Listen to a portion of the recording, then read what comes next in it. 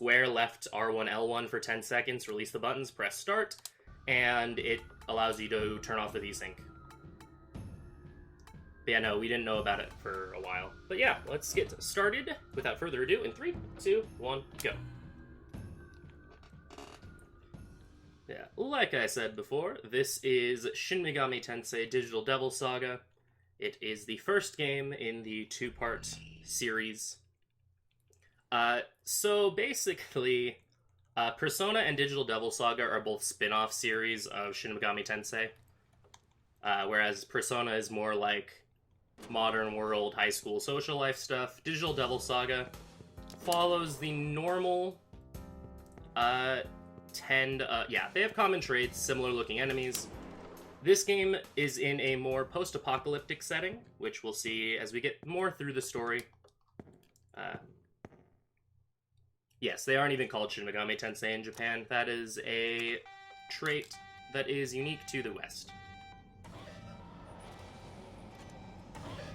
I agree, it should be on PC. Essentially, in this game, we play as Surf. He is the silver-haired gentleman that we are currently playing as.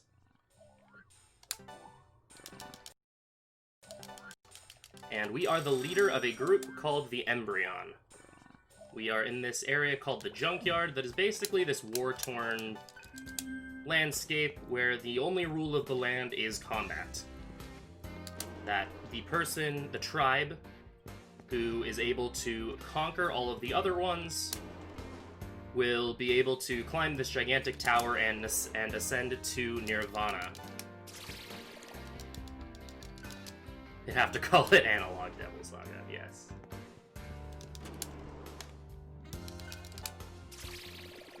And so, as one of the smaller tribes, we're more starting off trying to gather some sort of foothold.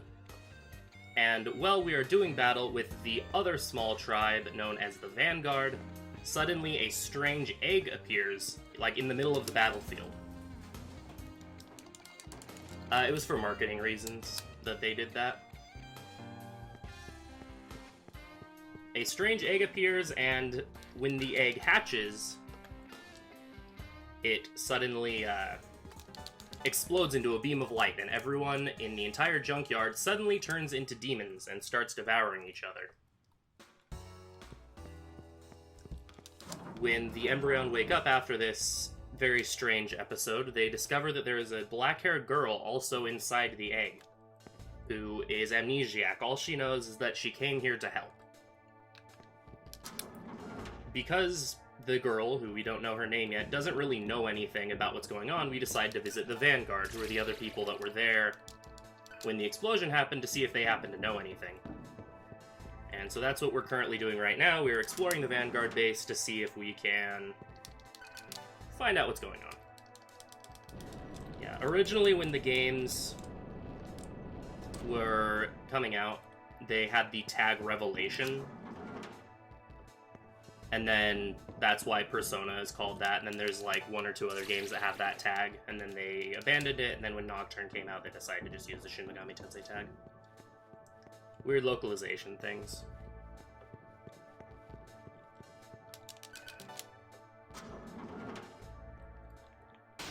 So here we will be introduced to the combat system of this game.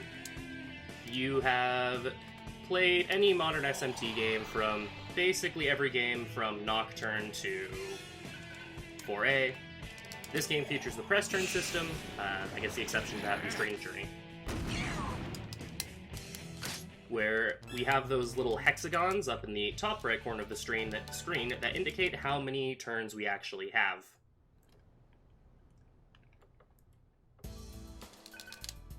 By hitting an enemy's weakness, we can turn one of those full press turns into a blinking half press turn. That essentially gives us an extra turn. However, if we miss an enemy, then we will lose 2 press turns. If we hit an enemy with an attack that they null, we will also lose press turns. And if an enemy reflects or absorbs the attack we use against them, we will lose all of our press turns. So there's a nice little risk-reward system to this game's battle system, and the same thing applies to enemies. If we dodge an enemy or anything in the like, then the same thing happens. So So a lot of the tech in this game is really just trying to do these battles as quickly as possible, making the most out of our press turns. Unique to Digital Devil Saga, however, are things called gun combos, or combos in general. You saw I did that fire shot skill in the first fight. That is a combo. It uses one extra press turn, or one press turn per people involved in the combo. And it usually does a more powerful attack or an ability that we wouldn't have access to for a little bit longer.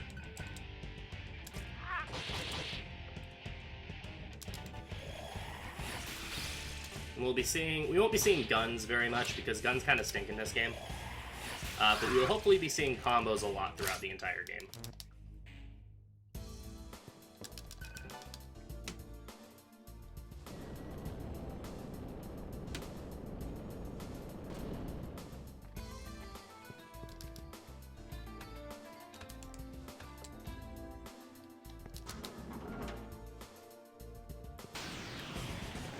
So going through this area, I do have to take a certain number of random encounters.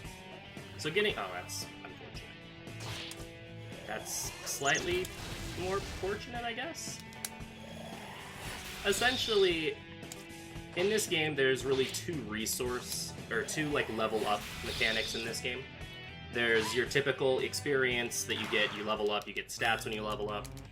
And then there's the bar to the right of that you see, called your mantra, and the game hasn't really told us what they are yet, but essentially you get Atma points or AP for defeating encounters.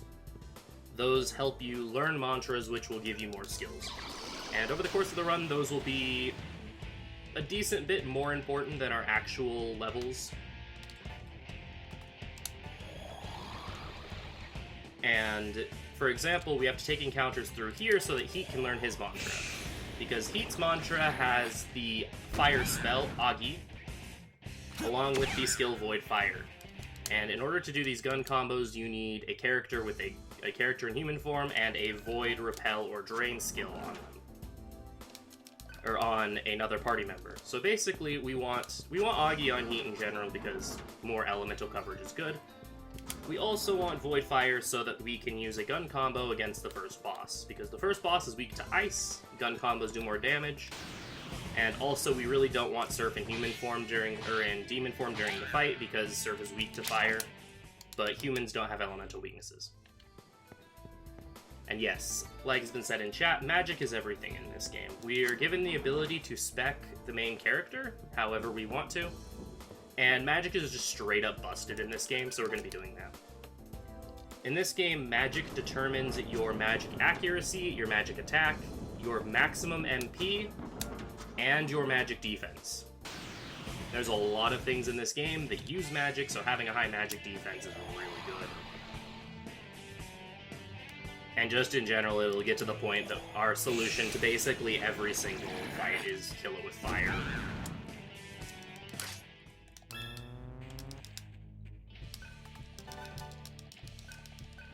And so you'll be seeing me throw all of my points into magic, with some exceptions. I'll put some points into Vitality after this first boss, just to give us a little bit more survivability. Vitality is our physical defense and our health.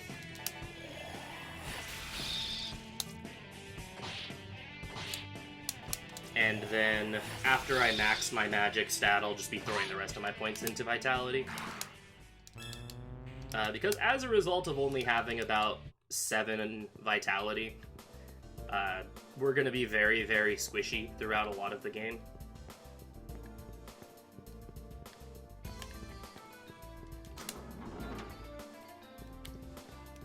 And so once we are able to start pumping into Vitality, that'll fix that problem very quickly. We'll end up with a Surf that not only has a maximum magic stat, but also has probably the highest health out of the entire party. Do I have your thing mastered? I don't. That's unfortunate. I have to use a chakra drop, sadly.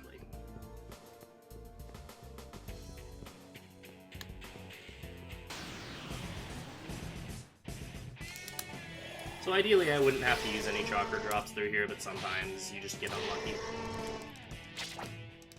There we go. Apparently not. The magic pixel is real in this game.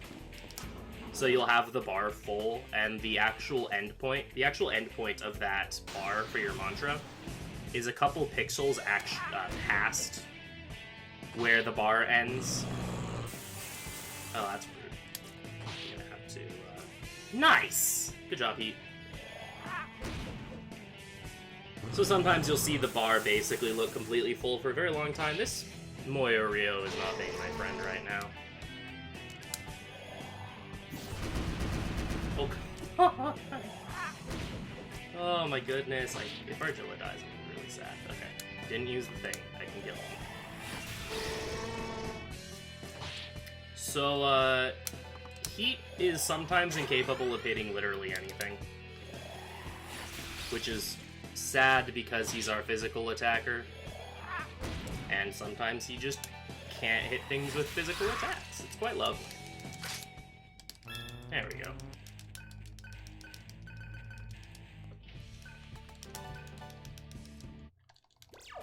Alright, so now we can set up Heat.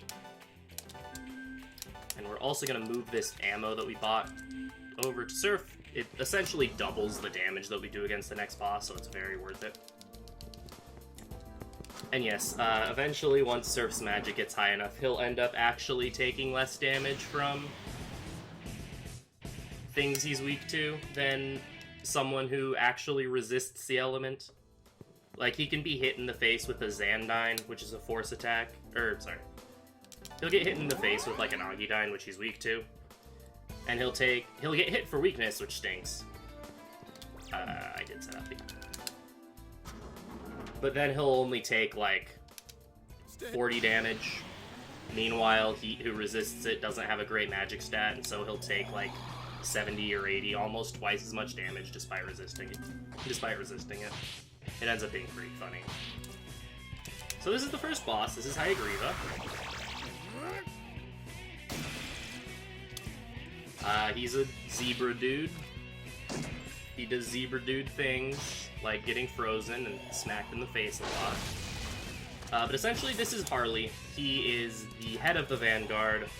We've been chasing him through this whole dungeon because he kind of had some, a little bit of trauma from watching everyone turn into demons and eat each other. Reasonably enough. So we've been chasing him through here, and eventually, once we corner him, he just kind of goes insane and turns into his demon form. So this boss is a really powerful fire skill that thankfully he televises by using Void Ice, and so when he does that, we just use Void Fire, and it counters it. And he should be dead. Next turn, how'd you go 3 whole runs thinking Surf is a female? So good question.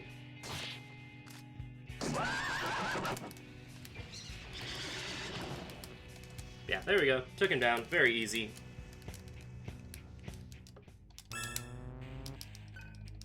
And that fight gives us enough AP to, I only got 1 level from that. That's funny.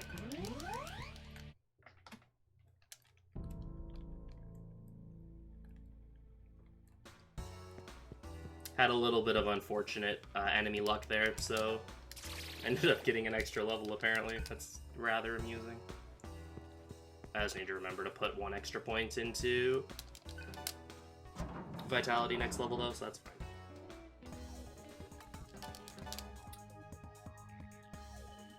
So now that we've defeated Harley, we, according to the rules of the Junkyard, all the members of the Vanguard now have to follow us.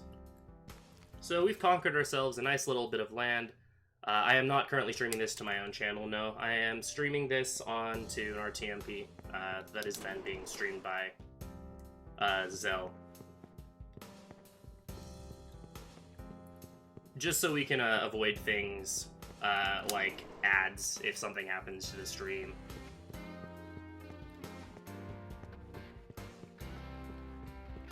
So while we're trying to figure out what's going on, we actually get a call from the Karma Temple, which is the giant tower in the middle of the area that essentially is calling all of the tribe leaders to meet together. It's the way that the Karma Society is able to communicate with the tribe leaders to relay instructions, give news, etc. And so this is the Karma Temple. We'll be coming back here later. Yeah, there you go as well. It also auto reconnects, so it's pretty helpful for marathons when you're dealing with people with a lot of different kinds of internet connections. Yo, what up, Shade? Thank you so much for the good luck. Clone of Shade is another runner of this game. He is very, very awesome.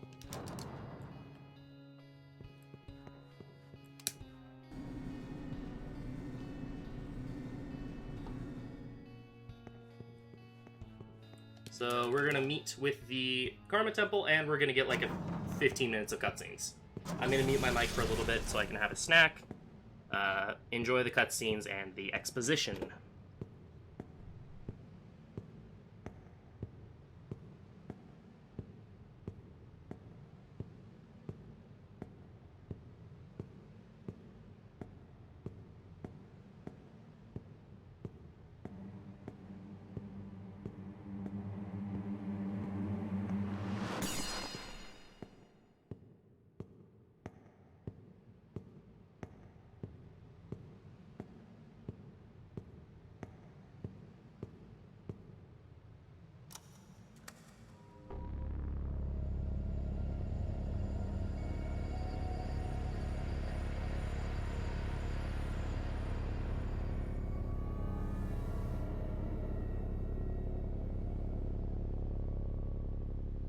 Everyone is present.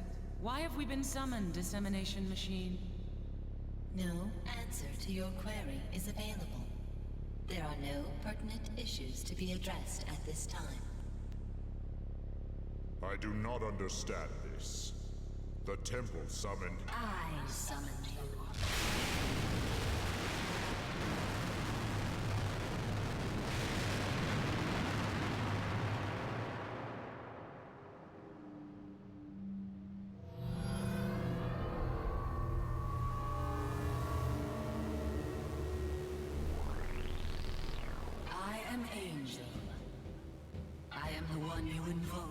You gaze at the heavens.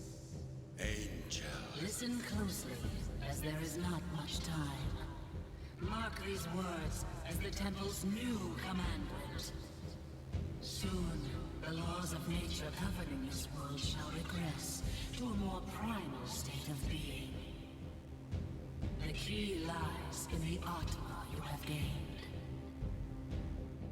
Atma is the power of demons, signified by the brands upon your flesh. A demon gains power by feeding.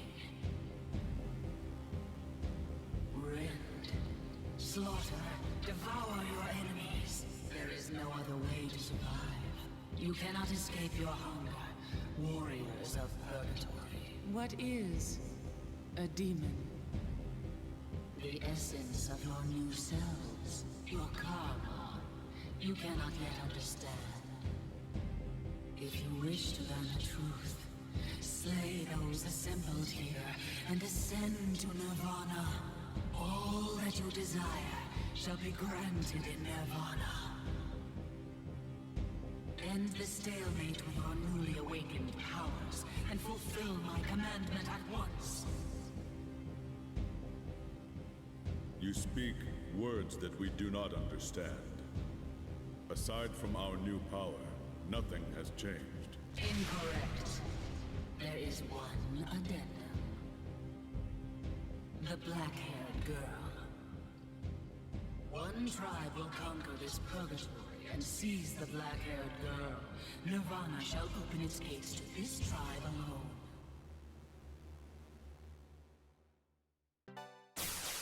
You! Remember this. If you plunge on truth, Sarah. So I guess it should be mentioned, you can skip any cutscene in this game that does not have a dialogue choice in it. So we've skipped a ton of cutscenes already, but because there was that one question where we had to ask what Sarah's name was, System update. it meant that we had to watch the whole cutscene. The temple acknowledges. It's really nice because it gives us a couple of breaks throughout the run where we're able to stand up, stretch, go to the bathroom, have a snack, etc., without having to worry about losing time.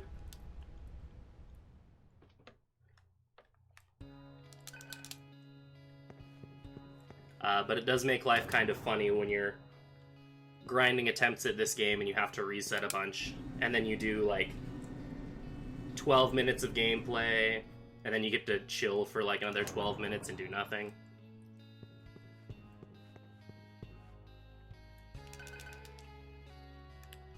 Angel is some spooky. Yeah, she seemed a little bit upset when we spoke to her. It's probably nothing. Probably just our imagination. I mean, clearly we've never met her before.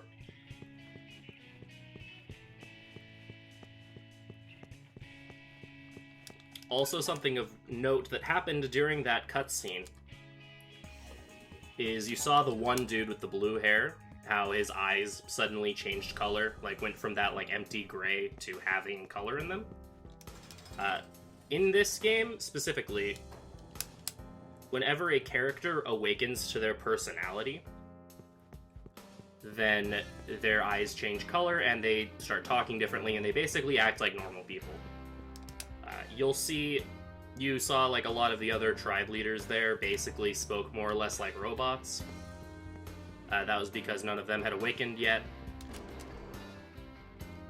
Meanwhile, when we see in this cutscene here, which is again unskippable, Heat and Argilla have awakened to their personalities. It's implied Surf has as well, even though he's silent. Or as the other two characters here... Is that all she had to say? Well, Sarah's also here. But the other two characters here, Mr. Gale, the leading man, Do not know this the myth, the legend, Gale from Digital Devil Saga, and Cielo over here, both talk in more monotone voices because they had yet to awaken to those personalities. And that's Sarah. That is the aforementioned black-haired girl. I'm very sorry. Atma, child of purgatory? Now what do we do? This cutscene's not skippable because of this option. Gale from Nothing's Digital changed. Dabbing Saga, that as well. We'll crush the other tribes and reach Nirvana. So something worth noting is that about half of the dialogue options that we pick in this game actually do matter a little bit. Our goal remains They the will same. play in if you were to transfer your data, because DDS 1 and 2 do actually have a data transfer system. I'll do anything to If you find transfer truth your in this data from curse. one game to the other, a completed save file from DDS 1 to 2, it actually keeps track of the dialogue options that you've done. It is decided. Allow me And to propose depending a on plan. if you've chosen the quote correct option, it will actually give you some bonuses in DDS 2. This cutscene can be skipped though because there's no dialogue and yet You or no mean options, and then this We're one is going to side unskippable. with our enemy? Until now, Hey, thank you for the good tribes luck. have relied solely on their own strength and resources. But an inflexible mind limits one's strategic options. So our enemy's enemy is our friend? For example, we're going to have an I've option certainly up here. changed. Yeah. It puts up that this You event are the cannot be ones who have skipped. changed. And a Your lot of emotions the have finally time, become just from playing this game for I do not comprehend. long, I do not comprehend. What For about playing this Sarah, game then? for long periods of time, you just kind of build up the habit of pressing I'm the sure start button everyone's hot on her trail by when now. there's a cutscene. And so I don't even notice it. I'm just like absent-mindedly You and I pressing shall the start remain button. here. Do No people one run will DDS 1 plus take 2 with away us. transfers? So that is actually what this run is going to be. Hereafter, we should institute So I'm going to be policy of finishing, silence as soon as I regarding finish Sarah's this run, existence. Kanri is actually going to be doing, at least to my understanding, Kanri will be doing a DDS 2 run You're too using a file that would basically be a completed Kill any them before percent they save. kill us. First, we head to the Maribel's territory. Their So he'll be playing on hard mode, which most speedruns don't do because hard mode is technically either New Game Plus or transfer only. And he'll be using the bonuses that you get from basically what an any percent file would be. Which isn't a lot, but it is something. So I'm actually really excited to see that because I've never seen it done before. Oh, he's going to be normal mode, okay. Yeah, I wasn't sure if he was doing hard or normal mode or not. He said he was, okay. That makes sense. Honestly, hard mode in this game is rather difficult. Or, there's not a hard mode in this game. Hard mode in DDS2 is rather difficult. And DDS2 is already quite a bit more difficult than this game, but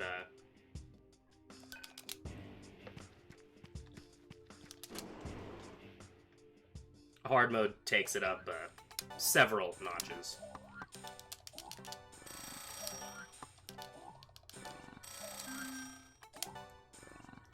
Do.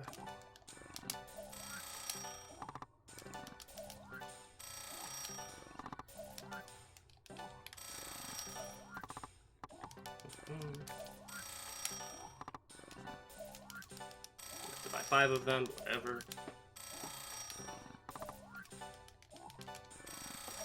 So this game actually has super clean menuing, which is definitely one of the perks of playing and running this game a lot, is that the menus feel very nice. The only exception is the shop menus. The shop menus in this game are super sticky and not fun to do. Thankfully, we only have to do shopping a couple of times.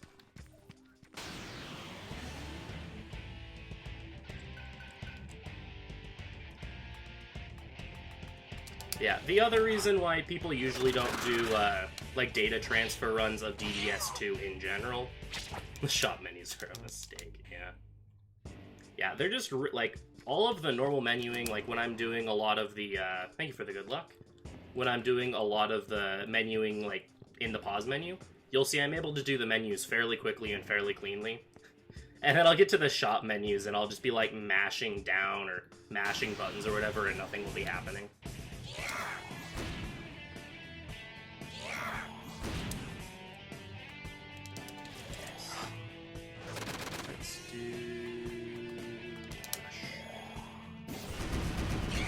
There we go, perfect. So you have to do 2 fights there so Argilla can master her mantra. She was not gaining AP through that first dungeon because when she awoke to her personality, then she refused to eat after any of the fights, which meant she wasn't getting AP.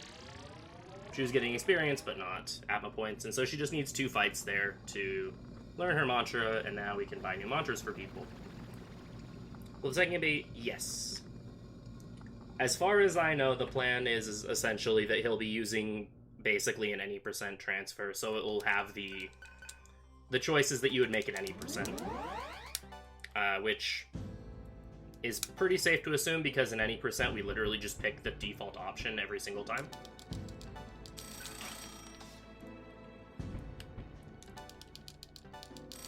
And so it's it'd be pretty easy for him to predict what options I'm doing.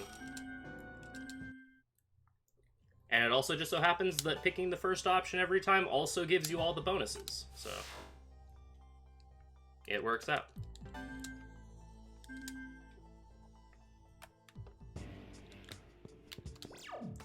we do some menuing, Terra Devour, just wait. So now through this area, we need Surf and Argilla to master their mantras by a certain point, and we need to have enough money that we can learn our new mantras. That's kind of the trend throughout a lot of this early game, is that we need to get enough encounters that we can level up.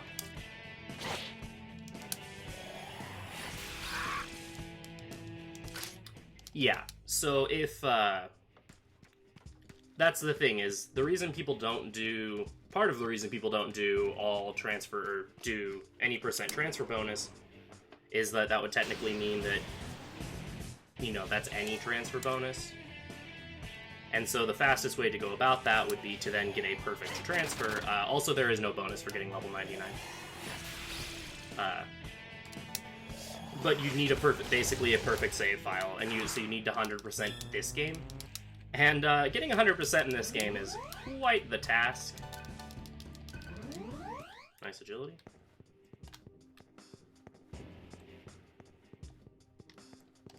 That involves at least 2 playthroughs, including beating the super boss of this game, Demi-Fiend.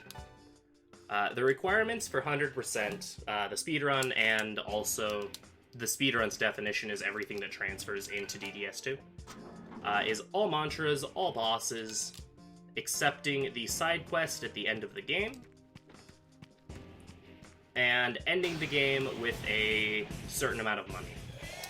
There's no requirement to get max level. However, you do end the game at a very high level anyway from all the grinding you need to do, both for mantras and because Demi Fiend is quite a lovely encounter.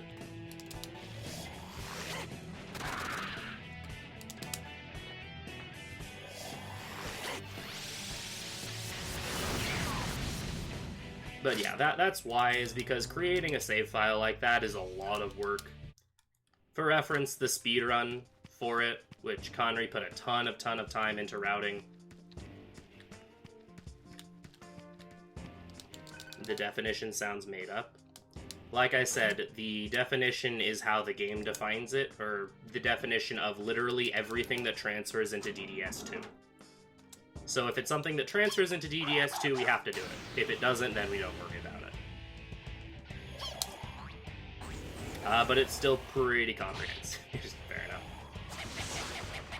Yo, nice dodge. Right.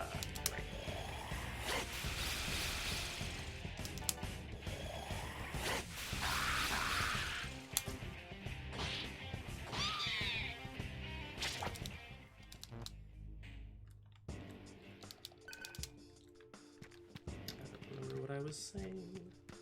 Yeah, setting up a file like that, it's quite difficult. Kanri's world record for 100%, which, like I said, he put a ton of time into routing and running, is just under 24 hours. Prior to that, it was around 30. And that's doing things as optimally as possible. So casually, that's a decent bit longer than that.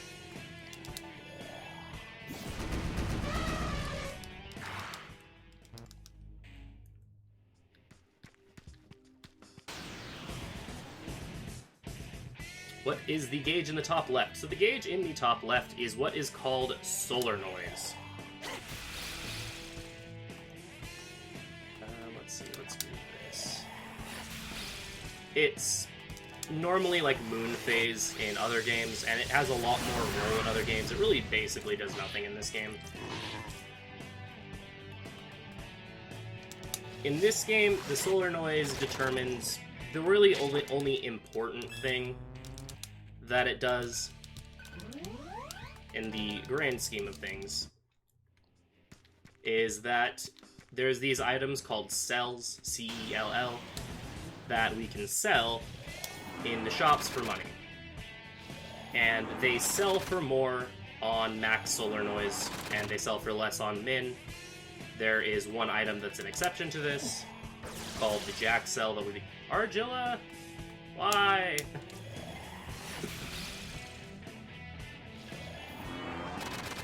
But we don't really pay attention to that in the run because it doesn't make it that much of a difference in our money situation. Alright. Y'all can chill on the bullying, please.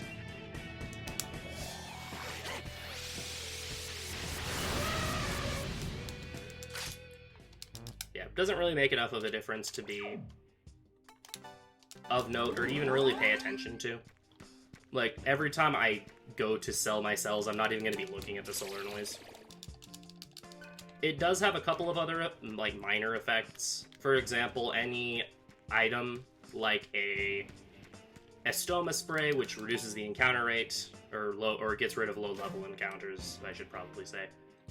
Or attract pipes that increase the encounter rate. They reset based on whenever your cycle gets to new. Or min, regardless of how long it's been in use for.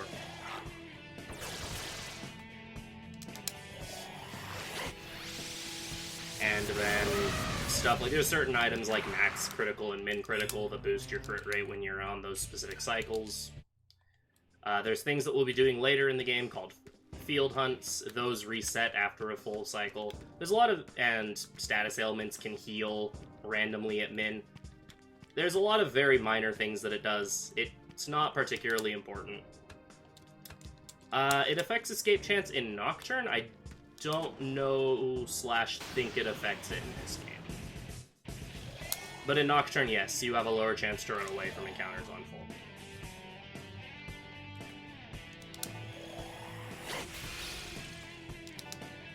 Yes, there is a frightened mechanic in this game, like has been mentioned. I haven't really mentioned it yet because it's not really coming into play.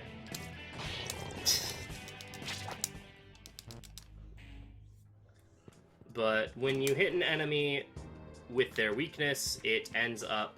There's a chance that they can be frightened, which is when they turn kind of blue and there's like all those little popping bubbles by their face. DDS1 does not have Berserk mode. So DDS2, also when you're at max or 7/8 noise, there is a mechanic called Berserk mode where your characters will half transform. You'll probably see it quite a bit during Kanri's run. It's not in this game, it's a DDS2 specific thing.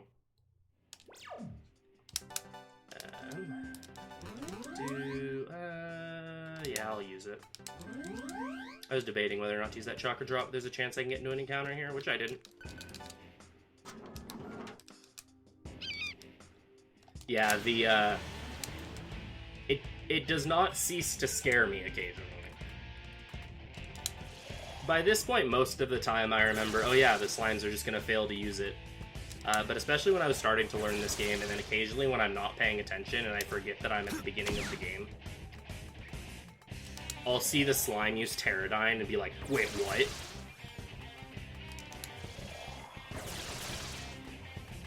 It's always a very fun moment.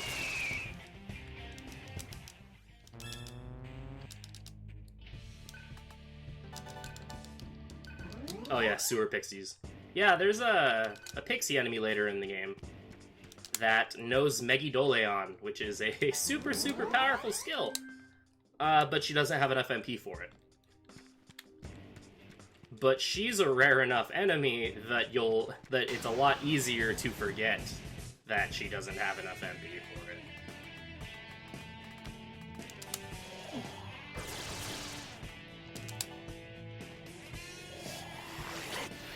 Oh, yeah, but, so frightened. So you saw the Nozochi there on the right, the elephant thing. Was all blue and stuff. Basically, that means that they take more damage normally. They can't dodge. If every enemy in an encounter is feared, then that means you get a guaranteed chance to run away. And also, if you use a hunt skill, which is what Surf's Devour is, then you will do significantly more damage to them. What hunt skills do is that if you kill an enemy with a hunt skill, then you will devour them. You'll turn them into like a little blue ball of energy or purple ball of energy. And you'll basically be funneling all the AP from that kill into one character. Which is really good if you're trying to get some pretty high level or expensive mantras on people, which we'll be doing a decent amount.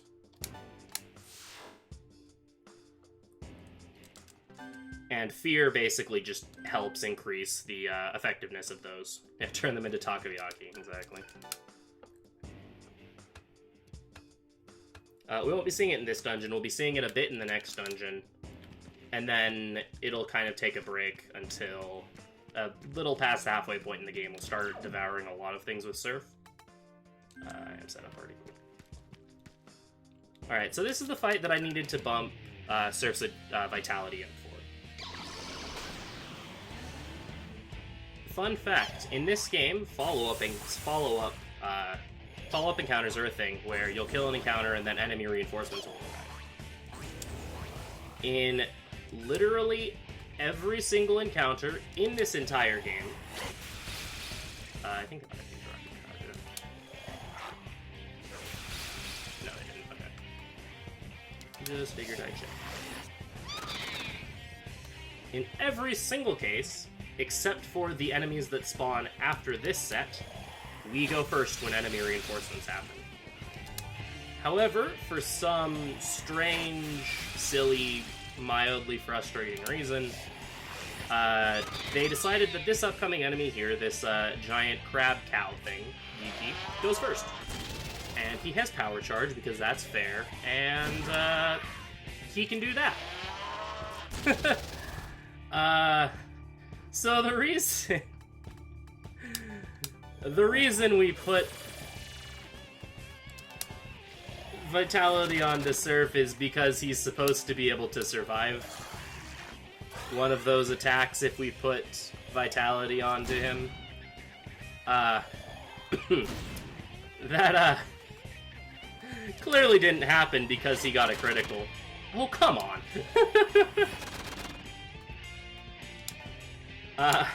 Yeah, clearly that didn't happen. If he crits, then just people die. There's nothing you can do about it.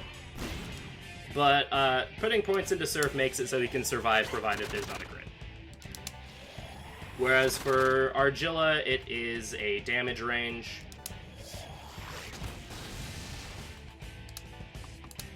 Whether or not she dies because her vitality is slightly lower, as is her health. Yeah, that's fine.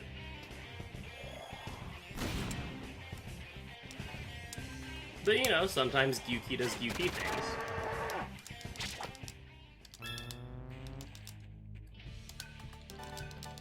Manapura wouldn't be Manapura without trolling it, right?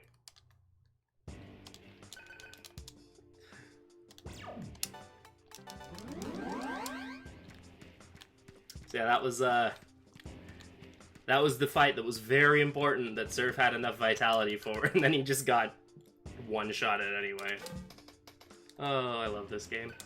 It's quite enjoyable. Alright, saving here. This fight's usually not too bad, but it's a marathon, so I'm gonna save. Because Bat's rude. I say this fight's not bad in the case that I'm not likely to die to him. However, this fight's horrible. This is probably my least favorite boss fight in the game, if not my second least favorite boss fight. My other least favorite boss fight is also this boss, but a different time that we fight him. This is bad. So, to update what's been going on in the story, because I guess I haven't been talking about that in a while. Basically, we decide, hey, if we want to win, we should team up with a... Good job, Heat. We should team up with a stronger tribe to take... Or with a slightly stronger tribe to take down one of the biggest tribes. So, we decide to team up with the Maribel, whose base we are currently in order to fight the Solids, who are one of the two largest tribes. And before they allow us to team up with them, they're like, okay, but we want to test you to make sure you're actually worth teaming up with, because until recently you were the weakest and smallest tribe. Which we still kind of are. So we've been going through the area, trying to prove ourselves, and now we have to fight Janana, who is the leader of the Maribel, the woman with green hair, fighting her top lieutenant, Bat. Who is, you know, a very trustworthy individual. He also likes to use Rage into Spiral Edge and to Guard. And Guard is okay because it gives him a weakness, but sometimes he does mean things and breaks his script. Because scripts are weird in this game, and a lot of the time when bosses are supposed to do something, they sometimes don't do it. In the case of Bat, sometimes he just rages, does Spiral Edge, and then kills someone instead of guarding. It's quite lovely. He also, there's really no limit on how often he rages. His turn 1 is never rage. But if he wants to, after turn 1, he can rage literally every single turn. And as you can see, this isn't exactly the fastest attack animation in the world. So ideally, we would just be able to auto-attack him down. He should be almost defeated. I don't want to risk it. If he rages again, Argilla's dead. Hey, what do you know? He didn't. Wow. Way to make a liar out of me, dude. And that's Bat down. That was actually a really good Bat fight. He cannot use Spiral Edge twice.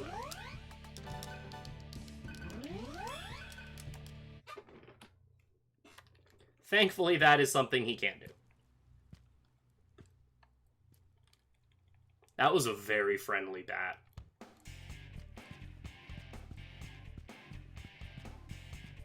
That was like the nicest bat I've seen in a very, very long time, which makes up for the fact that that was the most rude Yuki I've seen in a very long time. So, you know, there's balance in all things.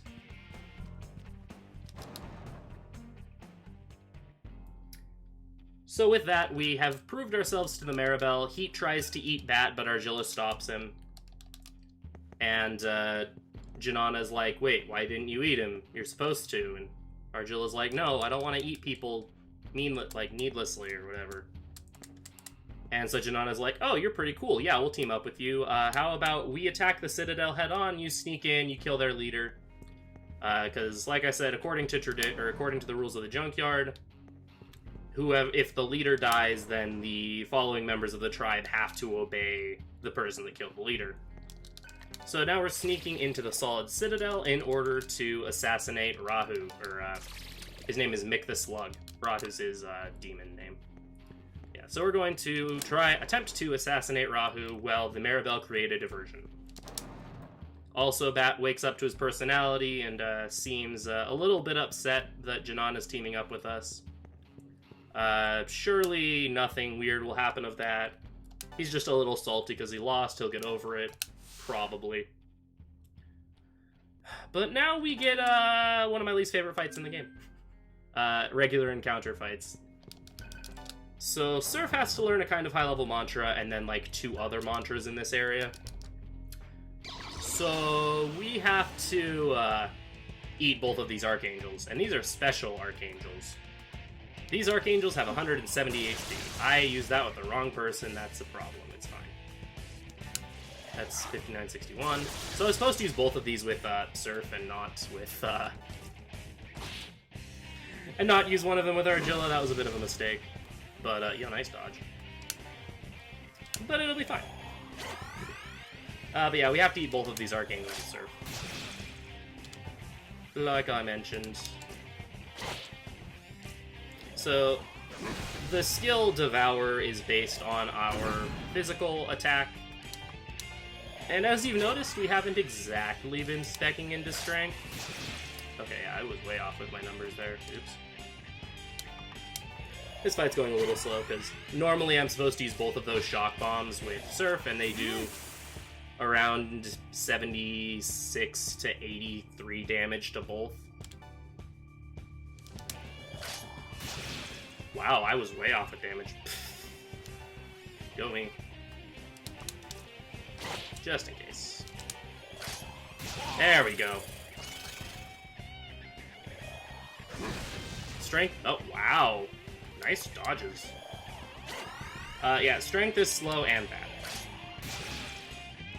I don't want to risk it because I don't actually know how much health that they have left. Math is hard. Well, math is hard, and also I'm not used to doing the math this way because I messed up the strat. Because normally Surf does around 155 to 165 damage to them. So normally I wouldn't have to worry about counting this much.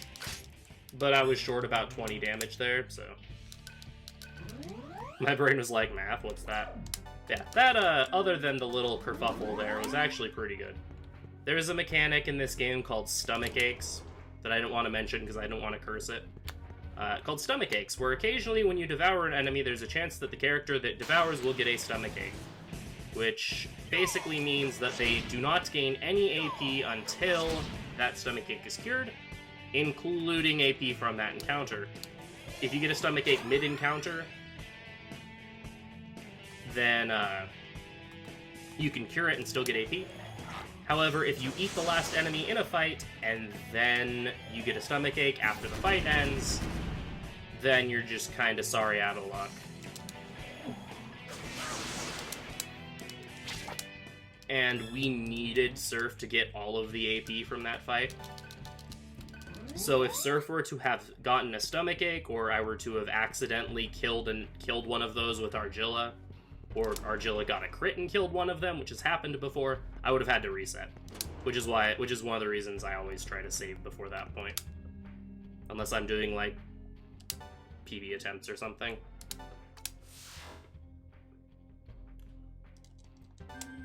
Because, yeah, that fight is awful, and it's an RNG mess. And anytime I watch anyone try to learn this game, that's always the fight I see people have the most trouble with. That and Bat 1, because Bat 1 likes to be rude.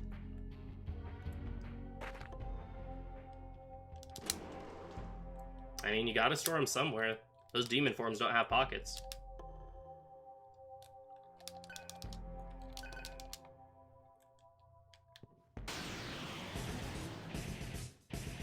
Okay. So I need Surf to learn his mantra by the time I leave this area, or by the time I leave the basement here, which is part of why we pumped so much, or why I got both of those Archangels AP onto Surf.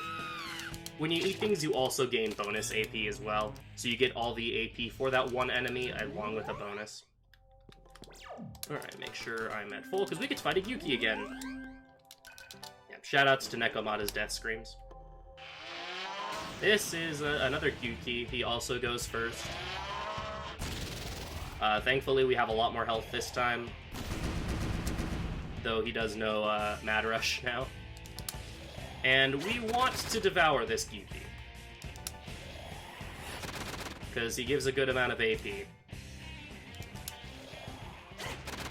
Okay, perfect.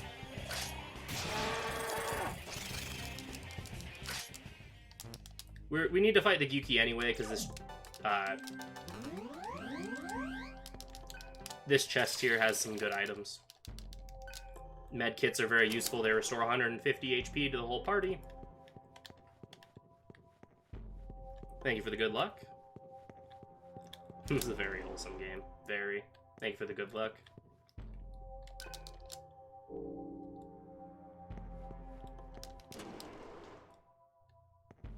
Alright, I shouldn't have to fight that additional one. Oh, this is a good encounter. So these blobs actually give really good, blobs actually give really good AP.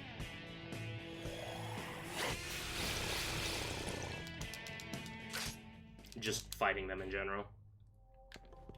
So I think Surf just needs to devour one normal enemy, and then he'll be good. But I do have to run in circles around this ladder until I get Earth Shrine learned, because the enemies down here are a little bit easier to kill quickly with this current setup I have than the ones upstairs.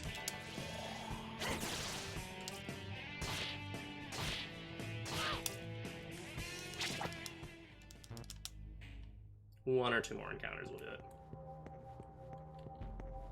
Fun fact, if you're playing on New Game Plus, then Demi-Fiend is hiding somewhere around here. I don't remember exactly what room he's in, but he is in the basement of this area, if I'm remembering correctly. There we go, that should be good. Oh boy, Pterodines. Oh, let's go. They'll get it eventually. Eventually they'll get it. What's funny is that if you actually let them live long enough, they will use Dormina to sleep your party, and then they have MP Thief, which drains additional MP if you're asleep. And so they are actually capable of eventually draining enough MP from you that they can use Pterodine. I don't think it does that much damage either way, since they are still very low leveled. However, it is still a dying skill, and they get it like once. I'm gonna run until I get my new mantra.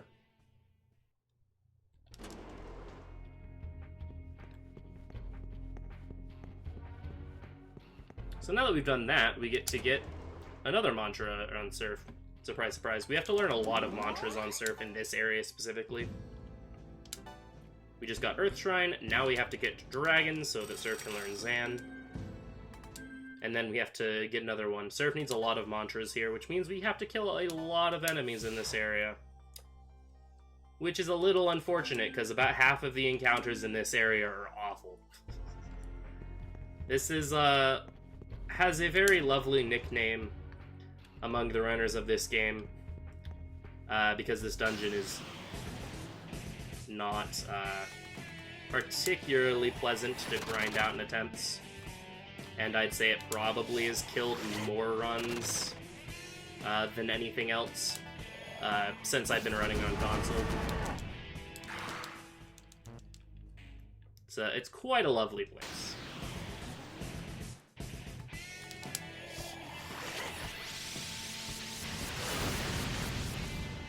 So these regular Archangels only have 100 health as opposed to the 150. However, they can occasionally do stuff like that and just troll. What's really scary is that if you get into a group of 3 Archangels, they all spam Vile Blade, and some of them crit, then it can actually be a party wipe.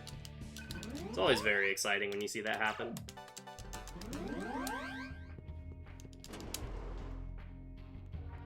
Alright, so the gimmick with these puzzle rooms is that the statues with red eyes, if you walk in front of them, then you'll trigger a trap hole and you'll fall through.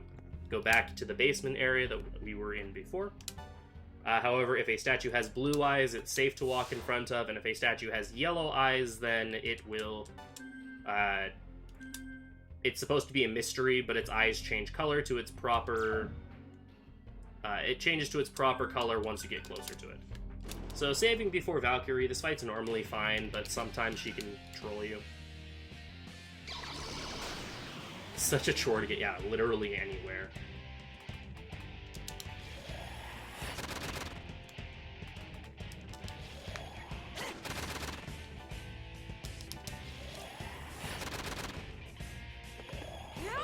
Okay, that's fine.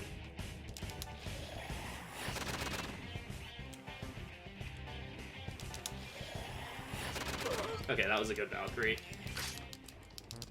She has an attack called Power Wave, which is, I believe, medium.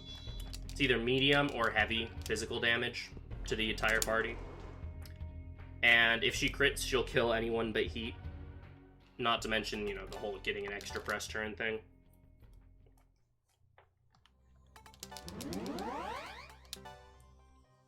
Medium, okay.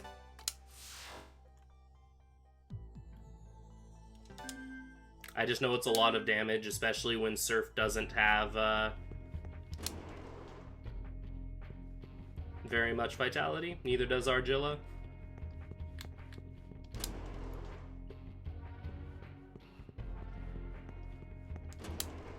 Yeah, this game is very easy to pick up.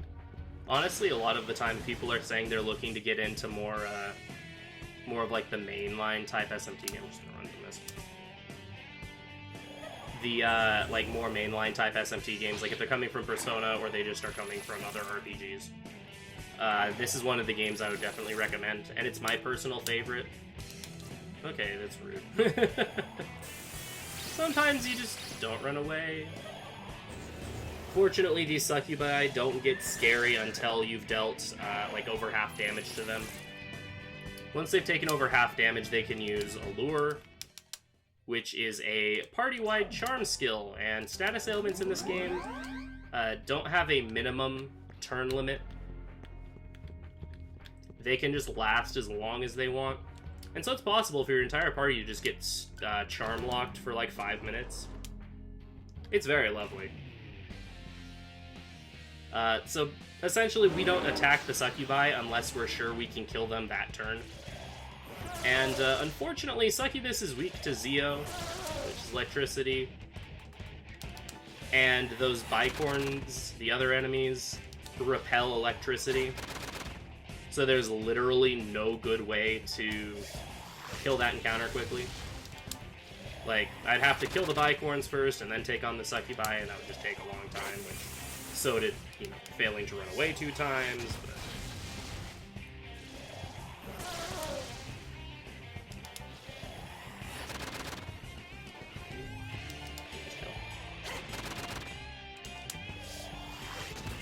Resist Harass. After the first turn, it's an easy fight.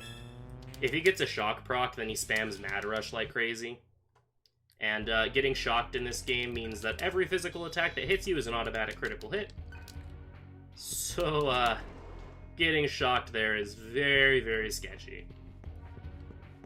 But thankfully, every turn after that, we have Void Elect, so he just crashes into our shield, and it's fine. I've been getting a little unlucky with encounters. Oh yeah, shocking the enemies is great. Hey, case in point. As you can see, shocking the enemies is very lovely. Makes them taste extra crispy.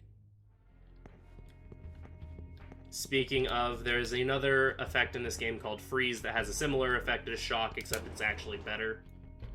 Because it also voids any sort of physical resistance or, like, null. The only downside is that if you use a hunt skill on an enemy that is frozen, you do 1 damage to them. Something about not being able to eat frozen food.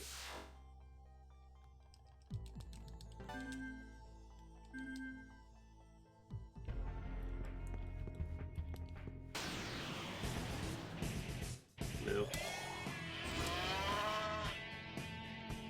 Holy cow. Need a portable microwave, exactly.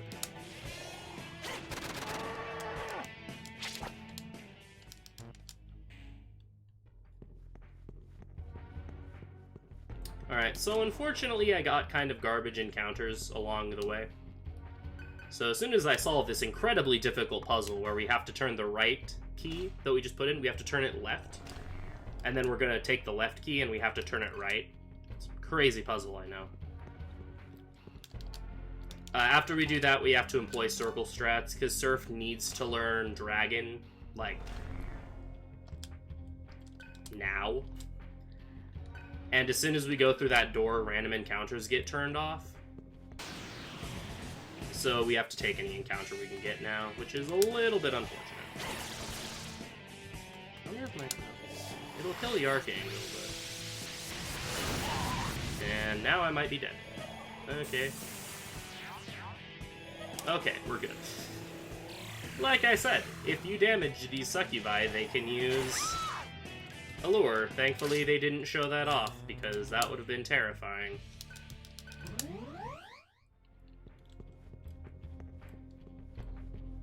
So yeah, at this point, I have to take whatever I get.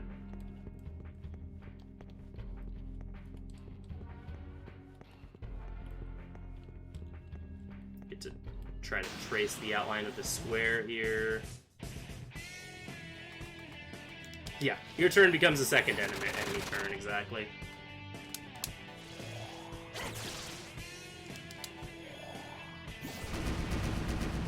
Great.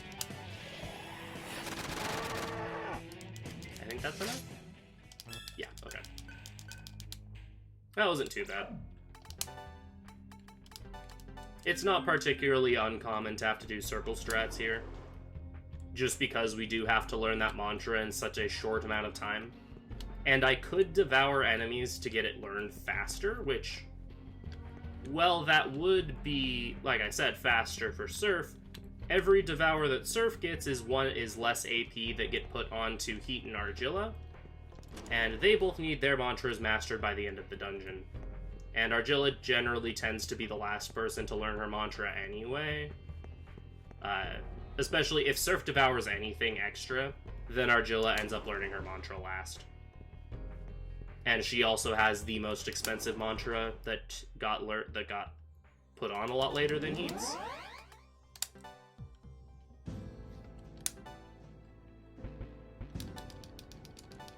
In this case, Surf will be the last person to learn his mantra.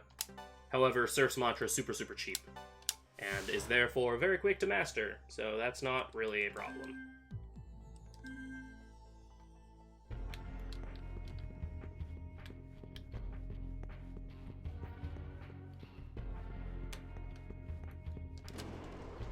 Going over here to grab a safety revival gem.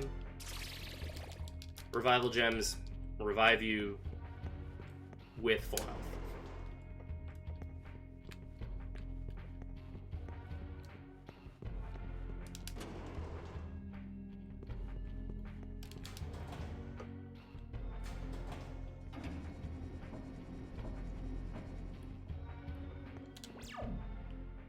I did set that, right? Yeah.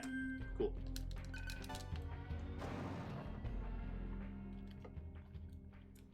Alright, so this fight's fun. It's, we lovingly refer to it as the Pyramid Head fight because these Akusas look vaguely like Pyramid Head.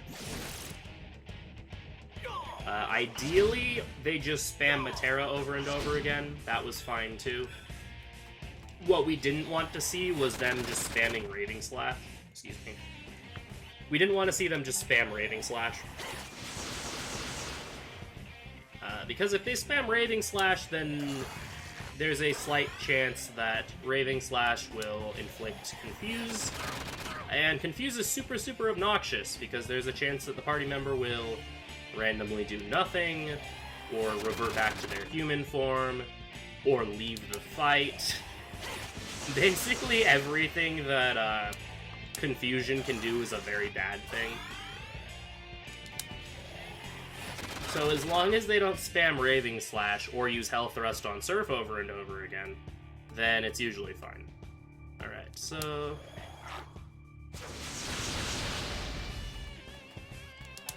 do this. Drop? Nope, okay.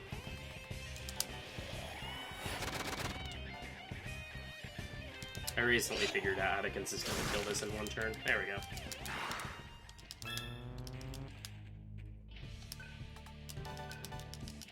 My strat for that fight used to be, used to have Argilla just end that turn, and hope that he either got a poison proc so that the enemy would die from poison after his attack, or just kill him with Surf the next turn.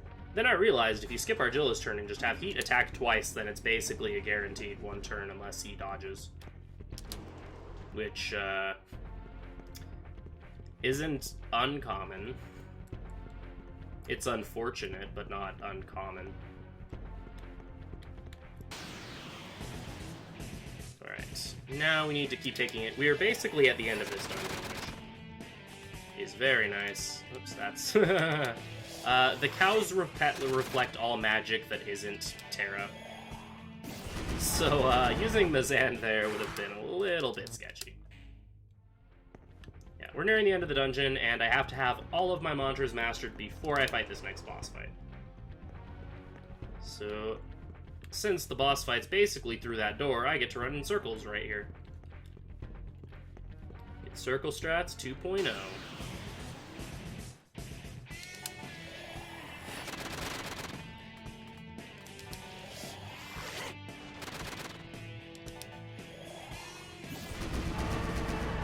The widest ever end fight. Yeah, it's definitely an endurance match.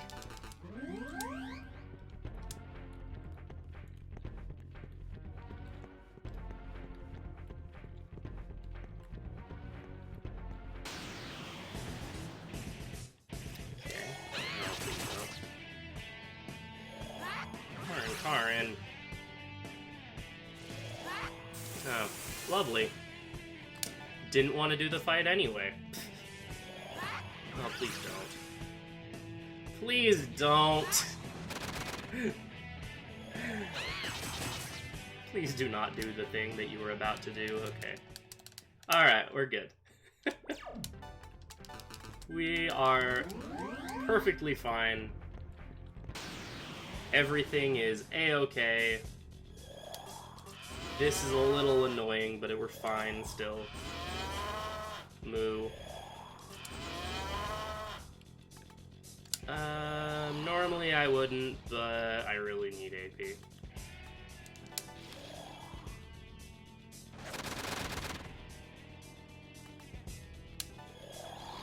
So strange to see Mar and Karin hit, right?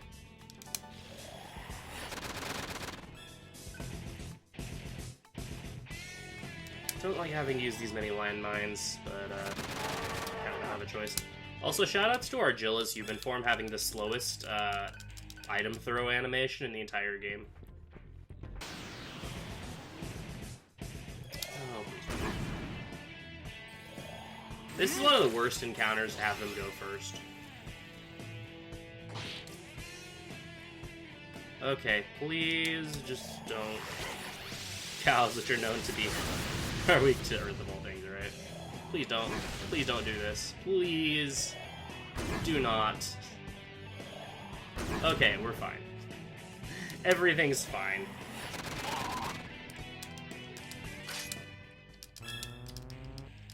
As far as I'm concerned, data will be carried over. As far as I know, Kanri's basically going to be, and he can correct me. My personal data will not be carried over because I don't live in Germany. However, I believe he will be simulating an any percent save.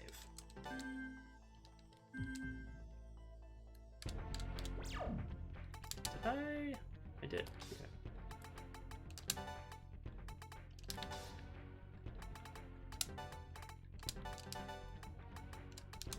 Alright, so the reason we needed those mantras is specifically sounds like a personal problem. Man, you're not wrong. We needed Heat to learn Taunt, which is very, very important. We'll be using that for the entire game. And Argilla needed to learn Void Expel, which is super, super important for this boss fight. She also needed Tarunda, but most importantly is Void Expel. Though ideally we'll never have to use it. So, plot update. In this game, in the universe of this game, if a demon refuses to rend, slaughter, and devour their enemies, over time their hunger will actually drive them insane. And after Janana saw Argilla refuse stop Heat from eating Bat, she was like, yo, I can just not eat people? That's really cool. I'm not gonna do that. And she didn't know that you go insane if that happens, and so... oh, also, Bat was a traitor, by the way. Forgot, I glanced over that. We got to Mix Room, and then we find out that, Bat sold us out. He told Rahu we were coming and what our plan was. And so currently, well, we're all the way over here. Not eating is kind of rad. So while we're over here, the Solids are actually taking over the Maribel base.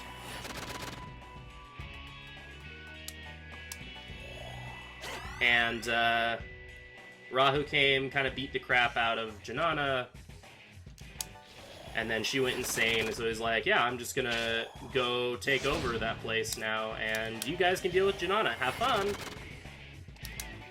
So now we're fighting an insane Janana.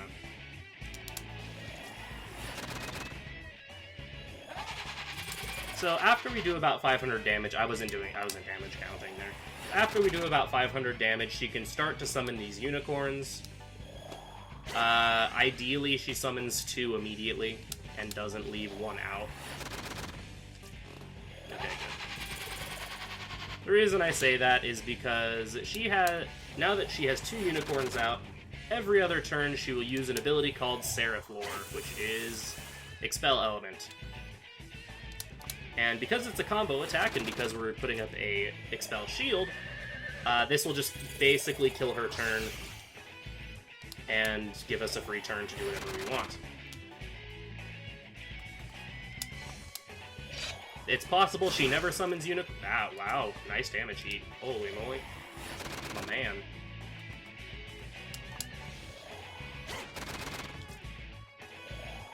It's possible she never summons unicorns, which is great because we don't have to worry about it. Usually she summons 2 immediately. That Takunda is rather unfortunate, but she's really close to death, so it probably doesn't matter anyway. Especially because this is a free turn with Seraph Lore.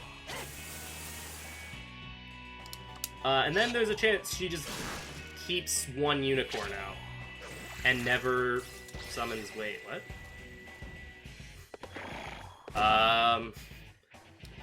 Remember how I said bosses can break script sometimes? That was a perfect example of that. That was supposed to be a Seraph Lore turn. Alright, whatever. But yeah, there's a chance she can just never... or that she'll just leave 1 unicorn out.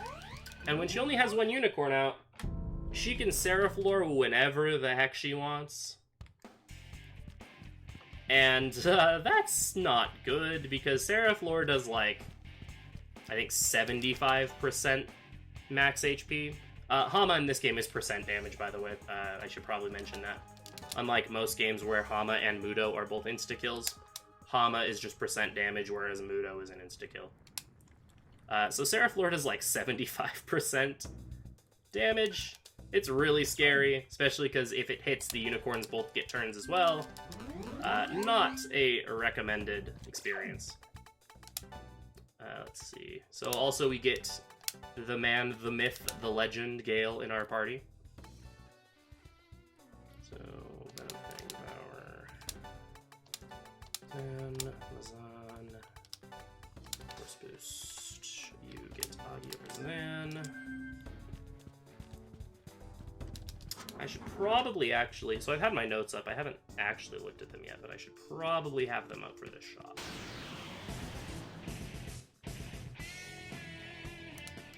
So we didn't eat Janana there because Argilla wanted to be respectful of the dead. Oh yes, if you are in human form, you null Hama. That is very true.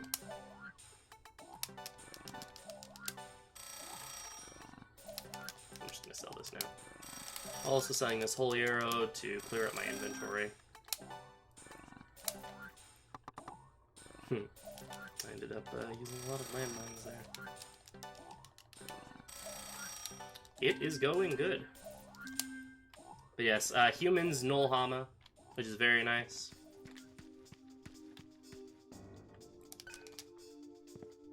Yeah, we didn't get any AP from that fight, which is why I didn't buy any mantras there. Hama is expel damage or light damage.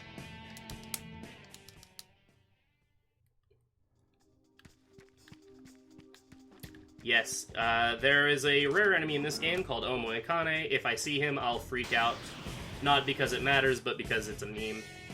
Humans do not null death. Rude. Oh, are you kidding me? That's so rude. So enemies in this area are mostly scripted to run away from you until you fight the boss. Sometimes they just like to hit and run you, though, which is really sad. And Valkyrie's doing hit and run strats is kind of sad. Because mute and lots of physical damage. Alright, grabbing mantras now. Yeah, that's why I didn't grab mantras after beating, or before Janana. You don't get AP for defeating her. Humans not...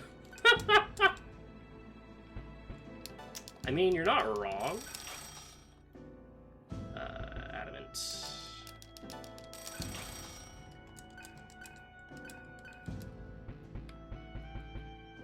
And Shura.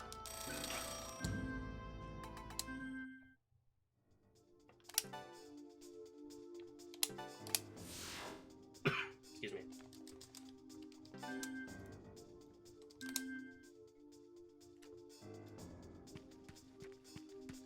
Oh, it was already open. Duh. Forgot which visit I was in, briefly. Alright, so, time to fight Bat again. He has some new tricks up his sleeve, but thankfully this is the easiest of his 3 fights. And yes, we fight him 3 times.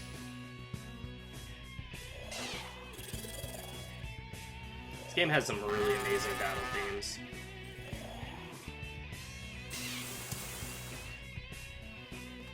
Alright.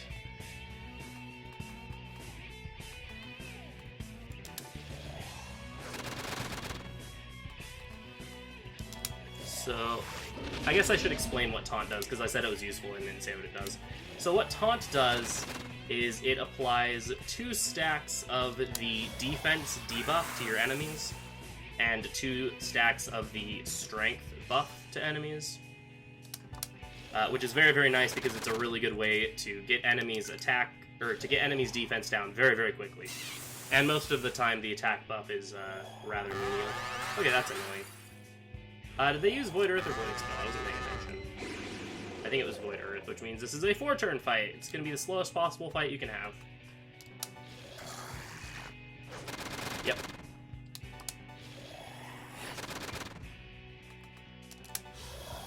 Yeah, you have to crash that shield anyway for damage. But yeah, if that Baphomet uses Dakunda and Bat uses Void Earth there, then this is a 4-turn fight, which is the slowest possible fight.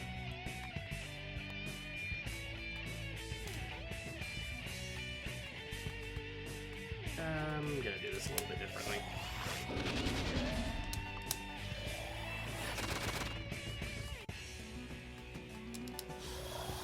If he just uses Void Earth and the Baphomet doesn't use Dakunda, then it's a 3-turn. I was about to be really upset, but then that killed Bat anyway, and so it was fine.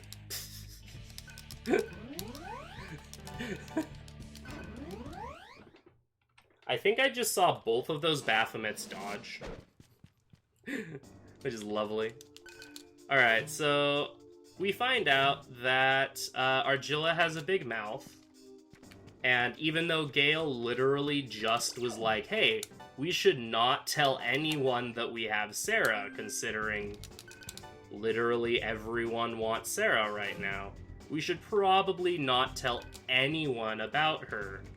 Argilla, right out in the open, while we were fighting Usis, or Janana, was like, hey, we have someone at our base that can help you. And, Bat happened to hear that, and so now they have trapped us.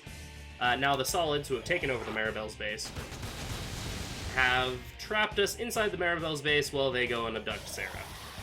Heat was able to escape, so he's gonna go and try to catch up before Bat can. So we don't have Heat for this dungeon, but we do have to attempt to escape from here. Also, we put a really, really expensive mantra onto Heat before he left the party, because as a mechanic in this game, if a party member leaves the party and then comes back later, they will have auto-mastered whatever mantra they were currently working on. So we put a super, super expensive mantra on Heat that would probably normally take him several dungeons to master. And when he comes back at the end of this dungeon, he'll automatically have it learned. It is very, very nice.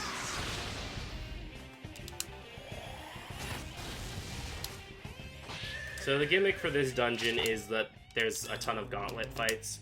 The entire point of here is that they're trying to stall us out.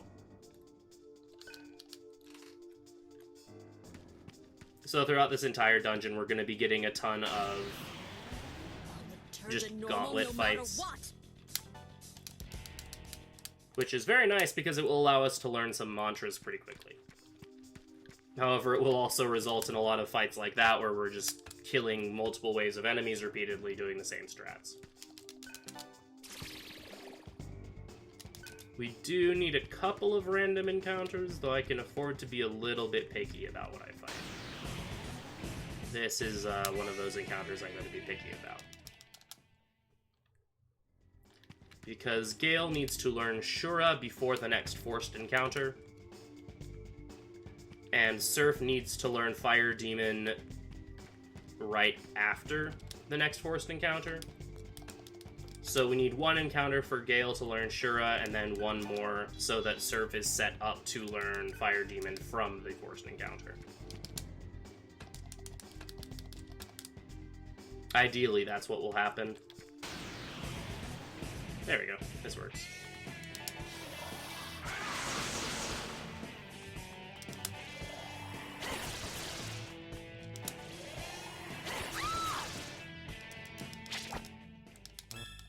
Cool. Now, ideally, I don't get an encounter until I grab the mantra, the next mantra for Gale, so I'm not wasting AP. Which it appears will be the case. And yes, we do actually have to walk over this way for the door to get locked before we can go unlock it. If we go up to that switch before we see that cutscene, then nothing happens. The switch is already pressed, and nothing actually happens until you watch that cutscene at the bottom of the stairs. Save, because even though this fight's really easy and it should be scripted, it sometimes isn't. And marathon luck is very much a thing.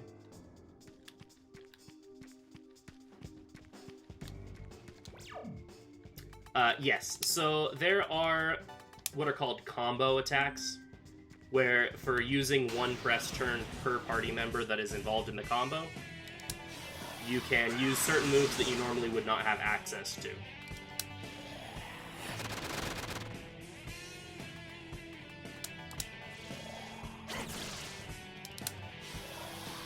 Like the Miragi I was using against the Kelpies, for example, the horse things. None of my party knows Miragi, however, Surf knows Augie and Gale knows Zan. And the combination of those two skills lets us combo into Miragi. Alright, so You might have noticed that I turned on auto memory earlier. This is why. I'm just gonna put my controller down, get a drink of water, be sure to stay hydrated, and watch the Great Seagull Massacre of 2025, which is when this game takes place, by the way.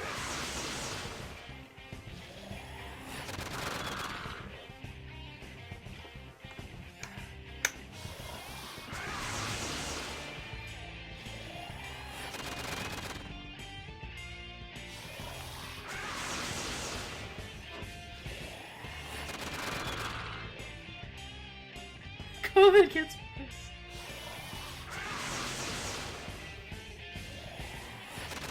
I still have this piece of toast here that I should probably eat. Cold toast.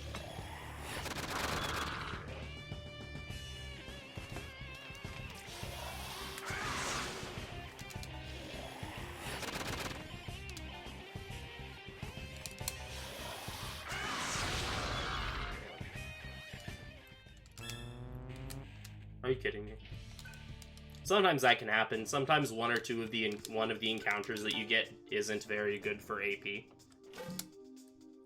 And so even though I took the required number of encounters, Surf didn't learn his mantra, so I have to take an extra one. I'm also going to turn off auto repeat because I hate having it on. At least now we know we should start collecting Magatamas, yeah. Getting tatted up, getting Magatamas. Learning quick escape.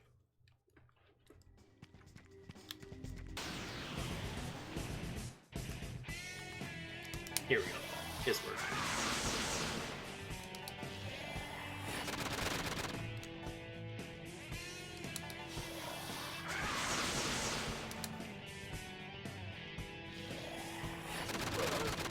There we go. That should be more than enough.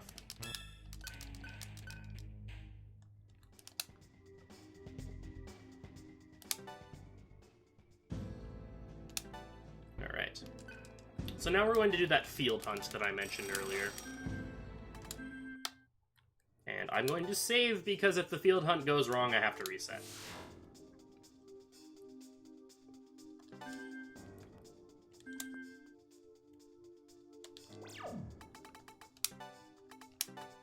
Surf. So basically what field hunts are is that they're an opportunity that we have where we play this fun little mini game here where we attack these floating purple orbs. And then after we've attacked enough of them, a Mitama will spawn. In this case, we'll be hunting Aramitama, the angry chicken nugget himself. And we will be going for a Devour on Surf. I just put Fire Leader on him, which will give him Agilao. Like I mentioned, eventually our solution for every problem in this game is going to be kill it with fire. We are going to be starting that practice very soon. And eating one Aramitama here will give us enough AP to just straight up learn Agilao. Nice freeze. Thankfully, I got the,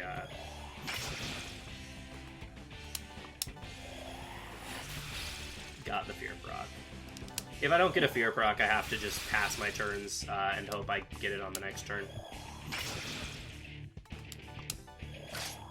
Alright, great. So that's all I needed from this. Now I'm gonna go for a second to Devour on Gale. Because if Gale is able to get a Devour, I can learn Taunt on him, which he has set currently. Or he has the mantra set to be learned. I can have Taunt on him, which makes the next boss fight quicker, and it also will mean that he will be significantly further ahead in AP than he normally would be, which is very good. Oh, perfect.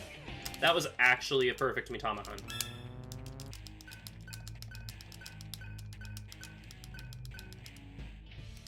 It is, it's very possible that that third Mitama will just kinda stick around for a while, which is always really silly. Because normally they run away usually after about 2 or 3 turns. Sometimes they run away after 1 turn. It's super random. I've had times where I've gotten both Devours on my characters, and then the third Matama just, like, chills there for, like, a minute. And just continues buffing himself. Eventually he maxes out all his buffs, and so he just starts using physical attacks.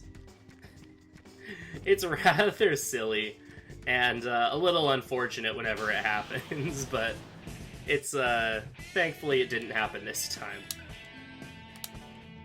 But whenever I get both of my Devours very quickly, I always anticipate the third dude just chilling there for a while. But yeah, now that we've had some magical chicken nuggets, we can use super awesome skills like Agilao, which, just as Agi and Zon comboed to make Miragi, Agilao and Zanma combo into Miragian. Yo, what up? Run so far is going pretty well, actually. There's been some interesting things as marathons go, but this run has actually been going quite well. Knocks on wood. Oops, you need fire spirit. You got your thing, you're good, you're good.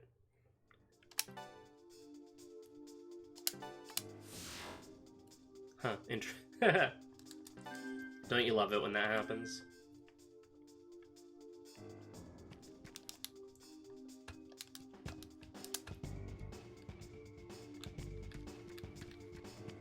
Alright, and here we get another gauntlet fight. So we don't have to take any more encounters for the rest of the area. Surf and Gale will learn both of their mantras between this fight and the boss. And Argilla will learn her mantra from this fight, and this is actually the last mantra Argilla will work on. Unfortunately, because of how expensive mantras get in this game, and we will end up having 5 main characters in our party, not at the same time, but in general, some characters kind of have to get the short end of the stick as far as both usage and getting mantras. And because Argilla's role is more of a magical glass cannon, and due to us being able to spec Surf however we want to, he kind of plays the magical glass cannon role a little bit better than she does. So unfortunately, after this fight, or after this next boss fight that we have, which will be coming up very quickly, we will no longer be using Argilla, and the mantra she just learned is her final one.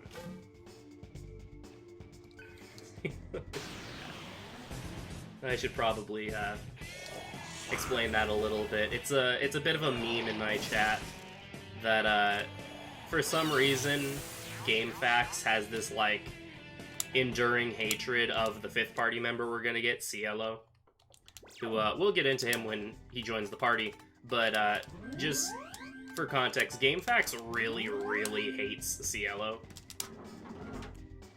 And so it's a meme in my chat, because I actually like Cielo a lot. He's unironically a really good party member. And both game speedruns use him a lot for both DDS 1 and 2. I don't know if Kanri's going to be doing his new route or he's going to go back to the old route. But both routes use Cielo a lot. He's awesome. But GameFAQs really dislike Cielo a lot. And so whenever Cielo misses or anything, we just instantly start jokingly throwing hate at Cielo.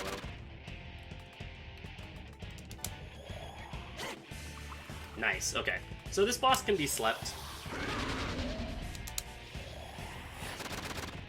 And ideally we get the sleep off immediately, because if he gets a turn, he has a lot of very powerful physical skills that we really don't want to see. Yeah, GameFAQs also has some other very interesting... Oh no, you haven't supposed to wake up. GameFAQs also has some other very interesting ideas as to how to play the game that we won't get into, such as building a balanced Surf, which if you know anything about this series, you know that you never go balanced builds for characters.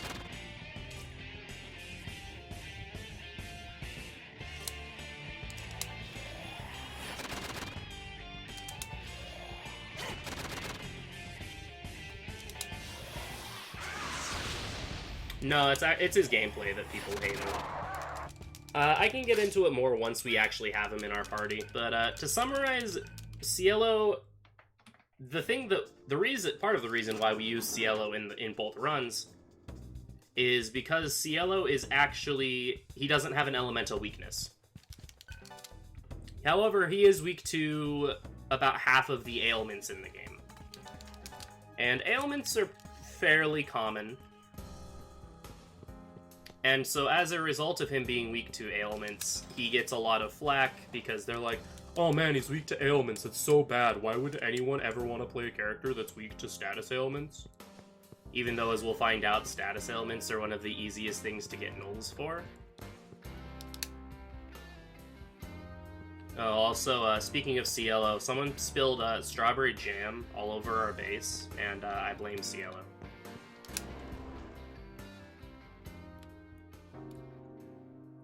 So, the solids came through here. Cielo tried and failed to protect Sarah. She got kidnapped. Cielo, in his shame, decided to awaken to his true personality as a Jamaican. And now we're locking him in his room to think about what he's done. To think about what he has done. Meanwhile, Rahu sends us a note and is like, hey, meet me at coordinate 136 if you want Sarah back. Or Mick. I keep calling him by his demon name. So yeah, now we get to go to coordinate 136, which is doing his best Waka impersonation. So this dungeon is prime nap time, unless you're playing the game, in which case you're scared for your life while you're napping.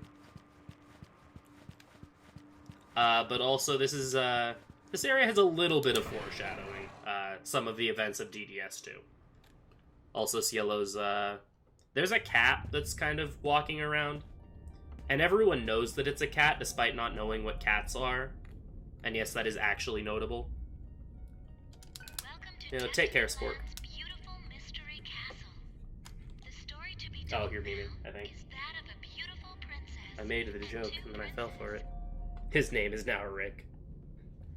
Yeah, Cielo freaks out because he doesn't know why he knows what cats are. But the cat just helped Cielo break out of his confinement. Yeah, this is a story of mystery and adventure. I don't know if y'all were prepared for both of those things. That's the wrong order.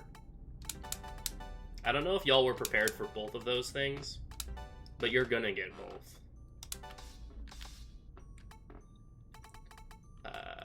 That's fine, that's fine, that's fine. Oh, right, I need Fire Boost. Over Terra. Oh, and Gale also needs fire. Needs Augie over Devour. Oh, the cat line is great.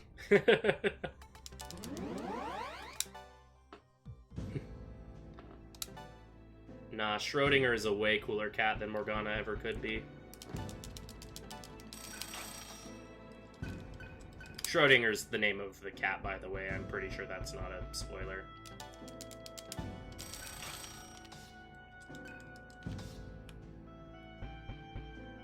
You go to Roxas. Nah, Schrodinger's a pretty cool cat. Literally, very cool cat. Schrodinger's spoiler. If I call it a spoiler, then it will be a spoiler, but if I don't, then it won't be. Is it a spoiler? This story took place not long ago. In a certain kingdom, there lived a Yes, the cat gives his name in the second game. Yeah, the cat's name is Schrodinger. They protected the country and drove away hardship. However, one day an evil being captured the princess and planned to use It gets revealed in a skippable cutscene in DDS2. imprisoned high up in a tall tower. In a neighboring kingdom, there lived two princes who happened to be close friends of the princess. Their personalities These are good games. I would definitely recommend replaying them. One prince was always kind. The other was brash. That portrait sure looks familiar. Sure, it's a coincidence. Thus, Oh yes, Schrodinger also breaks PlayStation 3s for a living. That's very true. If you happen to play this, like I said, with the ability to turn off VSync on the PS3, DDS1 becomes the fastest version of the game. DDS2 was always the fastest version because they didn't have VSync on for DDS2. Literally, DDS1 is just the only one that they did. That and the Raito games as well have the same fix. Also, shoutouts to the super passive-aggressive fairy Twinklebell. She yells at us for not talking to her, and then she gives us the tutorial anyway.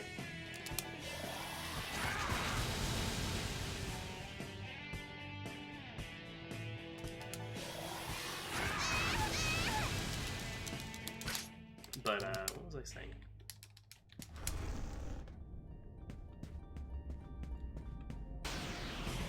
Yes, you can play the Raito games on PSN now. Because you can turn VSync off, you can play the Raito games normally. However, if you play DDS2 on the PS3, be warned, there are a couple of very, very plot-important cutscenes that take place in an area with a lot of with a certain visual effect that, for some reason, the PS3 really hates rendering. And so it causes a lot of blinking and screen tearing and flashing and all sorts of things that aren't supposed to be there. So, again, warning if you're sensitive to flashing lights, seizures, etc., that it would not be recommended to watch those cutscenes on the PlayStation 3. And it's only in one specific part, but it happens to be a very long chunk of cutscenes that all have this effect. Oh, that's annoying.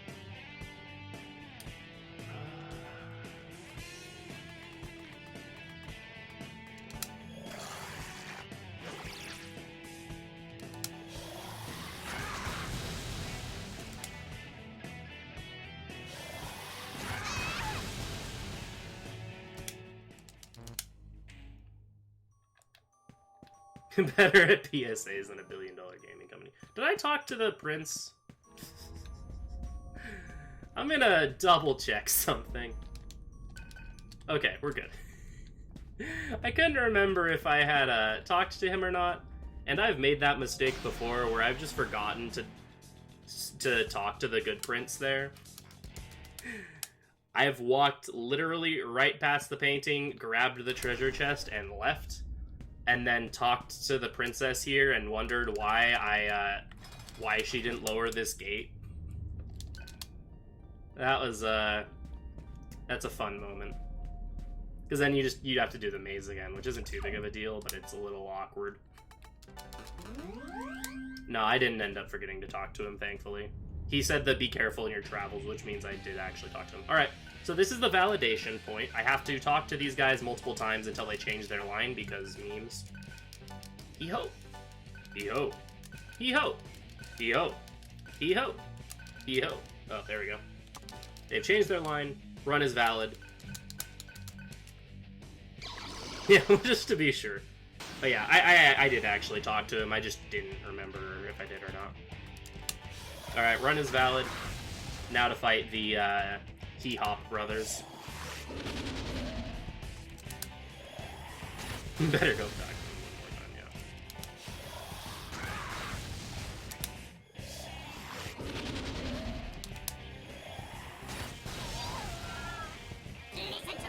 Listen to me. So, Pyrojack really wants you all to listen to him. I don't know what he has to say, but it's very important that we listen to him.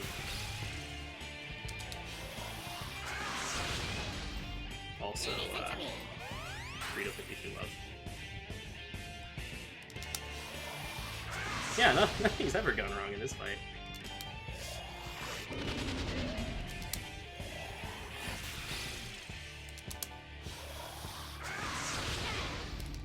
Shoutouts to my previous PB of this game, where I almost wiped to Pyrojack because he has Mind Charge and Miragion, and so he just Mind Charged Miragion, murdered Gale, and left Surf at like 1 health, and it was rather spooky.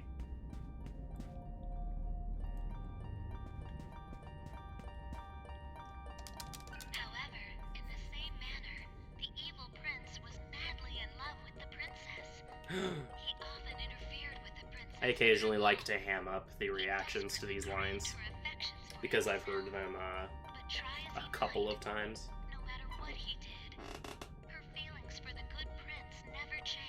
Can't believe that.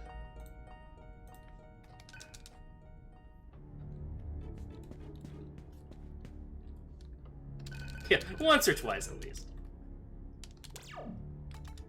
Alright, Surf, you need to put Zone under Bufu. Just doing that now, so while I'm thinking about it.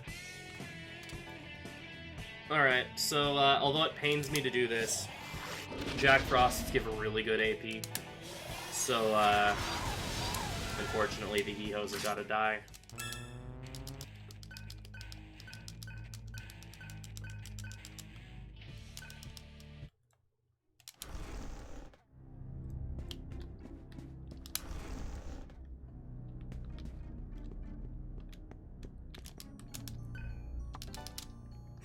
Meanwhile, if I see a group of Pyrojacks, I will run away as immediately as possible. Terrified. Because there's an encounter you can run into in this dungeon that's a group of 5 Pyrojacks. Just don't kill my... Oh, I have, might have some bad news for you. There's an encounter in this dungeon, like I said, that is 5 Pyrojacks, and they can just spam Miragi over and over again. And it will do very little damage, but it will hit Surf's weakness every time. So they'll just get 10 turns of damage, which even though it's not that much, it'll still basically party wipe. Very, very slowly. We don't actually need to master Gale's mantra here, we just get it so that he's working on something. He doesn't need Roxas mastered until a bit into the next dungeon. But he doesn't have anything else better to do, so we start Roxas now on him. So I actually don't need to take any more encounters for the rest of this dungeon.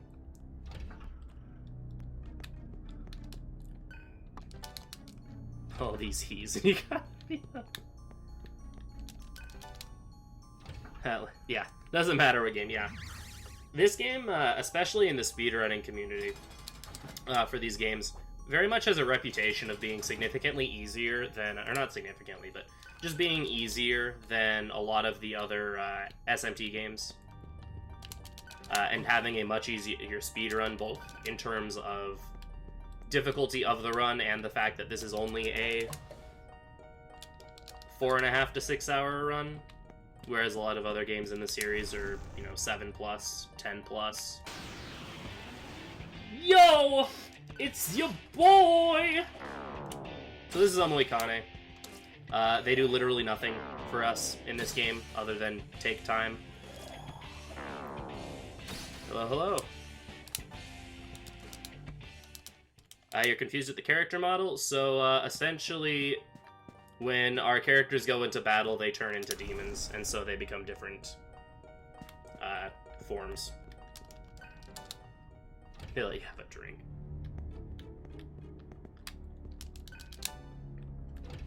So, literally, they do nothing, and so as a response, whenever they show up, I freak out because it's funny, and that's about. Because I find it amusing, and that's about it. You can kill them in It's an awakening.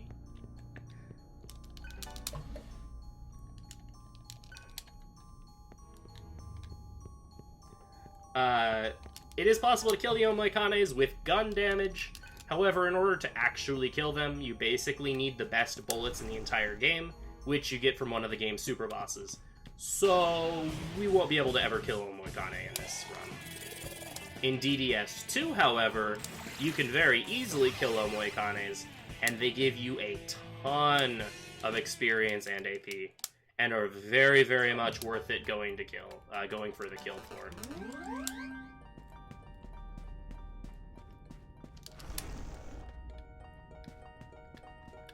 So, hopefully, Kanri will see a lot of Omoikanes throughout his run. Or we'll see several. it's still, like, there's still an element of luck to the Omoikanes, because they're essentially like metal slimes where they're very rare to show up in any area. And then the way Omoikanes in 2 work is basically there's a configuration of 5 of them. Each of them is weak to one element. Oh, also, this is one of the scariest enemies in the area. This is Sarasvati. They're each weak to an element, but it's shuffled into one of, like, 5 configurations. Please run.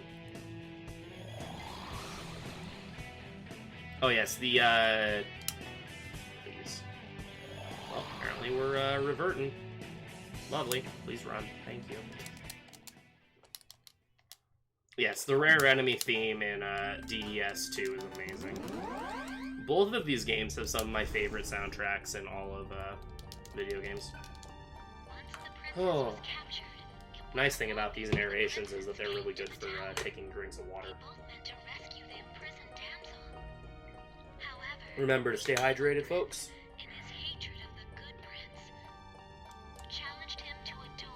You listen to it? I'm trying, but he ain't saying anything. Except trying to kill me. And that's not a message I can really get behind. Should probably get my... Like I said, I haven't used my notes at all so far. However, I would like to have them at least somewhat caught up in case my brain just stops working briefly and I need to remember something. He's not Alice.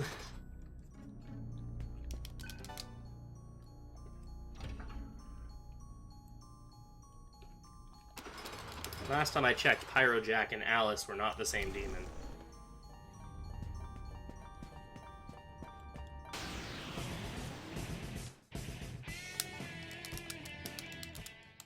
I guess it kind of goes without saying, but this dungeon is very much the arbitrary puzzle dungeon of the game.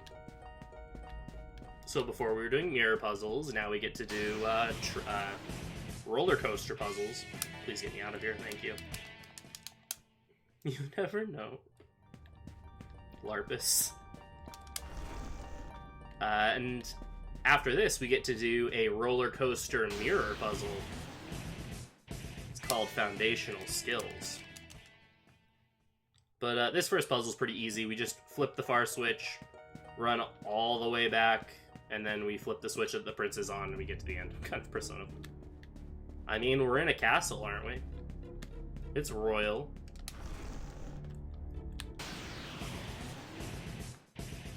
Yeah. The nice thing, though, is that the developers did have did find the kindness within their hearts to turn off encounters while we're actually in the puzzle rooms themselves.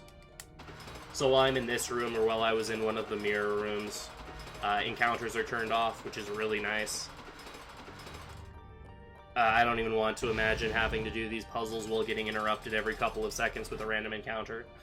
Probably lose my train of thought so many times. Thankfully, that's not a thing. Yeah, this game is actually very charitable. And then you go to the final dungeon where everything kills you. Smile.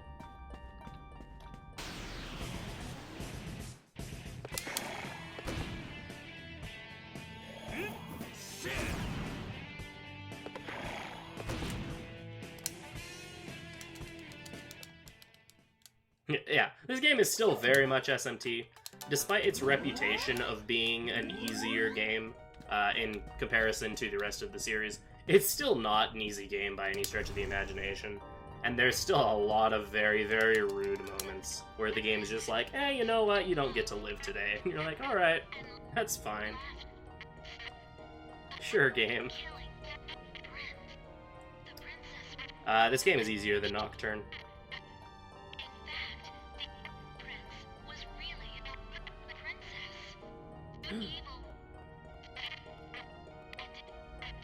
Suddenly, as the story is getting... yeah, this one is easier. I mean, the super boss is harder. Like, the post-game of this game is kind of harder, but which is easier, this or Persona? It depends on the Persona.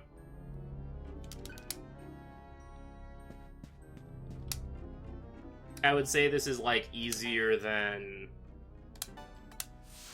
like, Persona 5 on normal mode.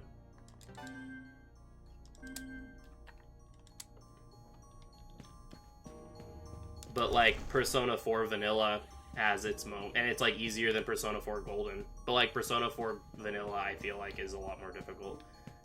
Though I also haven't played Persona 4 Vanilla in a while, and most of my experience with it recently has been watching speedruns, and the Persona 4 Vanilla run is kind of nasty at times. Yeah, coincidentally, when the huge plot reveal happened, the audio got distorted. So if you want to know the huge plot twist, you'll have to stick around through my run and Kanri's run. But the clap of my he's alerting the tunes.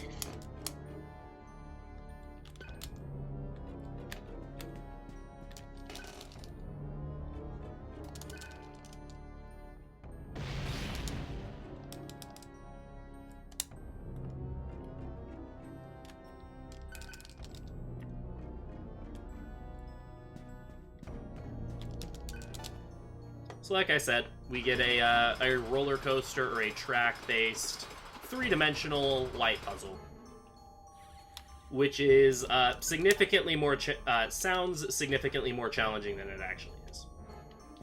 When I first played this game and saw this puzzle, and then when I was thinking about learning the speedrun for it, this was one of the most intimidating-looking rooms in the entire game.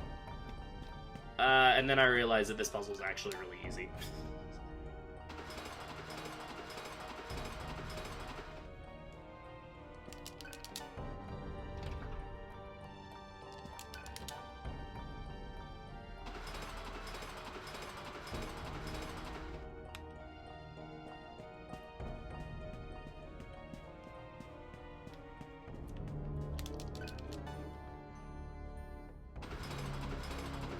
Doing it quickly takes some memorization and stuff, but the puzzle itself actually isn't that bad.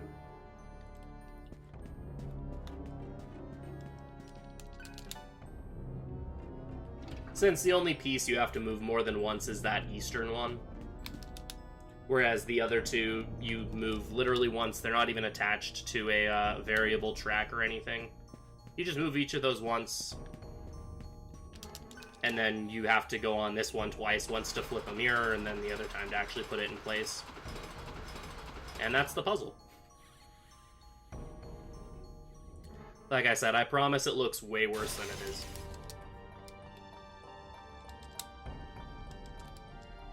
Yo, what up, Cooler? Hope you're doing well, my friend. Kanri is not here yet. He will be here in a couple of hours to take over for DDS2.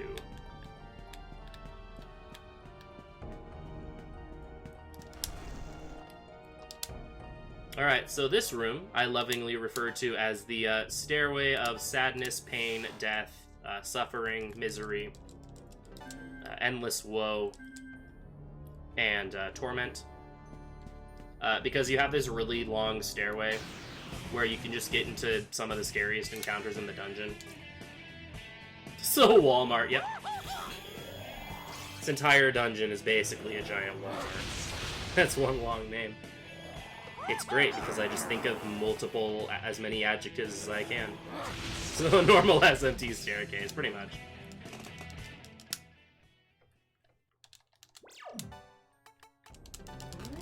But yeah, this is a very long staircase with all of the worst enemies in the dungeon. And sometimes it's usually common to get about 3 or 4 encounters going through this staircase.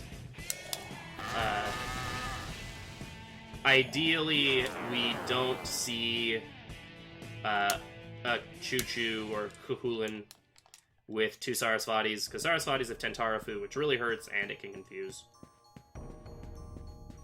There's a lot of really scary encounters here. These Thoths, the monkeys with the book, are also kind of scary because they can use rage, and so they can give all of the other enemies more turns.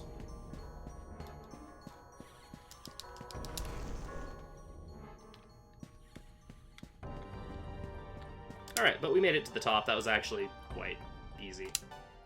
No, that was actually quite nice. I've had that staircase be rather rude before. He's a good boy with the spear, yeah. Oh, you don't do that. So we're moving all of the boys to Angel because Rahu gives just enough experience, or just enough AP to learn. I should say, gives just enough AP so that we can learn Angel from nothing. None of the encounters in the HD, like very little has been changed in the HD remaster.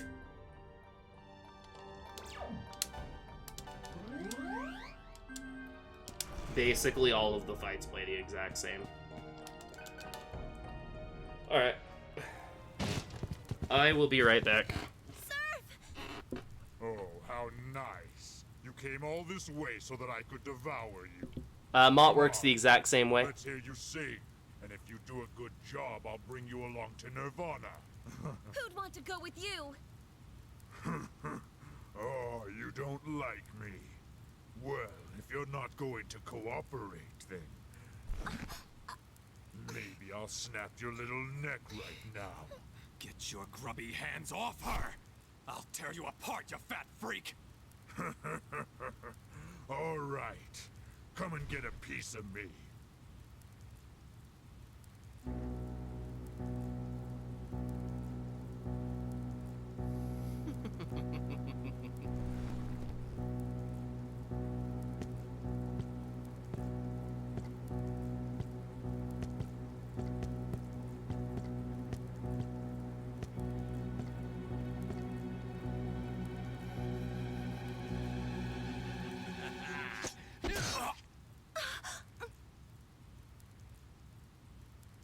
Here's a little something for last time. You? If you want the girl back, then kill your leader. What? Maybe we'll reward you and your sweetheart with a trip to Nirvana. Wow, you mean the untrustworthy person stabbed Heat? Doesn't What? give a damn about her, and neither do I. Enemies do not get harder on She's all full. yours. It does a couple of things, all of them are pretty minor. Big thing being that we can sell stuff for more money later. More money on full. And it'll be worth your while. But the Rhino thing is, the thing is in the HD remaster, you can either play the Dante version or the Rhino version. The Dante version is DLC. But the Dante version does straight up use the Maniacs version and not just the Rhino pack, and not just Pete, no. Rhino with a Dante skin. You can't trust that traitor. So things like Lucifer having Dia Rahan is not true in the Dante version. Pete, stop! Even though Dante still gets pierced. Don't move, maggots. There is no alternative. Defeat him, Surf. Yeah, as far as I am aware, Mott still is the exact same in the HD version. Mott can still do Mott things if he wishes to. Alright, so here we say that we can't fight Heat because it will cause our turns to be skipped, so it can allow Heat to beat us up faster. What we really want to see is we really want Heat to crit us, because that will actually skip some dialogue and an attack animation. It's very rare, and I haven't seen it happen in months. But it can happen. It didn't today. Like I said, incredibly rare. Correct. Yeah, so we get beat up by Heat. And then, CLO shows up, crashes the party. Bat flies away, says that he's deserting Mick to join with the Brutes. Where are you going? And, CLO saves Sarah, and now we're going to, yeah, Root of Evil also does not Nakaja. And, now we're gonna beat up Mick.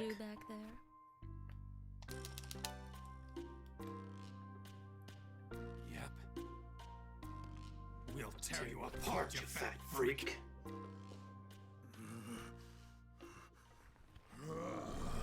You mean Rick, yeah.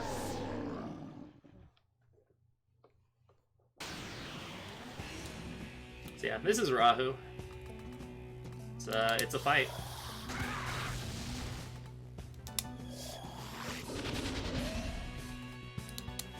Zero fat shaming.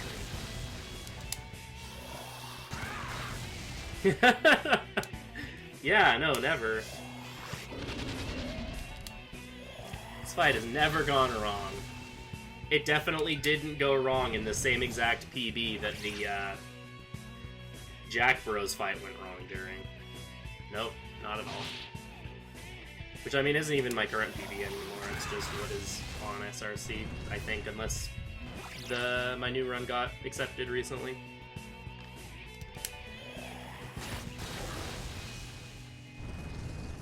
Yeah, that was a really good capture. So he can literally capture anyone there. And ideally he captures Heat. It's not that big of a deal if he captures Surf, since he'll still die within... Nice! He'll still die by the end of the turn, speaking of dying at the end of the turn. But it's a bit faster for Surf or for Heat to get captured, since Heat does the least amount of damage. So that was a really good capture. Come on. Ideally, you don't want him to use Xianga on Gale. It hasn't been mentioned, but Gale is weak to electricity. Smack. And that's Rahu.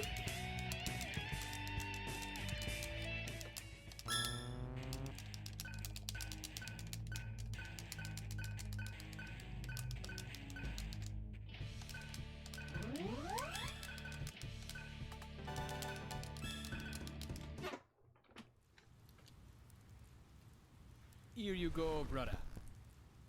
Yeah, that's also very true. That way you do have more turns to attack him once he releases the other person. You have a couple more turns to do attacks, and it get looks whooped like by Bat got Mothman. away. Yeah, I would. We will meet him again. He is strong. He would make a better ally than Cielo. Oh, come on! I totally saved Sarah back there. Like I said, Cielo has awakened to his true personality of What Jamaican. is joking? Surf is lacking As far levels. as Surf's I levels know, are fine. It means you aren't serious. I do not comprehend. I do not comprehend. Surf. CK also agrees that Cielo's I'm bad. sorry. Oh, goodness. You're hurt. Yeah, he don't understand self-control. Well, at least everyone's all right now. But no, Surf's levels are I'm fine. sorry. I came here to help. But I've... This cutscene's only pretty created awkward, problems. yeah. There really isn't anywhere I belong. Hey, why you say that, Sarah? You've got a place to stay. Well, I mean, That's very true. you know. For What PPJ comrades, just said is am I true. right? Since we have Surf the Yeah, whole time and other that's people join at high levels, Comrades? like, Cielo's just gonna That's be... right. Cielo's gonna join do at, like, not level comprehend. 30. Oh, hush. That's enough from you. Oh, hush. Hey, So he's gonna say be something, significantly a significantly higher level than everyone else. Serious, silly, and Jamaican.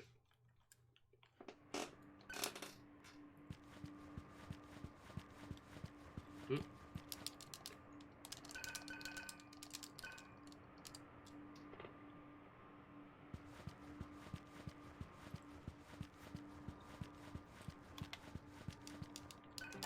Yeah. Heat's over here getting stabbed in the gut. Admittedly, it was his own fault. I almost did a bad thing. Meanwhile, Surf got, like, what, punched in the face, and everyone's like, oh, Surf, are you okay? Yeah, Cielo is literally the highest level party member right now. And even casually, that's usually the case. Because, like, Cielo starts out at, like, a really high level.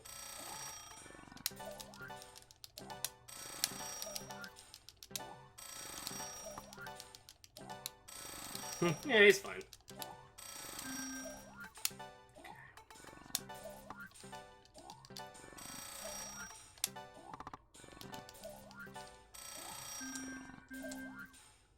Great. Now I need to grab some mantras. Both Heat and Argilla are about to leave our party. Are you able to rename characters? Nope.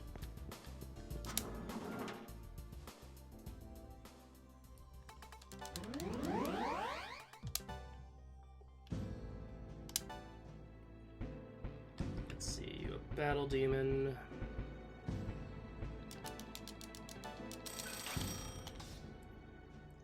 You go for Adamant. Yeah, Heat and Argilla are both going to leave our party, so we're going to give Heat another mantra that he's going to master. If we were getting stuff for Argilla, it'd be a good time for her to get something too, but like I've mentioned, Argilla kind of got benched permanently.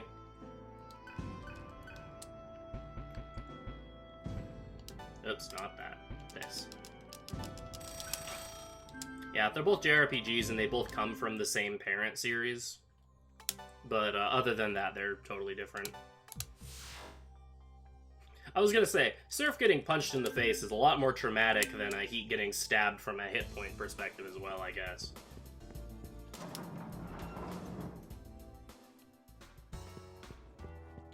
Yep, and then... nope. I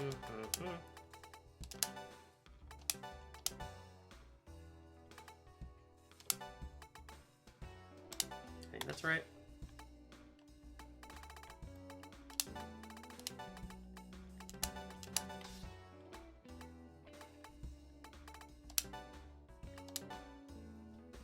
Hey, I did it right. Wow, go me.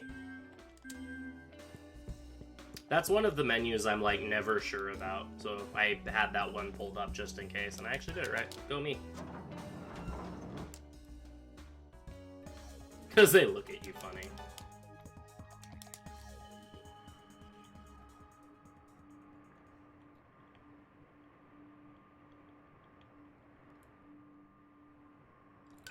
Yeah, P4G is a very good buy. It just depends on what you're more into. This is more traditional RPG, whereas, like, Persona also has, like, the dating social sim aspects to it. Oops. So whichever appeals to you more. This is also a much shorter playthrough than P4 is, but they're both very good games. Yeah. I mean, I wouldn't say Persona 4 is super complex. Like I said, it's just very much, it's different. It has the RPG elements, but it also has, like a social high school / dating simulator built in as well. Whereas this is more of a traditional RPG, like, a little bit closer to, like, some of the Final Fantasies and such. For example. Thoughts on Etrian Odyssey? I'm not personally a big fan of them.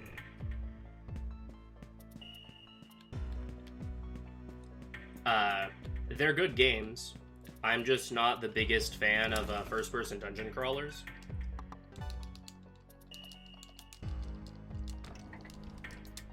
How is the run? The run's going really well, actually. Especially considering some, like, random, like, various marathon luck-related things. The run has been going pretty good. Yeah, the Etrian games are really good. If you're looking into getting into the Etrian games, I definitely recommend the Untold ones for 3DS over, like, the original DS games, but... yeah, if you're into, like, mapping and, like, if you really like first-person dungeon crawlers, then you would enjoy Etrian. Neither of those things are things that I'm particularly fans of, or particularly a fan of, but, if you're into that type of game, then you would very much enjoy it. PPJ is definitely more the person to ask about Etrian.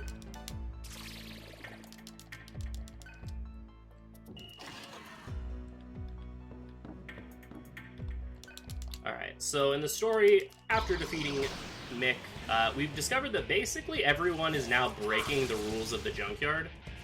Because the remaining members of the Solids all decided to go join the Brutes as well. So now our plan is to trap Bat and finally get rid of him, because he's been a thorn in our side for way too long. So the plan we have is that basically we have Heat take Sarah to a safe location, while Argilla dresses up as Sarah. We advertise that Sarah is hiding on this boat. Meanwhile, while we attract Bat and a ton of the Brutes to the boat, Cielo, Gale, and Surf will be going through the boat, killing the Brutes that they see, and planting bombs throughout the ship, so that once we defeat Bat, we can blow up the ship and all of the brutes with it. Or as many of the brutes as possible with it. And so that's where we're gonna be, what we're gonna be doing for the next chunk of the game. And this is honestly my favorite dungeon in the entire game.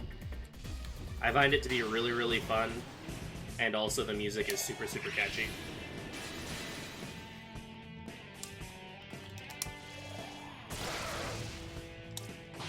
Why did I do that?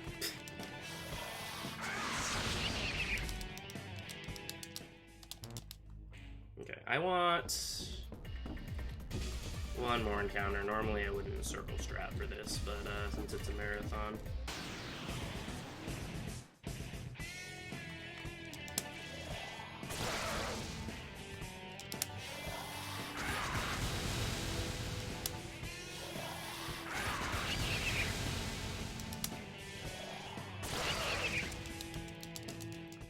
So now that we have Cielo in our party, like I said, he's level 30.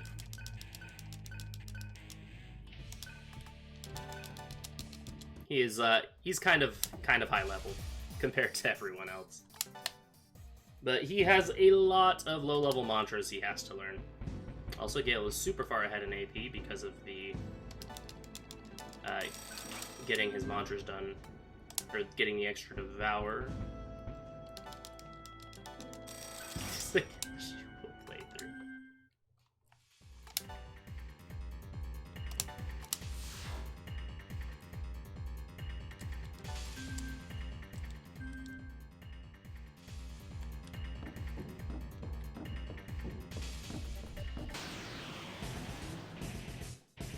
Okay, this is a really good encounter.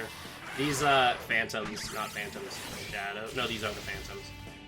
I have a hard time remembering the cloud of gas enemies. I have a hard time remembering which one is specifically which.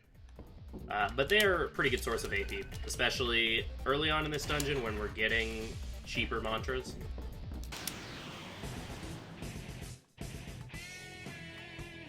Yeah, let's do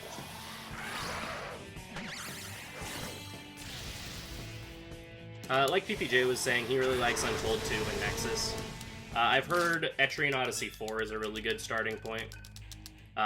Untold 1, I imagine, is a better starting point than, your setup. Oh,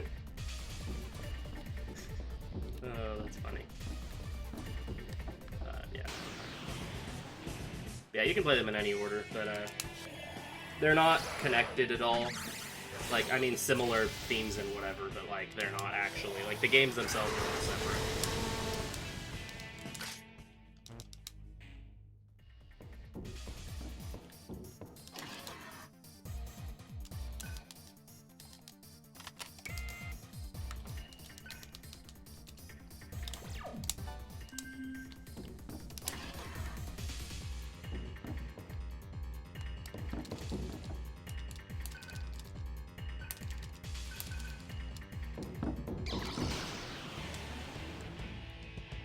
Since you're using Cielo. It begins. The Untold games are remakes. Or, like, enhanced ports.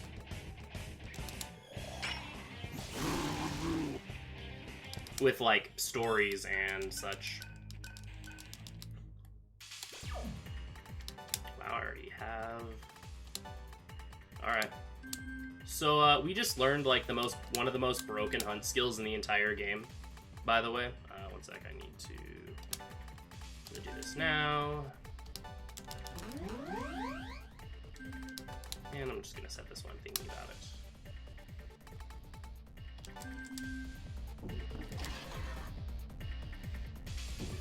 it. So Devil Feast, the way it works is the description is Fatal Hunt skill low odds, which doesn't do a great job at describing what it does. What Devil Feast does is if you use it on an enemy that is feared, it will automatically, successfully, 100% of the time, will instantly devour the enemy. if you use it on an enemy that is asleep, then it will also has a very, very, very high chance of devouring the enemy immediately as well. And so, because Surf's physical attack stat is still garbage, this will be our source of getting devours on Surf for the rest of the game. Oh yeah, Cielo's great. Again, for those of you that weren't here an hour ago, if you see people hating on Cielo, it's a meme in my chat from GameFAQs. Because for some reason, GameFAQs really, really hates Cielo. And so, yet we use Cielo very, very thoroughly through through both games in the speedruns. And so it's just a fun little meme that we have. Alright, now we're going to be getting Miragion on Surf, because the kill it with fire is not strong enough yet.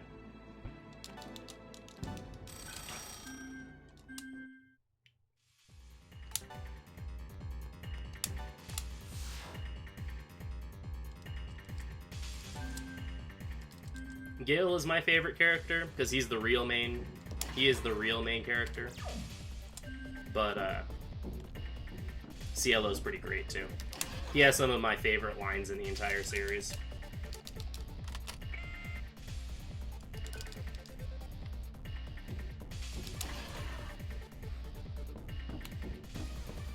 No one gets impaled.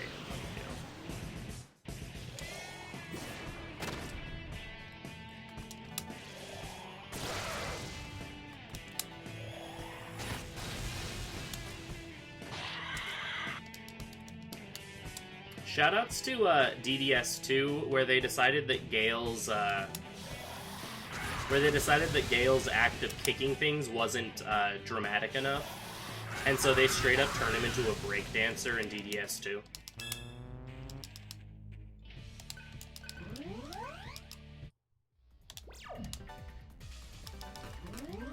Yeah, it's like, oh, he's weak to ailments, why do you use him?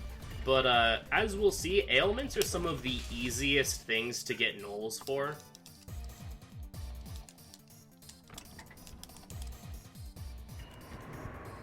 So it's not really something we, would need to worry that much about. Plus, he doesn't have an element weakness, which is really, really good. Especially in the final dungeon, where basically every single element is being used. It's really nice that we don't have to worry about having a third element. Worry about sources like 3 types of element damage. And by that point, Heat. So our final party is going to be Surf, Cielo, and Heat, just for the record.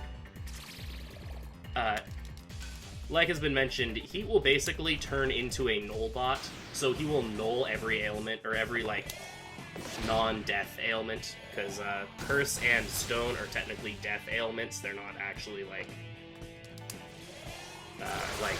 ailments. It's weird. It's a weird classification.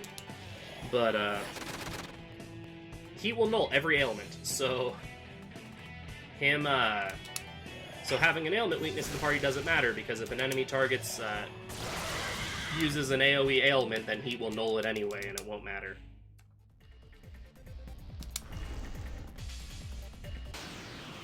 Nice encounter rates.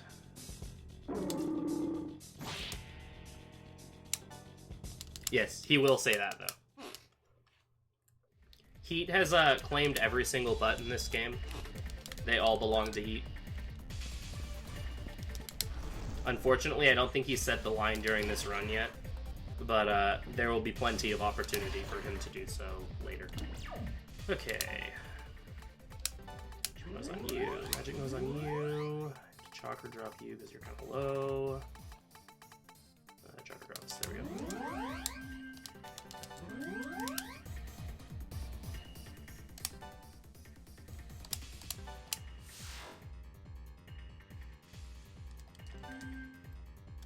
Alright, so I used the some stat boosting items that I picked up in the last dungeon. I used the Magic Noise on Surf to make him a little bit stronger. Hashtag collector of butts indeed. Shoutouts to the FFZ emote, Collector of Butts. And then we used an HP and Sense on Gale, which combined with the life bonus ability that we gave him as well, means that he should be able to survive 2 smacks from these Shatter Skulls. Unless they crit. See, like I said, he's able to survive thanks to that. This fight is also one of the scarier forced encounters because you can just lose the fight. Since the Shatter Skulls go first, if they crit someone, they just die. If they attack Surf if they attack anyone except for Gale more than once, then that person's dead. It's quite lovely. Thankfully, that fight went really well.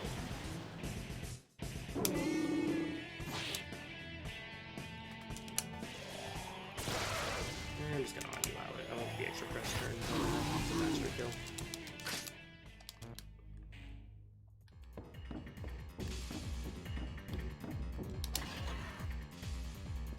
So there is 1 bomb on every single floor. We have placed 5 of them so far. We only have 3 left that are all, thankfully, pretty quick. This encounter kind of stinks, so I'm just going to run from it.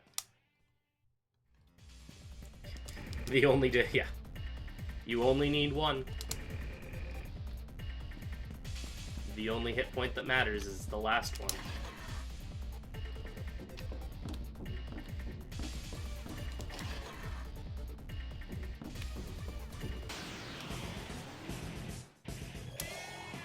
Ah, the sheep? Yeah, unless you want to do physical skills, then you need a couple more. Yeah, just dodge everything and you don't need them. Like Rokudo. Oh, Rokudo. Yeah, you know, beating the Reaper's easy if you just crit him 400 times in a row or whatever it was. Just crit him for 1 damage like 600 times in a row. It's easy.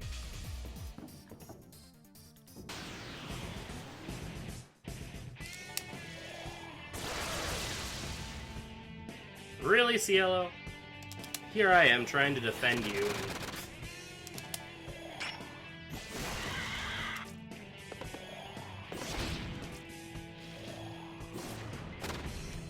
Despite being the agility character, Cielo has a tendency to miss things.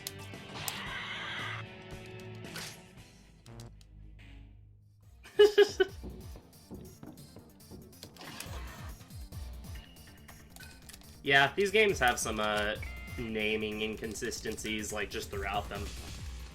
I mean, the fact that, like, the mainline SMT tends to use the Chinese derivatives of names, whereas Persona uses the Japanese derivatives. That's why we have, like, Wukong in this game, but he's Satan Taisei in Persona. Actually, I don't think Wukong's in this game, but for example. And then there's Strange Journey, which is just weird, where it uses the Chinese names for everything except for Wukong. Where for some reason it uses Satan Taisei for Wukong, but then it uses the Chinese names for literally every other demon, and it doesn't make any sense. Oh, he's in the second part of Vanguard's base? Okay, gotcha. Well, that is why, because I haven't been there.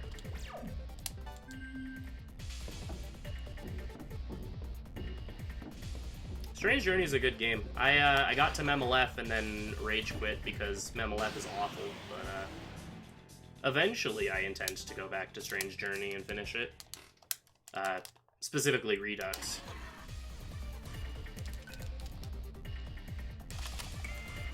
I'll show you how bad I am. The president has been kidnapped by ninjas. Are you a bad enough dude to save him? Shoutouts to old NES writing.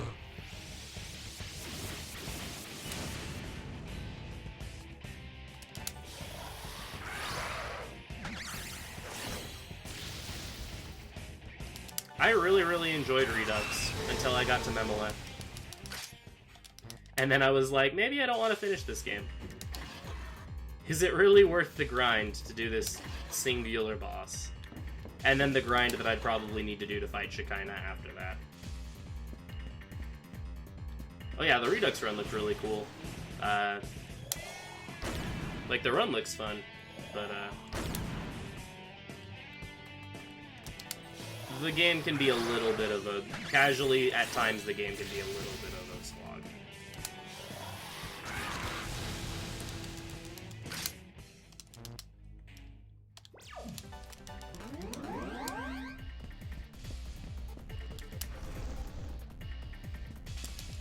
I haven't been getting very lucky with level heals.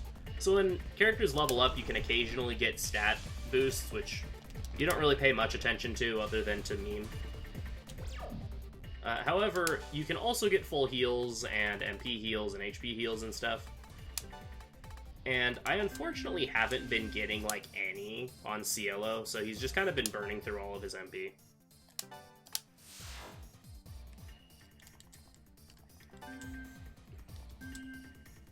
It's fine because, like, I'm almost done with the dungeon, but... Alright, make sure everyone is fully healed. Everyone's stuff is fine. Alright. So this fight... Oh, I should have checked what Surf's AP was at. I also didn't get a new mantra on Cielo. Oops. Oh well, that's fine.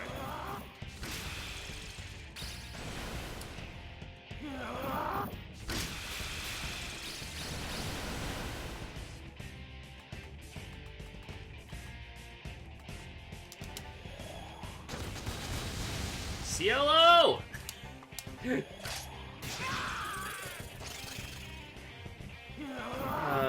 That's Gale's dead. Yeah.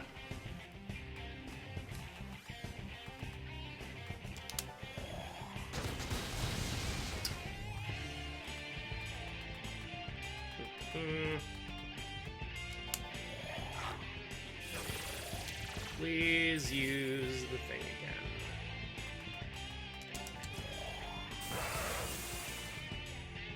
Okay. This is why we have Wood Ice on. Alright.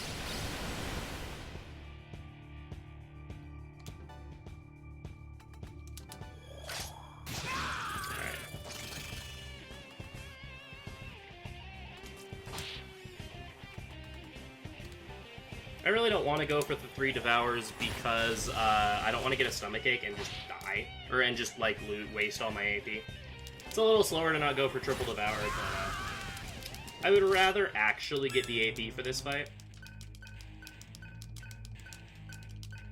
Yeah, I can just run from encounters until I get to the next terminal.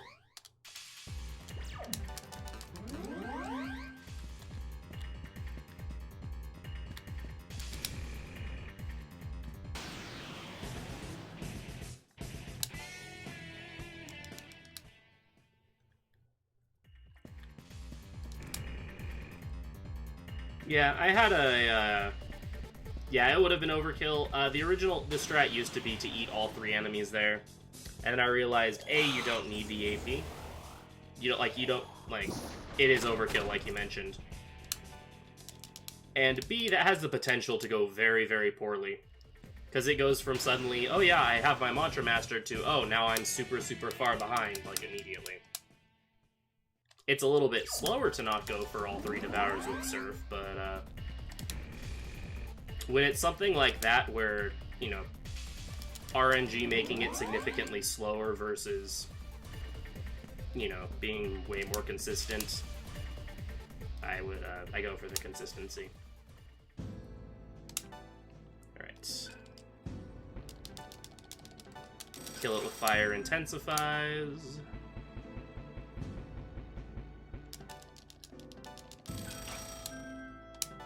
Come on. And go to Karma. For Karma. That's funny. Alright, that's fine.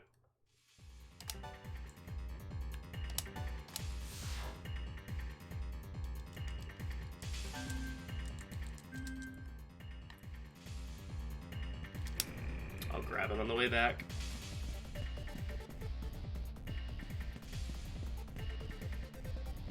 Are you a fire emperor or a fire god? Oh, we'll get there eventually, trust me. Provided I don't die. Yo, let's go. And that's why Cielo's a good character. That right there. That's why we love Cielo.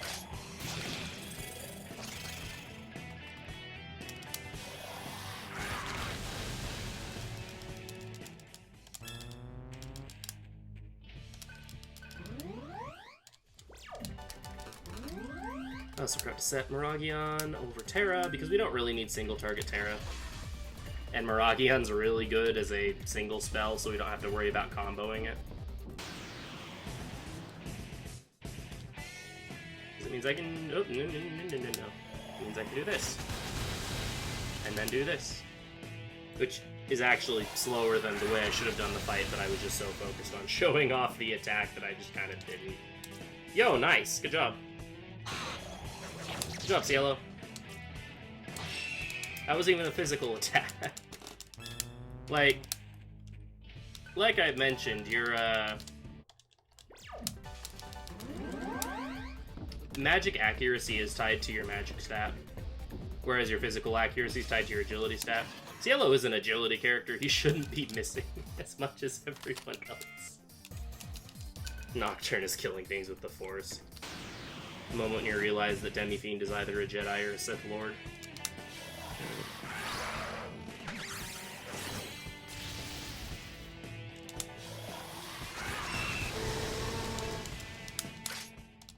It's even more true because you use a, because when you use Deathbound, you summon an energy sword. Demi-Fiend literally uses a lightsaber.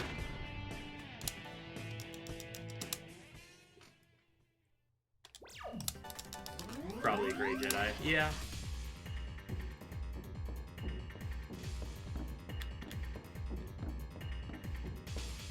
Until the game forces you to punch things, yep. That's when you pull out the lightsaber.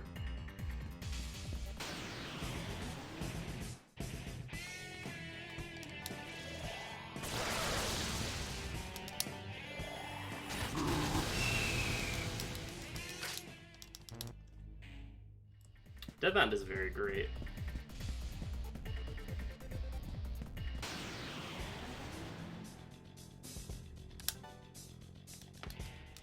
Use the Force until you can force your way through.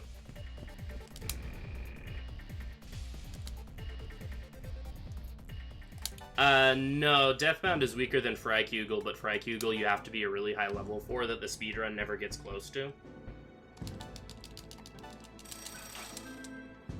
And so the hard TDE speedrun, at least PPJ's route, uses Deathbound to kill a lot of the final bosses, including Lucifer. Whereas Mizushima's route uses Iron Claw.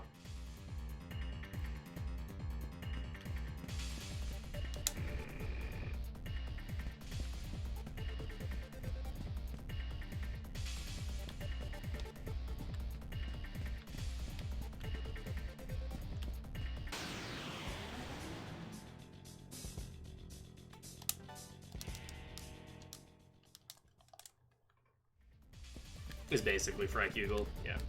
More like eye lasers, yeah. When being a Jedi doesn't work, just become Superman. Yo, thank you for good luck. Oh, he does use Deathbound on Maniac's Chronicles? Okay. So, we need to eat some birds. We need some, Kentucky Fried Resvelger in Surf's diet. Because, as you may have noticed, Augudine is a bit of an expensive mantra. So we need a lot of AP for it. You need to, yeah, that's what I was... When you said that, I'm like, oh yeah, that makes sense, because Raido needs to get his thing anyway. There we go.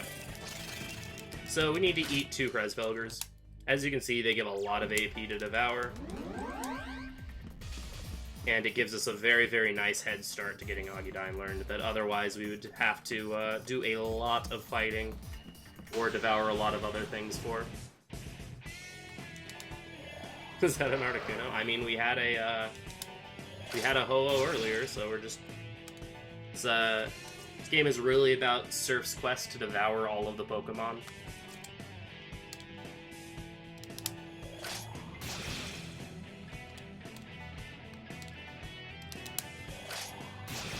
Oh, come on.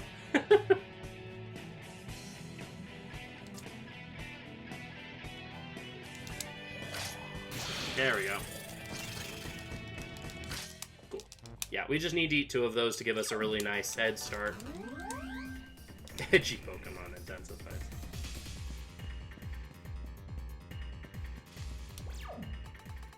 Alright. So remember when I said a couple hours ago that Bat 1 is either my least favorite or my second least favorite boss fight in the game?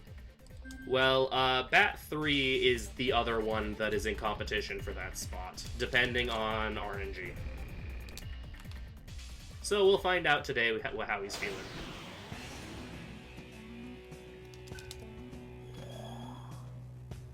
And thankfully, this is the last time we'll fight him in this game. You'll see him again in DDS too, unfortunately, but it'll hopefully be a very brief appearance. Alright, good turn. I'm not doing Terraza strats in a marathon. I thought about it, but I didn't practice it at all.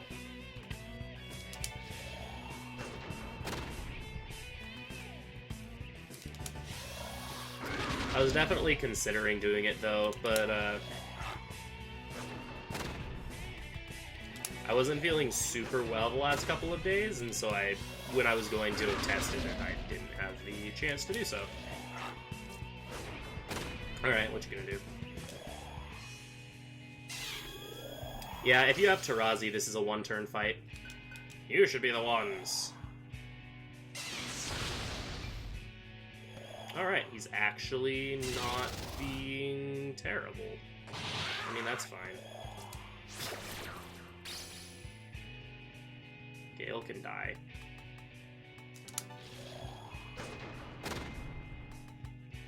I'd rather Gale die than him waste like 3 minutes, so that's fine. He doesn't give very much AP or all that much experience, so...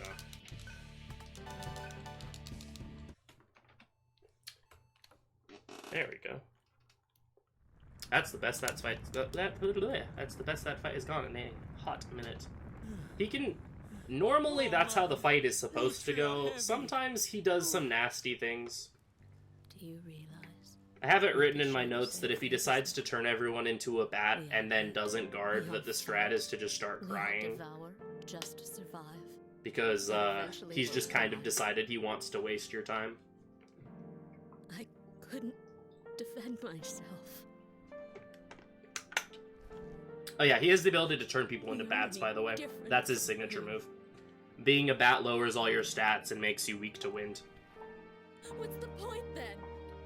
And then if he happens to turn everyone into a bat, he will then use an attack called Deadly Wind the next turn, which is an AoE heavy wind damage, or heavy force damage skill, that will party wipe you. It's quite lovely. Yeah, that's bat down. And yeah, we blew up the boat, along with a large chunk of the brutes. Yeah, it's quite lovely. My PB, which is currently world record, has a loses 2 minutes to that fight because he did that. Because he just wasted time. Do your choices matter? Some of them carry over into New Game Plus, or not New Game Plus. Some of them affect transfer things in DDS too. However, picking the first option for all of the choices that actually matter will give you the bonus, so. Alright, so there we see some tension happening amongst the group. Heath's really angry that Sarah likes Surf, and so he then proceeds to, demonstrate why, people would like Surf more than him by being a bit of a douche. Yeah, just pick the first option. You're always fine. Yeah, he forces a kiss off of Sarah, which she gets very upset about, and then the rest of the Embryon shows up. And then we find out that Lupa of the Wolves, which is the other tribe that we haven't seen yet, that the wolves actually got completely eradicated by the brutes. However, Lupa, the leader of the wolves, has actually reached out to us and wants to meet us here in Svadhisthana to negotiate surrender, essentially. Because the wolves are actually a tribe that's very much based on honor, and so they actually would like to surrender to us, and not the brutes.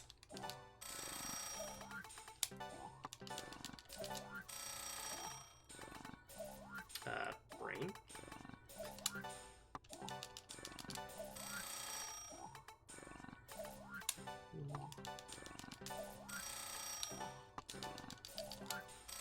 There we go. Yeah, Demiphene's a little bit of an experience. Nope.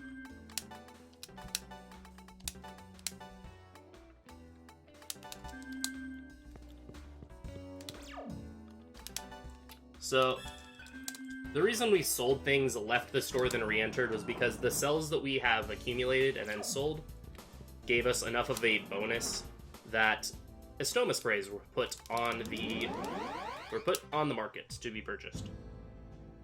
And estoma sprays prevent enemy encounters with enemies that are a lower level than us, which in the speedrun is really only useful in one specific area, which is right here. Because we have to backtrack through about half of the first dungeon, and all of the enemies are still the same enemies that we fought at the beginning of the game, so we'll use the estoma sprays to get through here without fighting any battles.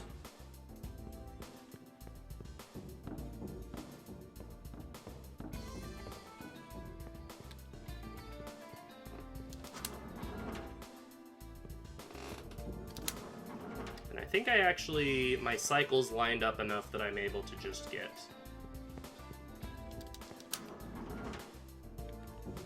the 100% run doesn't grind Titanias anymore. It instead grinds in an area that has a bunch of different enemies in it, but it has a chance of having Arahabakis show up, which are the highest level enemies in the game. It's like 1 million. Or no, that's way more than 1 million. It's like 10 million waifus. It's a lot of waifus.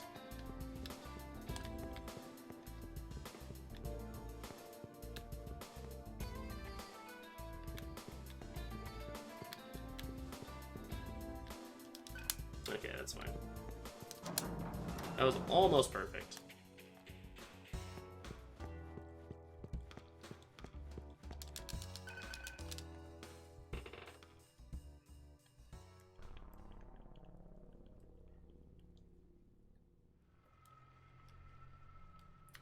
So Lupa gives us the idea, he's like, hey, we found that the sewers connect every area in the junkyard, and this entrance to the sewer actually connects to where the Brute's base is.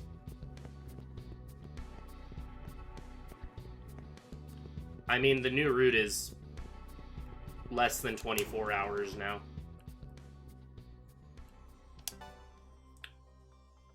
I think Kanri's PB is 23 hours and something.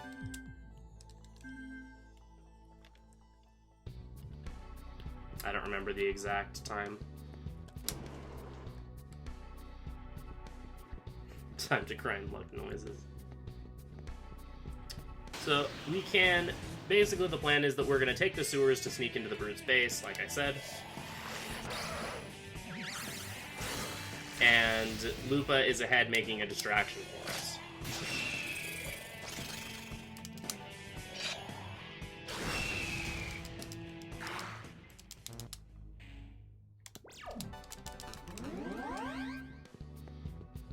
Also, Lupa tells us that it wasn't the Brutes that defeated the Wolves. Ravana,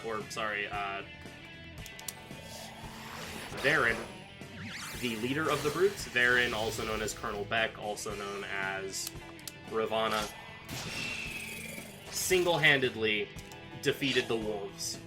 And the Wolves were one of the strongest tribes, and the leader of the Brutes defeated them single-handedly. He apparently has some sort of secret that we don't know yet that allowed him to do this. But, we'll deal with that when we get there. Also, Mothman.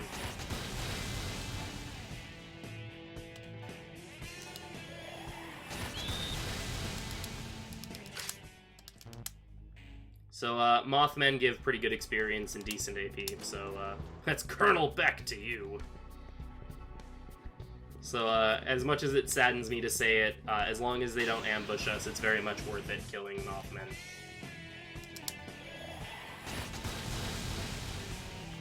Might as well.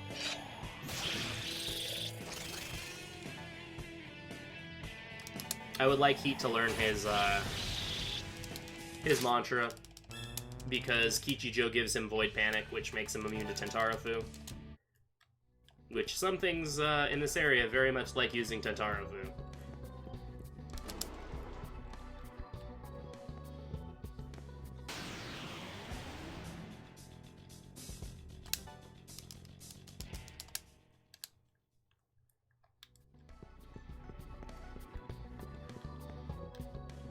So this area is initially very confusing to navigate, until you realize that there's a very handy navigation gimmick that the game gives you. Basically, if you see a dead body, follow it. And that's how you navigate the dungeon. You just follow the trail of dead bodies. I think he's dead. Yeah. Bye, Heat.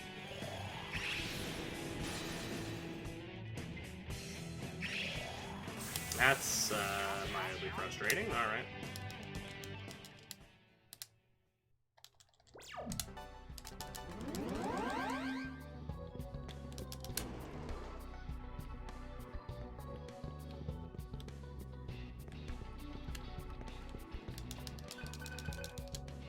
So here we get some underwater puzzles. Yeah, that was rather unfortunate. That was actually a really good encounter. Unfortunately, I couldn't take it. Fortunately, this puzzle's pretty easy. We need the luck noises IRL. Right.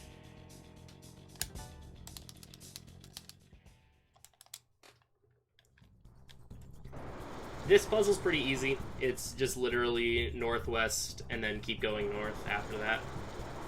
There are other water puzzles that are completely optional that you need to do for extra keys or for luck, or not luck, for optional bosses that are significantly more difficult, that involve like reversing the flow of, or reversing current flow and all that fun stuff. Fortunately, this one's quite easy, and we're already at the end.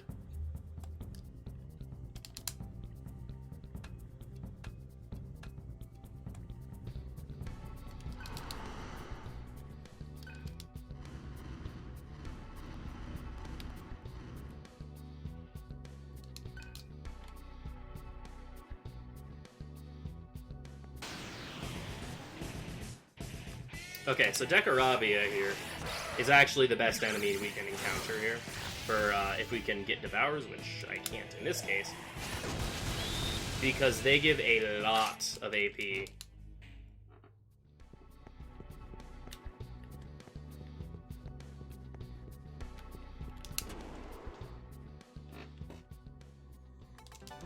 And they are also weak to Hama, so it is very easy to set up Dekarabias for Devours.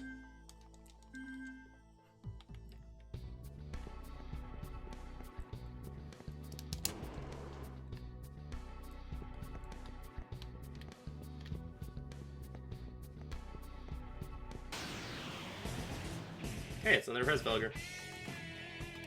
Like before, we'll be having some Kentucky Fried Resvelger.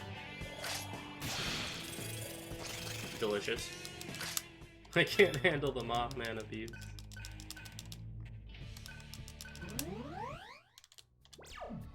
So along with learning Agidine, which is amazing, the Dine ability of each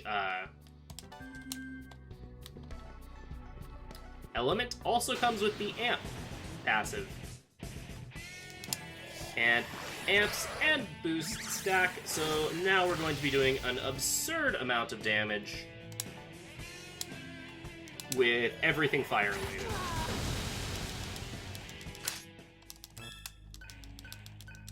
if I would have used that Miragion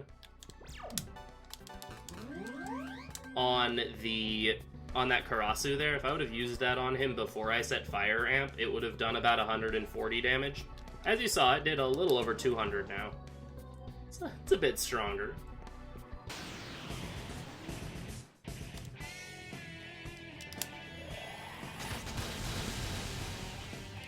Nope, that's the wrong button.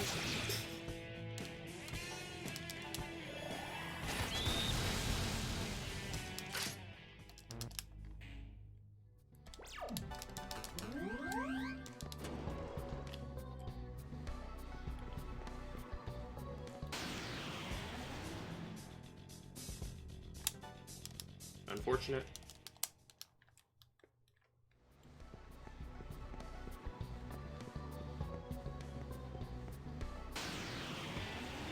Yo, it's your boy!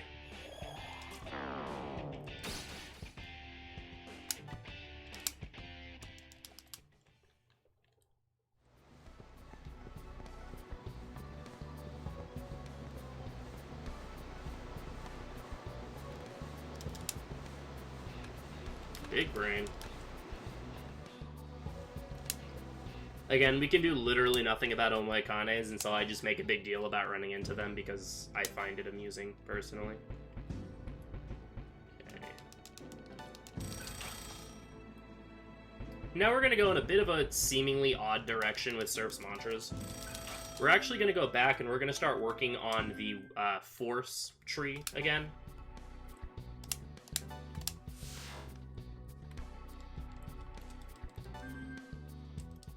Because there's a couple of bosses later in the game that we actually can't use fire on. So we need a second... Also, because of the way the final boss works, we need a secondary... dying skill. So, just for convenience, we go for Xandine. So we'll be working on getting that for a little bit. I believe this one encounter might actually just master... It'll get close.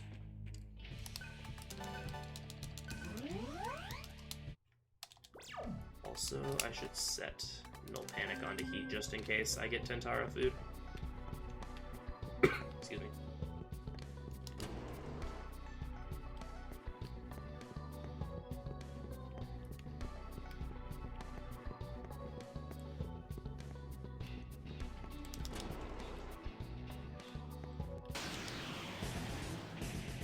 This works.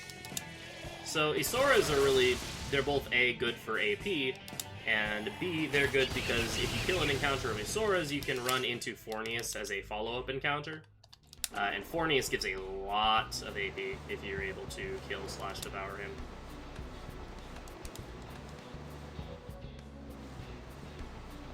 And I would like one more encounter. Wouldn't normally do this, but just for marathon stuff, encounter game. Any day now. Thank you. Oh. Please don't. Oh, okay. That's fine. You can do that. So I'm actually just gonna obliterate this Resvogger. I'm gonna cook him before I eat him this time. As is recommended. Please thoroughly cook all poultry before consuming.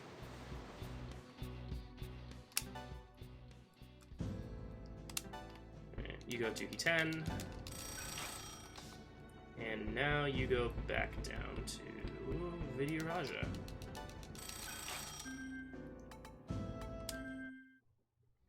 Made that very quick stopover for Heat to get Roxas so that he could learn life bonus.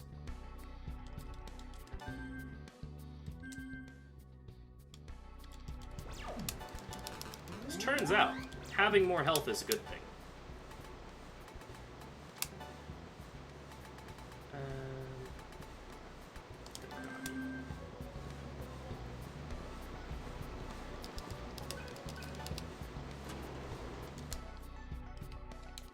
So you have a little mini boss fight right here with the Key brothers.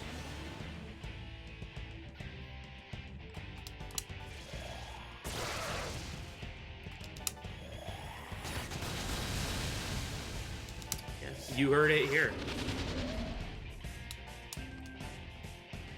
More HP is good.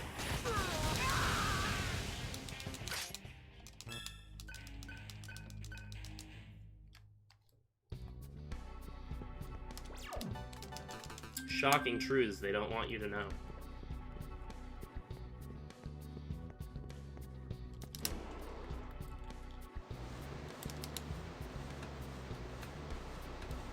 More likely than you think, yeah. Lied too. Ah, turtle. Ah, turtle. No, turtle, stop. Please run. Thanks. Thanks, Yellow. Good job, buddy.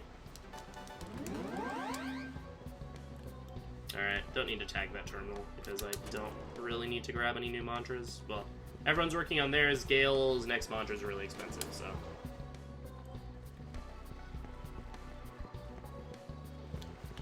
Alright, I hope everyone is ready for the most exciting room in this entire game. This room is the ladder room.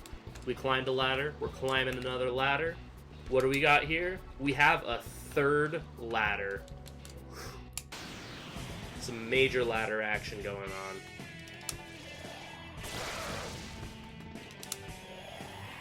Ladder room, best room in the game, hands down. No room can really climb to the heights that that room can.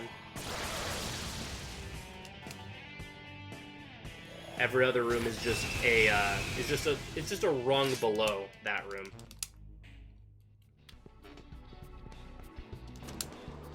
This is Metal Gear Solid. Like the part where you climb the ladder.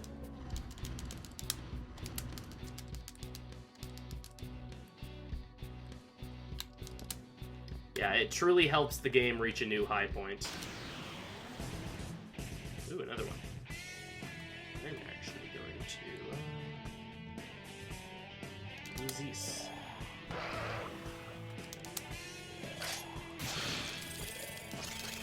Tasty.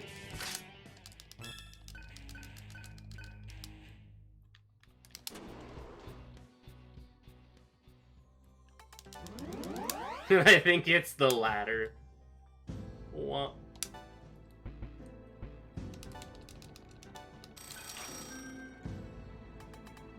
Do I have enough money to just do this? Yeah, I do. Okay.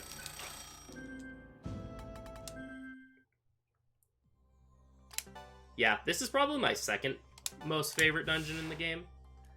Which is funny because in most cases, in a lot of games, the sewer dungeon is always like the worst one. And in my opinion, like I said, this is my second favorite in the whole game. With Power Charge and Death Blow to beat Cerberus, oh my.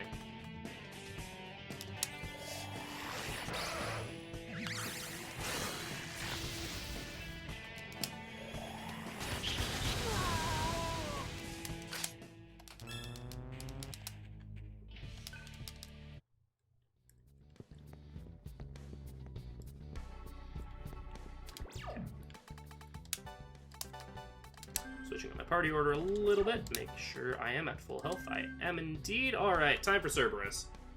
Cerberus can either be a really good boy or a really bad boy. Oh, also, we find out what Varen's secret ability is. Let me really quickly do a thing, though. I think I did that in the wrong order. It's fine. I'm supposed to put the mirror up, or pass and then mirror.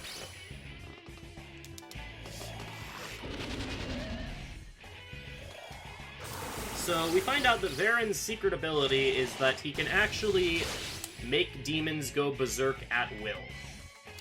And so even though Lupa here was our friend, he has now gone berserk and is attacking us because Varen made him go berserk.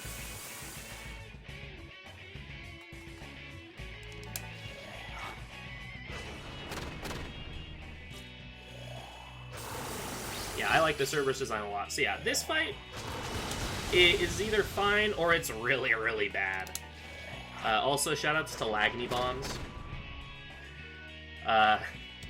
Aptly named because the emulation software the PlayStation 3 uses for this game does not enjoy multiple things getting hit with Quake.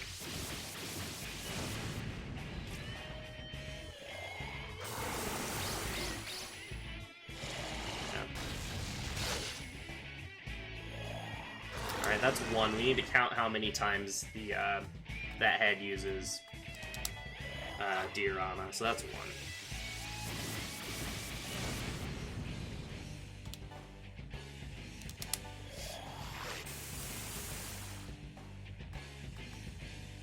Normally it's not recommended to use Surf for this fight, but Surf does the most damage, and we can just put up Void Fire. So, oh, you punk.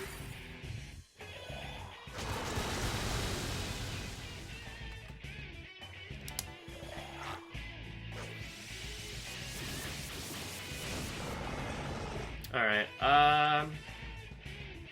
that's annoying. That's really annoying.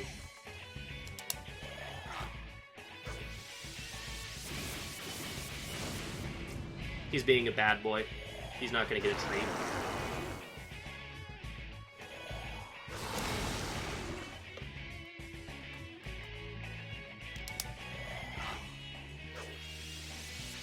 Imagine being CL. Nice.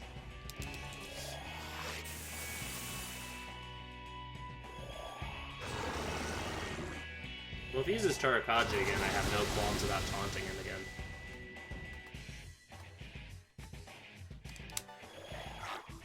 I should start throwing Magni Bombs again because of, Okay, they're both red at the same time, but I do need to get this one down a little bit more.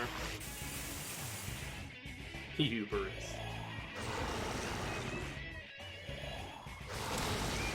Couldn't be Beerus. Then Hubris. Surf stole the cookie from the cookie jar. Ah, poop.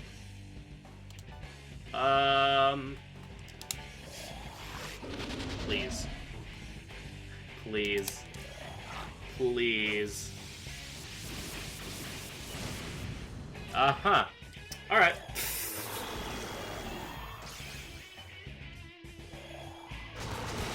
Great. Lovely.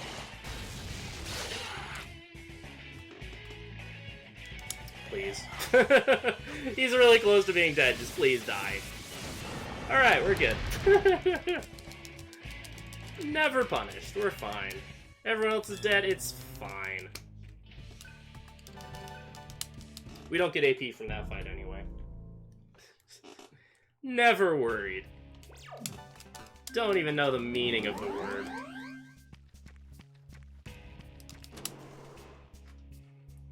That was definitely a Larpus moment, for sure. Alright, so we made it to Ajna. After being forced to put down our good friend. Calculated, yeah. Just trying to make sure y'all were nice and awake.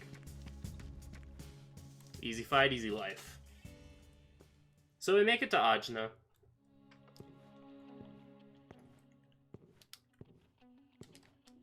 And the gimmick for this dungeon is that this house actually changes its layout depending on which of these cores that we check.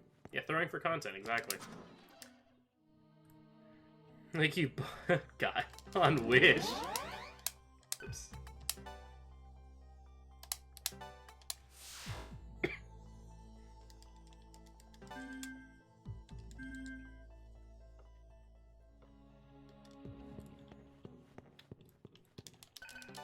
And at the end of each of these paths is a mini-boss.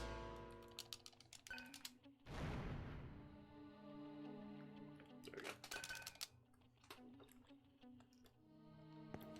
So the gimmick for this dungeon, we have to beat all of the mini-bosses, and then it will unlock the final core that will take us to Varen.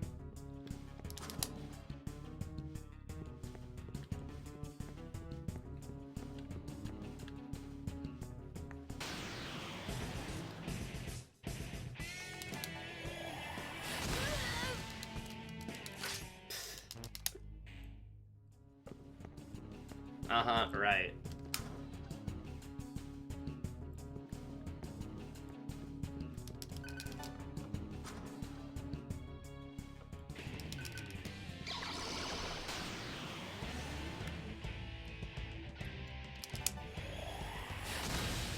Alright, so this is Isis.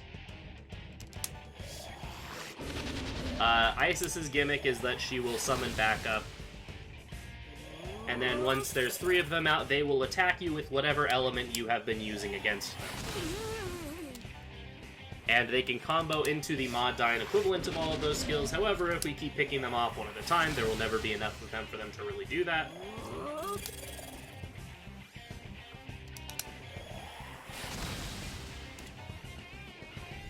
I under-damaged a little bit, that's not unfortunate. Yeah, no.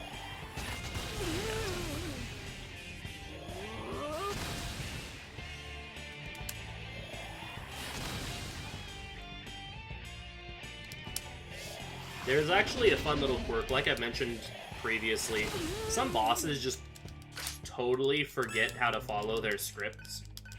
And so Isis can just not use reinforcements, which always ends up being rather funny. And speeds up the fight quite a bit. It is unfortunate, though, because it does mean we get significantly less AP for the fight, which in situations where you're really far ahead on your mantras doesn't matter. In this case, I definitely didn't want to get the reinforcement skip, because I still need quite a bit of AP. Yep, almost max magic. How long left? Like an hour and a half. At most.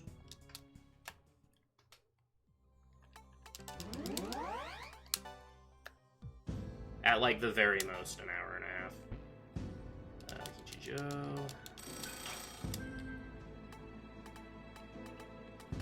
You go to Kijijo as well.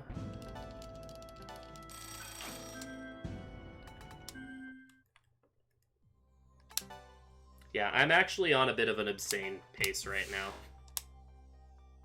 I'm currently actually ahead of my PB, so yeah, no, you can definitely take a short walk. Yeah, I'm actually about a minute ahead of my PB right now, which is kind of funny. Okay, this is over here.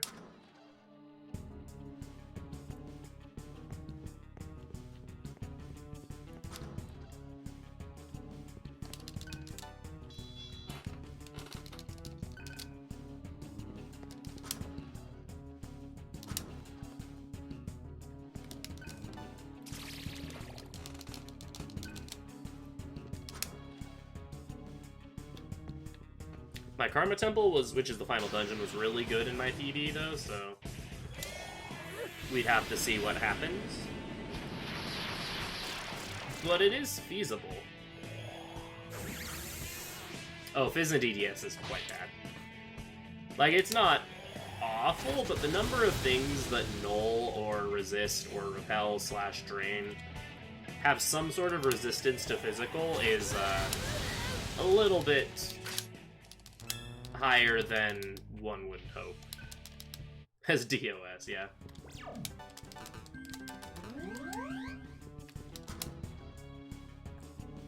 Yeah, we're speedrunning some old PC operating systems.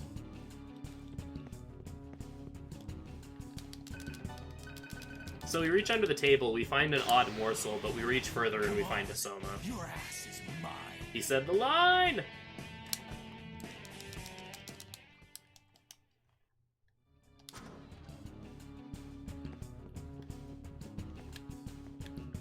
There y'all go. Heat said the line. It's a very different, yeah. It's a very, very different game. Fewer demons, more Damon, yeah.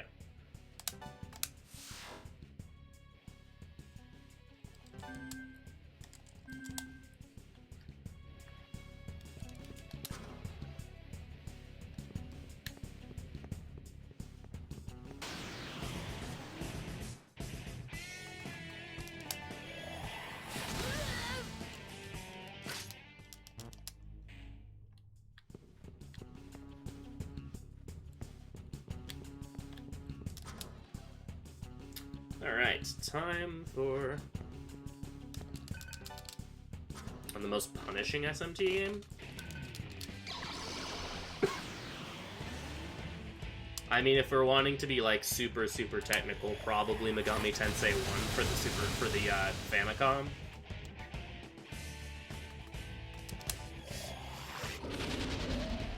Of the modern games, I would say String Fury. Like, by a lot.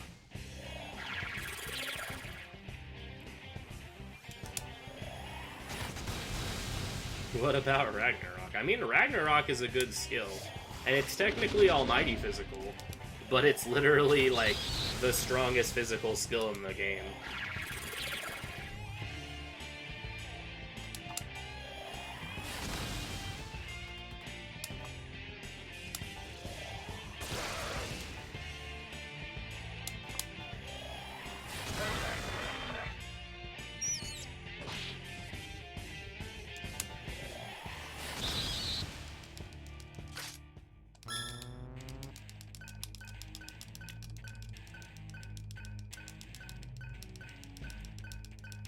Because the gimmick for that fight involves the Nidhoggers cannibalizing themselves. If I were to have left one alive, then the middle one, the one with all of the health, would cannibalize the other ones. And get larger and larger and more powerful.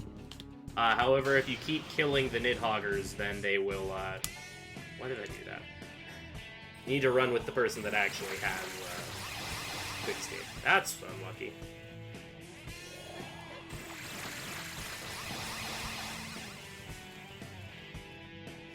Oh, please don't.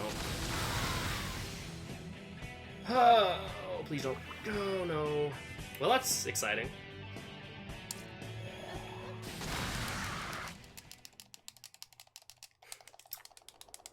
Partially my fault because I ran away with the wrong person, but also, yeah, SMT'd. Unlucky.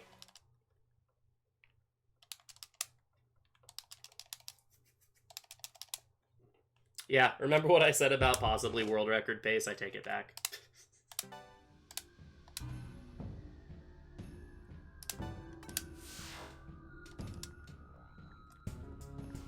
Nah, it's fine.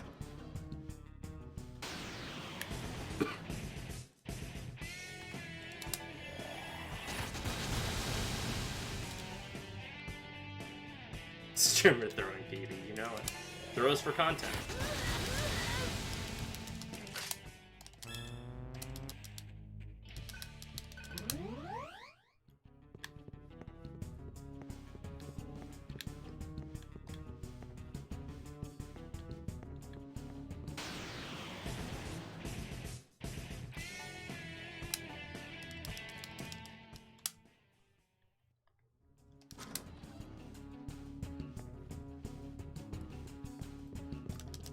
Yeah, the Hama on...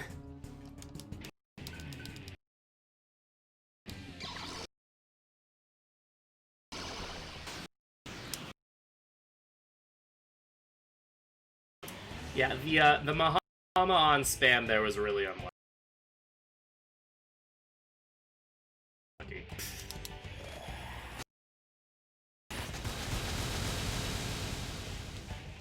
To put it mildly.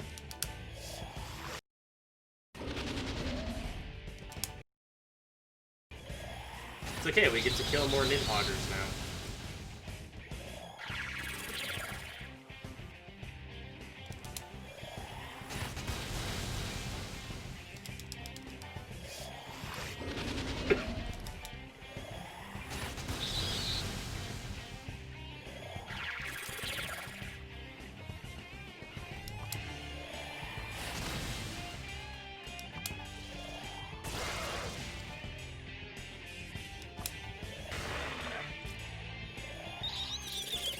did you summon another one? What the? That's weird. One of the backup ones summoned backup. That's really odd. That's... Alright, whatever. Unless that happened last time and I wasn't paying attention.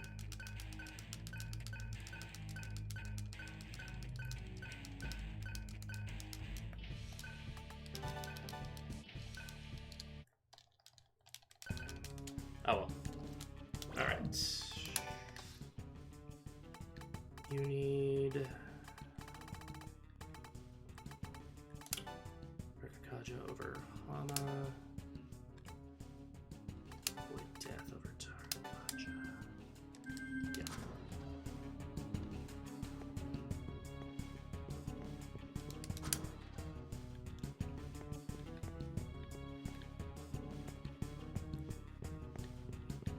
No, that didn't happen? Okay.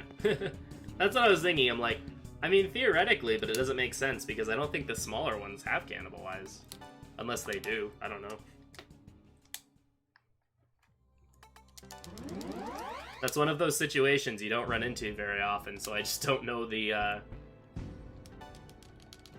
answer there, because that was very odd. Alright. Heat is on his last mantra now. As is... Oh, no, that's not the right mantra. Cielo is on technically his last mantra, but I'm going to be picking up another one that I always have time for that will add some safety.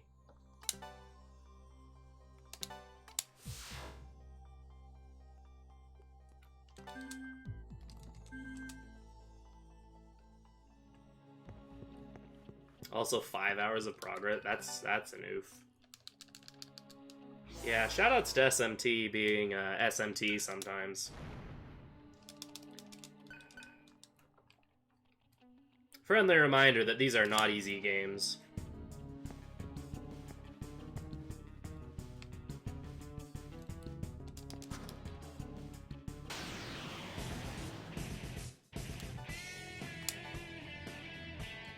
There is no other way to Mothman. You cannot escape your Mothman, warriors of Mothman.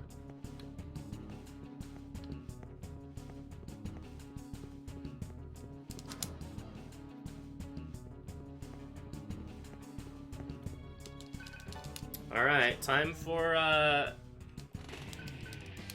anyone who has watched my stream knows that I have some very strong opinions about this, Katoble Pass here.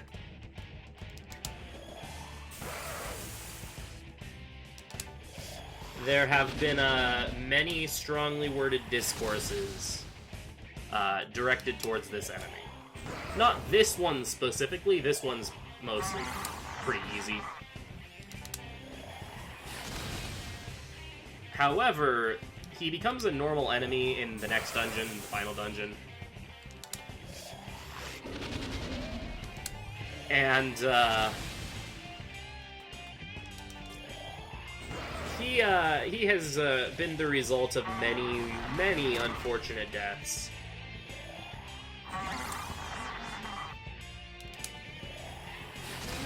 And, yeah, let's just leave it at that. I have some very strong opinions about Katoble Pass. We're not friends.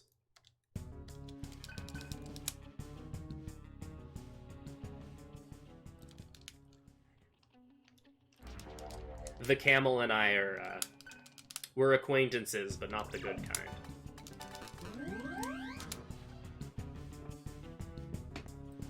Mothman's taking over chat. Soon there will be only Mothman.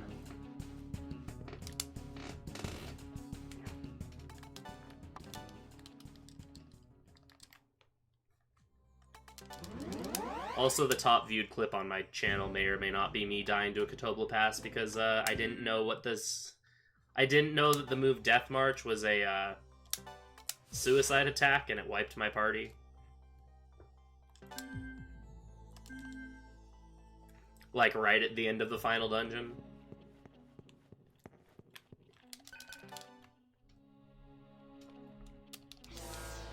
Rise of the Mothman. Dawn of the Planet of the Mothmen. Alright, so we're intentionally going to go the wrong way here. Because even though we're going the wrong way, it actually warps us closer to where the boss is. So we just skipped a very large portion of the dungeon by going the wrong way. Mothman has become the chat.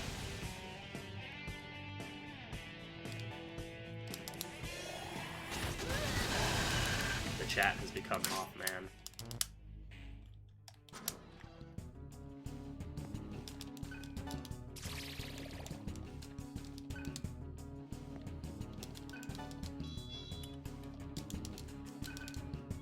For I have become Mothman, destroyer of worlds.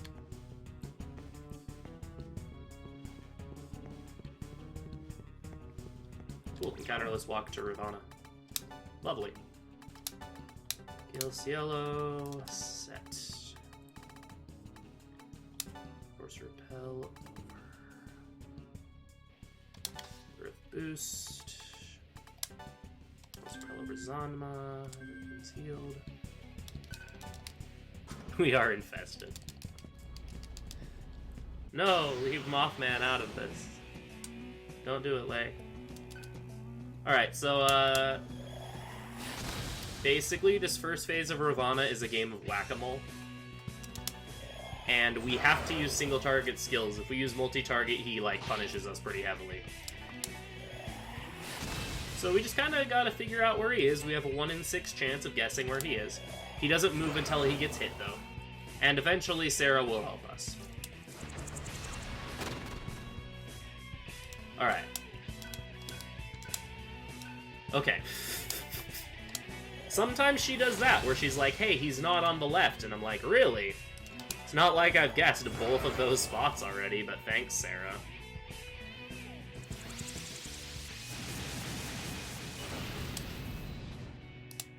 Okay, so he's in either 3 or 4. Wow, this is literally the worst, literally the last place I could possibly check. Nice. Yeah, I know.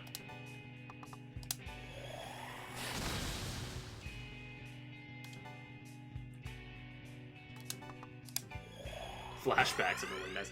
I usually just, like, start at the left and go over.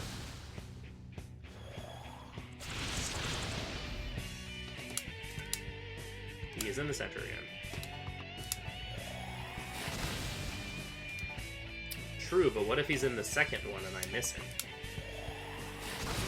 But no, that is probably a smarter way to go about it. First, then third, as opposed to just going. Alright, so that's the squirrel phase down. Now he turns into a stick of toothpaste. And he gets a little bit nastier.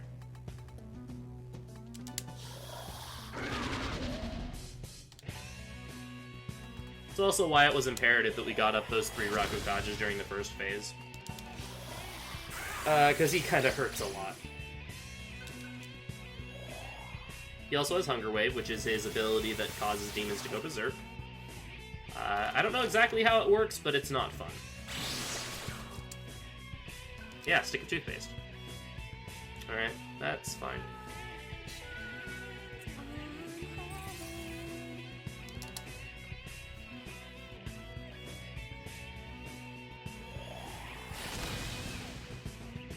So when a party member is hungered, they either take damage and lose their turn, or they attack another party member.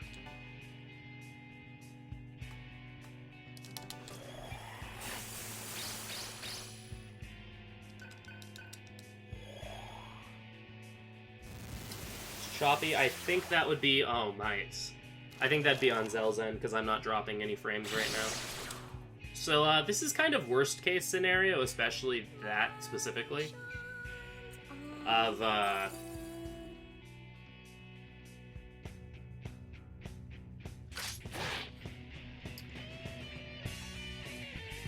Oh, really?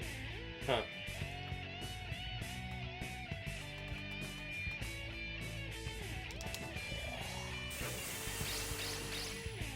Tube of toothpaste. Please save serve. Okay, we're good. Yeah, I mean, it looks like I was dropping frames at some points, but I'm not dropping currently. Oh,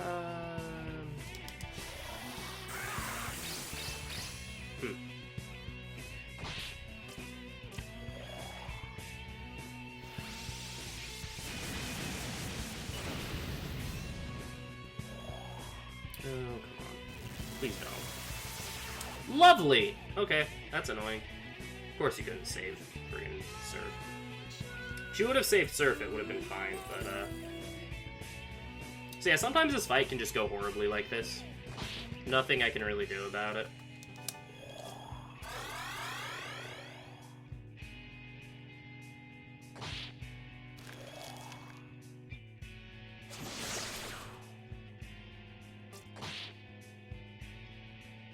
Yeah, I was gonna say it's not me. Or it's not on my end. Please die. I'm just gonna go for kill.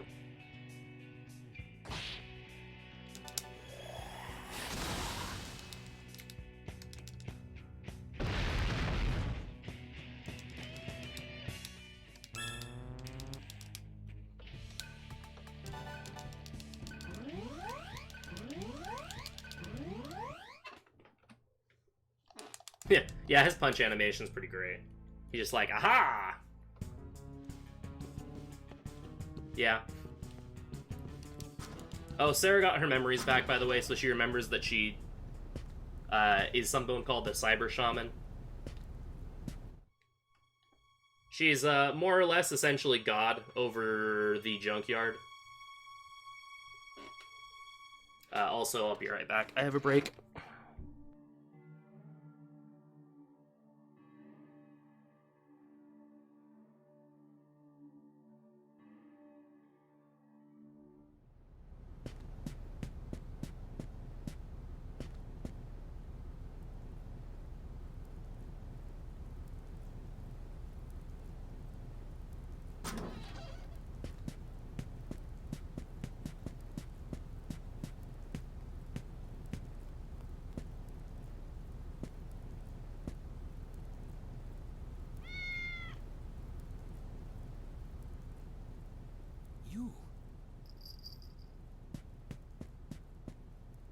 Wait, I knew that didn't make sense. That was the first cat that I ever saw. So then how did I know what it was? That is not all. We also know of children and parents. And yet, none of these things exist here in the junkyard. So then we remember these things from Nirvana? We actually died before and were sent to the junkyard? Now we're like this? We devour each other. Janana, Lupa, so many people died. And you think Sarah's behind all this? How the hell could she be? I don't know. You know I ain't that smart.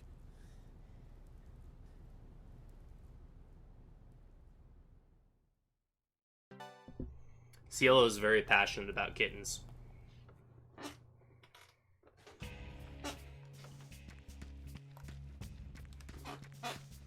So yeah, they summed it up right there. Also, when we were fighting Ravana, he revealed to us that, like has been said, all of us everyone in the junkyard was originally a person in the real world. It's getting worse.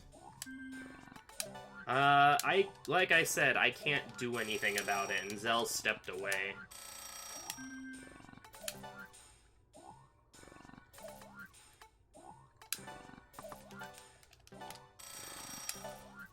Oops, not that.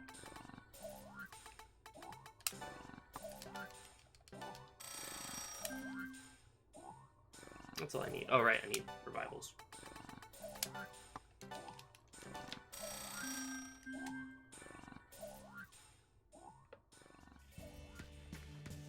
But yeah, everyone here.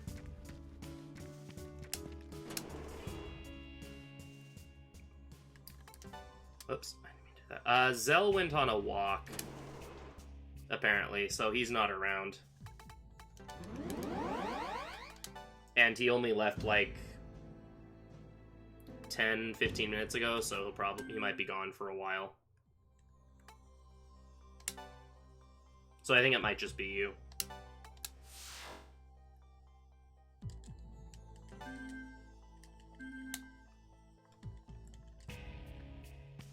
Yeah, so everyone in the junkyard was someone who had originally died in the real world, or in Nirvana. It's also discovered that Nirvana is apparently the real world.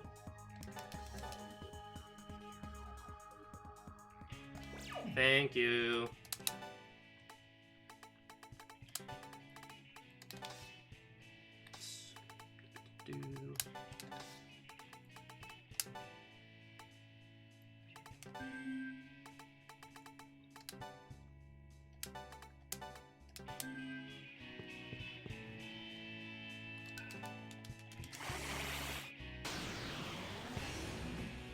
And we're reincarnated in the junkyard.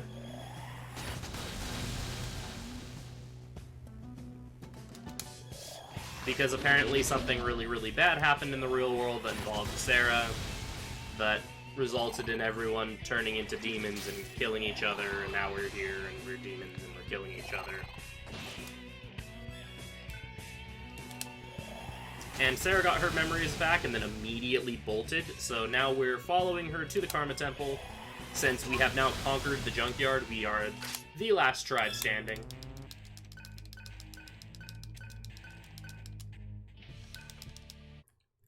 So we are now fulfilling our obligation to climb to the top of the tower, to hopefully ascend to Nirvana, and also to ask Sarah what is going on. And why we know what cats are. The important questions. Also, a headphone warning about this sound effect right here.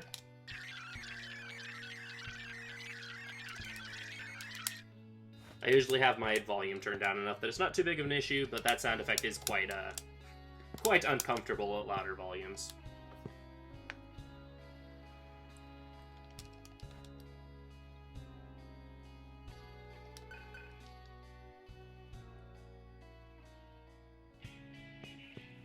Sarah, quick question. What?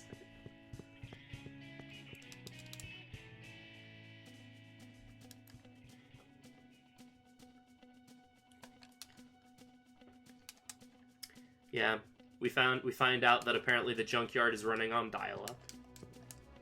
Hey Sarah, why?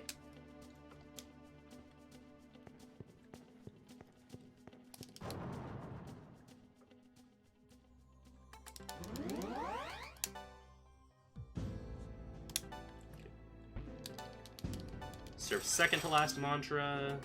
Gale is done. Hey, thank you for the good luck.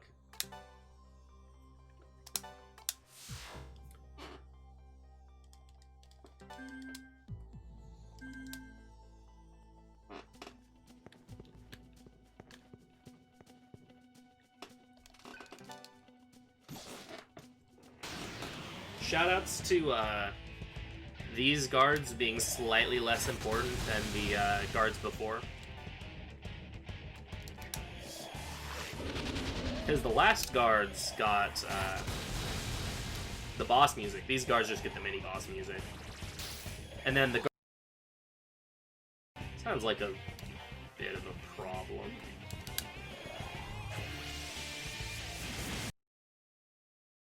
Nah, it's fine.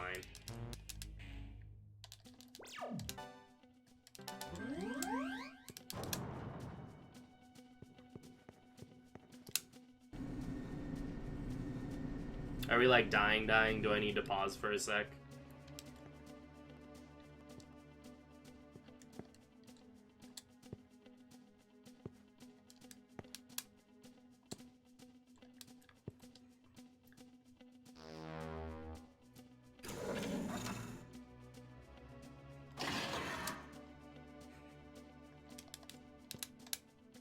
Yeah, I was gonna say, SMT is pretty liberal about just mixing whatever influences it feels like.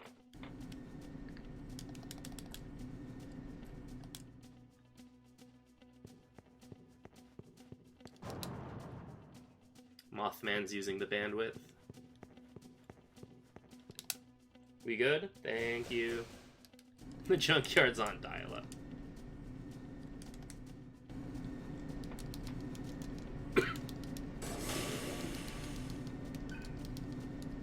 Seems stable. Awesome. Thank you.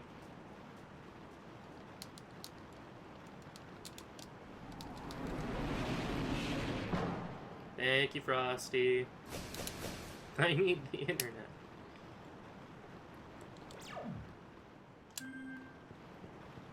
Alright. Time for Vasky.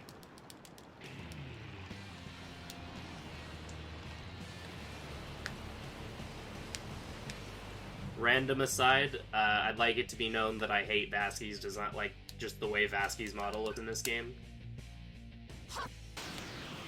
Just throwing that out there.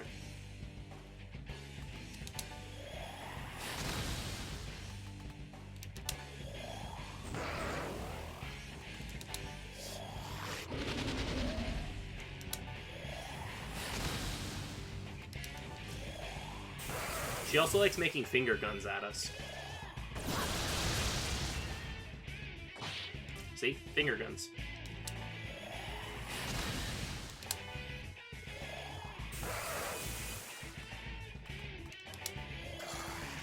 A many-handed note rope. So the gimmick behind this boss is that if we don't put up some sort of ice shield, then every turn she'll use a super powerful ice skill that is guaranteed to freeze everyone, and then she'll physically attack everyone to death afterwards. So we have to put up a void ice every single turn, which will cause her to use other things, but using other things is very much preferred to death.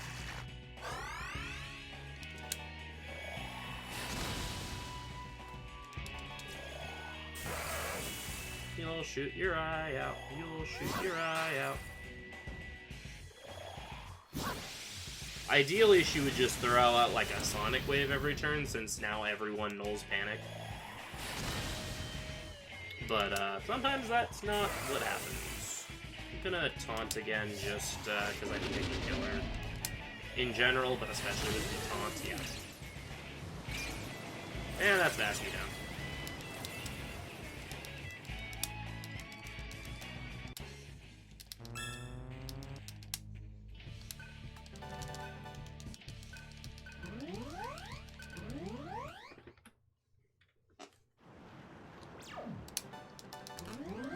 And with that, we will now be starting the final dungeon of the game, Karma Temple. Which is, it's quite the dungeon. It is quite the dungeon. I personally don't mind it too much. There are other people who, are very strongly, opinionated against this dungeon and very much think it's the worst final dungeon in all of SMT. Those people being Pink Pajamas. I personally don't mind it that much, and it's not even my least favorite dungeon in the game. I think Zell should be back by the time I'm done. However, it is now showing exactly why the dungeon can be terrifying by killing me immediately. Thank you, game.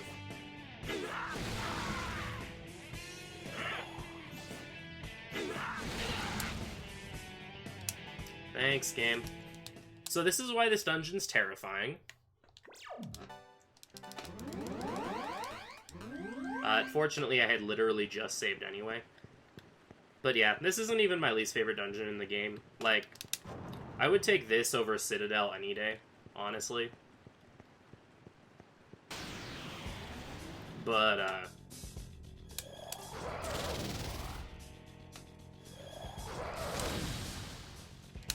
it's still not great. I did it again. I forgot to change my party, and so I'm used to Surf being, or used to Cielo being first. Turns out there's a very big difference between trying to escape normally and trying to run with quick escape. There we go.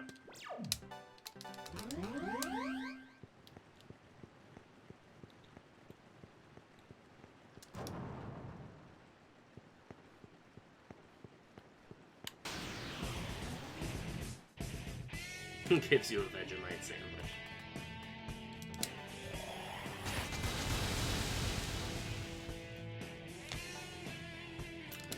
Just escape versus...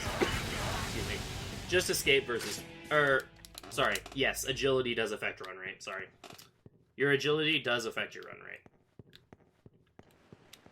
So, Cielo both has quick escape and he has a high agility, so his chances to escape are significantly higher than, like, Surf's, for example.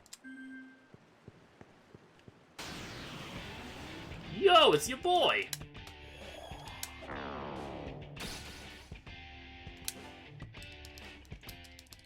What's really nice about running into Omoikanes here is that an Omoikane means an encounter that isn't killing us. Speaking of encounters that can kill us, Girimakala is terrifying. Yo, thank you for the good luck.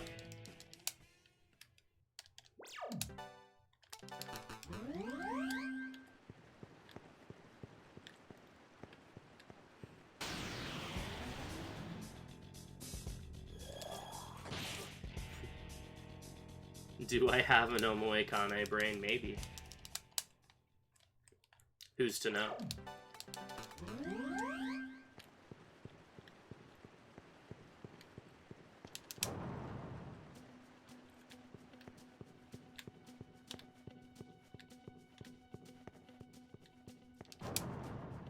In a jar, yeah. Maybe I'm really just an Omoikane playing this game. That's why I get so excited whenever I see one, because I'm seeing my people. My fellow disembodied brains. Ah, run from the danger noodles.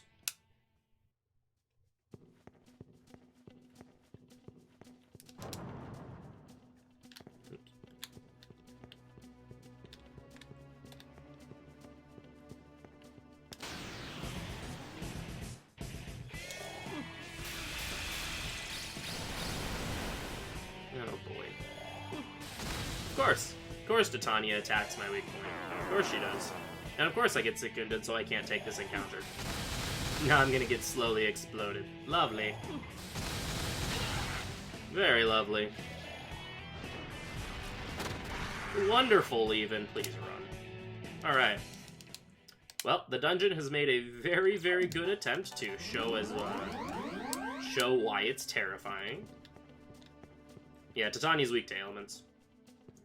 If I could have actually taken that encounter, she gives a really good AP if you devour her, but apparently the game didn't have that in mind for me.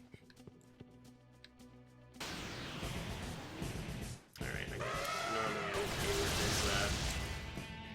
normally I wouldn't bother with the Ganesha, but now I'm actually kind of getting worried about my AP.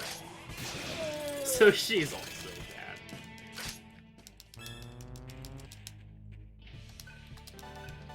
Okay, yeah, now we're fine.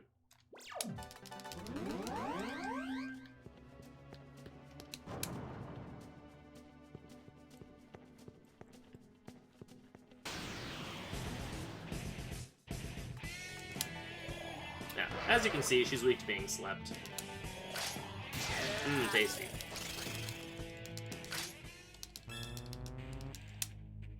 Yep, Surf is becoming very tanky.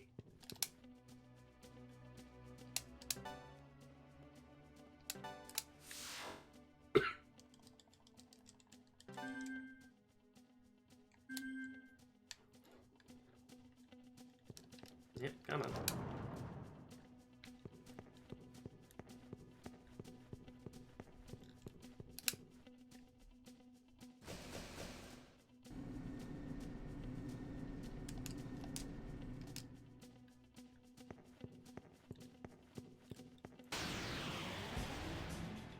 Oh, I didn't even know that they could show up this late.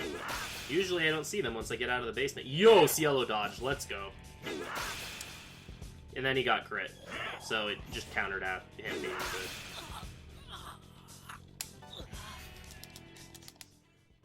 Cielo impresses me and then proceeds to disappoint me even worse, more so than before. Gets my hopes up, only so he can let me down. Because you can devour easy. You don't need strength if you have Devil Feast.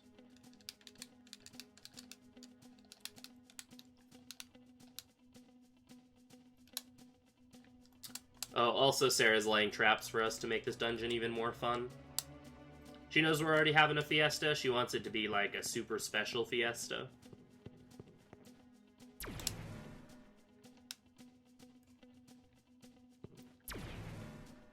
My consume.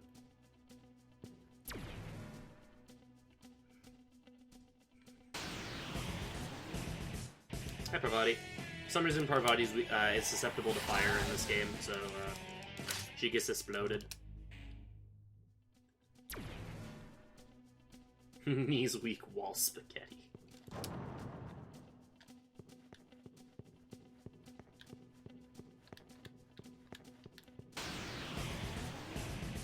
Oh, no.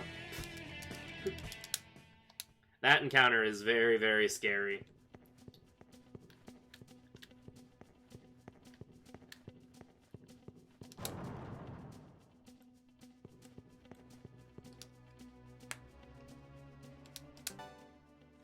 Yeah, two very, very scary elephants.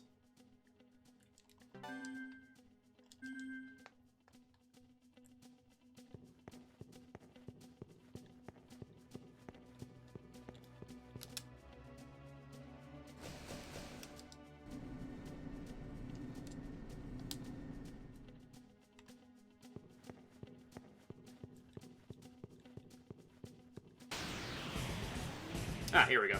This works.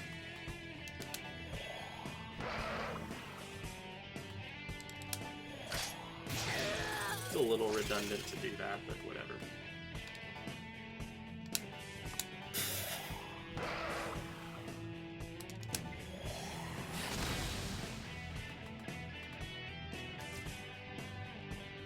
I mean, that's very true.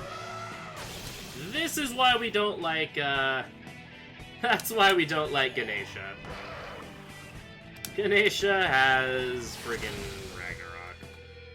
I'm actually gonna have Edie this to get rid of it, maybe not. Okay, hopefully both of them just sleep. Okay, we're good. I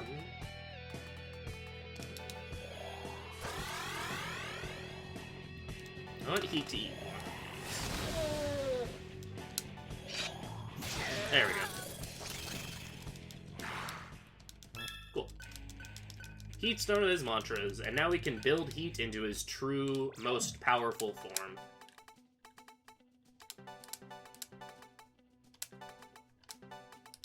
There we go. Heat has reached his true form.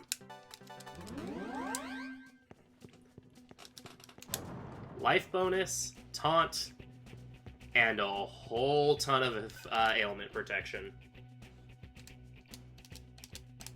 Like I said, he's now immune to every ailment except for stone and curse, because those are both technically death.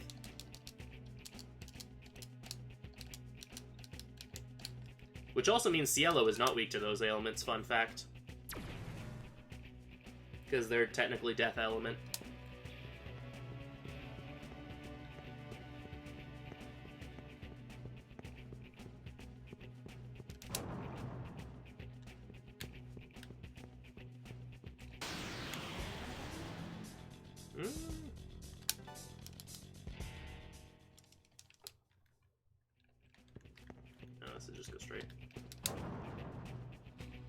Yeah, he's also not weak to some ailment types. Like, I don't think he's weak to poison.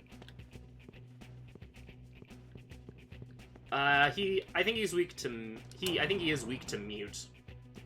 He's weak to mute. I don't think he's weak to poison.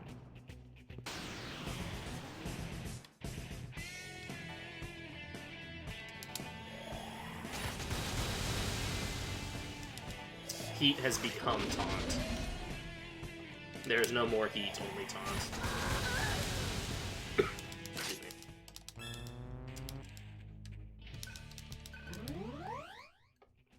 Yeah, specifically Cielo is weak to panic and nerve, and maybe mind.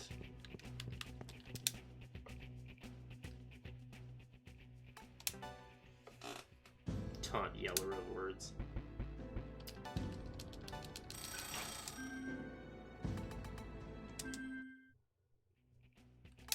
Oh yeah.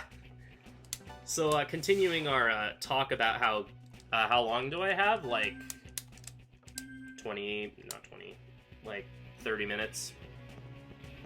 Yay, found Zell.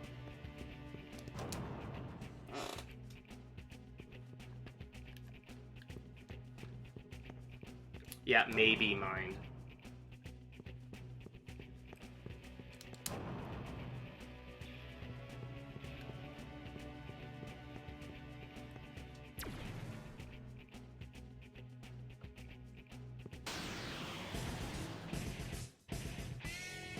No. Yeah, we're getting up there.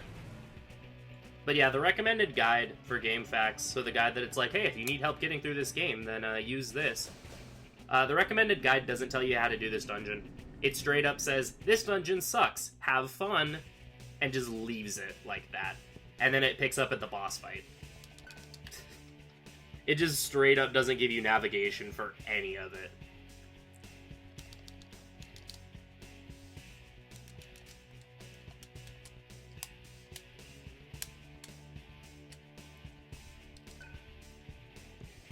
But yeah, Kanri, I'm at about 30 minutes out, I think.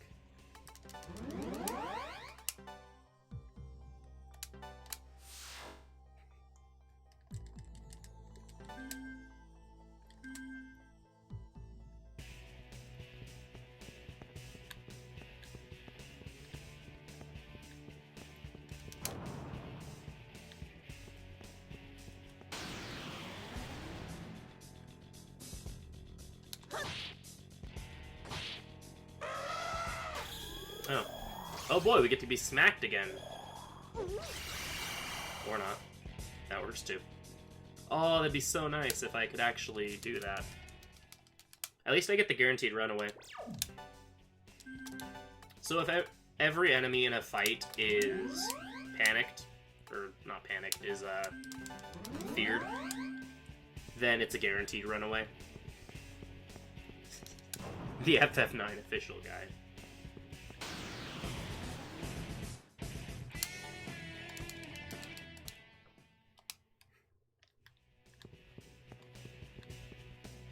Wasn't there like a side quest in Final Fantasy IX that no one knew about for years? Because it just straight up didn't have,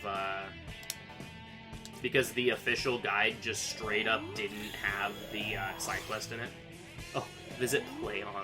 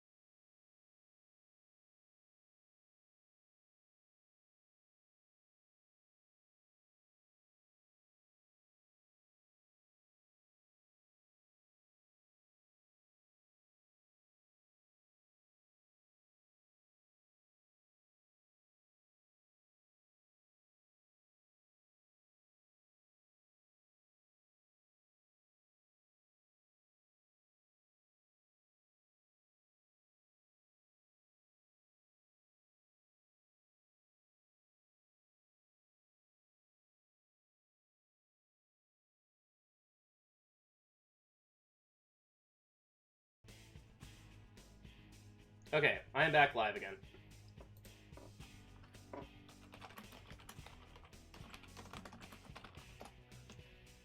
Oh, we good? We good? We in? We in there? We alive?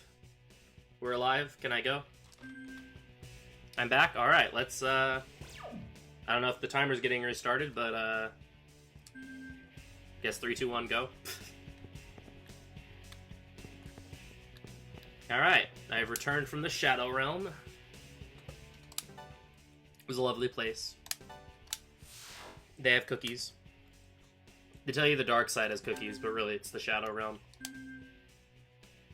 All the, the eternal punishment thing, it's a gross overstatement.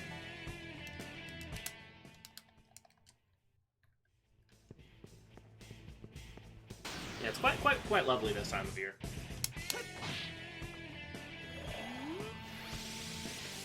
Yeah, as soon as y'all didn't miss much, as soon as I saw that my OBS like exploded, I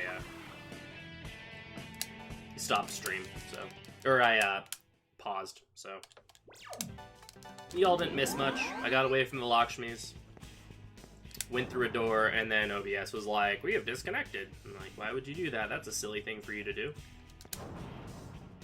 That's the wrong way.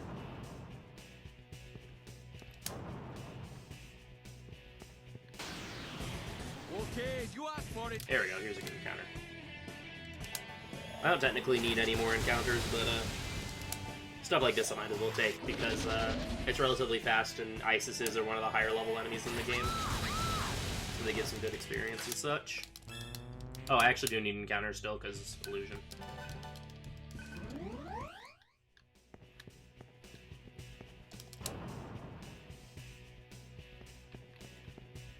This is the one that's just like, no. They're only Omer, yeah. Shadow Realm has the full-on deluxe chocolate chip experience.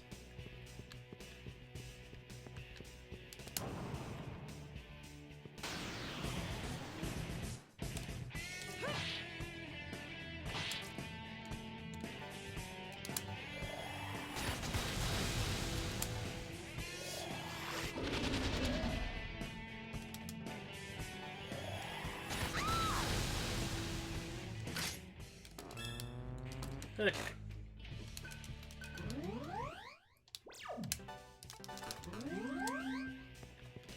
We're almost there.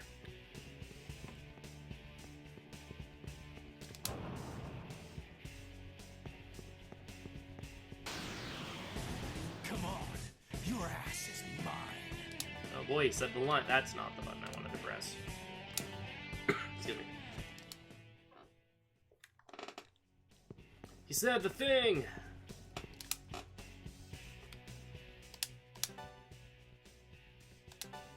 Surf, despite being an ice demon, is the biggest pyromaniac in the junkyard.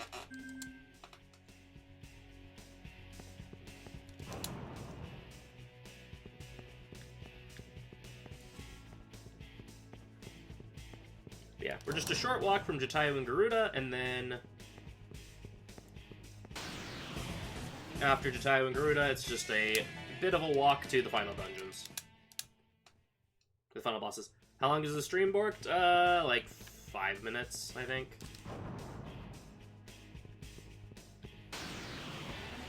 Yo, it's your boy! Not too long. No.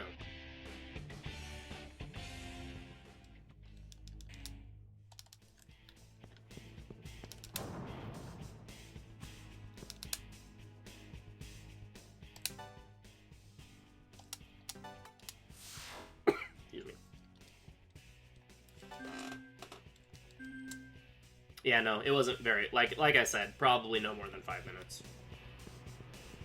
Because I'm gonna run away, yeah. It's a flex.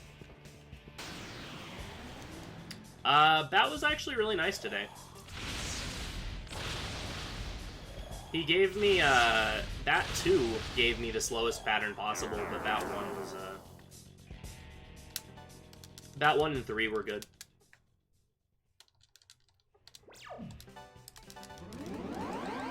Yeah, getting ambushed is kind of painful. And unfortunately, because we're such low leveled, that ambushes are based on your agility stat. So because we're such low level, a lot of these faster enemies will ambush us almost consistently.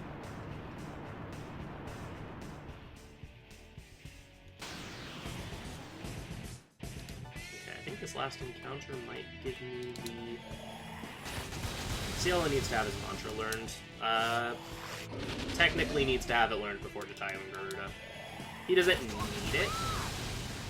But this is any percent. Oh, that's annoying.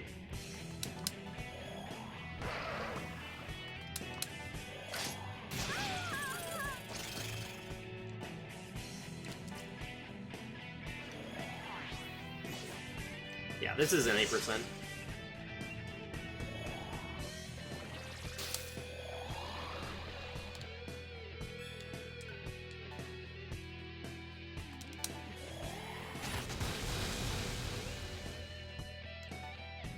It's what she gets for crashing the stream.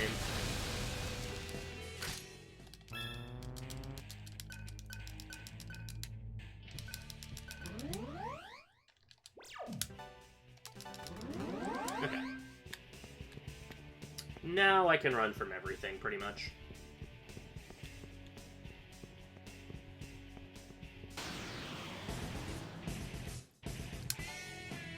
Come on. Quick escape, by the way. I mean, this is fine. I'm tankier now, so this won't hurt as much. Yeah, see. Come on, game. Cielo? Hello?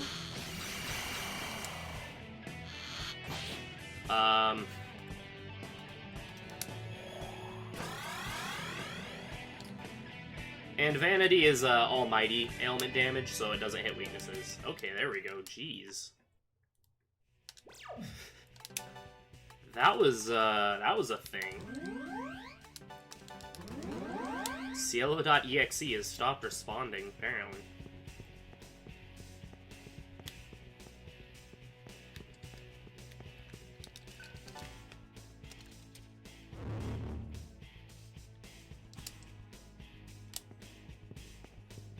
This balcony is actually one of the worst parts of this dungeon, because it's just this super, super long walk.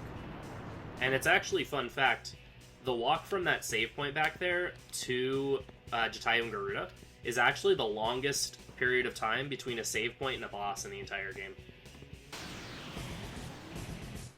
Which is rather unfortunate, considering Jatayu and Garuda can occasionally just decide to kill us. And then we get to walk again for like 5 or 6 minutes. It's lovely. It's very lovely.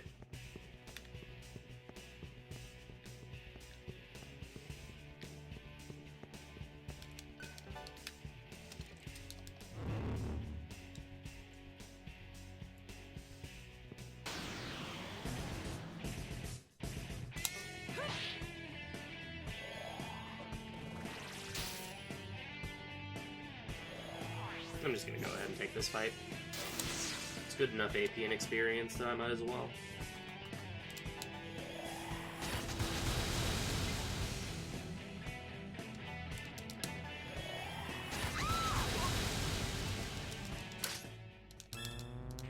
Yeah, the extra level's nice.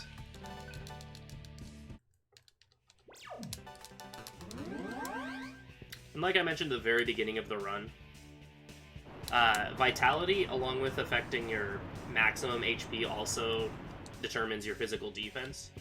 So not only is Surf getting more health, he's also getting tankier. Alright, time to menu for Jatayu and Garuda.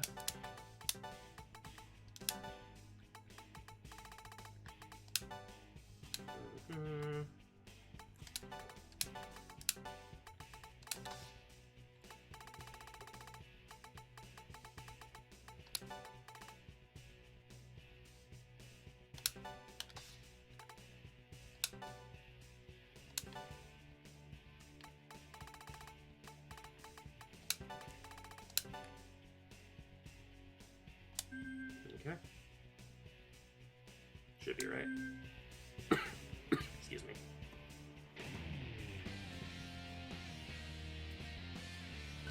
Alright, this is Jatayu and Garuda. This fight is, it's a fight. It is definitely a fight.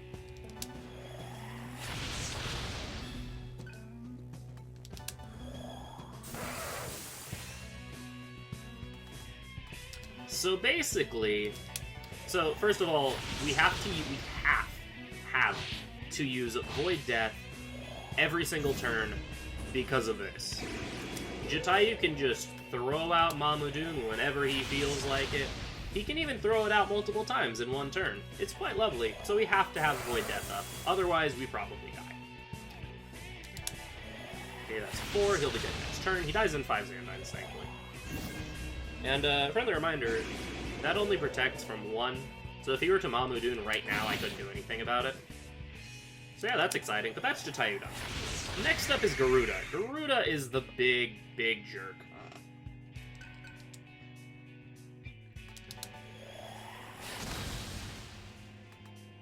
Our magic is literally as high as it can possibly go. What more do you want from me?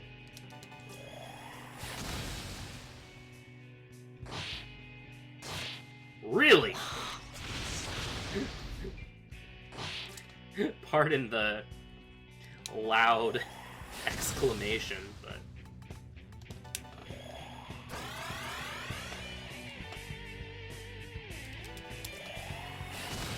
Oh, Jatayu's defeated. Next up's Garuda. Oh yeah, he has Mahamon, which is awful. As you saw when I died earlier, Mahamon is really annoying. Thankfully, he didn't do the rude thing. Yeah, your stats will go to 99.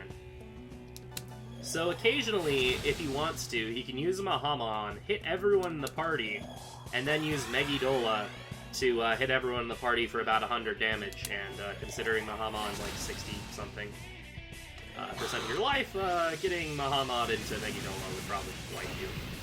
It's a very lovely experience, I assure you. Oh, speaking of lovely experiences...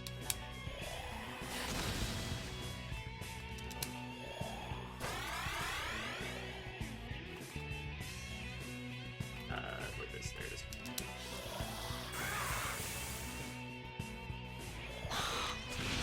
Okay, he used it on Surf, thankfully. Okay, use your physical attack, please. Oh, don't you dare. Okay, we're good. I was a little worried there. Alright, we're good. I hate that fight. That fight can just do horrible things if it really wants to. Alright. That is Jatayu and Garuda done, though, thankfully. Okay. Excuse me.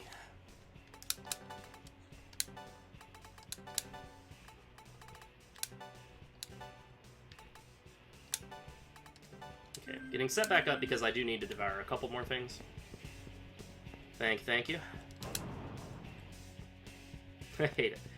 That is true. You do have a right to hate that boss a little bit more. Turns out doing low-level runs is a bit of a struggle.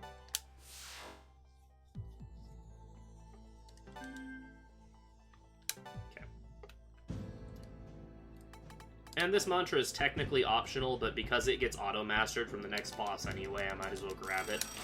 Because it will give Cielo Null Charm in case the final boss decides to throw out vanities. It protects against one more of the elements, one more of the effects that can be inflicted.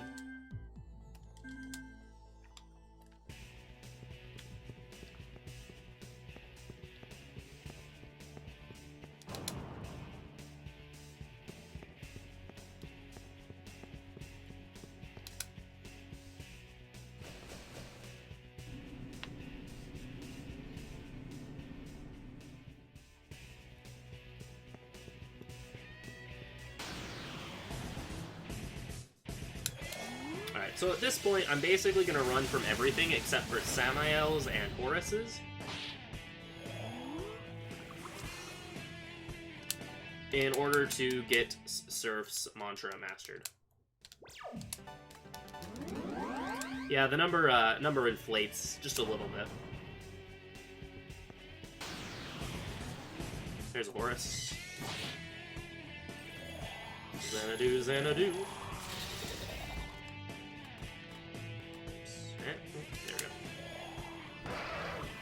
Perfect. Perfect.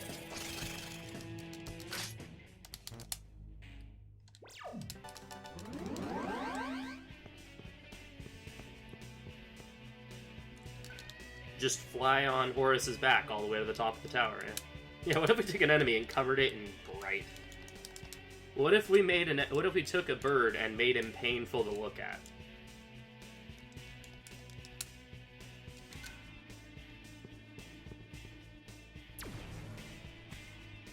Alright, so here is the infamous teleport maze. Well, eventually. We're not quite there yet, but we're getting very close to the infamous teleport maze.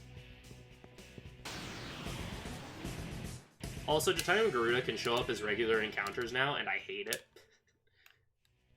Because they're just as terrifying in random encounters as they are as bosses, and we don't exactly have the setup to kill them anymore.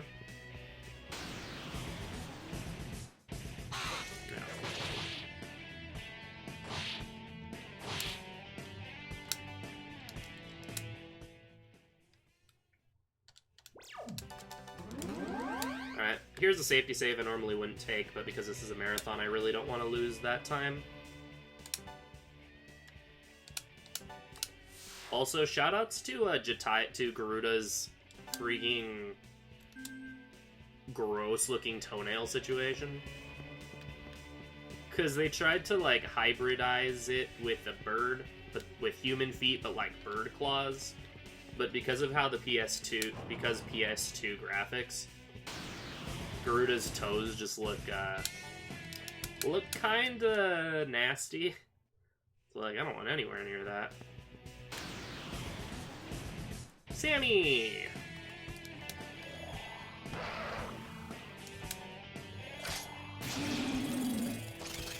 There we go. Ooh, lovely. Very lovely. I actually don't need to take any more encounters, because I have enough, the boss that I'm about to fight gives enough AP.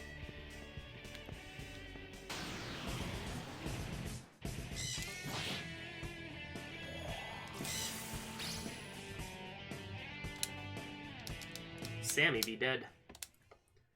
Sammy be nimble. Sammy be quick. Sammy not be quick enough, because now Sammy in my belly.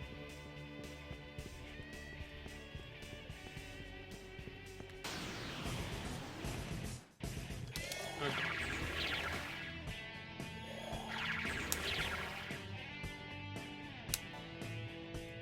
Cielo!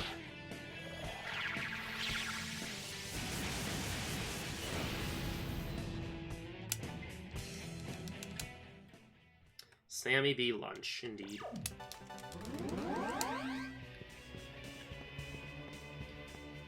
Be in this turn now, I am thick.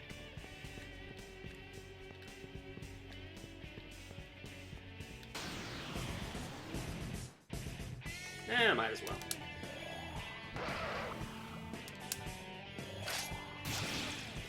This game.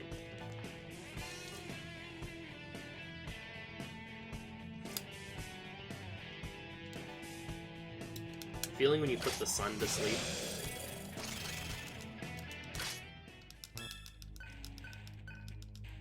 Cool. I can set up for the final boss now. I'll wait on you.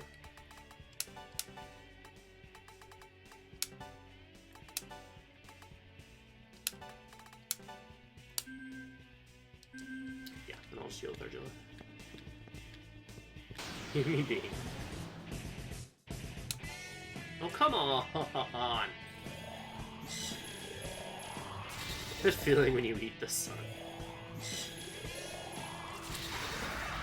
Lovely. Bye.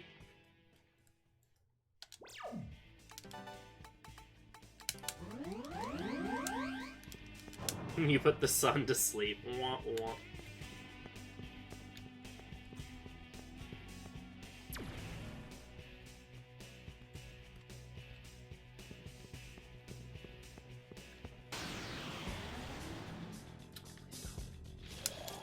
Please don't. Getting horrible flashbacks. Okay, that's fine. We'll sacrifice heat to the Katola Pass.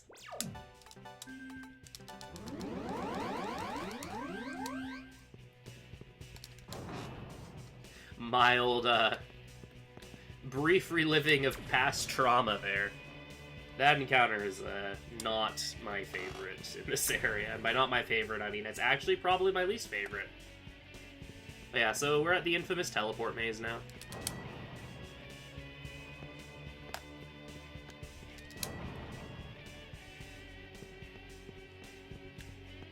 But fortunately, I have memorized. Oh no. Okay, we're good. Oh yeah, the yoink animation's pretty great. Yoink.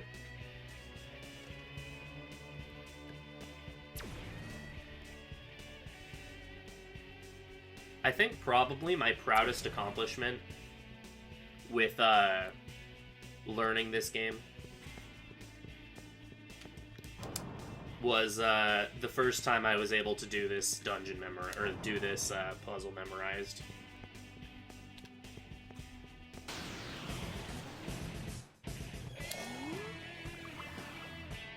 Good job, Cielo. Lovely. Sacrifice Cielo to the Lakshmi. Oops. My agility is kind of... excuse me. Kind of weak.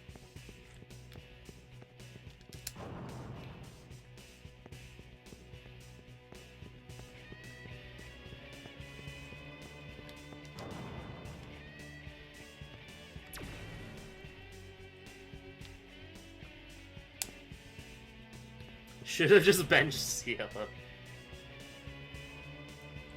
Yeah, no, this maze is really difficult to remember. Like I said, that's why it's my proudest accomplishment with, learning this game. Was, the day that I actually did this memorized, without having to look at my notes at all. I was very, very proud of myself. Oh, lovely. Oh, bye, Cielo. Feeling when he sleep flies away.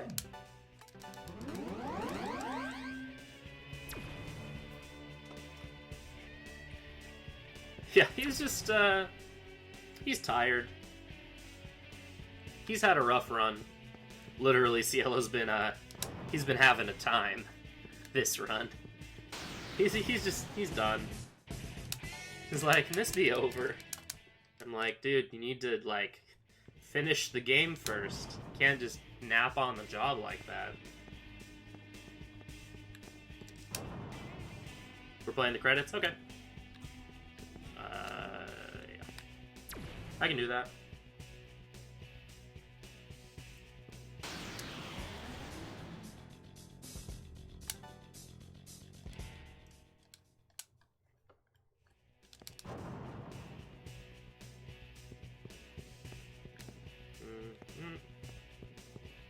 Almost went the wrong way.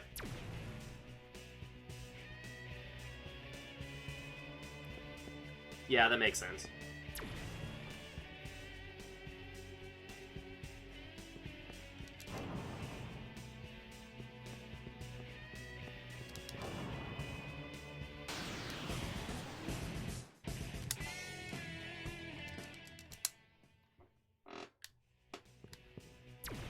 Feels Mothman.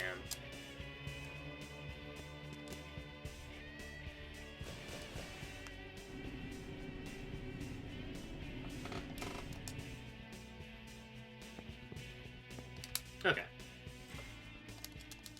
We are done with encounter. We're with random encounters showing up. Thank goodness. And now it's time for another snack. Hope y'all weren't tired of snacks yet, because we got some more for you. And by some more, I mean one with multiple snacks. Alright.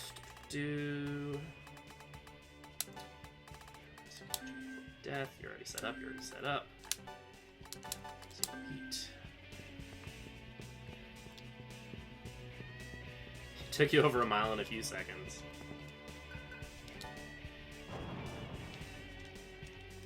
Fun fact, the default answer is to leave the room there.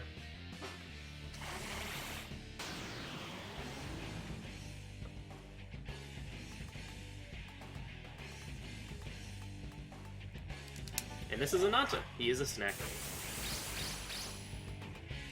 With 7 heads. Which obviously means that he needs to have 7 press turns. That we then just immediately get rid of. Yeah, please leave now. Oh, alright. Sure. Okay. Sorry for the inconvenience, dude. I'll get right on that.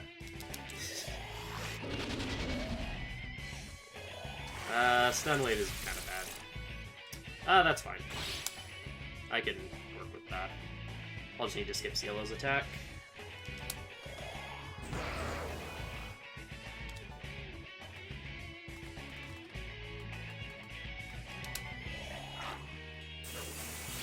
Yeah. Yeah, I mean, like, take your time. I'll chill. I'll, like, go say hi to the Samael or something.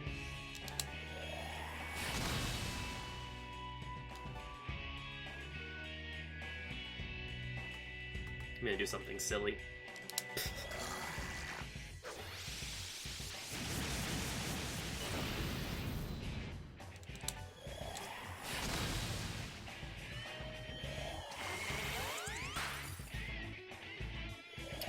Alright. Dakunda, Dakaja. Oh man, he's casting Dia. Dia? I have no idea.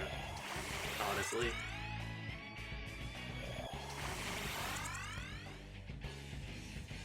Smack. Alright.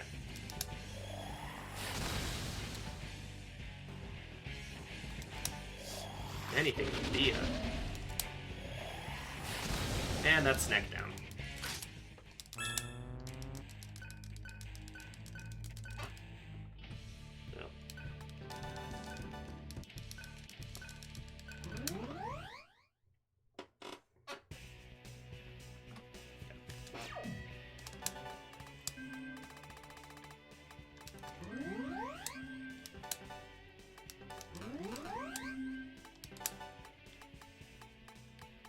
No charm over escape. Excuse me.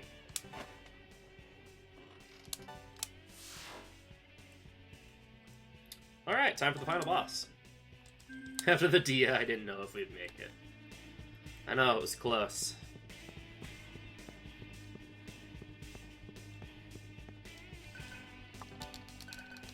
Alright, let's do it.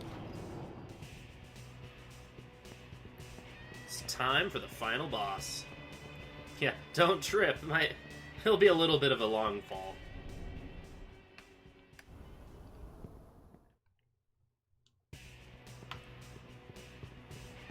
Oh yeah, so now that we've made it to the top of the tower, we're seeing that the junkyard is actually slowly dissolving.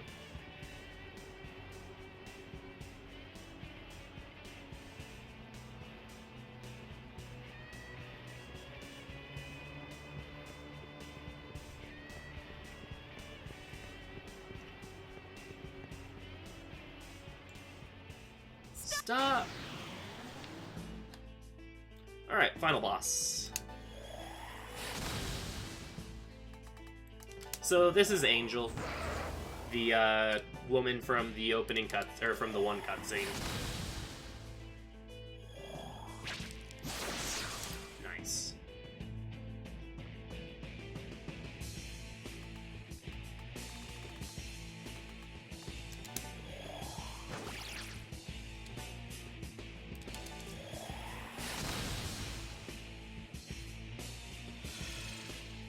She is here to try and stop us from reaching Nirvana, and by that I mean take Sarah and run and leave us to die.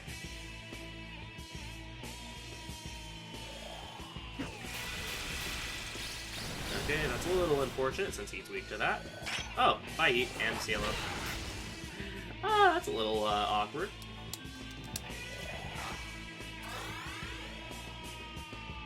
Oh! Well, I can safely say that that's the worst that that's ever gone. Nice. Oh, very nice.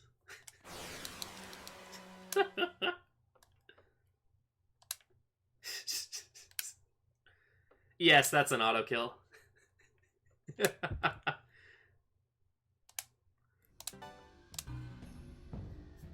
Yeah, that attack that starts with a B, that name I can't pronounce, Bravaria, whatever.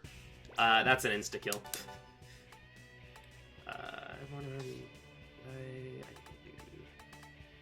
Oh no, I did. Okay. Vivara. Okay. I'm like never able to read it on time before it shows up, and I'm already usually upset about it killing me. Yeah, Vivara. Yeah, that's an insta-kill. So, literally nothing I could have done about that. Yeah, you need like 999 HP with like max Rakukaja or something to survive it, and even then it's like maybe even not then. Yeah, she brought the cheese today.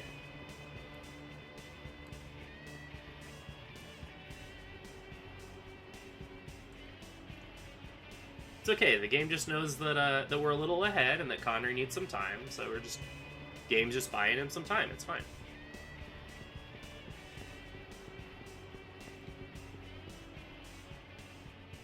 Stop.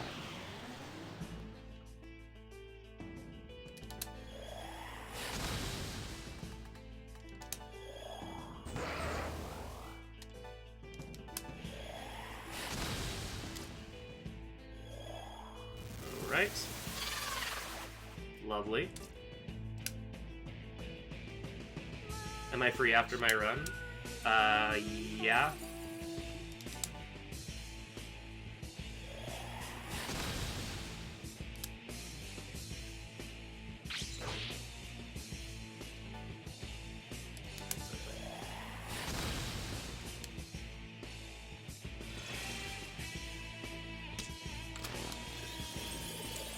I can.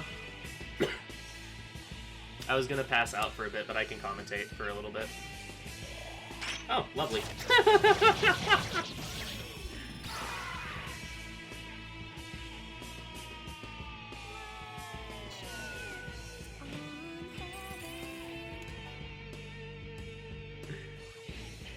She really likes killing Surf with that, specifically when I'm playing.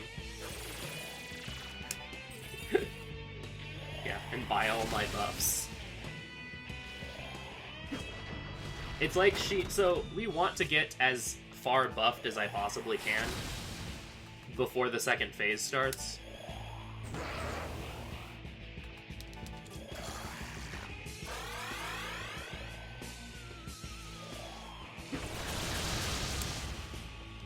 And unfortunately, getting buffed is a little bit difficult when she kills you.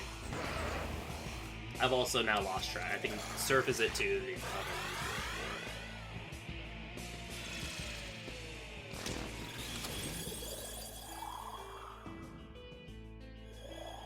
at 4. Never mind, everyone's at 0. Great.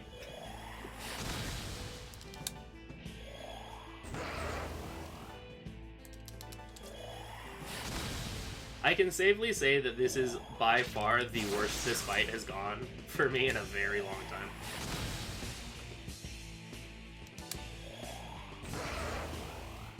Yeah. I don't think I pushed, but... Oh, no, I did. Yeah, Angel's being a little rude. That's fine. Okay, so I need to be careful because you can actually... because in this, you mean you... Hey, first move party-wide petrify. I can safely say I've never had that happen. I have never had Viscount party petrify.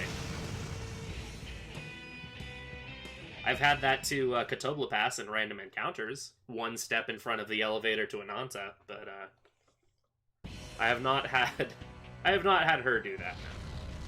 Fortunately. All right.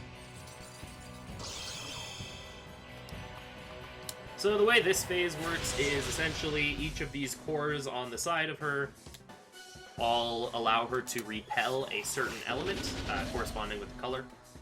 And so that's why we have Xandine, so we can destroy the fire core and then just nuke her for the rest of the cores. It is incredibly important that I get rid of all of the cores on this turn, because if she has more than 2... If she ends up with 3 cores at the beginning of a turn, she'll use a move called Reincarnate, which is mega almighty damage to the entire party. And it really, really hurts.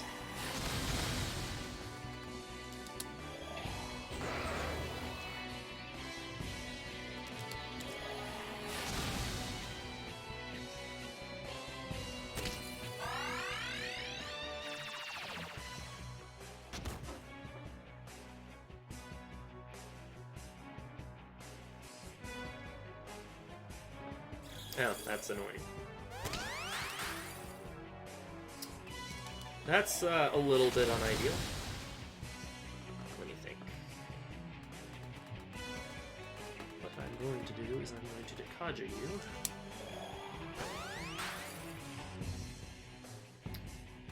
That way next turn I can taunt her again.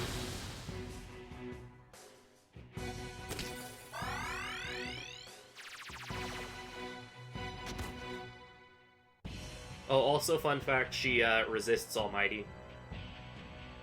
So just trying to cheese the fight with Almighty attacks doesn't work. Okay, if you could stop.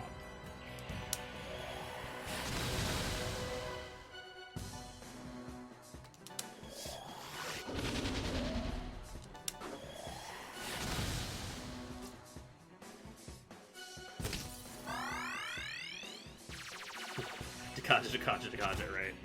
Like, on the plus side, if she's using Dekaja, then I'm not dead. That's like a plus, but it just kind of delays the fight a bit.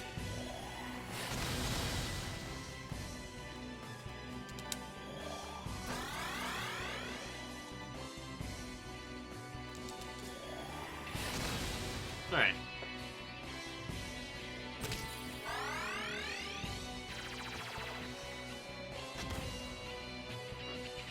Yeah, she's got the poses, she's got like the Naruto hand signs.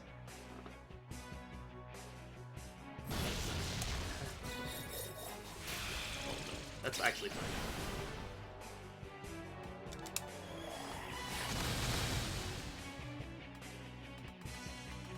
This is why we have a ton of Somas.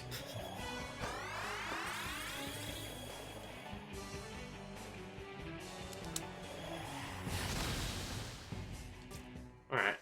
Like, 1 or 2 more turns?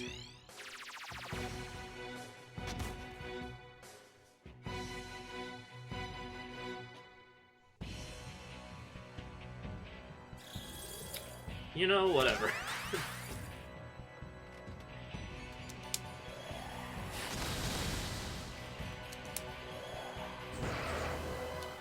She usually doesn't use Dacunda very often, if at all. That's time.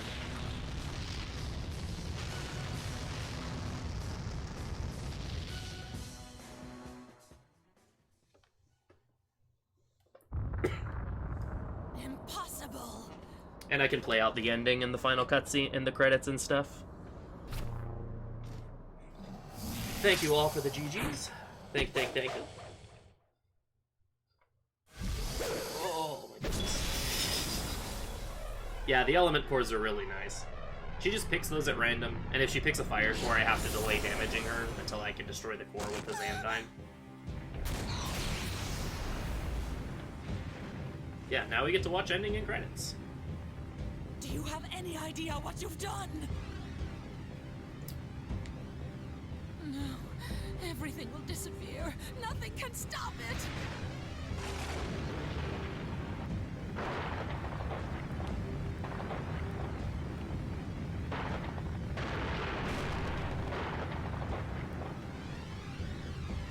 The gate! Run to the gate!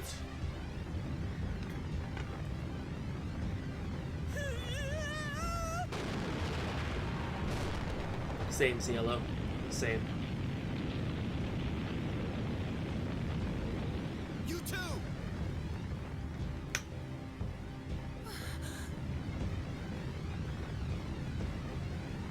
Everything will disappear. No! Surface still!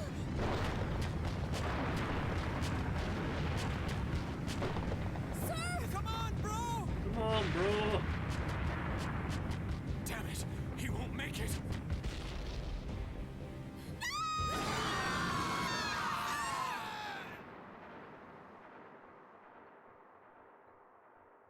Hmm.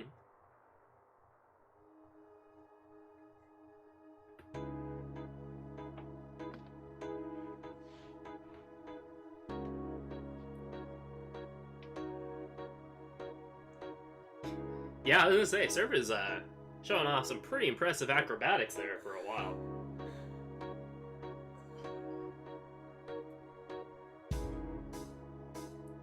It's okay, apparently the portal to Nirvana plays by horseshoes and hand grenade rules. So the fact that everyone was almost there counts. I did it! Woo! Thank you, thank you.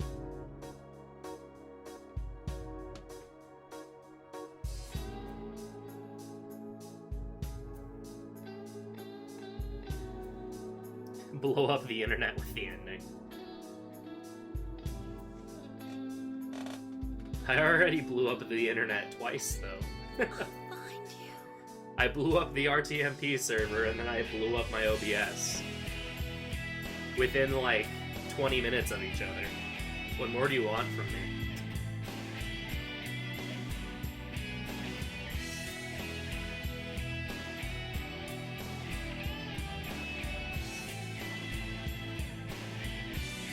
What's the sun blowing up the internet? Nah, that's crazy. Why would that ever happen? This is why adventures carry rope. Yeah, 50 feet of rope. Part of every explorer's pack. Now we get the super awesome credits music. Yeah, Kanri, if you're there, I would love to do love to do commentary, but I think if I keep talking, this cough is gonna get worse, so.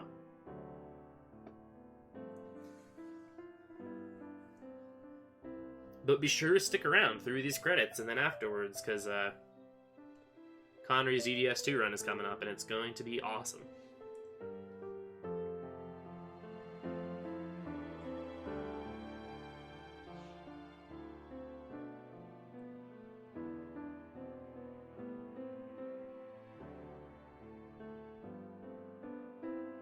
And pulley, yep.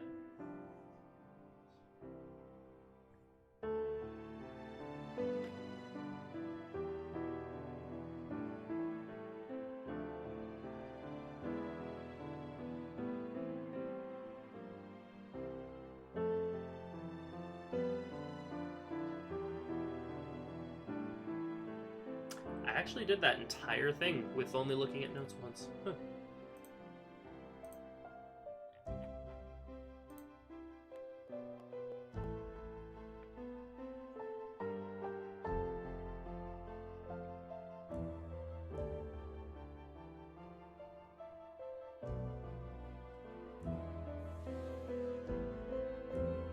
Has become a god gamer. Yeah. One thing I looked at notes for was the pre-boat menu, and I think I did it right. Cool.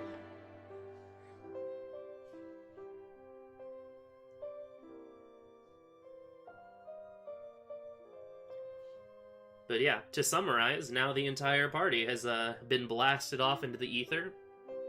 And by that I mean they're going to end up to a place that's very familiar to us.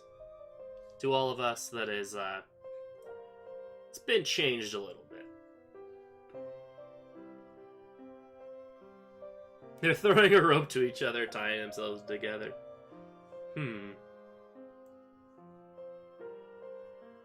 Let's see.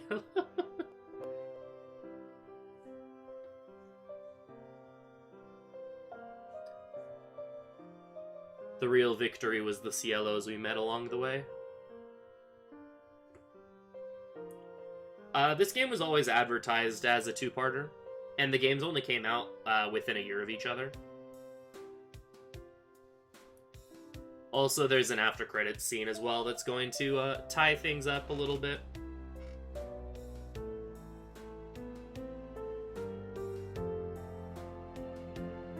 That'll show a couple more scenes to foreshadow the coming events.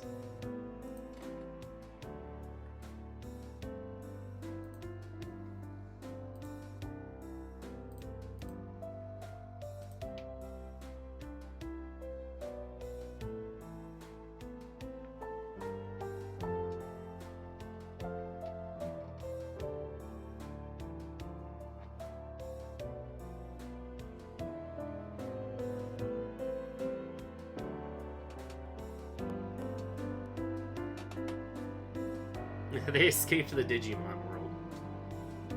The party is no longer Digimon.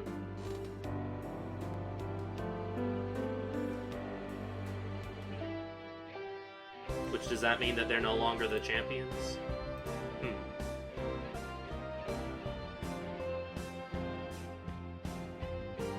Once post credits are done, you move over to Kanri? Alright, alright.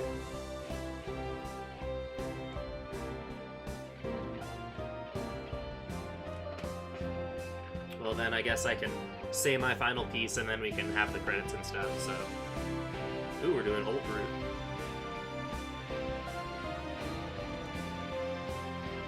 Pack of real human beings. Yeah, rip rolling. Yeah, I had an idea actually about the route, Kanri, that I can message once this marathon's over. About possibly combining ideas from the routes, but we can talk about that later in the Discord. But yeah, thank you all for watching. I hope you all I hope you all enjoyed the run. I really appreciate all of you sticking around, watching the run. I hope you all continue to watch, because Kanri is doing DDS2. He is an amazing runner, and DDS2 is a super fun run as well. And I'm sure y'all will enjoy it. Well, yeah.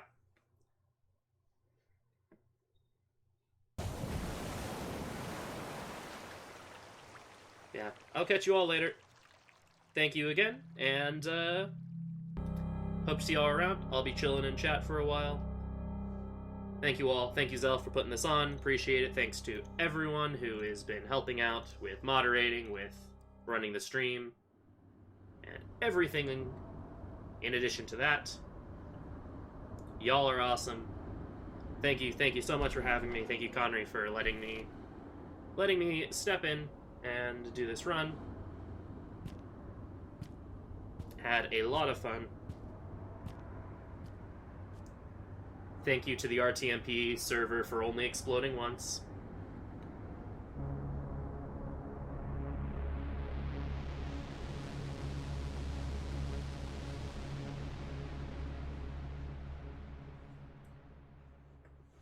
And that is gonna do it for me. I'll just leave it with this. Are you ready for the real world?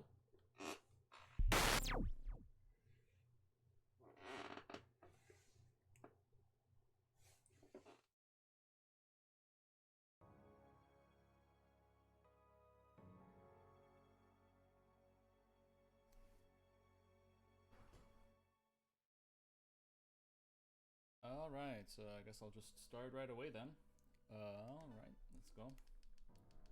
I hope that audio is already coming through. If so, then I'm sure people will let me know soon enough.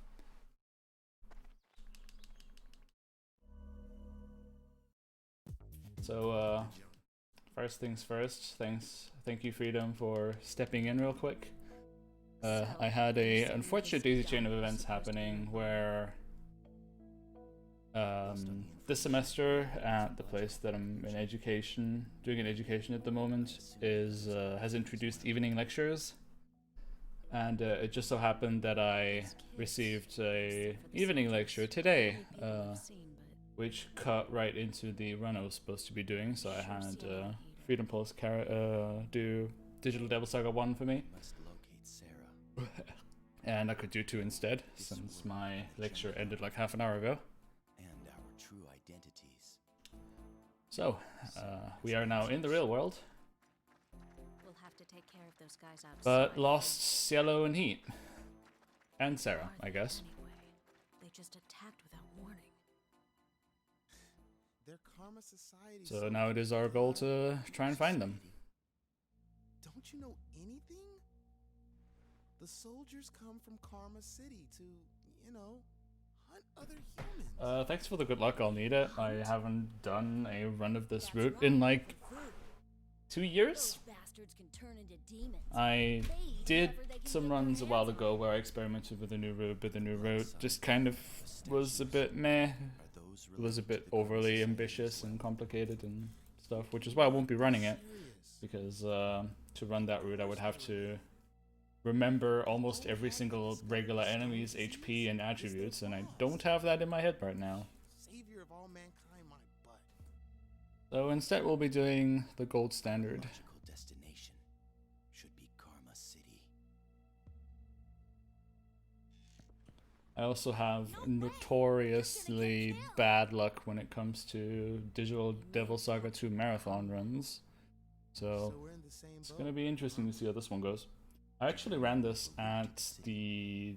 Sorry, I'm not sure if it was the last really longathon. It might have been. I ran hard mode all bosses In return, we will help you at some point here. if this is a trick, you'll regret it. I don't trust you adults. I thought I know I was supposed to run 100% last time and couldn't because my internet was bad, and I think it might have been an event before that. warriors. Why would a warrior Some intermediary marathon, I believe. Warriors, huh? Okay. It's a deal then. Alright, I'll take you guys to Roland. But this isn't hard mode all bosses, this is just normal no data transfer.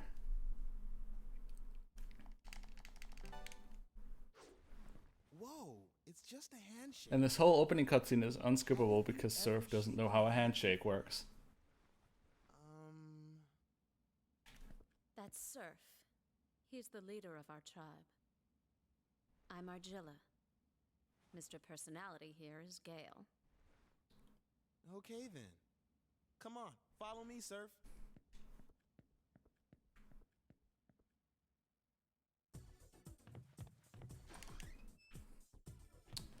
So we now find ourselves in the occupied sector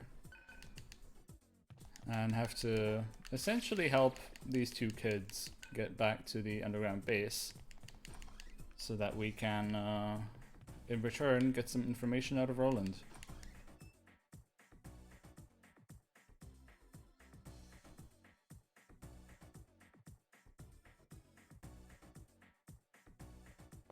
Yeah, no matter which option you pick, Surf just does not comprehend how handshakes work, so neither option results in a satisfying, dignified handshake, unfortunately. But yeah, the other option has you give Fred a hard pass.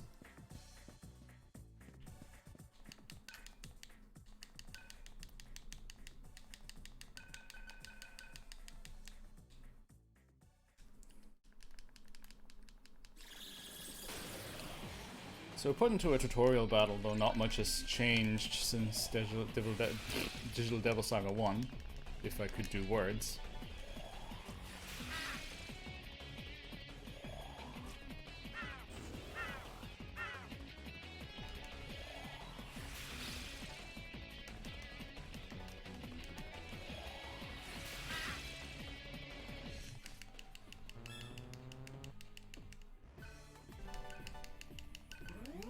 And similar to Digital Devil Saga 1, we'll just invest everything into magic, because magic is still as overpowered as it was previously.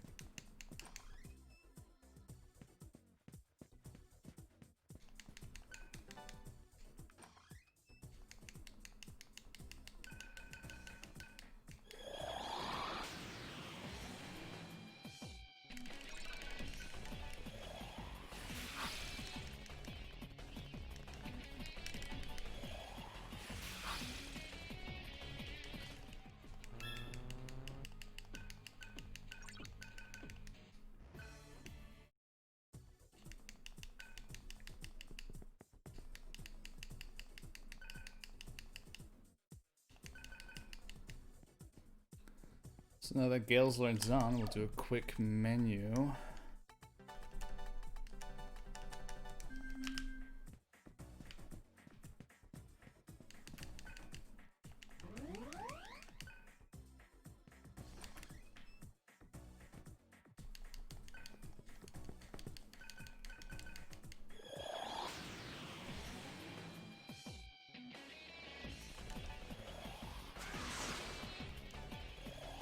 Nice, 40 damage roll.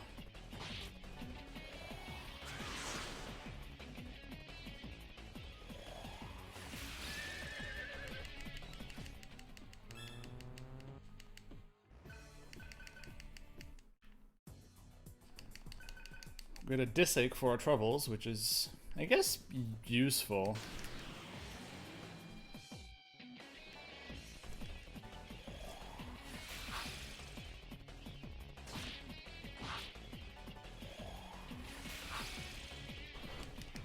We don't actually devour much in this route.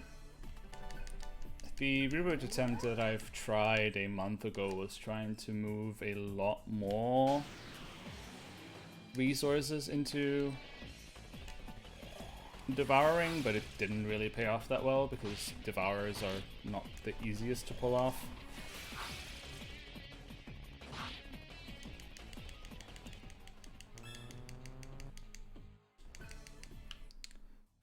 It's strange to get this many encounters this early on. Don't actually need to fight a whole lot in the occupied sector to master everything.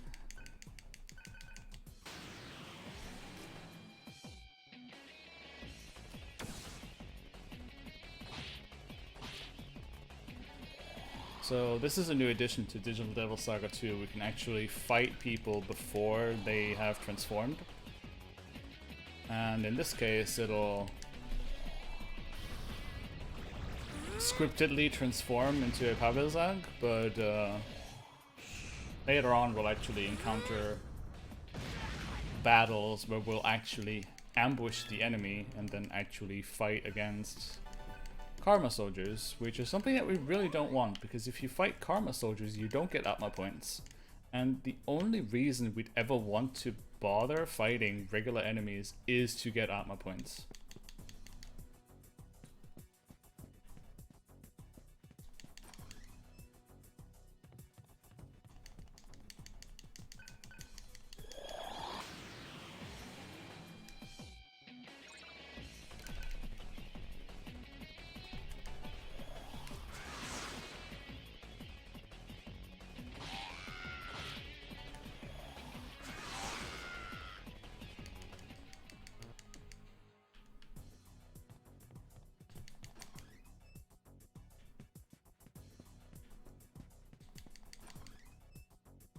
And despite starting the encounter by trying to check on this poor woman that has fallen over, we don't actually have to check up on her to progress the game.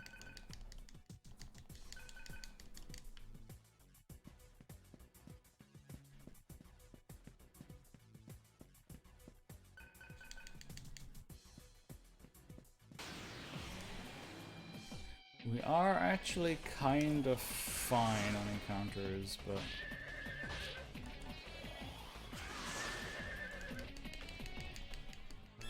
in a marathon, it's probably not bad to pick up an extra level or so, well, we'll deal with it. We're not strapped for resources or anything.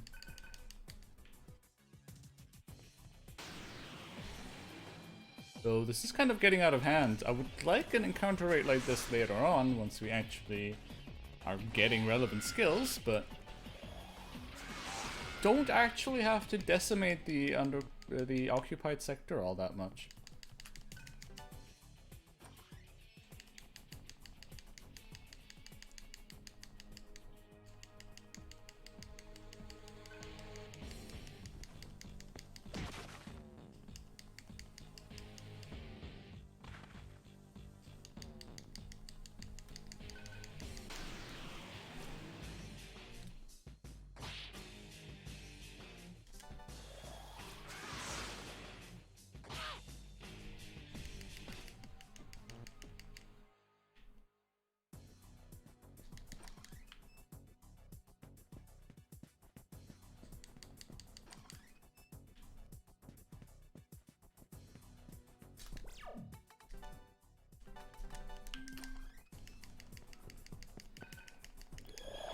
Have to do a swift little party order change.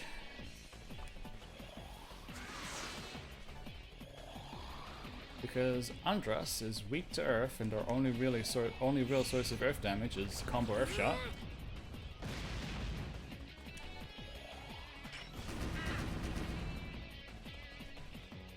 Which is convenient because this guy's also weak to Earth.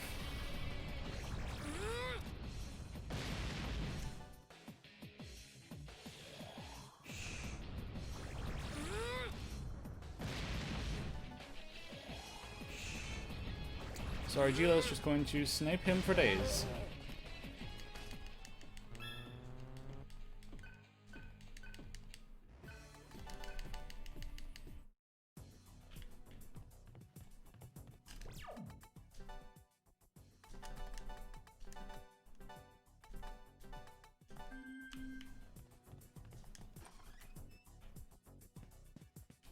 And with that, we are technically already set for the area boss.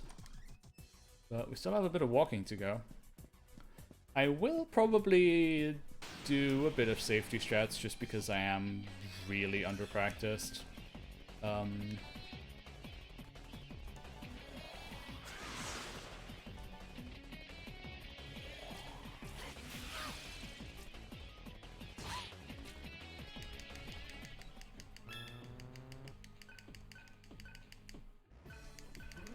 I don't think I've ever actually gotten to this point and have actually mastered Devour before fighting the first boss.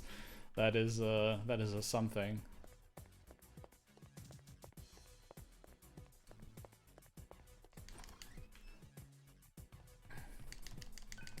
I guess this would actually be a nifty resource for runners to see where some items are available for pickup if a plan B is required, so, you know, there's a benefit in everything. That revival gem right there is a nifty thing to pick up.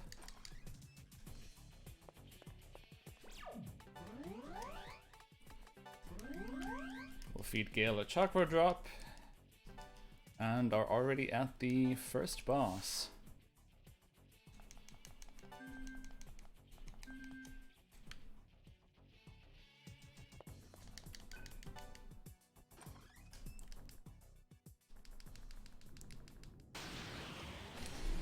So Vitala is your first display of a, I guess, pretty common theme when it comes to Shin Megami Tensei bosses. You have the boss, weak to force, and then you have these enemies that will apply force resistance to the party.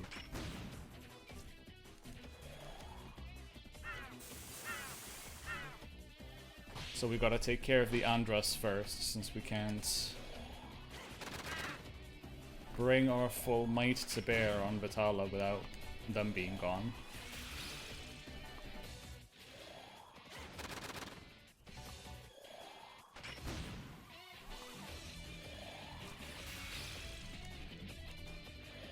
I just kind of have to hope that he doesn't attack Gale again.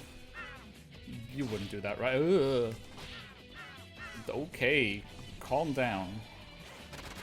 We're all not friends here.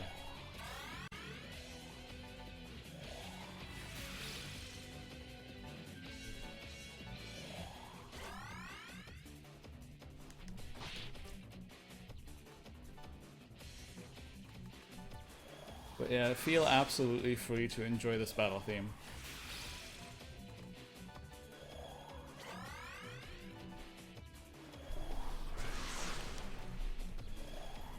So here's another staple of SMT early bosses. He'll announce that he'll do a big thing, so that we'll know to probably not get hit by the big thing if we can help it.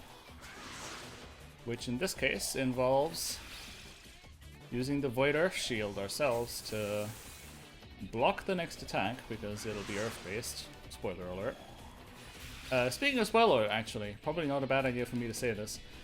Fair warning to everyone watching, there are unskippable spoiler-heavy cutscenes for this game. So if you're watching this as someone who hasn't played the game yet and are considering, which I can wholeheartedly recommend, there will be spoilers inevitably.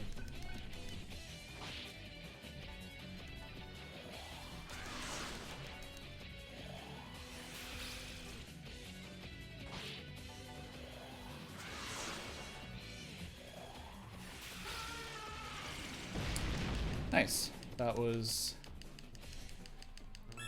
just a clean battle.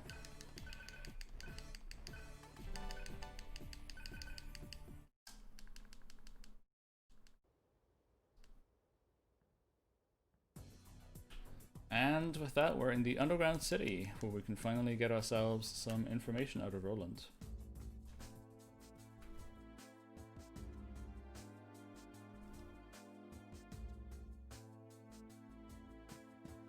Technically, a Saga speedrun would transfer the DDS1 file over to do this run, which would unlock some extra features, particularly a very strong expel skill on Argila and a incredibly strong fire skill on Gale. But of course, due to the nature of having someone take over Digital Devil Saga 1 for me, that's not possible.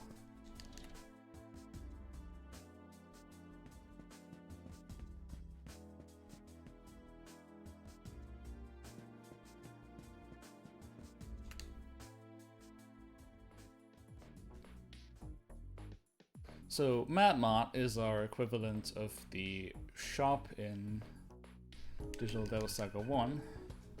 We'll sell off our tag ring for some starting cash, and we'll get rid of our medical kits since we don't need that powerful healing right now.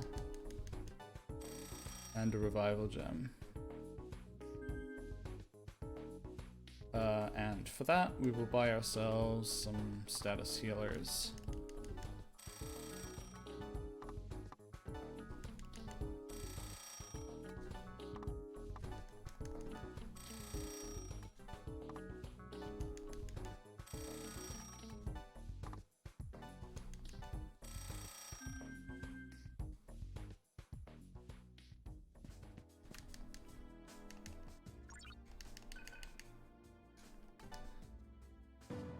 So, the next thing that has been changed quite drastically from DDS1 is the mantra grid, which I much prefer the Digital Devil Saga 2 version of.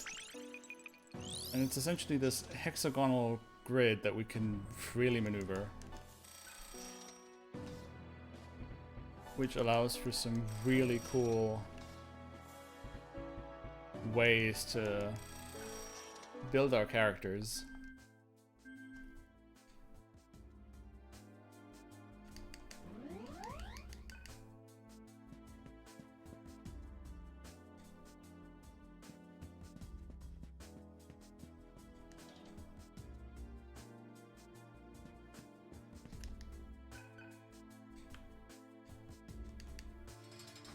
And with that, we can already make ourselves on our way to the next dungeon.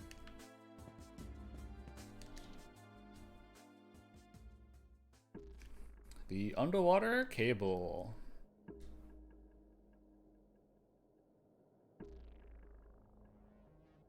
Honestly, a terrible first proper dungeon, if I do say so myself.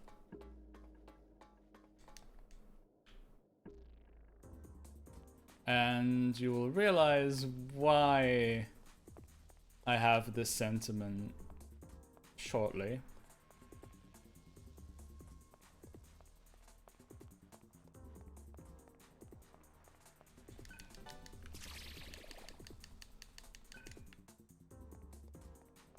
We can't run into encounters right now, so picking up that revival beat chest is pretty free.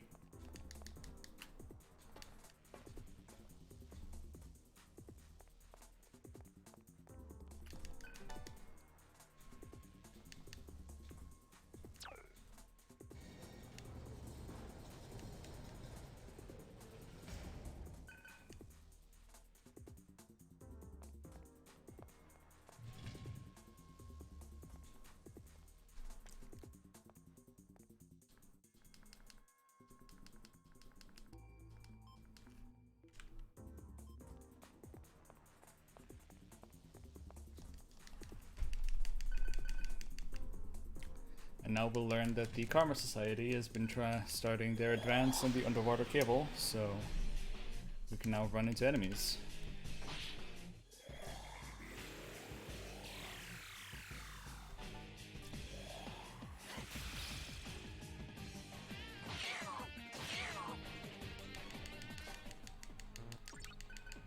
He was just bragging about having a ring, and that ring was now entrusted to us, so if I go here to equip ring, I can give Surf the power ring now, which increases his strength, which will be relevant because I'll also equip him with Devour. While I did say that Devour doesn't play a huge role in this route, we will do a bit of devouring here early on just to get some elemental coverage going on with Surf.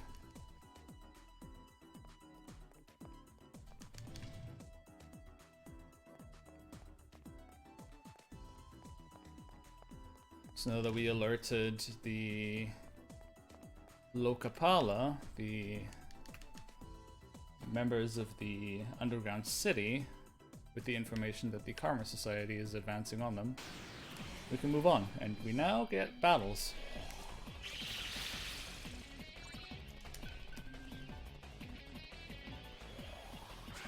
Mizuchi is weak to force, and that Devour comes just absolutely perfectly. In fact, will be even more perfectly if I could get another one. Very nice. And I can just get 2 Devours in with Surf. Easy.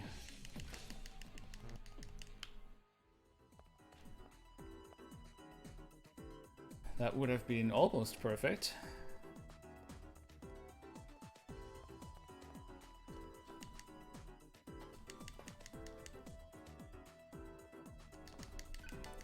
I might actually try and do a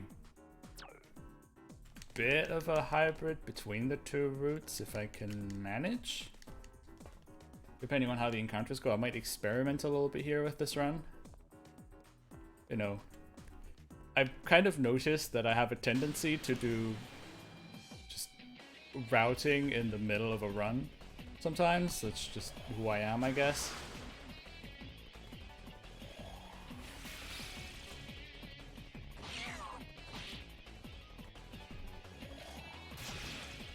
Oh, that's unlucky. That's doubly unlucky. I want to defeat you, and I want to defeat you yesterday.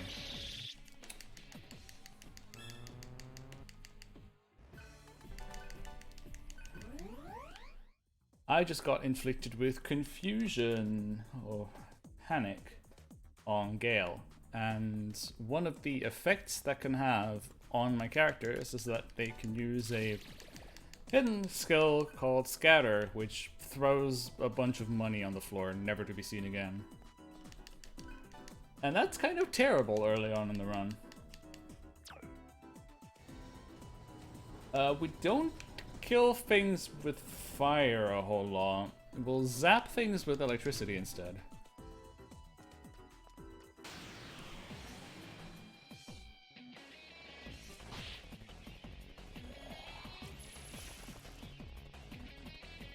That was not nice.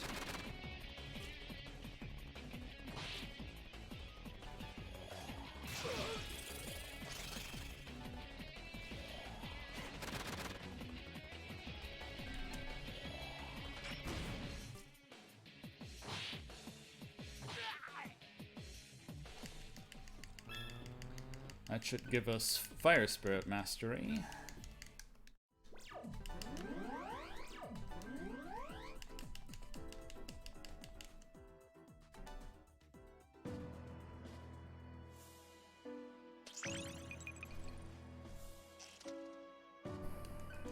And every time you reach the edge of the mantra grid, it expands, so long as that is still a possibility. And now we'll do a swing over here to Earth Spirit. And I guess I might as well safety save while I'm here. Generally, things don't tend to go super wrong during Underwater Kill, but it is possible, so I may as well.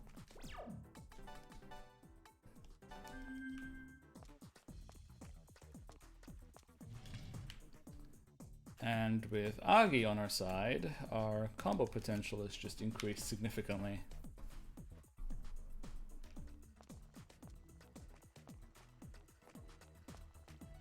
Since we don't have access to just buying elemental items that do AoE elemental damage,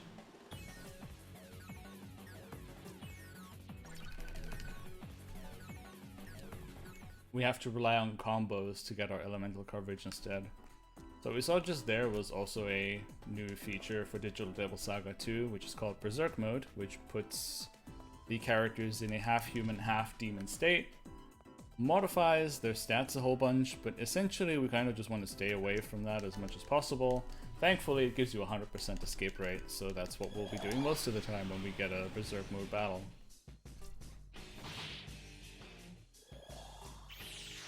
Please don't, thank you.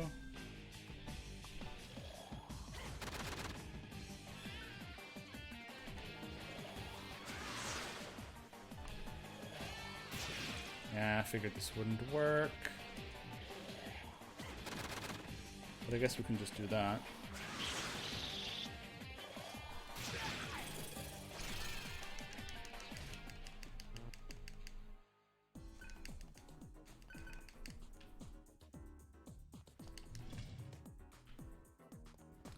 And here is why this dungeon is pretty infamous. They already introduced you to everybody's favorite padding concept, backtracking. And you have to backtrack a lot in this dungeon.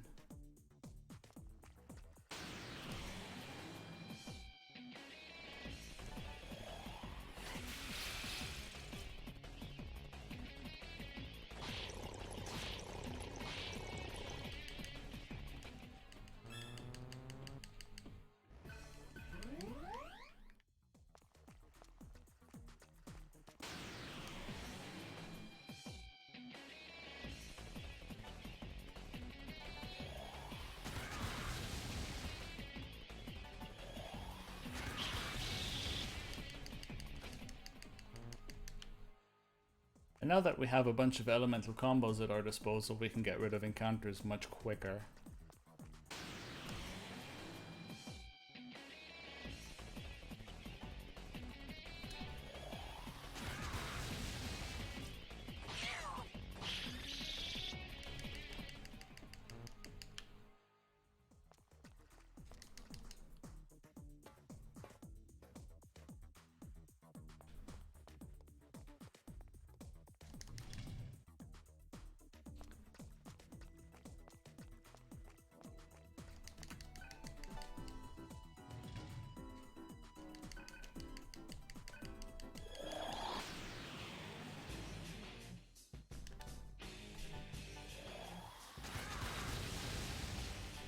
So we are now rescuing the technician's brother, who will in turn help us fixing the switch that the Karma Society soldiers just broke, which forced us into backtracking in the first place.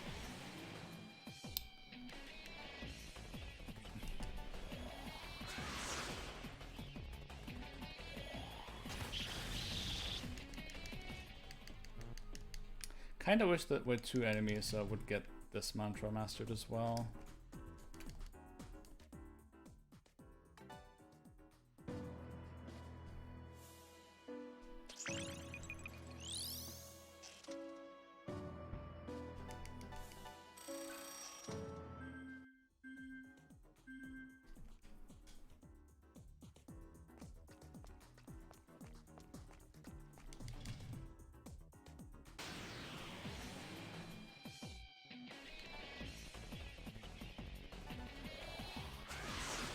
Oh right, she knows that.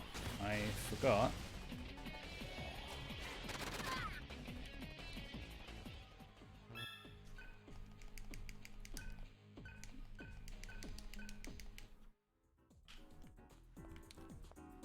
The controller was a little bit uncooperative right there.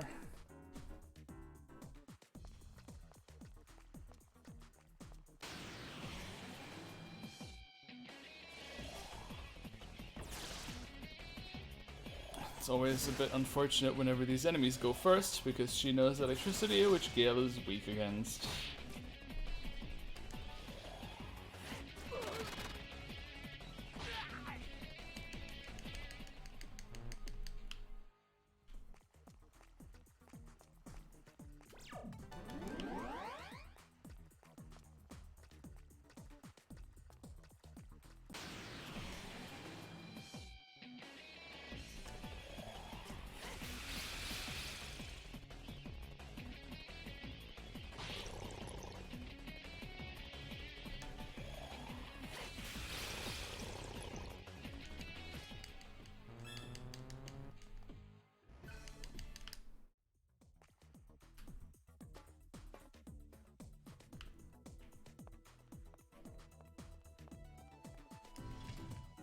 do kind of have to get to this terminal without another encounter, because I don't want Surf to get too far ahead.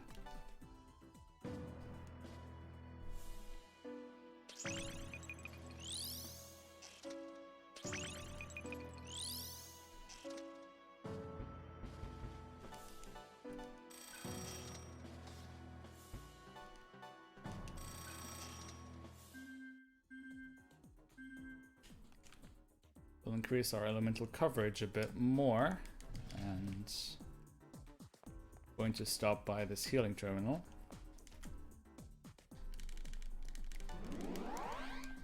Which is unfortunately one of the variety that costs money to use.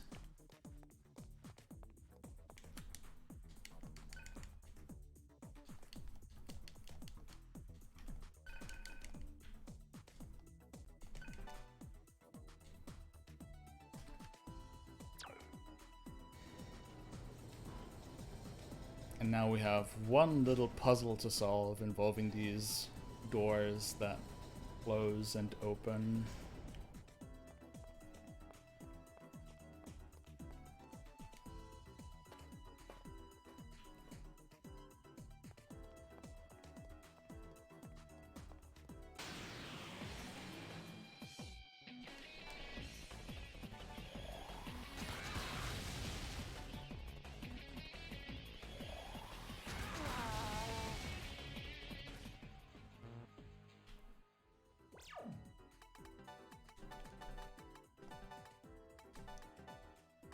That's not what I wanted to do. There we go.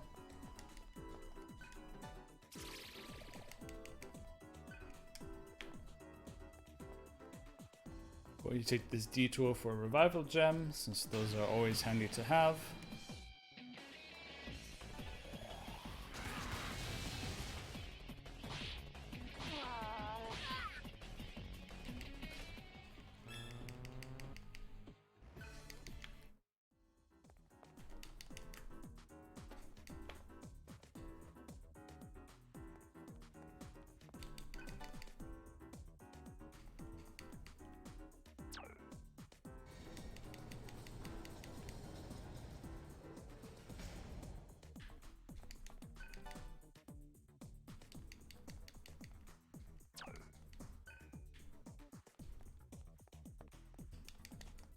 And now we have to flick the other switch on the other side of this tunnel to then open this door and then backtrack here to actually progress to the boss.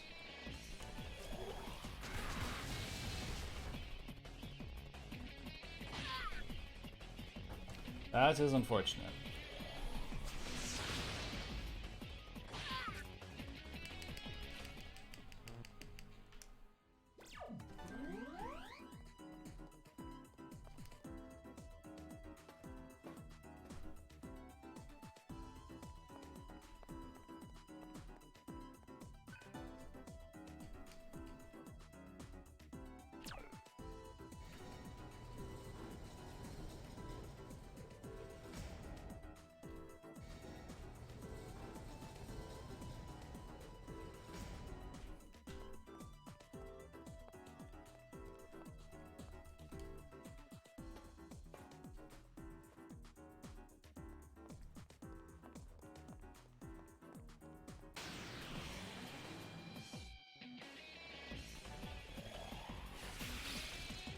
This is a bit of an unfortunate encounter to get.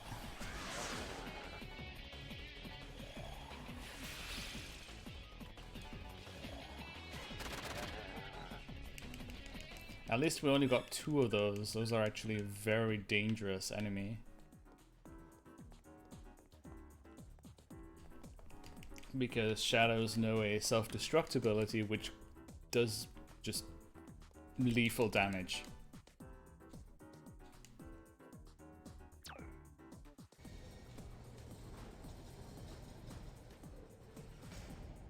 And now the way forward opens, but to actually get there we have to backtrack to the other side of this little segment. And this is kind of why I don't like this dungeon. As a first dungeon, it has a bit too much backtracking in its critical path.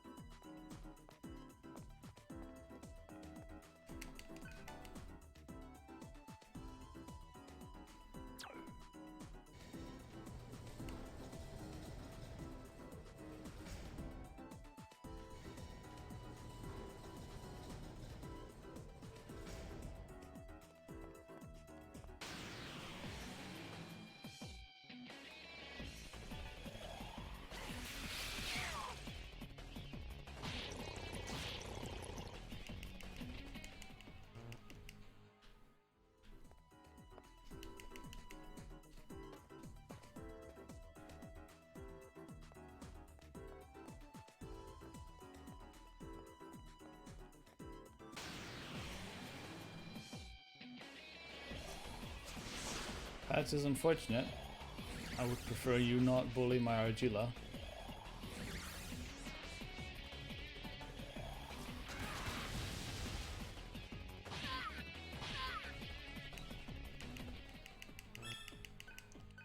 Perfect. We are just before the boss as well, so our enemy timing was pretty on point there.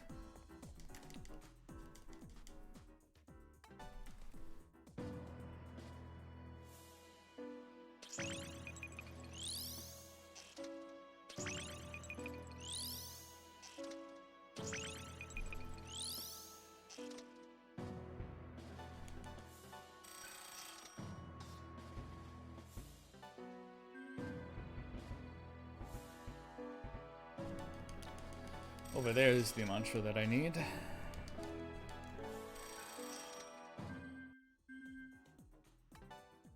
And we'll do a little safety save because this boss can be a bit dangerous.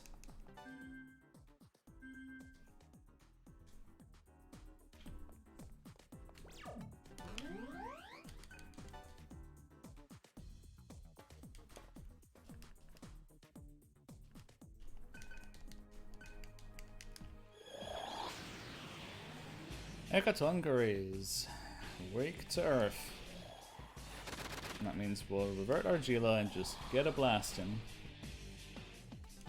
Oh, whoops. That's not how you get a blast in. Oh, not that it really matters, because we might have just gotten the unwinnable pattern, because you definitely don't want this boss to start the fight with 100 Fist.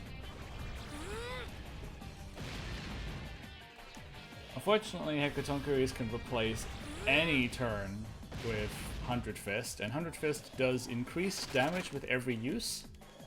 So if he spams it, then we are in a bad place. But we are in a bad place anyway, because we just decided to just go to town on Surf.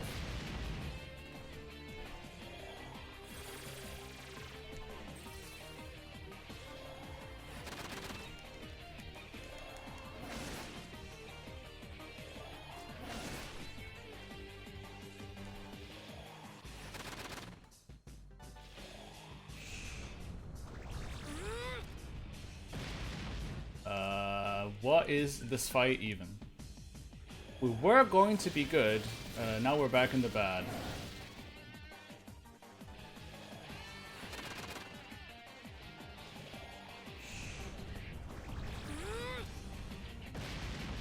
I didn't happen to drop a medkit of anywhere, nope.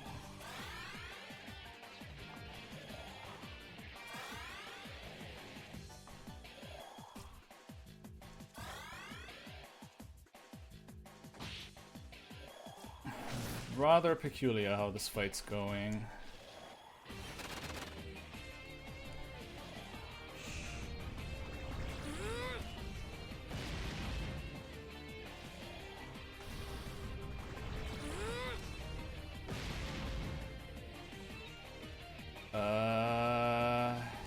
If he does triple power, I'm dead either way, so just had to hope that this would kill, which thankfully it does.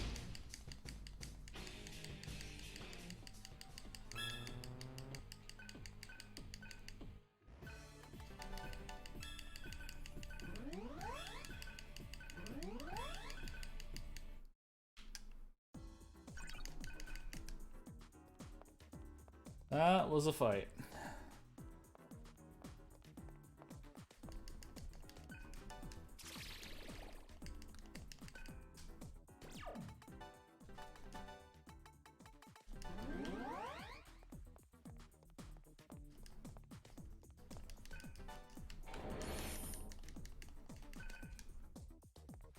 But we got through it, which is the important part.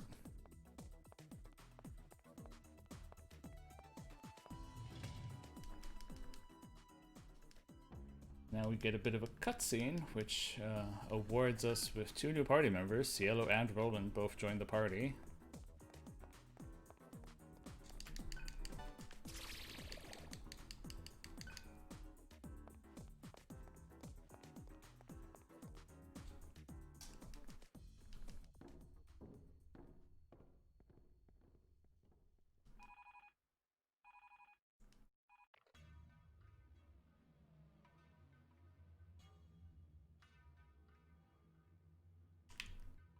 And now we are in the 2 frames per second processing dome. This game kind of has a bit of an issue rendering more than 5 NPCs at once, which unfortunately is kind of inevitable in that little scene over there.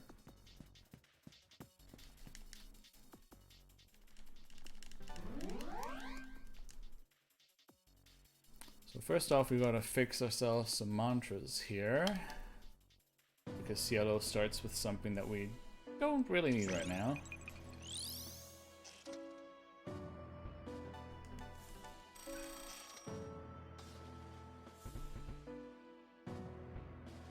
You need spirits over here.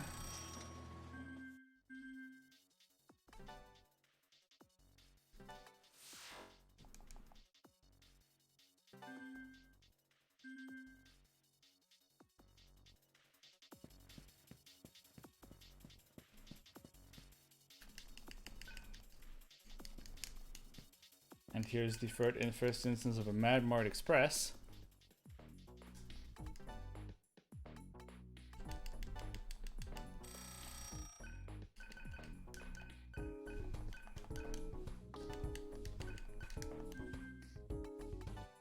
And we'll buy ourselves a magic ring to further boost our magic stat.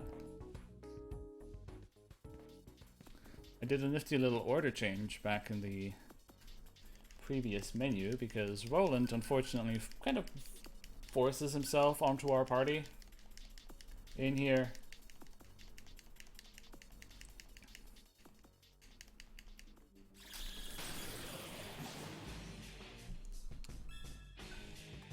And I kind of need these 2 guys around so I can combo Moragi, which knew I all week to.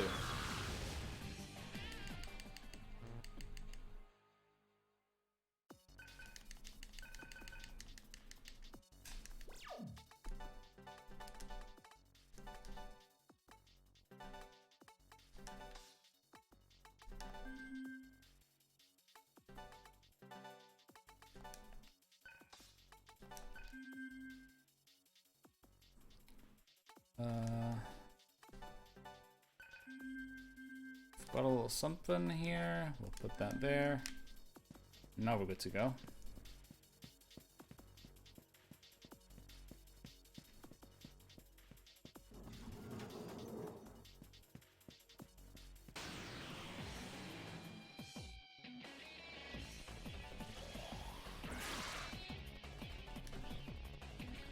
And now we have a whole suite of elemental skills available, so we'll just hopefully swoop through a whole lot of these encounters.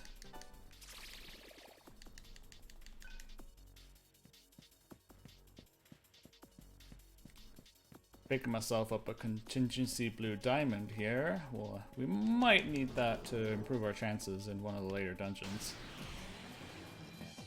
which happens to be a dungeon I have notoriously bad marathon luck with. Those who've seen me run this game in a marathon will probably know which dungeon I'm talking about.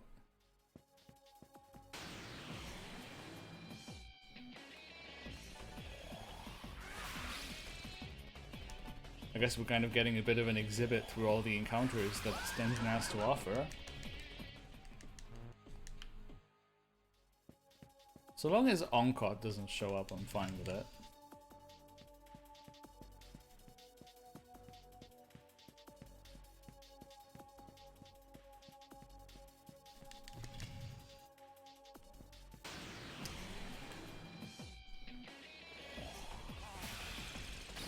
So the internment facility kind of has a special place in my heart, if only just for the absolutely insane plotline that happens in here.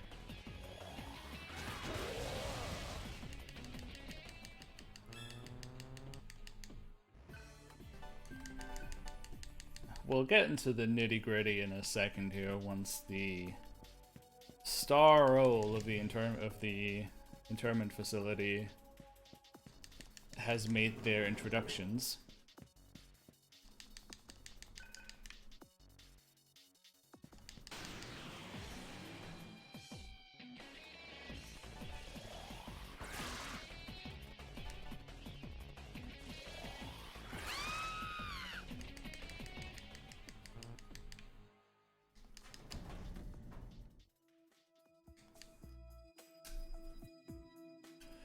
definitely getting quite a lot of encounters, which honestly in a marathon run I really don't mind. You're always better off getting too many than too few.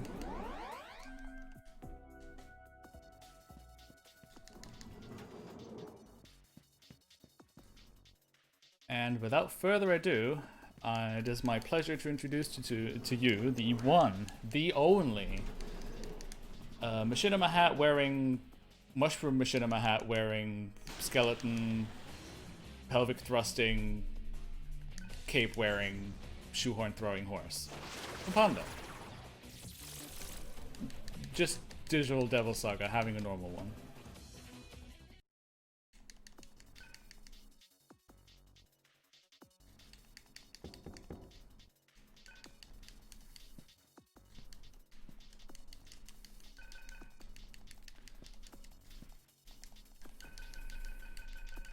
So, the internment facility is used to take fallen demons, which mind you are transformed humans, and essentially make mincemeat out of them in a literal sense.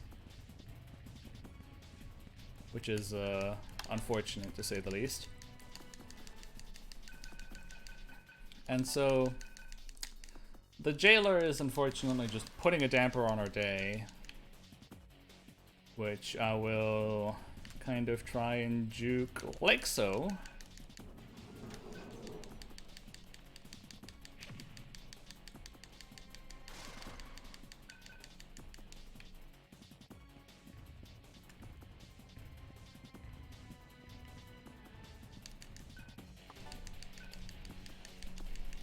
And our way to deal with him is, and I kid you not, find a corpse of a blob, a rotten corpse of a blob to be precise, put it in the meat grinder, and essentially give Kupanda the diarrhea of a lifetime to then use that as an opening to beat him.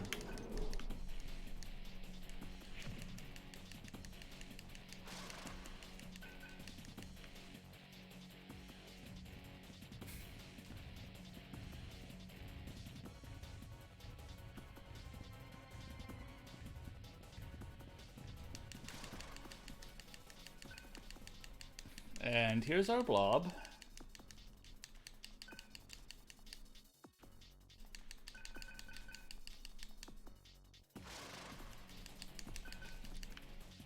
It's actually kind of the opposite of a solid plan if you want to think about it that way, which I don't recommend anyone do. And now this one is a bit of a tricky dodge right here. He's blocking the exit, so we have to lure him out a bit. Wait here for a bit. And make our way through the fast lane. Oh, that's kind of bad. Yep. And we Gucci.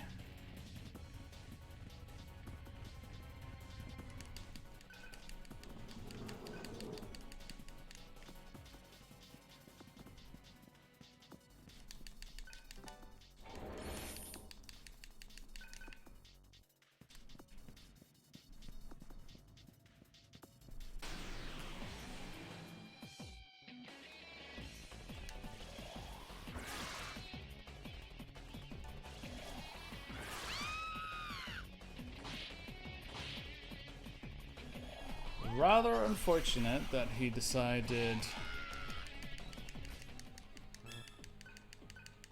not to get shocked. But Monkey unfortunately resists all magic.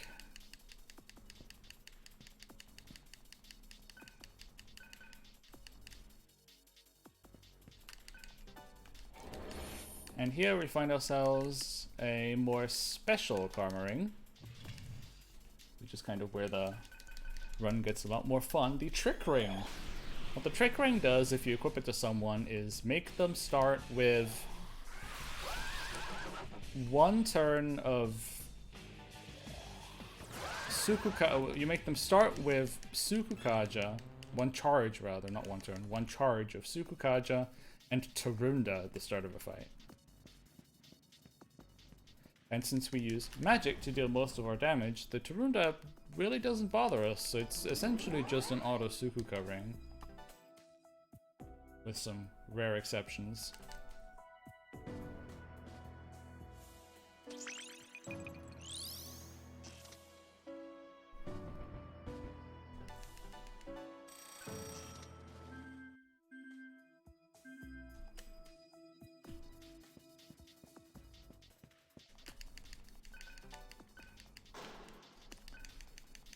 So now that we acquired the control room key, we get to throw on the meat grinder.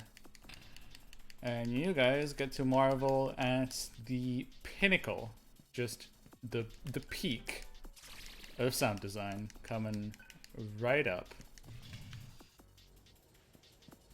Hope you like it.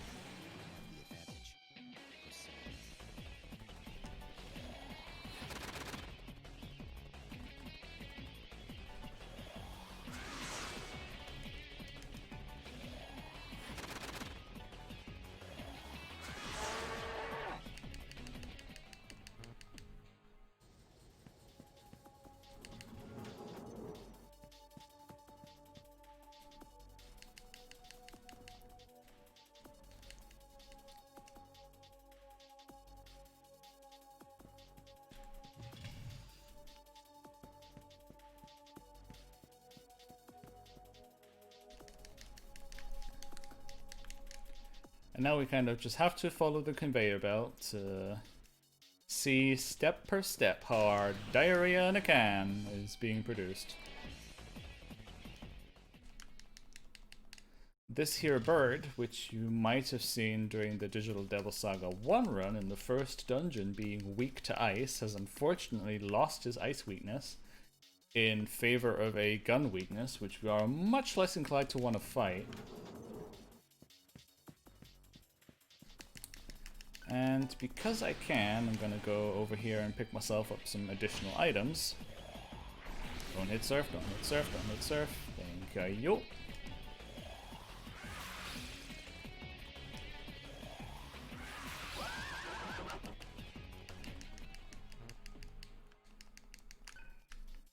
Get ourselves a Dikaja rock just cuz, and some medical kits. Well, a medical kit to be precise. And there is our beloved diarrhea in a can, ready to be served.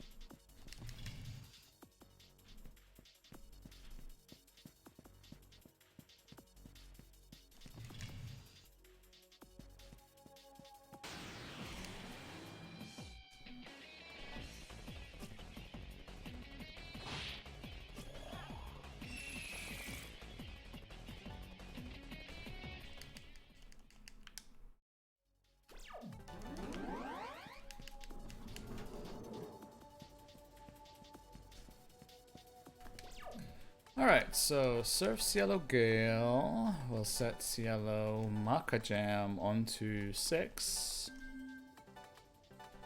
and give you the trick ring.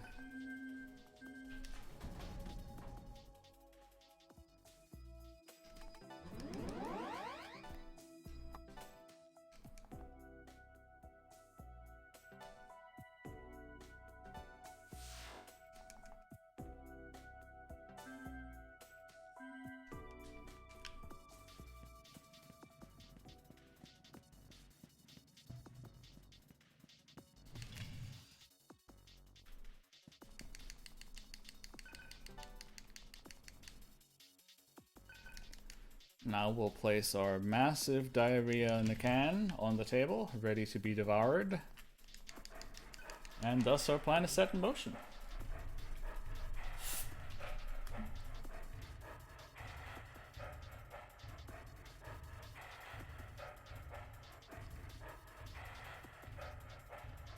Kubanda is just going to absolutely go to town on our diarrhea in a can.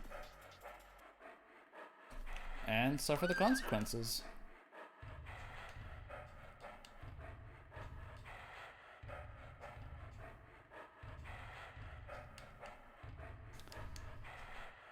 Not a good look, if I do say so myself.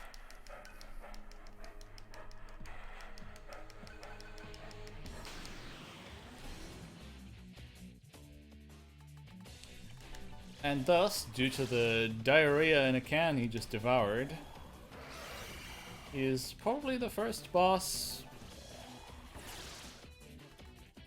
But he is, yeah, the first boss in this Digital Devil series, Digital Devil Saga series rather, that you can afflict with a status ailment. He can be muted, so now he can't use magic anymore, so all that he's left to use is Gorge, which he unfortunately just used on Gale. Which I hope he will cease to do henceforth, effective immediately.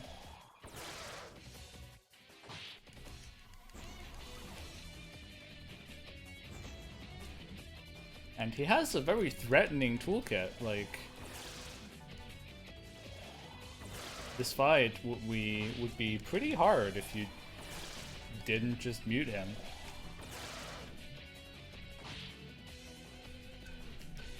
Not true, well, yeah, the Aravaka is weird.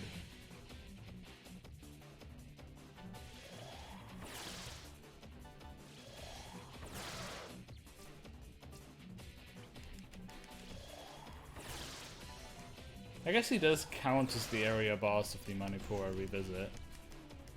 Even though the person who transforms into Atavaka is just a irrelevant goon. Gale, can you please?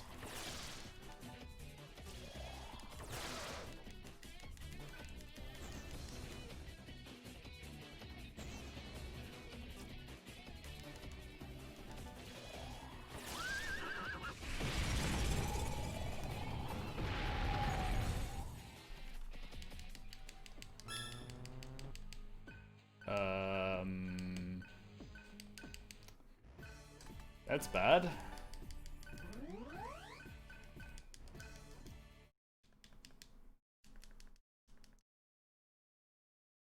Guess I didn't devour. I guess I should have. I kind of thought since I got so many encounters that I wouldn't have needed to. But I guess we'll just walk in here and rectify this real quick. Do-do-do-do. Good enough. Don't charm me.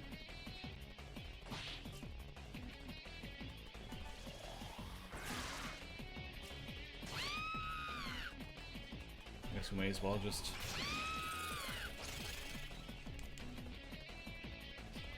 Okay.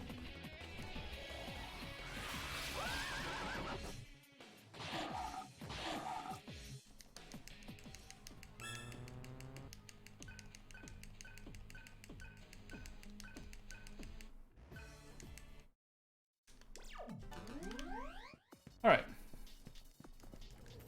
We rectified the mistake.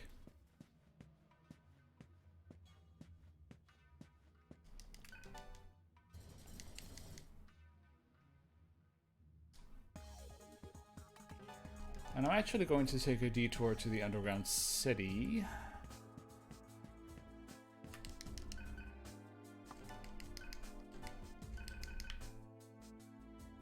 We scammed this little kit for his medical gear, which he wanted to use to recover his injured friend, and we're gonna sell it for money because, lol.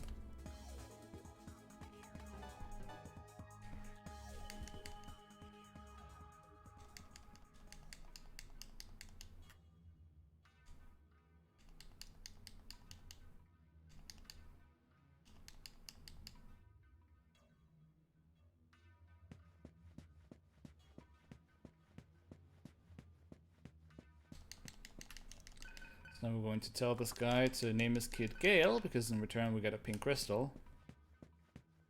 Which is fun for the whole family.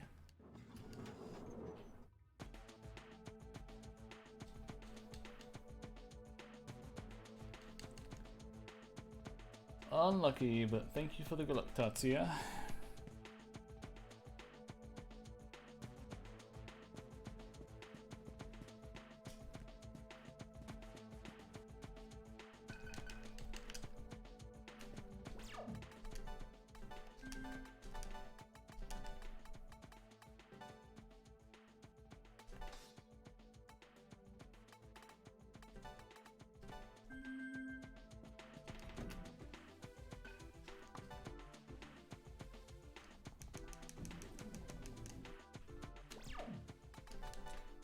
Actually, I don't like that. We'll kind of do it like this. This is part of me trying to consolidate my alt notes, but I should probably not do that for now.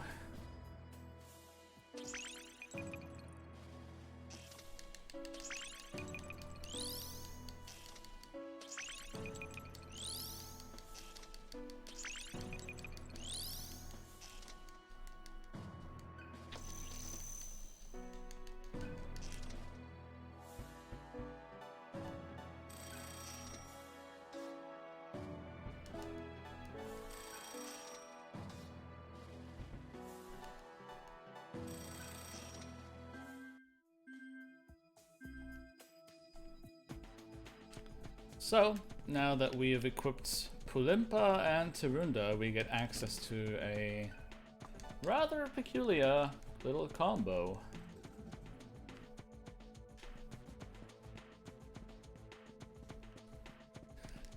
Tentarafu.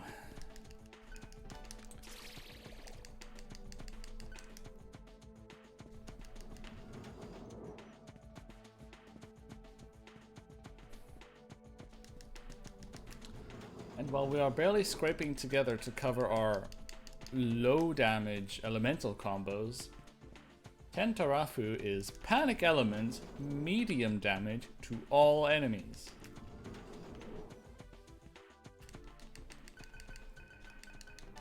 Oh, whoops. I picked the wrong option, which I hope won't go too bad. The option in this battle changes the turn order, which if I had picked the second option means we would have gone first.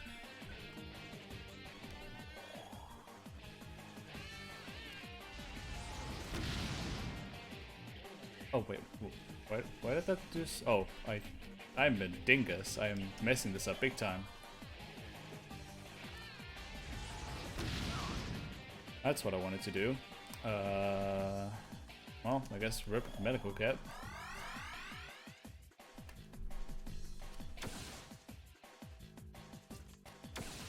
Wouldn't want him to try anything unfortunate.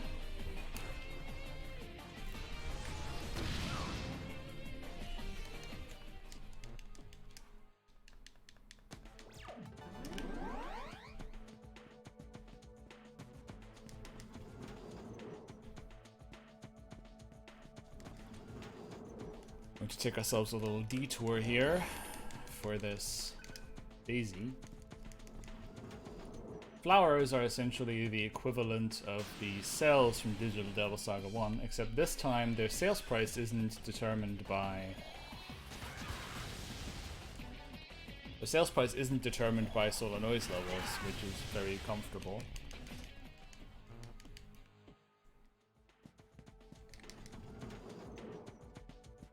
And you might have noticed that Roland doesn't have a new mantra, and that's because Roland is not used in the run at all. Not even slightly. Well, since you are weak to gun, I may as well just blast you out of space.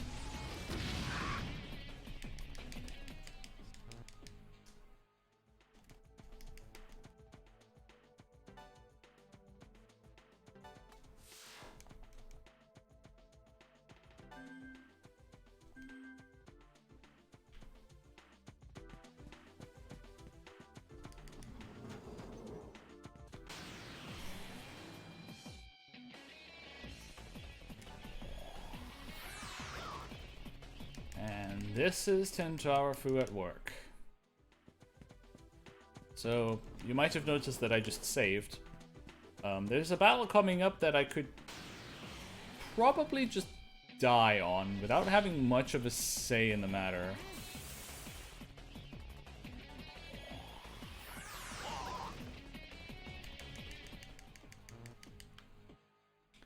And this is what I save for.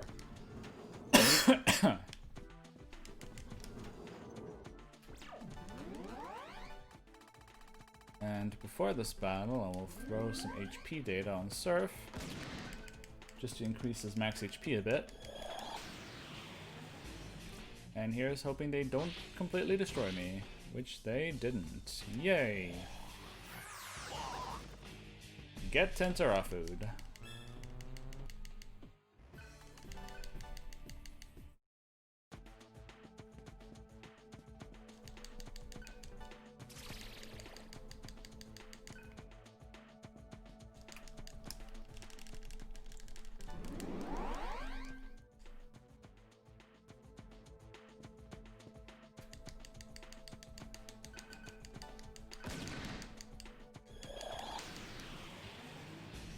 Speaking of Atabanka, there he is.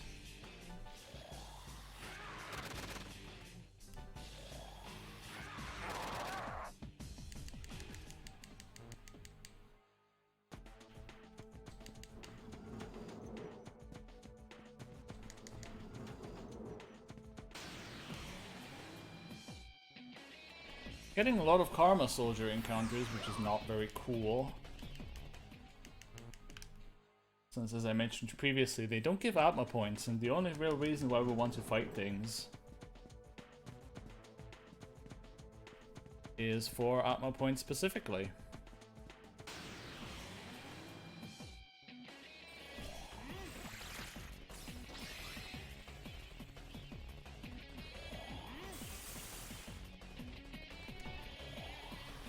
So Tentarafu will essentially be our damage for regular encounters basically the entire run.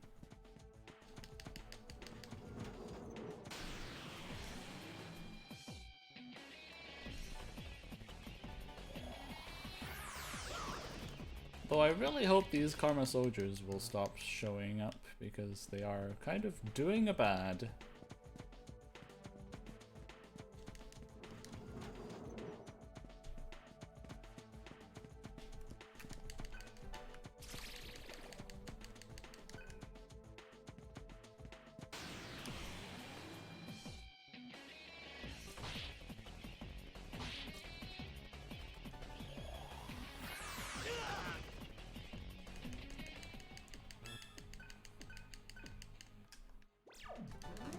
And as you can see, not only are a lot of enemies susceptible to Tentarafu, and Tentarafu does a lot of damage, there's also plenty of enemies, and I mean a lot, that are actually just flat out weak to it.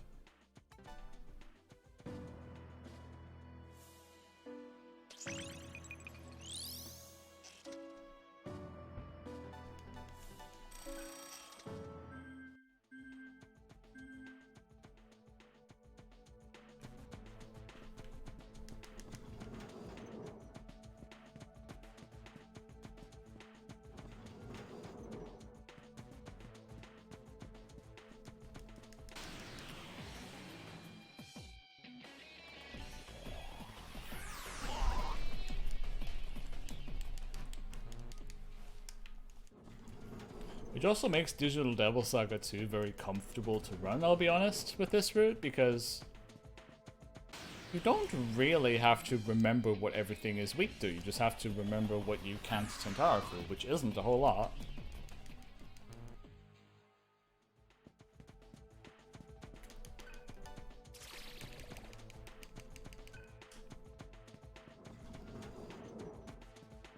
Oh, right. Second door.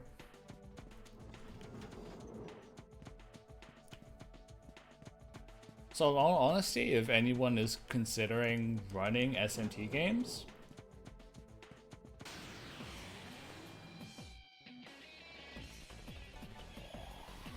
but main games are a little too long for you,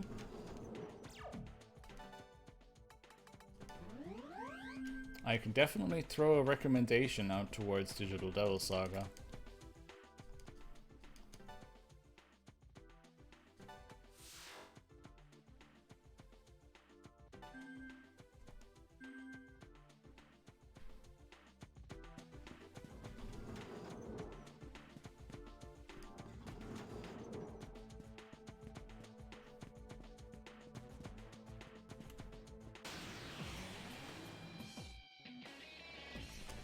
Really getting unlucky with Karma Soldiers showing up a lot.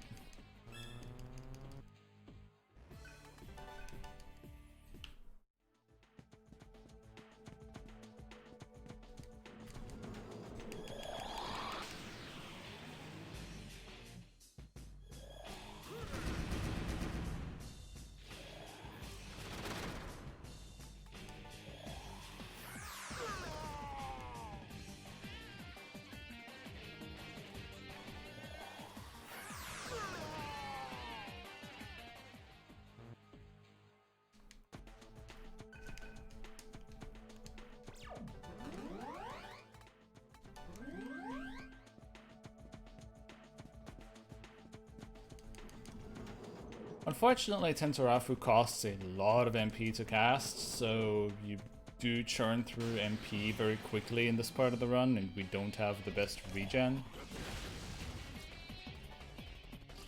That's not cool.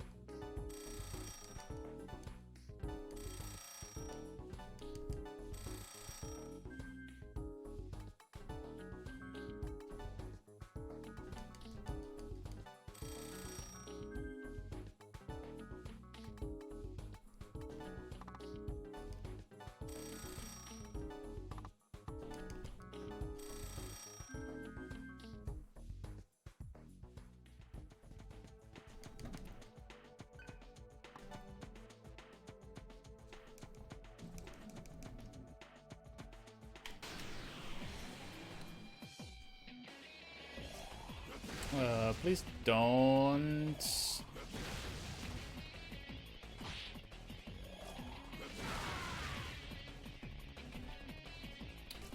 Cool game, I'm dead.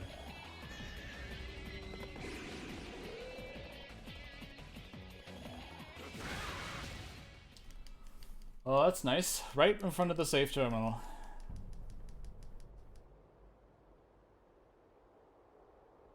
Literally 2 steps away from the safe terminal.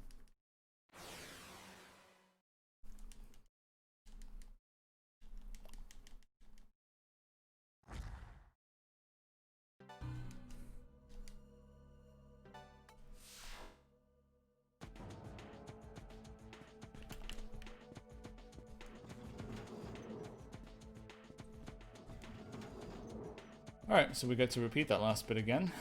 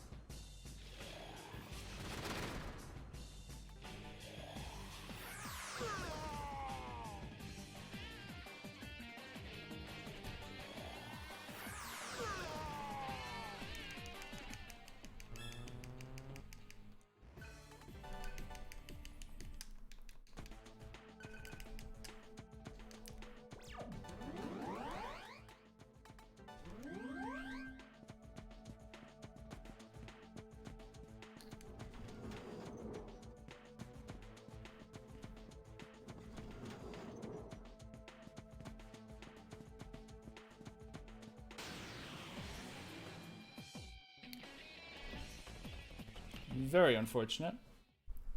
Though I actually think I'm going to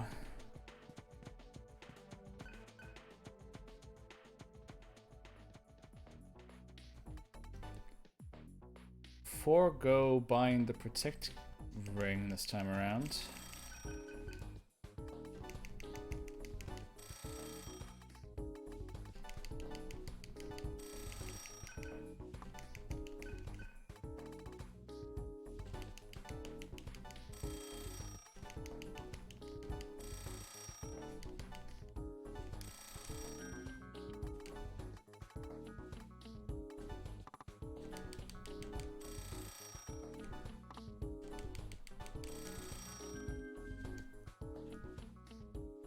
It's gonna afford me a bit of extra money for something I'm considering doing later on.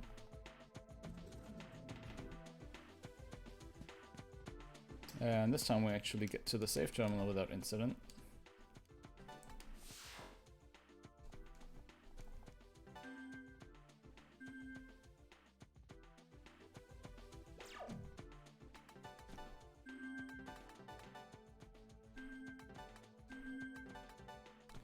I could not stumble over my menus quite so hard.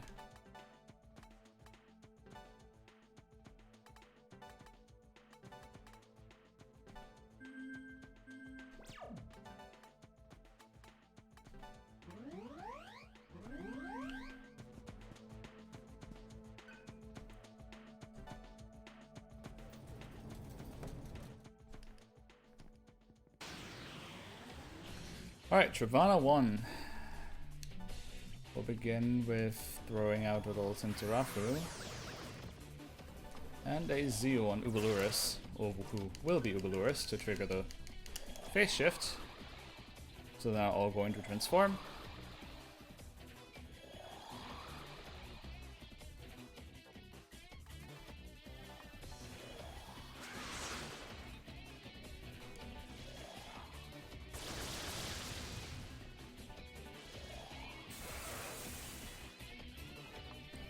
And basically, in order to deal increased damage, I'm going to throw out some shock bombs.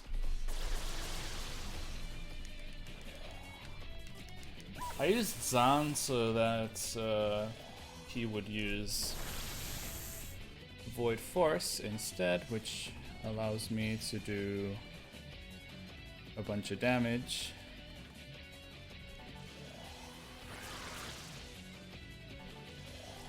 And I'm essentially now comboing the Zeo because Zeo is the only element that this formation doesn't cover.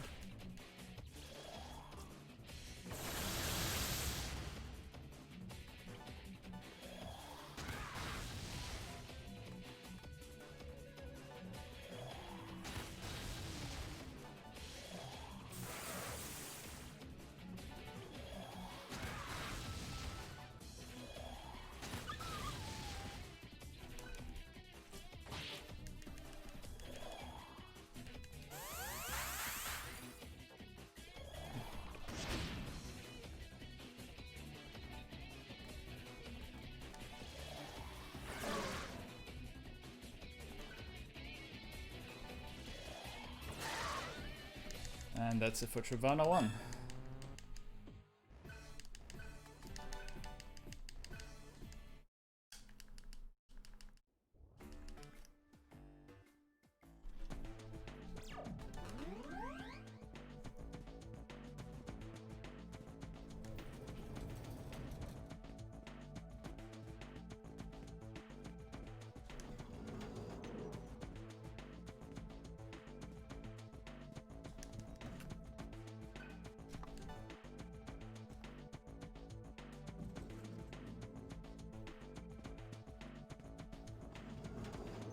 Gonna take another little detour here for some more extra money, which is unfortunately plagued with more Karma Soldiers.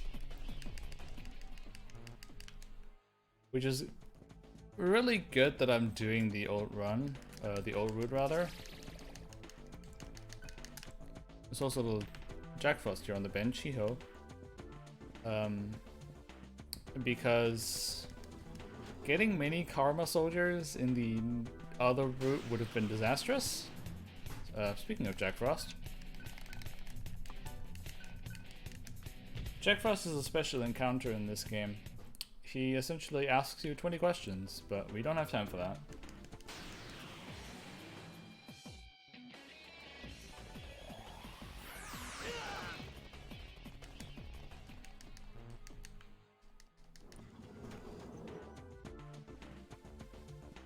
Though it is basically a funny how we just met the little cameo Jack Frost on the bench, and then the next thing I run into is a Jack Frost encounter.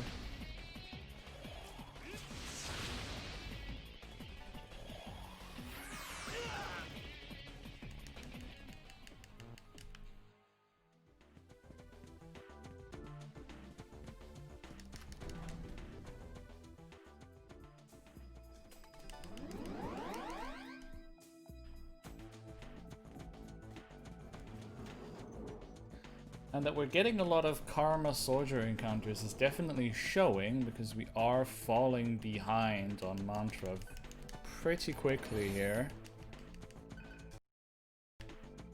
Which is a not great thing. And it's only getting worse.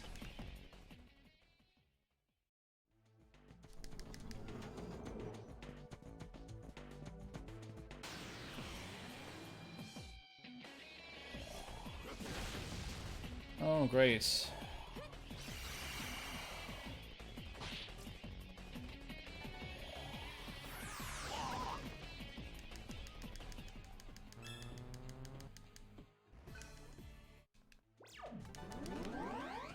Having Cielo muted kind of doesn't matter.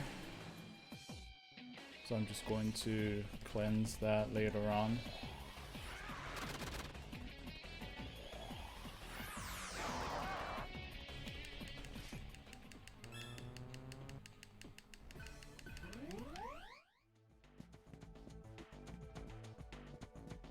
Not really something I have to prioritize, since Cielo just kind of exists. He's kind of just around to be wearing the trick ring and nothing else.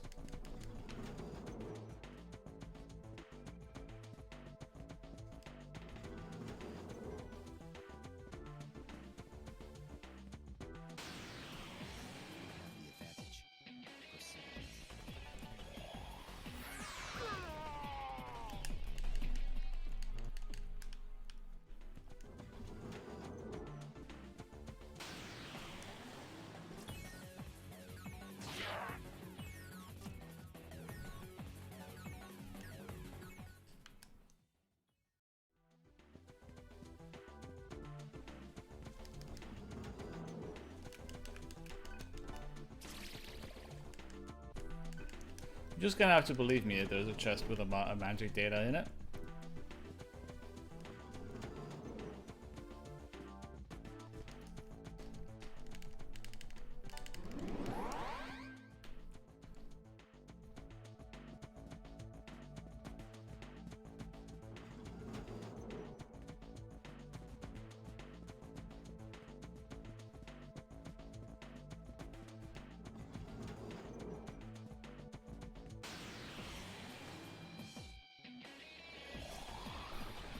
Please both transform? Nah. Not nice.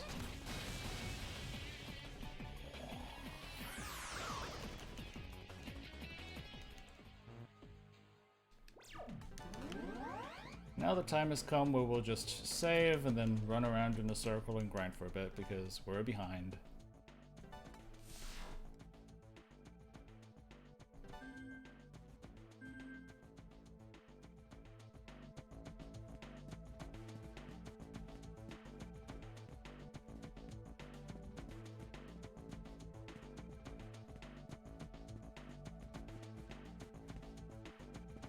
Anytime today would be cool.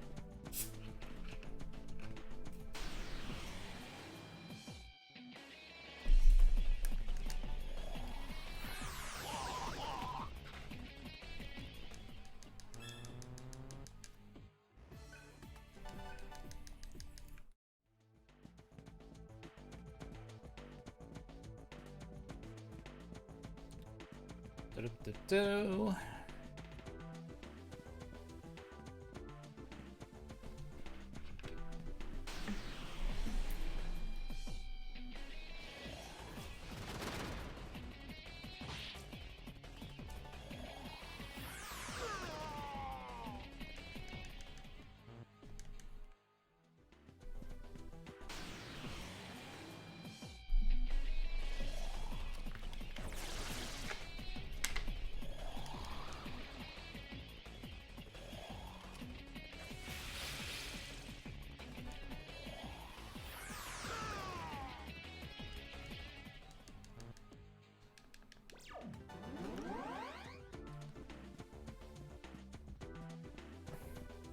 This is a bit of a, this is the unfortunate bit about Digital Devil Saga 2, is that you're very much at the mercy of the encounter rate and how many Karma Soldiers you get, because Karma Soldiers are just so useless.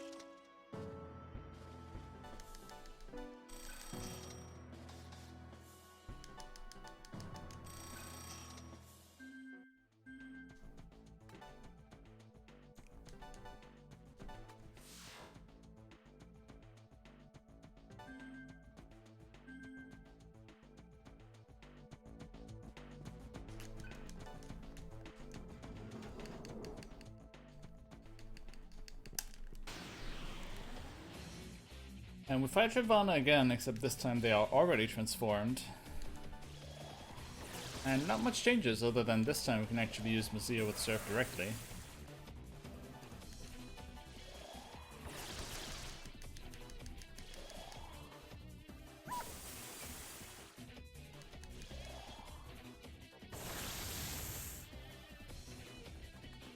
Which reminds me that I was actually supposed to use Zan so that this wouldn't happen.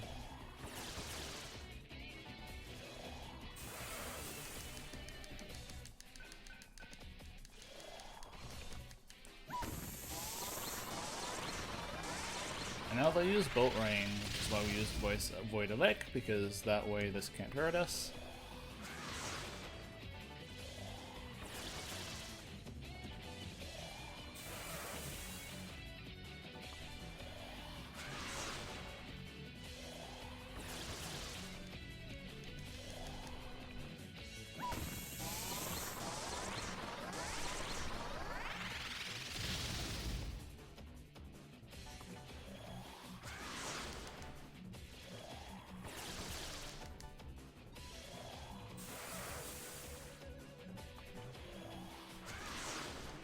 Them just spamming Bolt Rain is good news, because that allows us to just pump out a whole bunch of damage.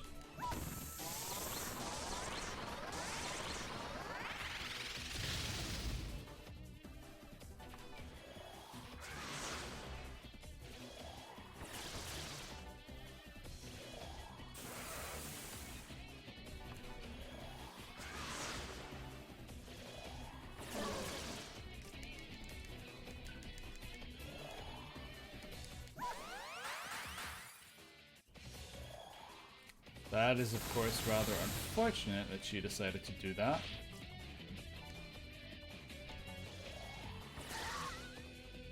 But no matter, because she's now also defeated.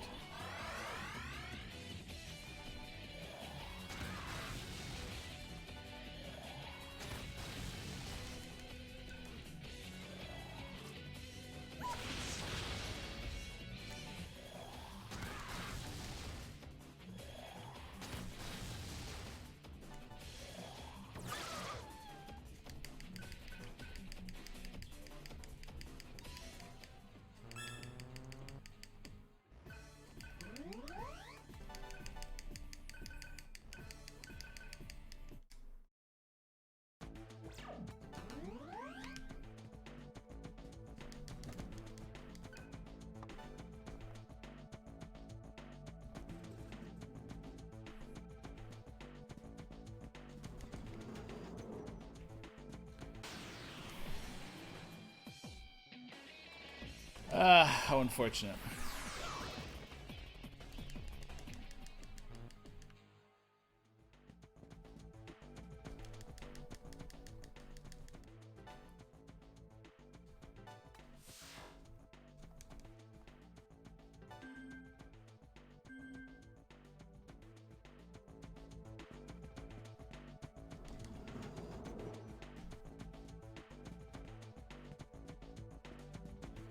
And fair warning, the first one of the super spoilericious cutscenes that are unskippable are just up ahead.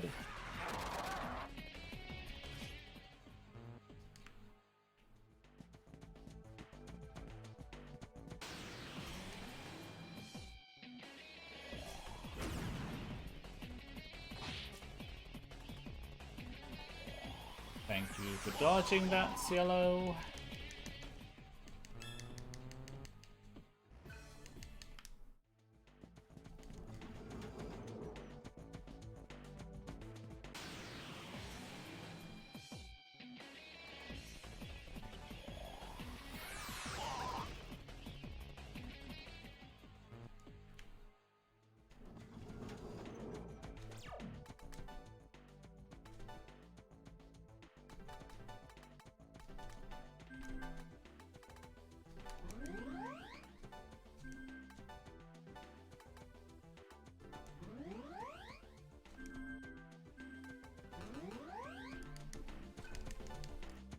And I will be right back, since this cutscene isn't skippable. Sarah's not here. Not this again.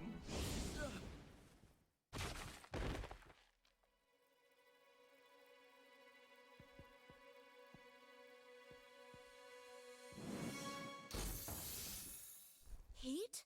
What are you... So that's Heat. I wasn't expecting such hatred. What in the hell was that? A song. Devour her. Act like you're losing. I'll get Sarah back. We'll tear you apart, you fat freak. Hey, say something, Surf.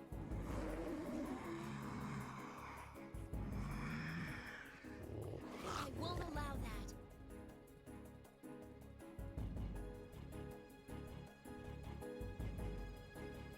Wait. He's hiding something. Have you gone mad? I've made my choice! What's wrong with you? He has agreed to cooperate of his own free will. Sarah! My name is Margot Cuvier.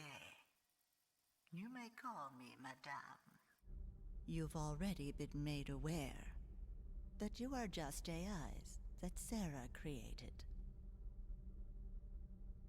But unlike the others, you were all special to her. Because of something unfortunate. That's why Heat is helping us. Heat? This is just another act, right? At this rate, you'll never be anything but marionettes. The only difference is who's controlling you. Meaning what, exactly? The person who's been pulling your strings is Jenna Angel. Sarah's natural parent. Angel? She's Sarah's mother? Her father as well, to be precise. She convinced the Lokapala to abduct Sarah so she could bring us both down. What could she be scheming? I too have questions. What is your goal? Mankind, because of its own foolishness, is facing total extinction.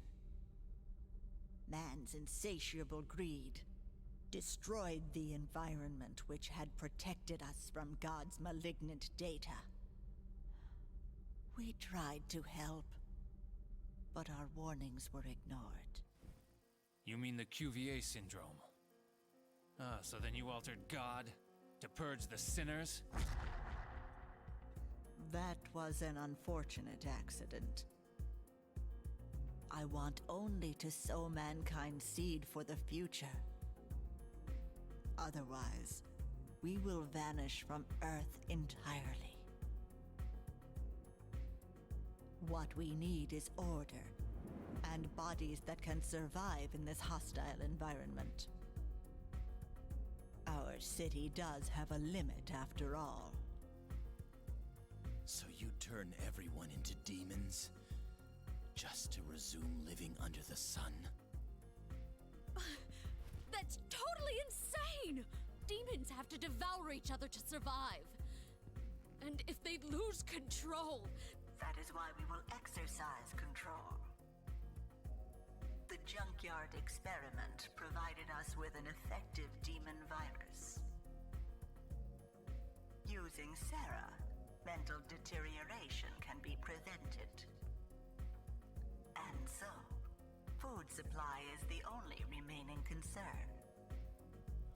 That's why you farmed out Fred's buddies. There are some organisms that deserve to live, and others that do not.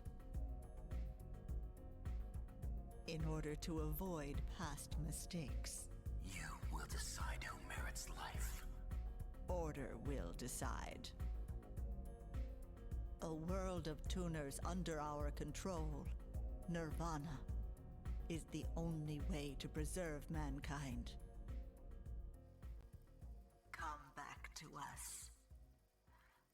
We can ensure you will have a peaceful life without hunger and needless killing. And our response to that is nope. That's actually a rather essential choice. You actually get locked out of Serph's ultimate ability if you decide to agree with her, and so we won't.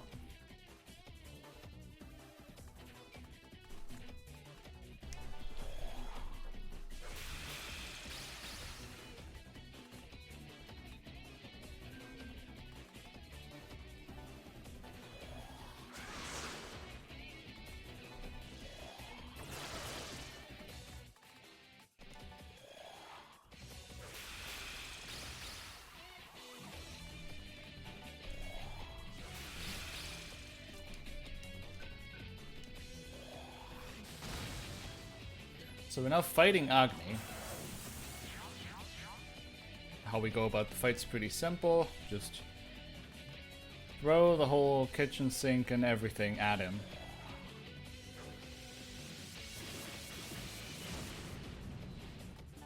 And make sure we cover Serph's fire weakness, because every single target ability that the Heat will use will target Serph, because he's very, very upset with Serph right now.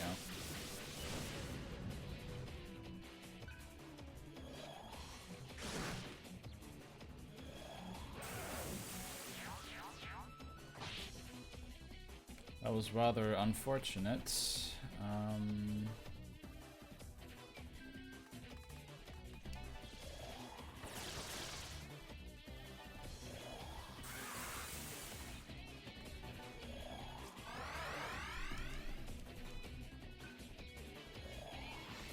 Alright, Mind Charge, that's a good move.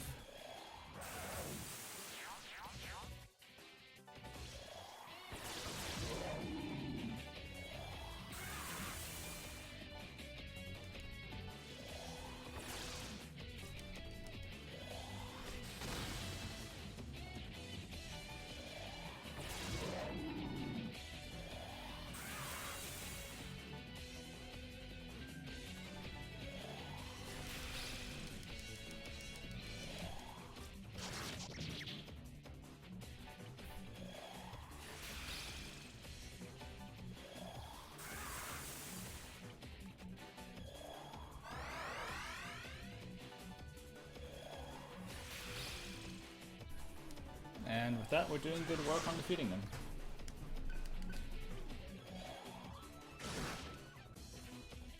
Oh, I really wish you could stop doing so much damage.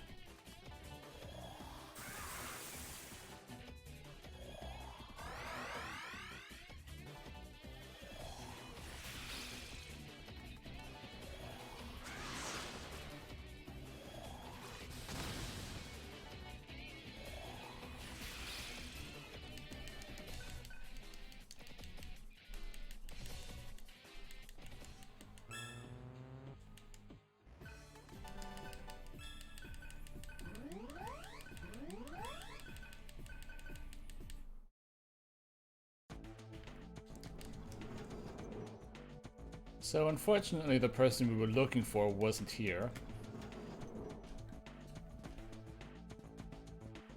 So it's time to make our way to the next dungeon.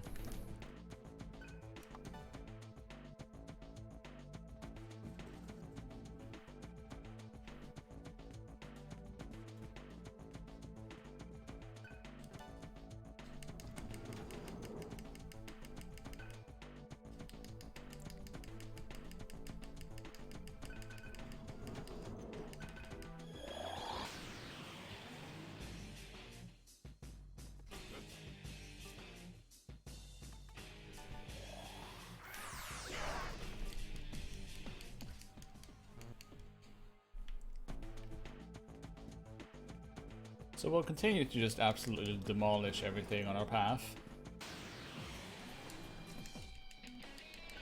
And for some reason, the game developers in this section got the idea to just put NPCs who will just give us a text box and then leave into encounters.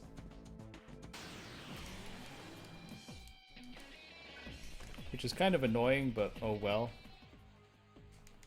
Not much that can be done about that.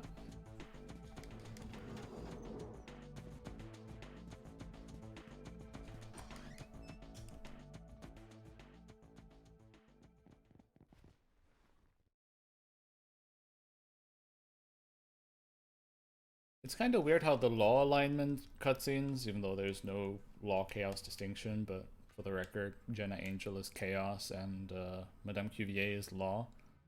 The law cutscenes are unskippable here, but the chaos cutscenes are, which is a bit biased.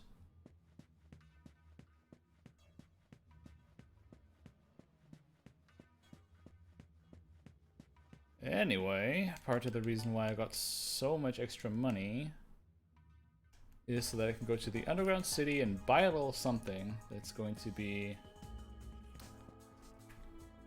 fun to have.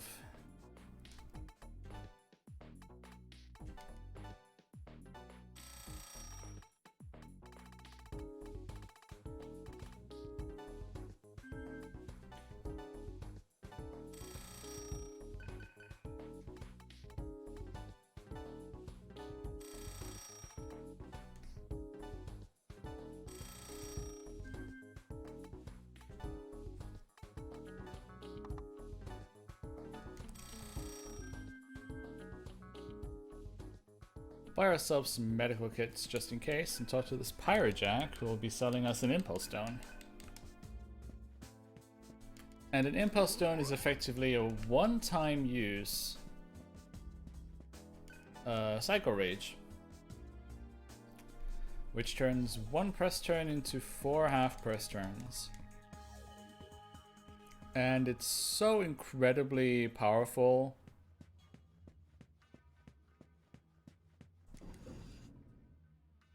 that you're only allowed to hold one of those at any given moment.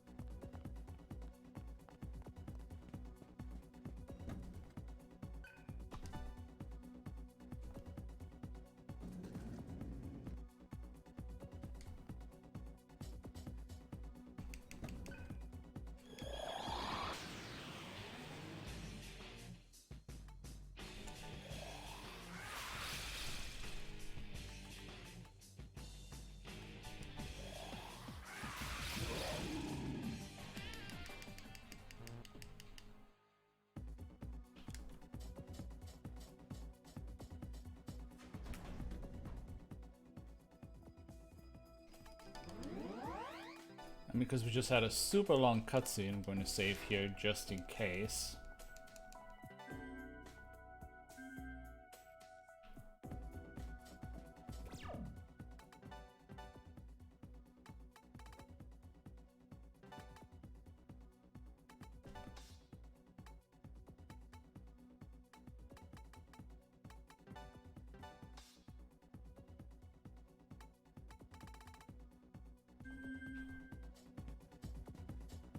which is going to take care of that a bit later.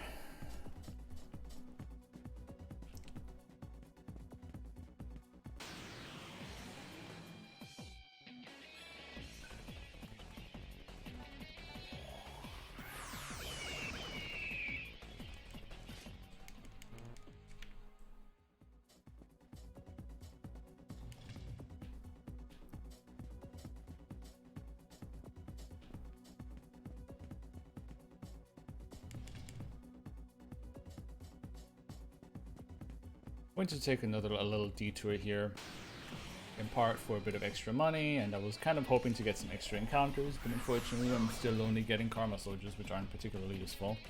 Really?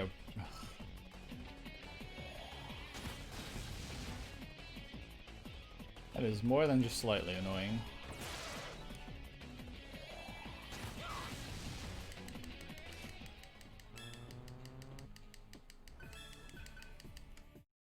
What a glorious waste of time. Because over here there's a little daisy that you can pick up.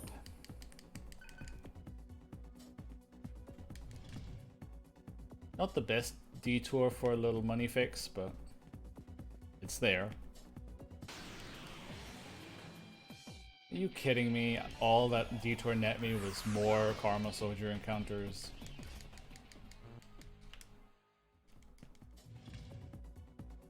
I'm incredibly disappointed right now.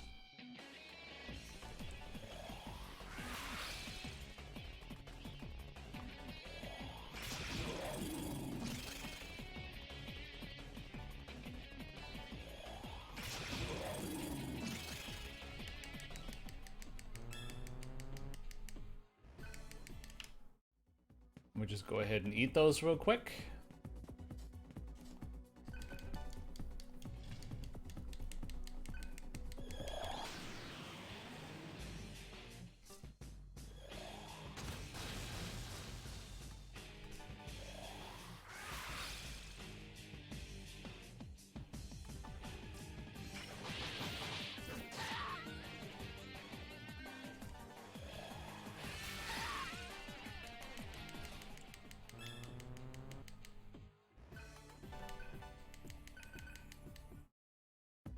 Medical tool. That's nice. Definitely doing very good on money, even though I'm, you know, picking up a lot of things because while money can't buy you happiness, it can buy you a bunch of failsafes in this run, so... Marathon strats. And Karma Soldiers. Yay.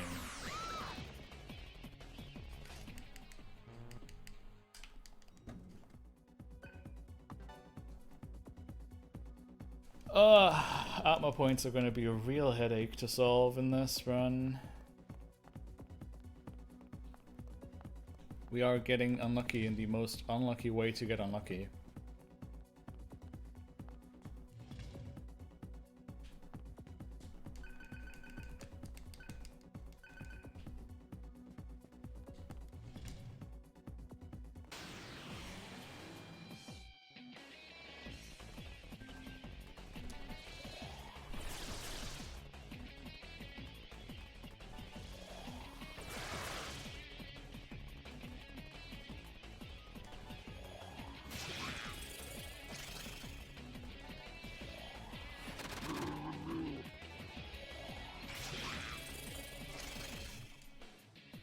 Really, game? As if I didn't have enough troubles with Atma points, as it were. So I'm sure that's something that happened to Freedom Pulse as well. Sometimes when you devour an enemy you can get a stomach ache, and that means you don't get any AP. Which is not cool.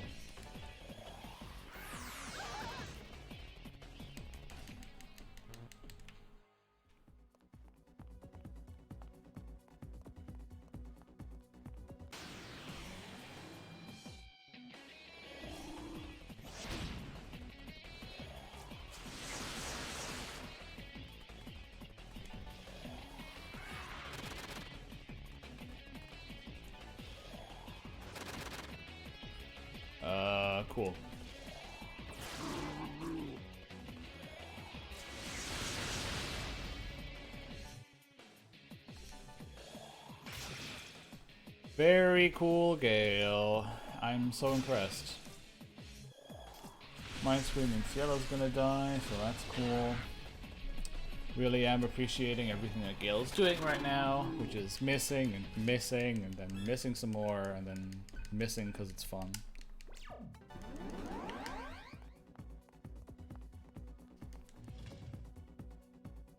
Mildly annoying.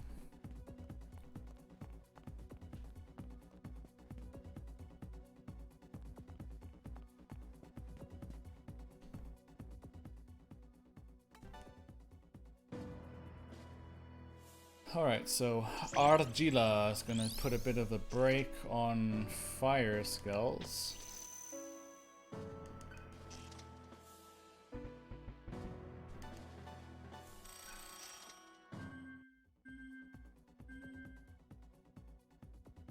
And is instead going to learn some healing shenanigans.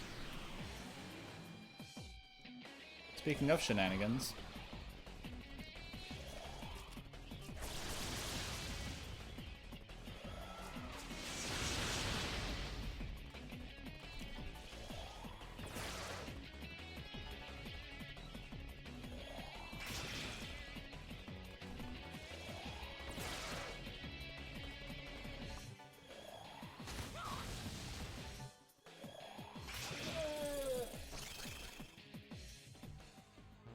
It's interesting to run into a Pursky because Pursky is an enemy from the dungeon after the next one?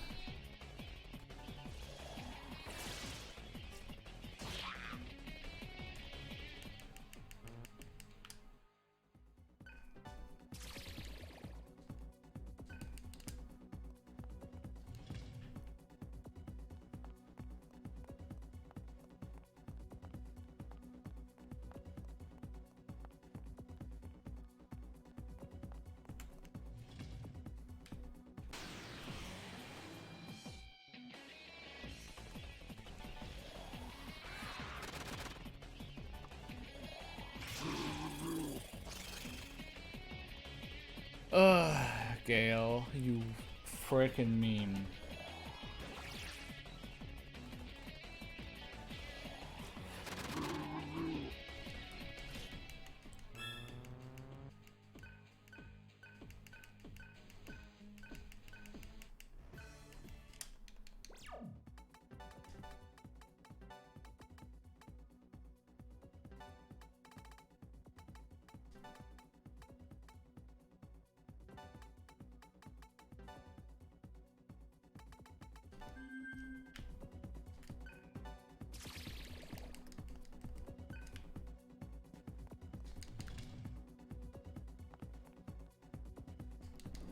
And now we're going to enter this little room here, which definitely does not contain any foreshadowing of any way, shape, or form.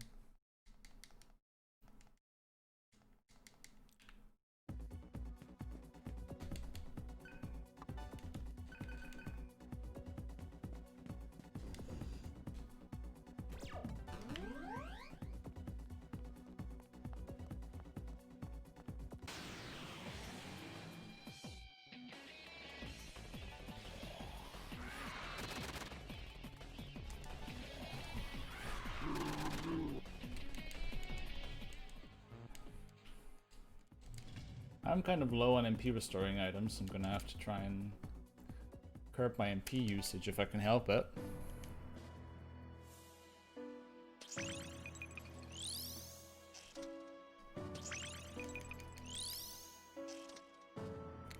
Cielo, it's time to give you Angel. And Gale gets Demon.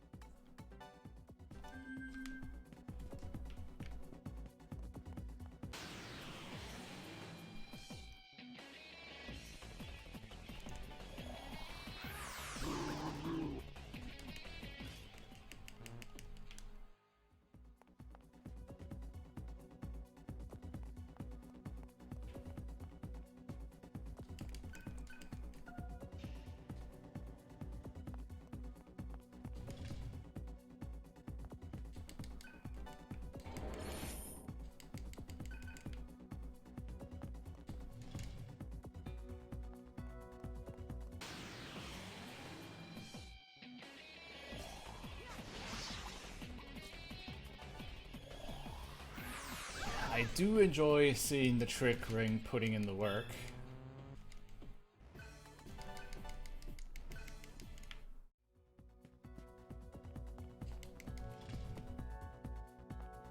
What I don't enjoy seeing is Gale's MP count, because unfortunately we are a bit of a... okay, this is a something.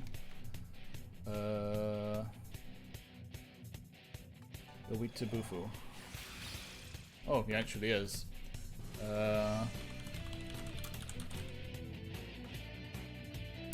What does that mean for the other ones?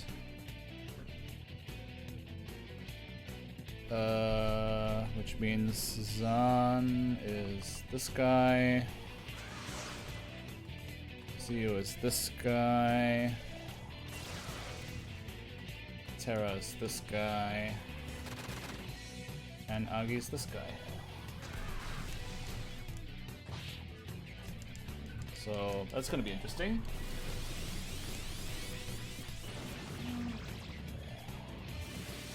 I'm not exactly sure what this is going to do to my run. It means good things, that's for sure.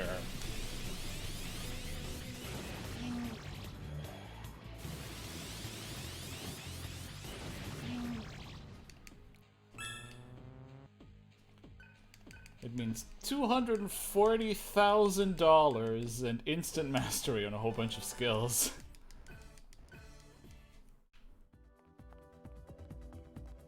Ton of AP and a ton of money, which means I want to save and yesterday.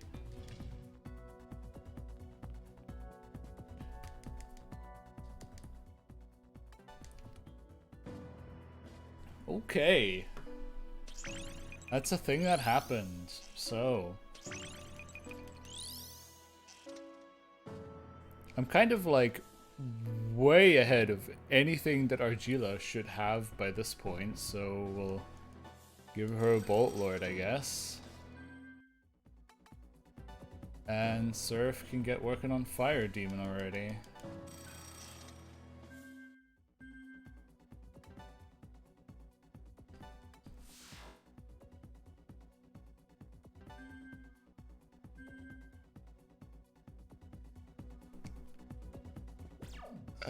Which means I can also do some things here, like setting Zyonga to this position, like Repel to this position. I can give Zanma here, Force Repel here, and the rest we'll take care of later. No, like, world record pace is long gone since I already died. The world record for this category is very solid.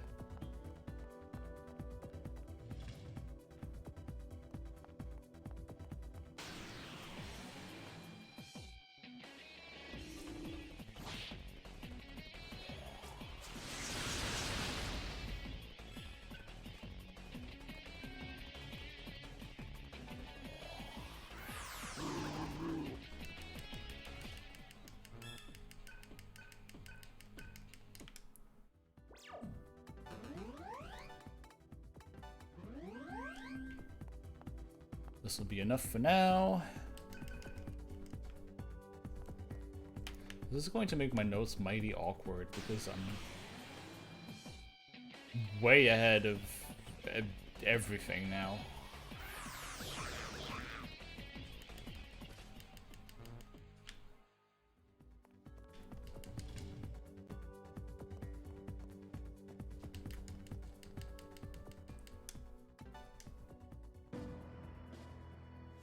Which means I actually have to be careful in the next fight because I'm massively overleveled now. Bikuni is next for you.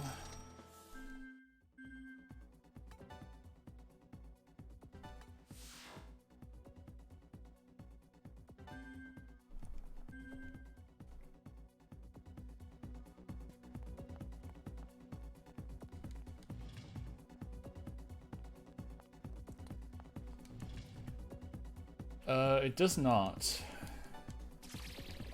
do that, unfortunately. Well, it does that once, actually.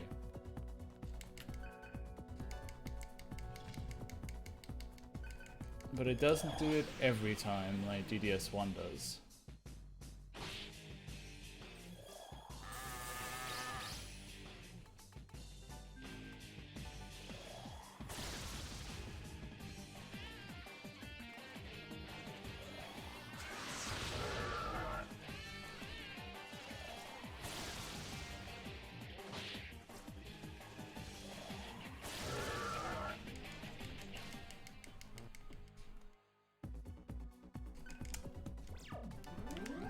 Speaking of broken pieces of equipment, we now get to pick up the Speedy Ring, which will cause, if we have it equipped on someone, the first party member in a battle on the first turn to deal double damage with their first attack.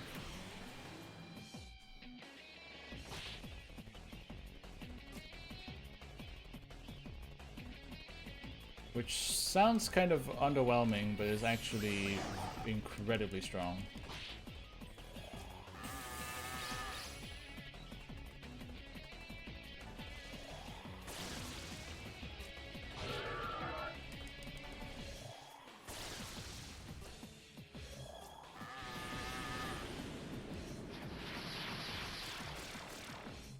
Really?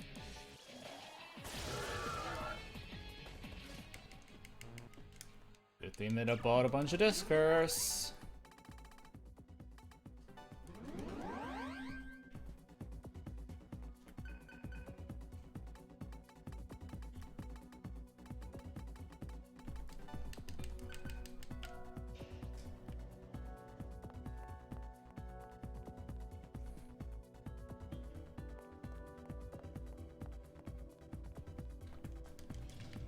So yeah, we are like super set for money.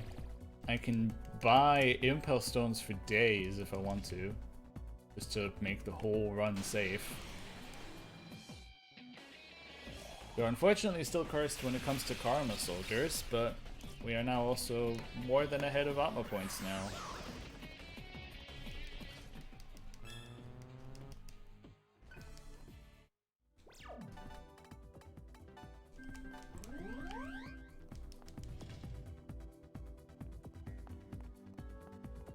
Probably could have used a chakra drop there. We're pretty close to a heal terminal, but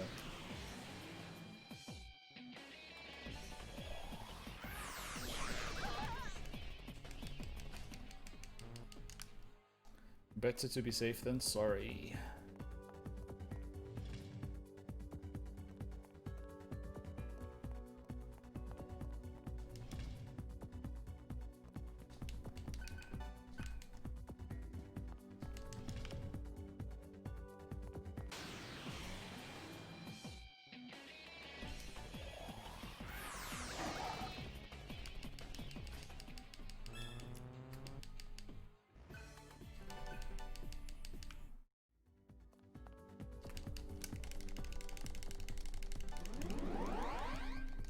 Osa is an incredibly dangerous enemy, so I hope I don't run into him too many more times. Oops.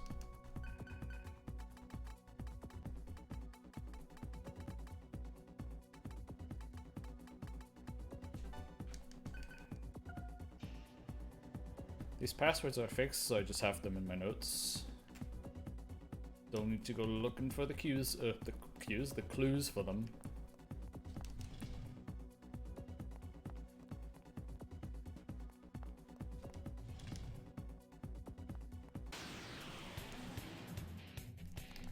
Would have been funny if it was another Omwekane.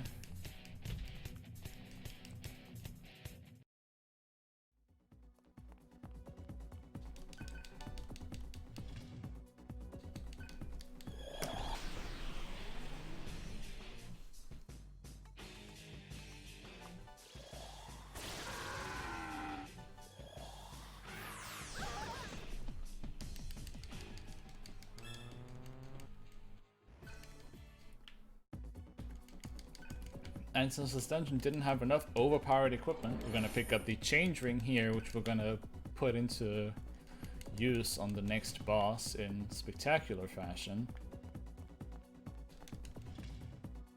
The change ring allows us to use the transform or revert command without using a single turn, so it's essentially a better pass, since it doesn't even spend a half press, it just spends no turn at all.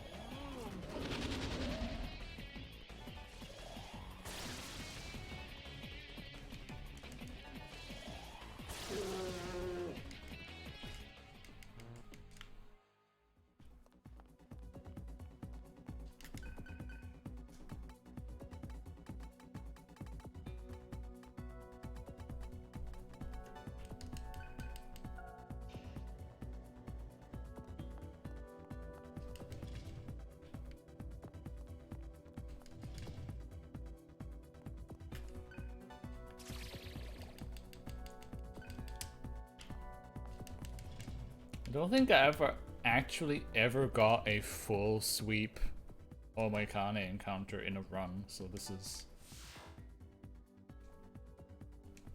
kind of like a good this has never happened before.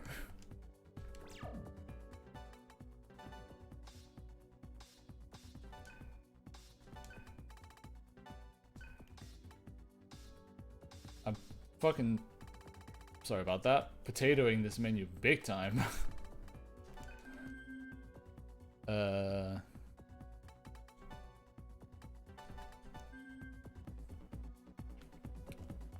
So now I actually have to be careful because I'm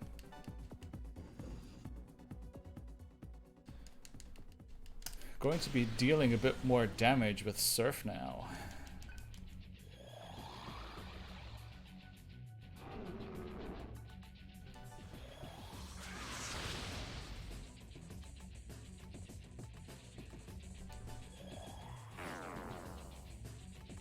So now I can just revert with Cielo to essentially get 3 actions with Gale and Surf.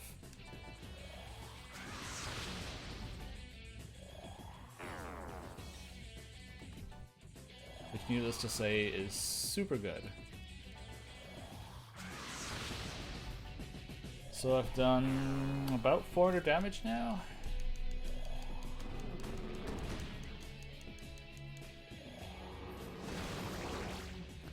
Okay, so I was gonna do Zanma's Yonga heal, but I think I have to skip the Zanma and just do his Yonga. Actually, no, I can still afford to.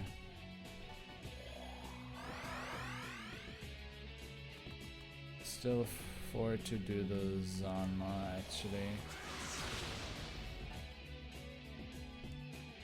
Uh-oh. Frick, I actually did overdamage. That's not cool.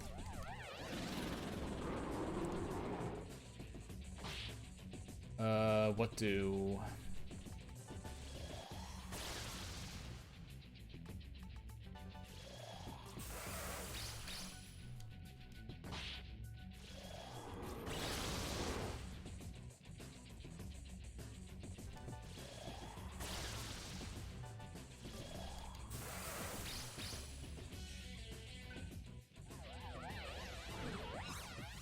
Just kind of have to hope that he doesn't own Gale. I guess I'll just Impulse Stone now.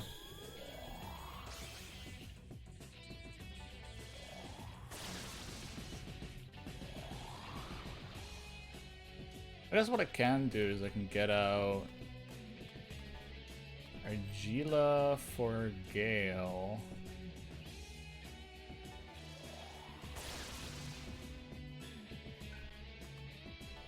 This might be a terrible idea.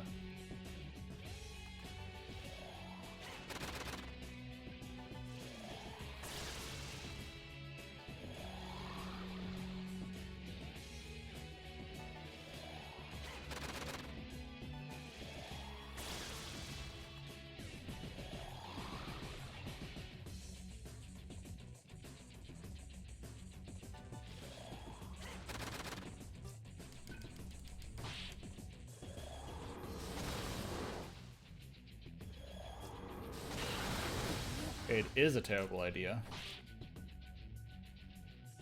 Oh well. I guess I'll just have to own it. Oh, that wasn't enough to kill him? Okay, I'm dead. Ugh, that was unlucky.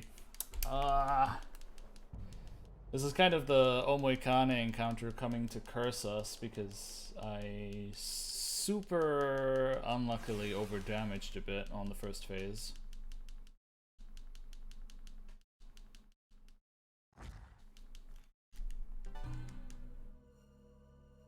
Which means I just lost a ton of damage.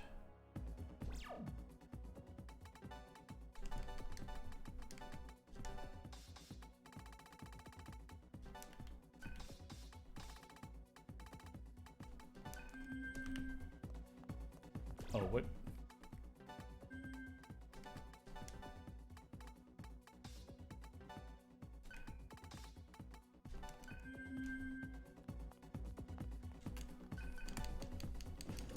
That's what we're supposed to be doing.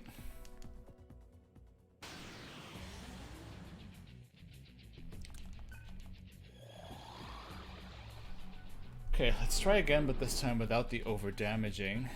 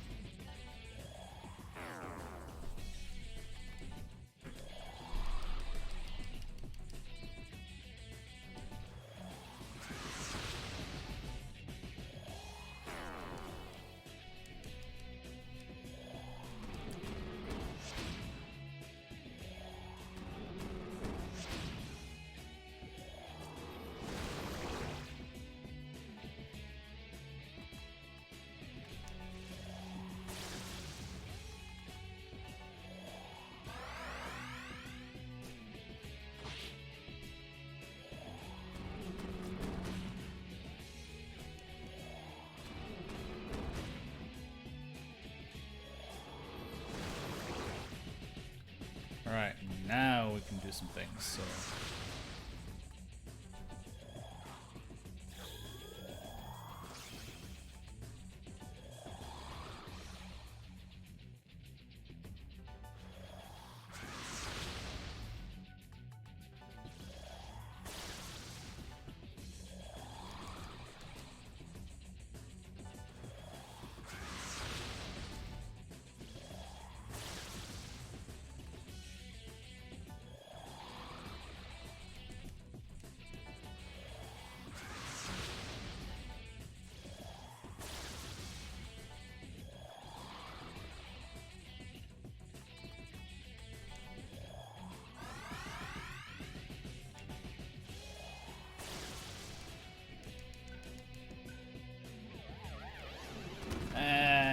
This is kind of the worst case scenario.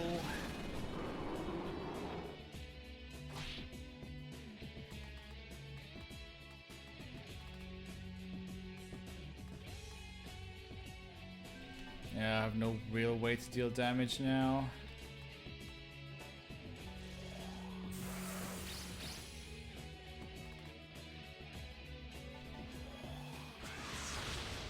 Guess we'll just do what little damage we can.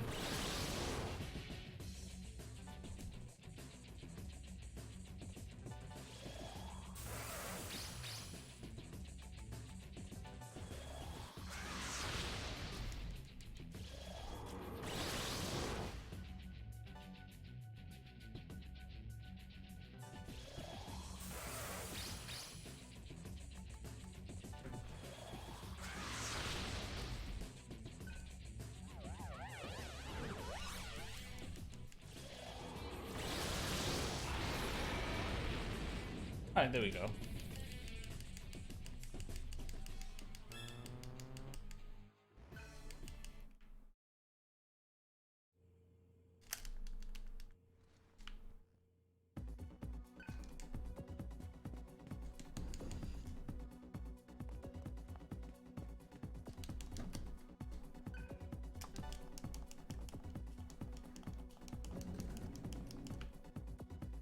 Well, if anything, this would be the Firthend try.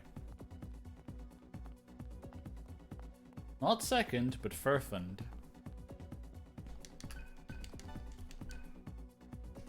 And now for more unskippable cutscenes, spoilericious things.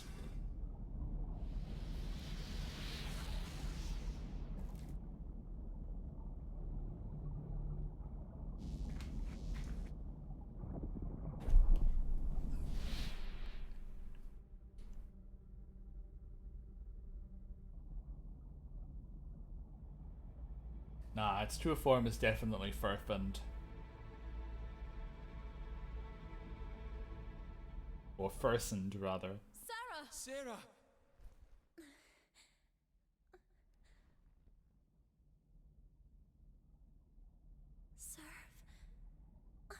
Serve! You're alive. I thought that you were gone. That will need to wait. Heat! You will obey me, Seraphita. Your duty as shaman is to soothe God and preserve humanity. Accept this duty, and your friends will not be harmed.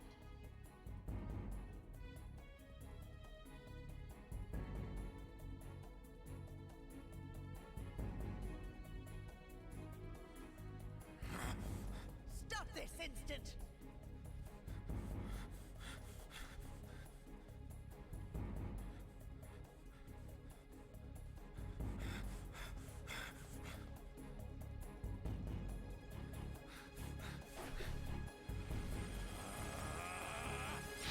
Coordinate 136 flashbacks.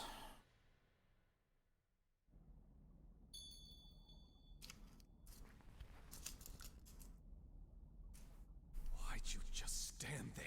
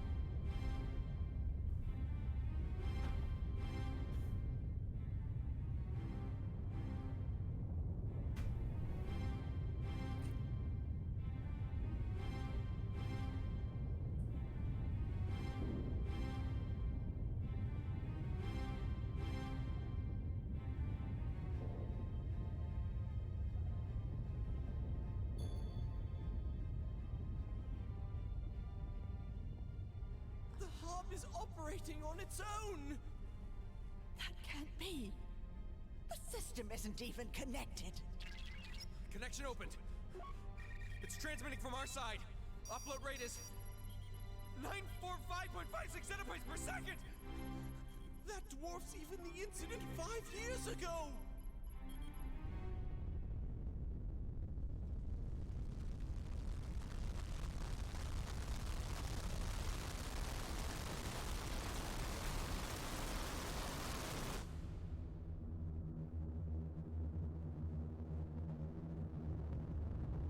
The Earth, it's disappearing. God's consuming data from the planet itself! And thus, the greatest plot point in all of video games ever has been set into motion. God, living in the sun, is downloading the Earth.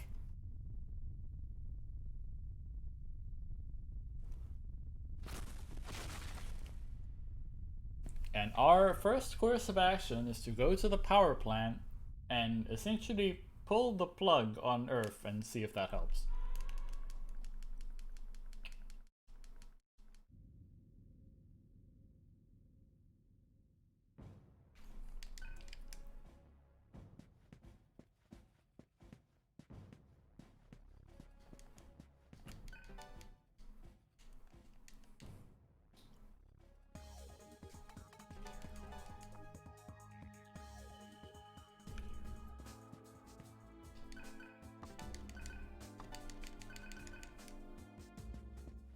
So, courtesy of our newfound wealth, I'm just going to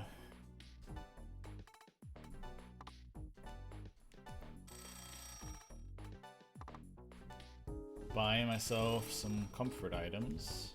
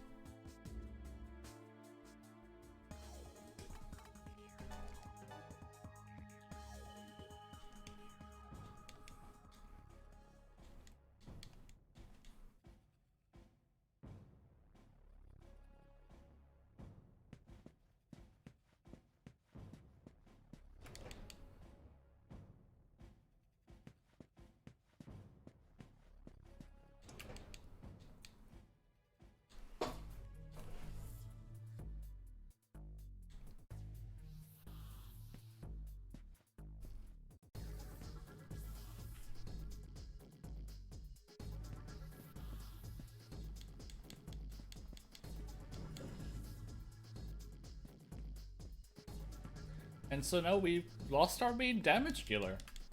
Our 83 magic surf is just poof, gone. So now we kind of have to make do without him.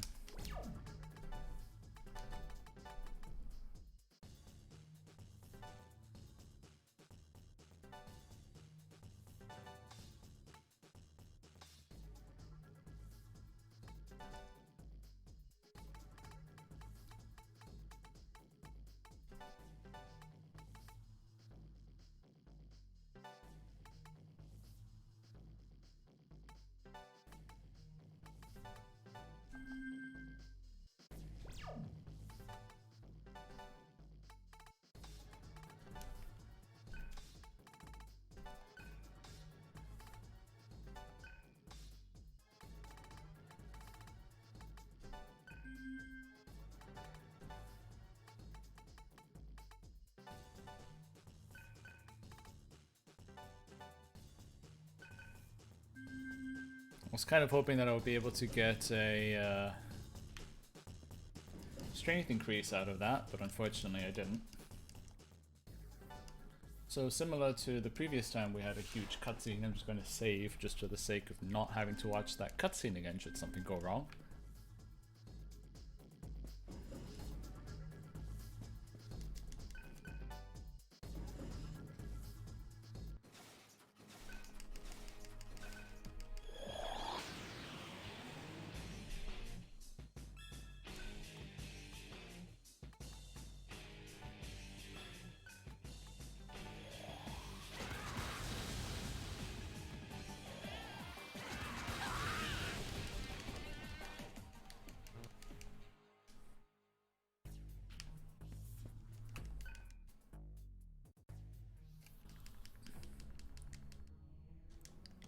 Now that I think about it, I can just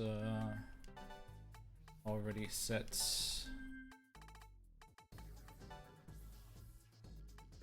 Tarunda on him and equip him with the speedy ring, since we are already well equipped when it comes to armor points, so I can just go destroy everything. So we're now being introduced to the leading mechanic of this place. Roland can kind of just direct input into these terminals to open the gates that the Karma Society soldiers were trying to close.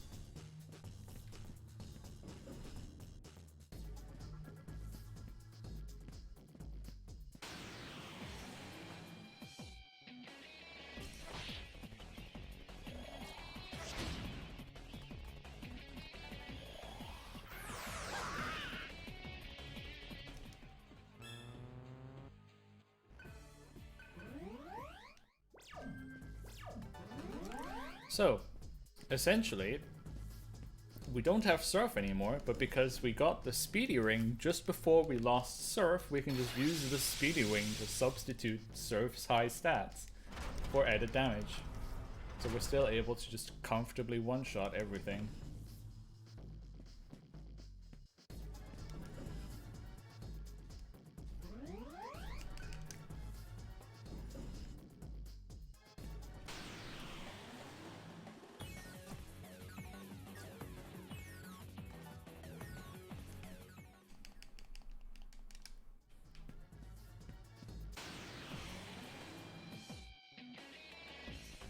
Oh, whoops. That's not what I wanted to do.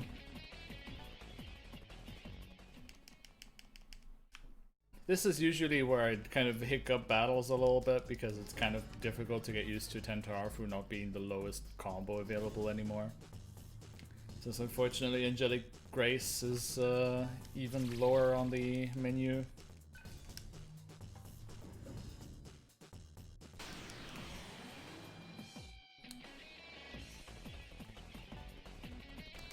Ugh, game.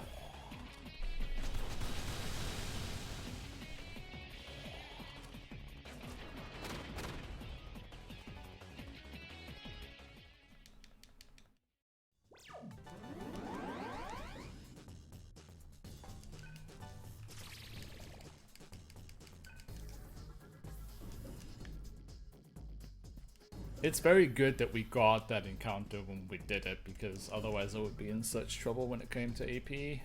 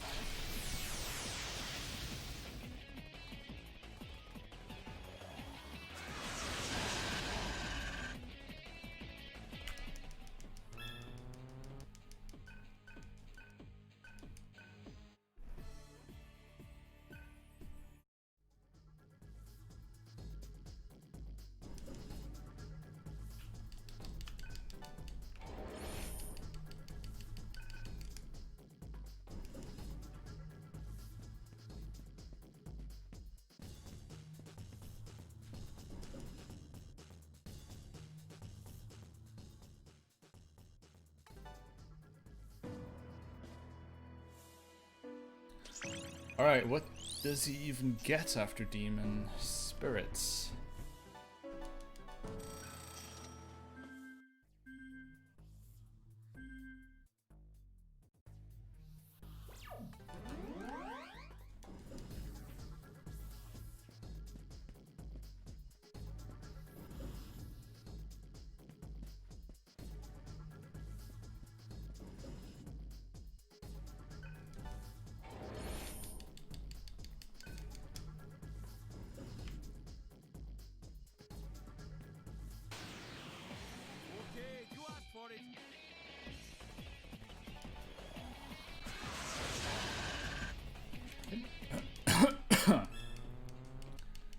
It never really came up before, but combo damage in Digital Devil Saga is, well, gun combo damage in particular is mainly controlled by the type of ammo that you're using. The magic stat matters as well, but that the ammo you have equipped brings a significant portion to the formula. I really wish it didn't. And, oh, that's very not cool.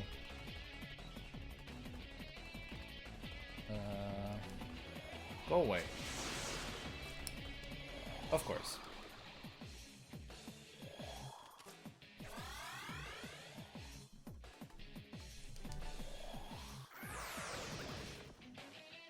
Can I just run away instead? How about that?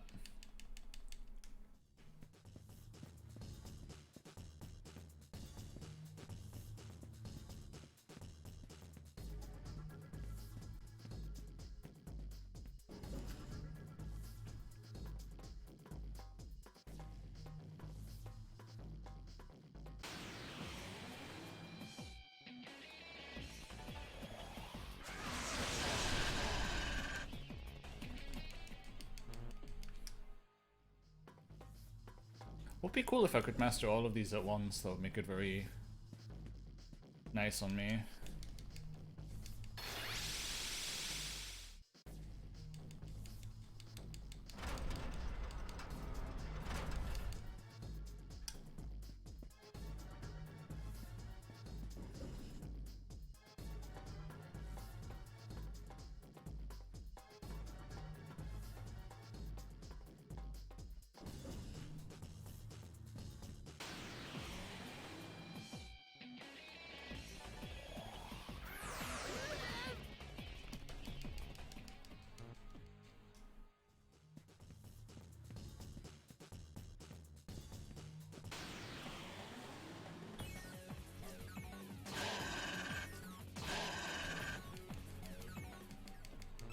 Oh hey, we actually got a Berserk mode victory, so I guess I can talk about what you get for actually winning a battle in Berserk mode, which isn't all that special, you just get bonus EXP.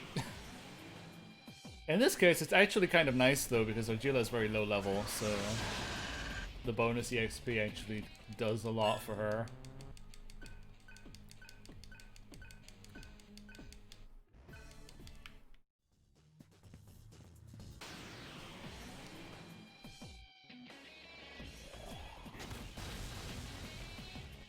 How very annoying.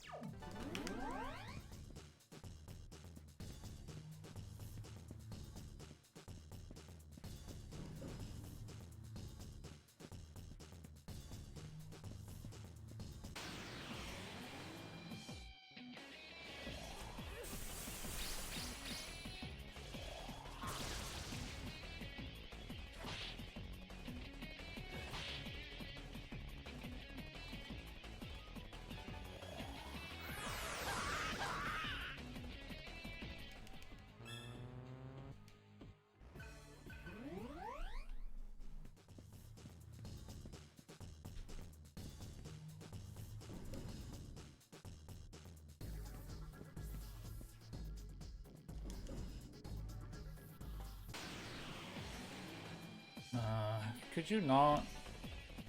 Could you double not?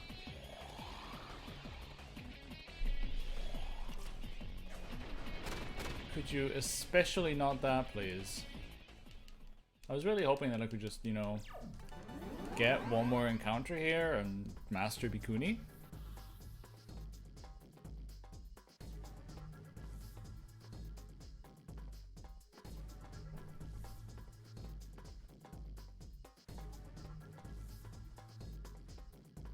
Come on, game, I know you can do it.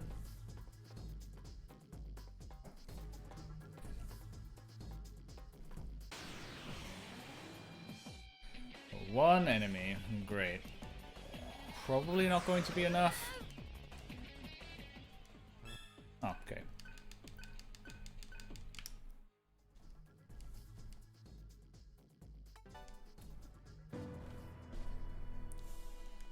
Argila's kind of been in a weird spot because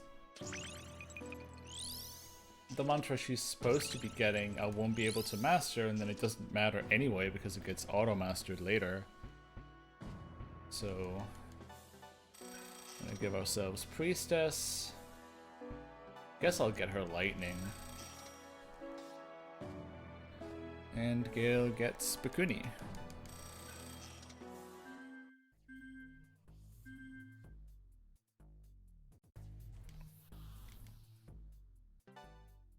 Did I save? No, I didn't. So let's do that, just in case.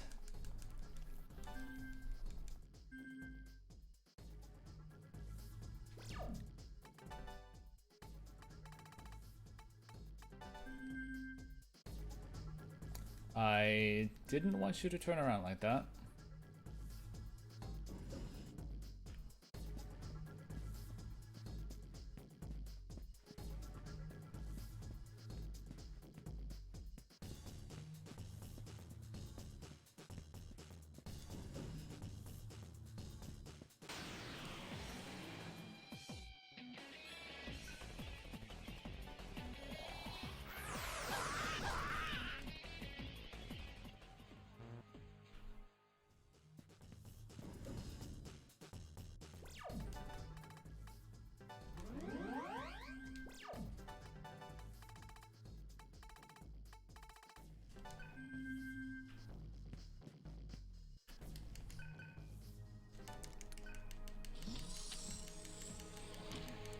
Now unequip the speed ring because of course having that on for bosses is not great, because after the initial hype of the first turn it just kind of goes downhill from there. Because after that, that person's damage gets reduced significantly all the way down to I think a quarter, and we of course don't want that.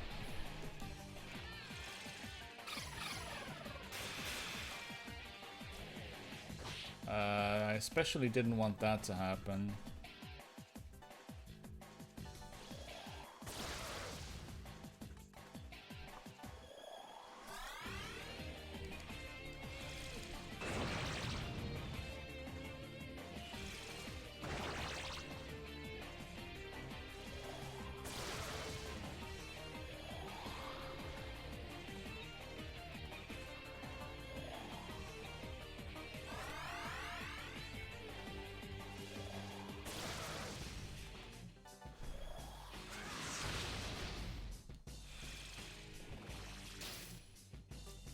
Thank you for that.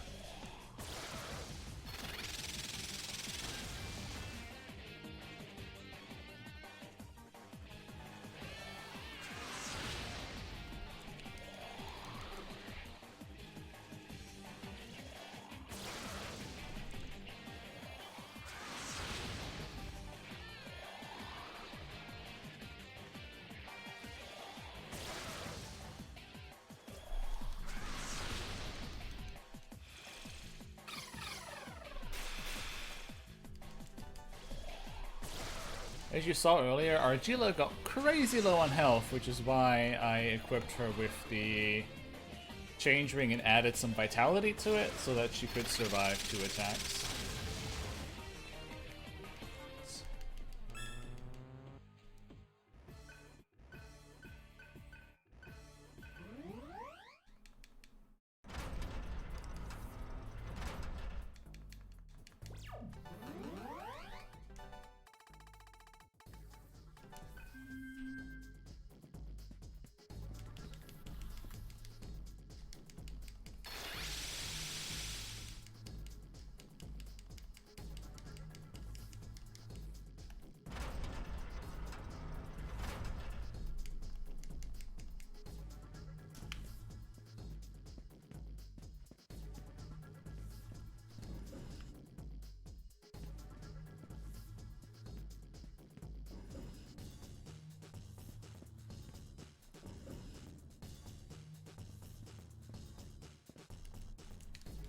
And our objective is essentially to get to all these security system bosses and flick the switches that are behind them to open the door that'll get us to the boss.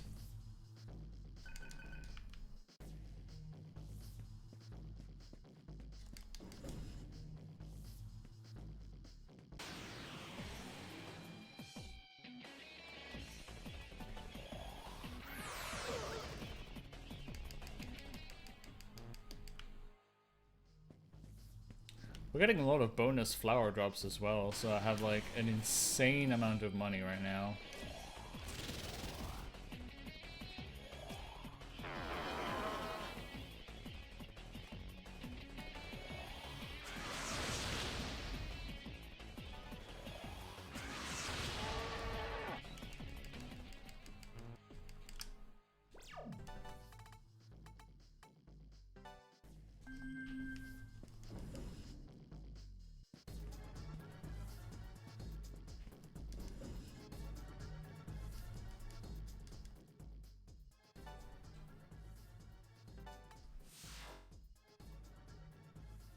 I'm saving very often because this dungeon is probably one of the more unforgiving ones to try and get through.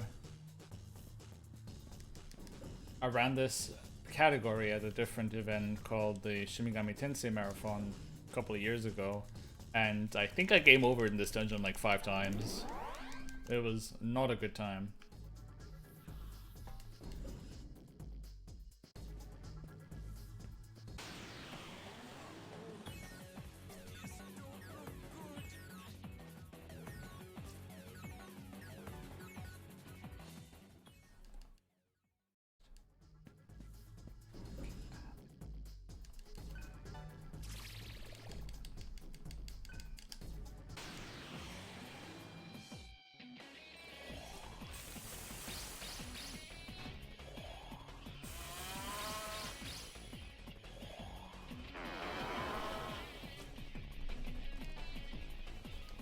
We very much want nothing to do with encounters that put up magic repel.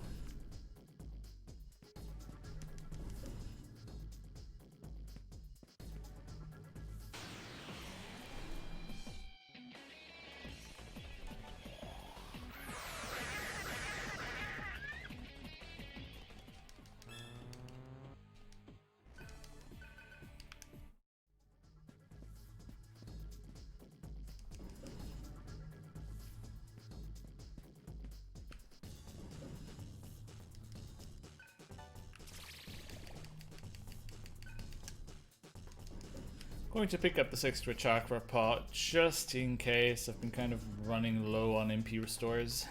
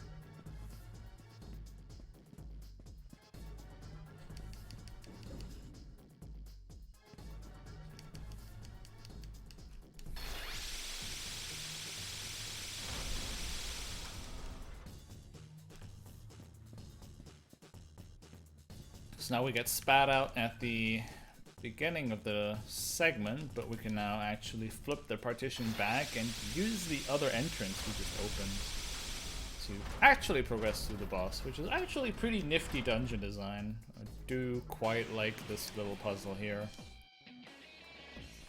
I kind of wish some of the hallways weren't quite as long as they were, knowing how SMT is about its encounter rates, but the level design itself is, with regards to the critical path, very fun.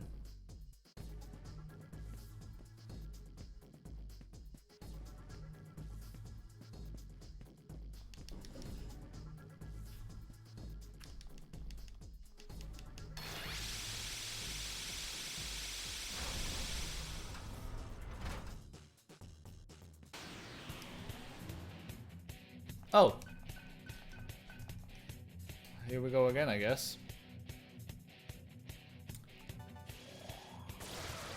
Oh wow, I actually hit again. Okay.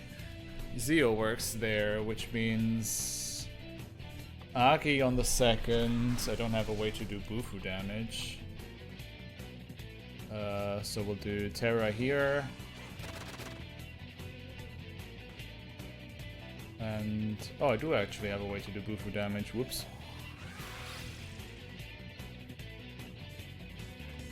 Oh, we ain't getting the last one, but we're still getting 4 Omoikane again.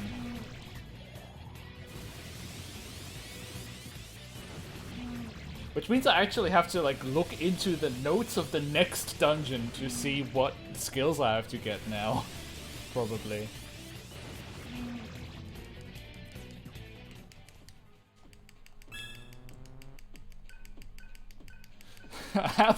half a million extra money. And Ajuda's probably going to be fairly well leveled. Oh, what is this run? I don't even...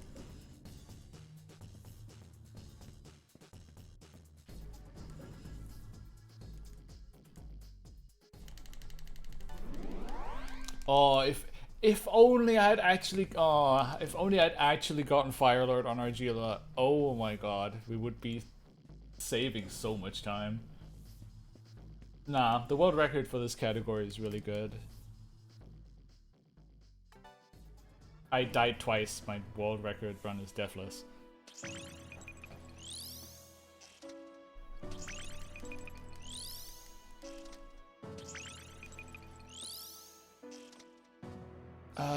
What is he supposed to get? I guess Bolt Emperor now.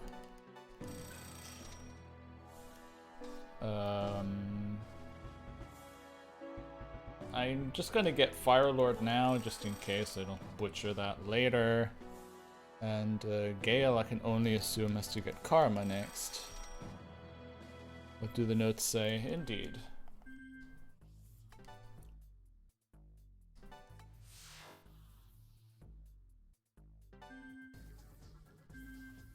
Like, Omoikane is nifty for, like, safety, but doesn't actually make the run that much faster, because you're still gonna run into encounters the entire time, and it just kind of messes up your everything, because you're gonna have to just jump all over your notes. Which is, like, super first world problem, but it does slow you down.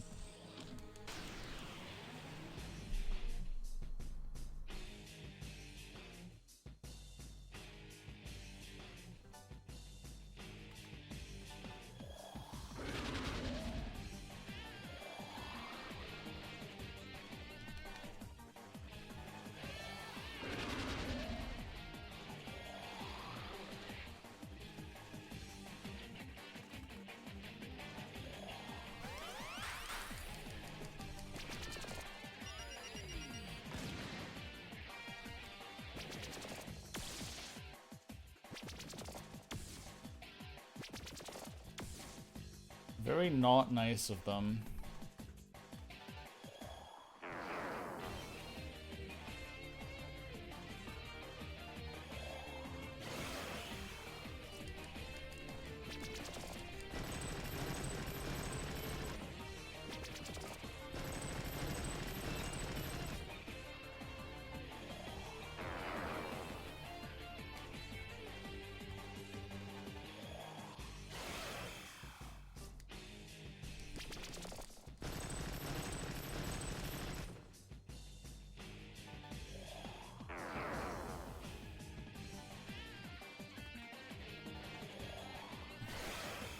Just gonna do the full healing regimen here.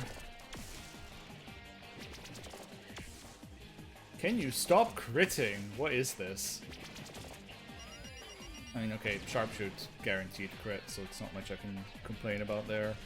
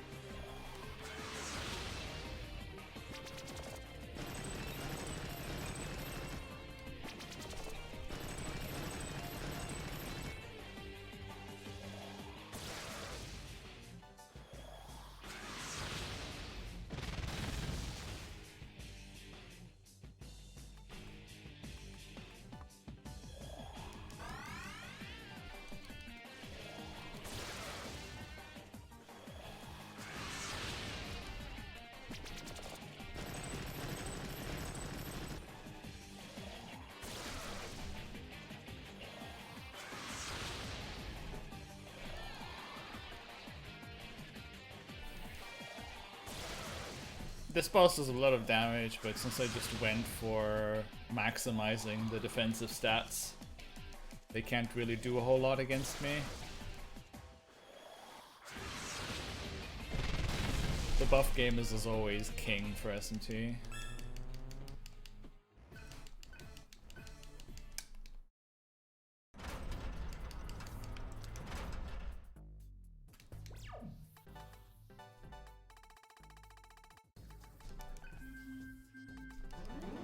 I don't think I ever had quite this high level of an Argila before.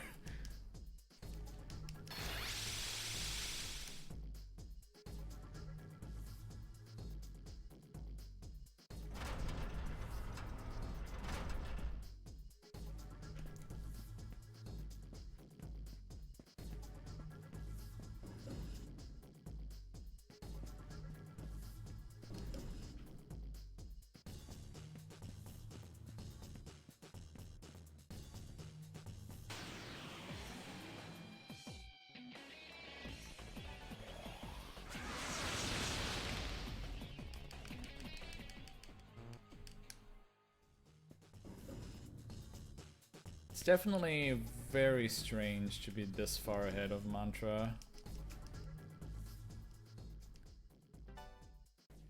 Unfortunately, I have to save again here because there's actually no save terminal between this and the next boss other than this one.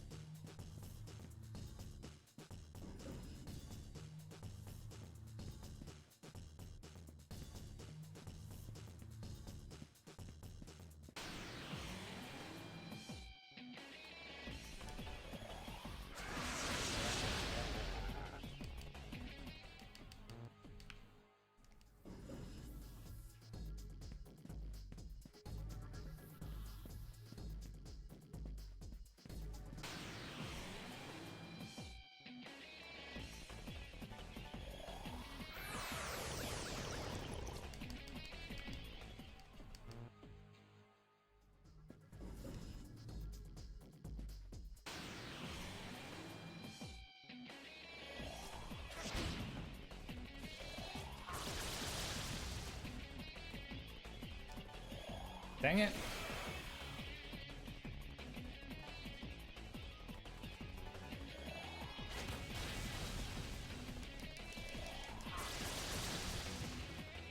I actually did press up 3 times, but it ate my input, which is kind of annoying.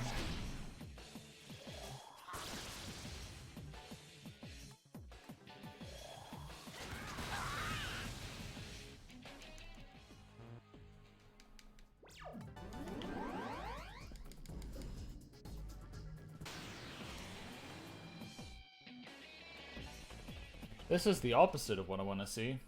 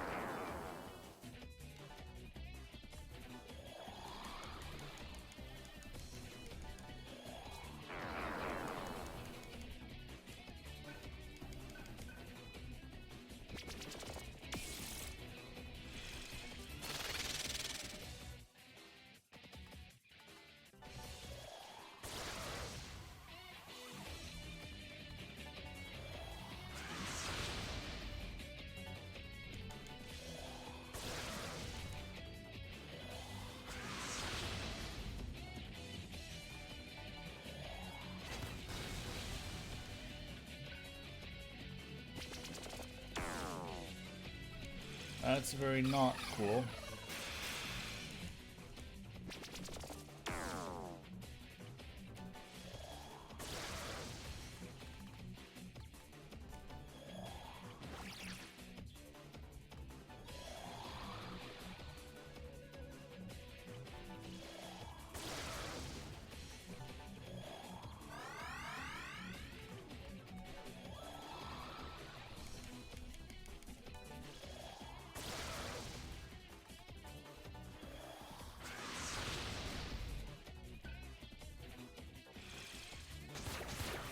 This is also very not cool, because this is going into a barrage turn.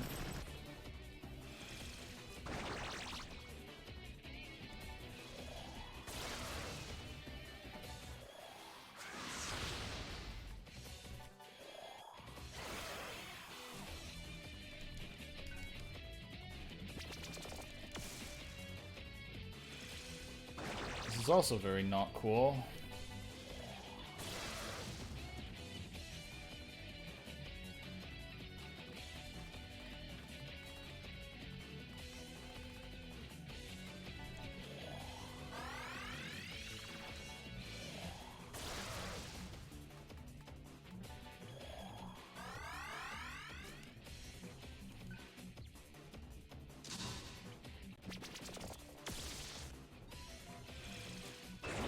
Ailments are not really treating me nicely this fight.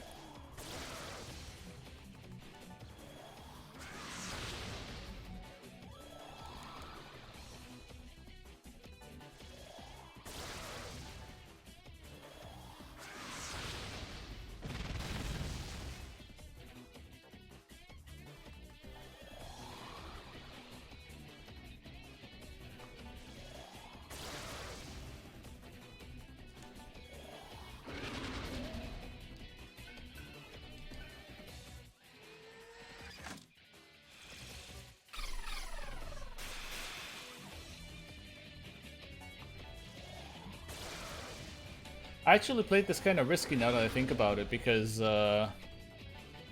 if the Elemental Cannon had hit a weakness, I would have actually just died just there. Whoops. Also, that's already max. Oh, it isn't. Right, it isn't.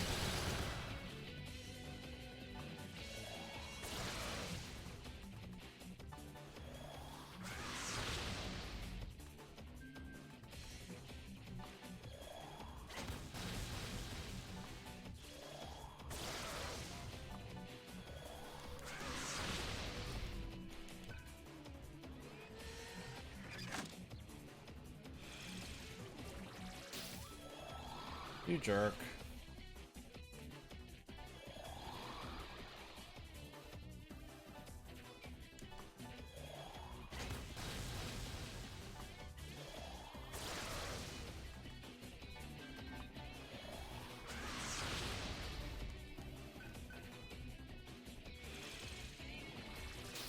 Stop it.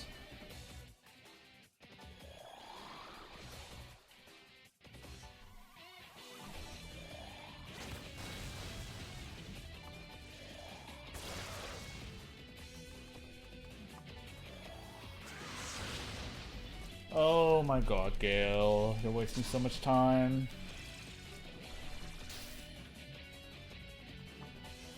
Just let me guess, one attack would do it? Yeah.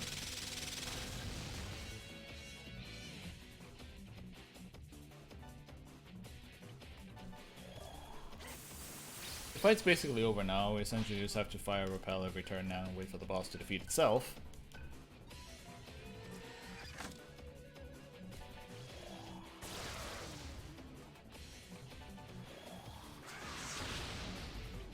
From this point on, I can pretty much just press X until I win.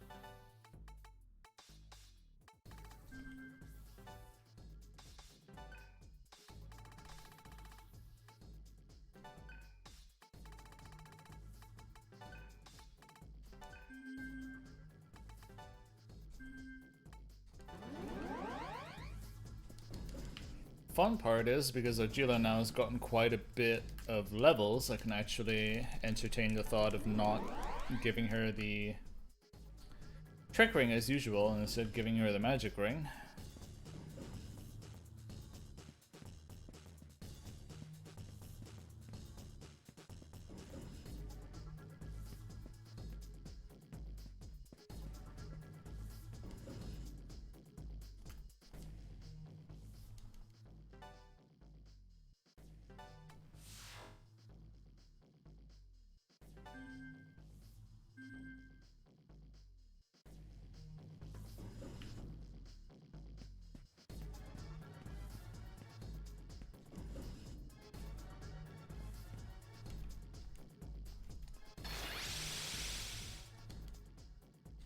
And now for the final boss of the area, Rajanaga. Actually has like a preamble fight essentially against these Nagas.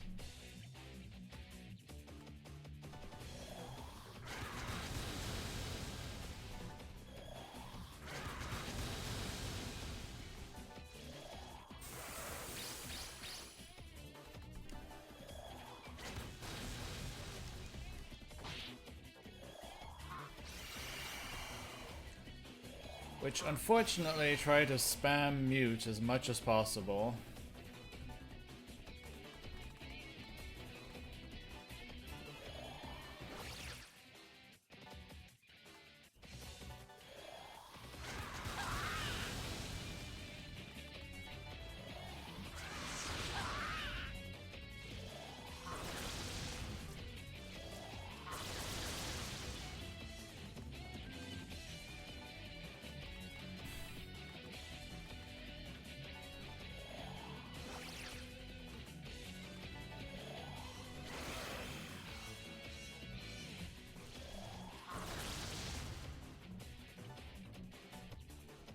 And now I just need to get up a leg repel, and then I can push the phase to fight the actual boss.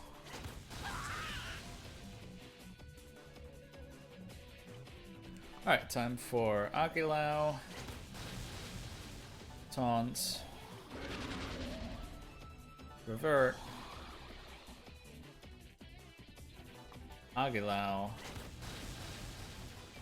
Impelstone, Transform,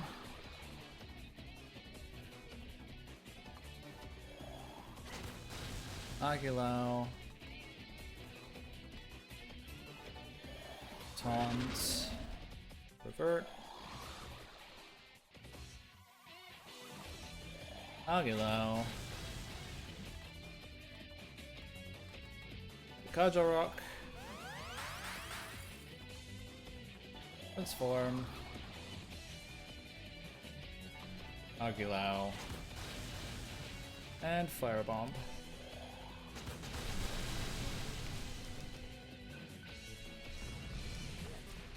Ugh, Conviction. Not cool.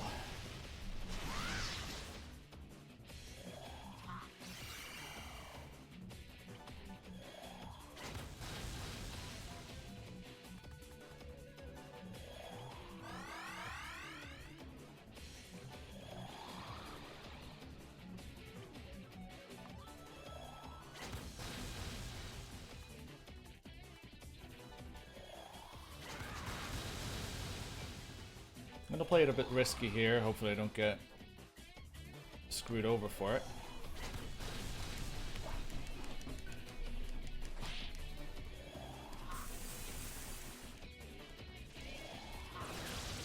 Unfortunately, I am getting screwed over for it.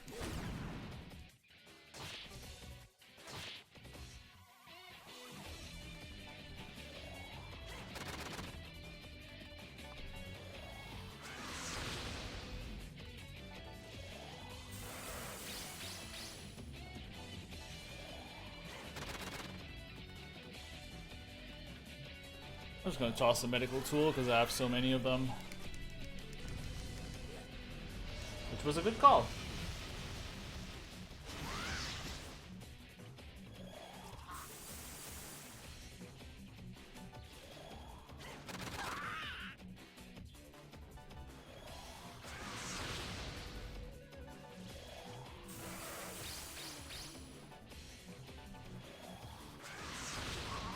And that's the fight.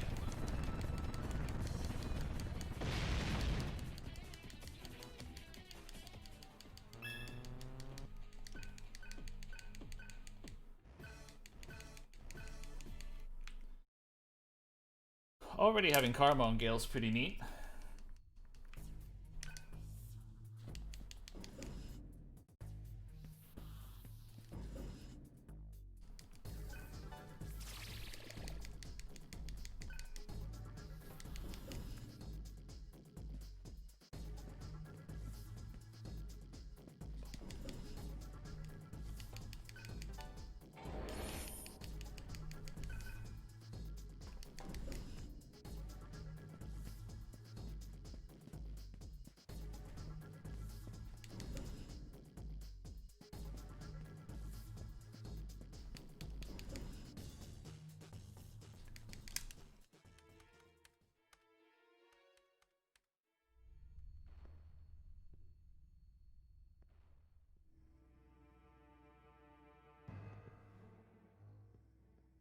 Now, Argila and Roland have both left the party in this dungeon, and we're getting Sarah as a party member instead.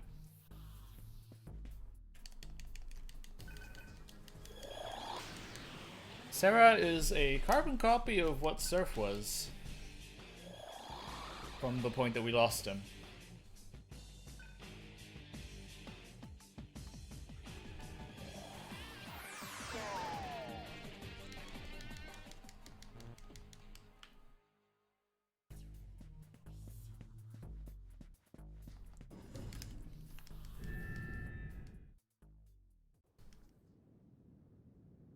And now, through unfortunate events, Argila and Roland have left our party for good.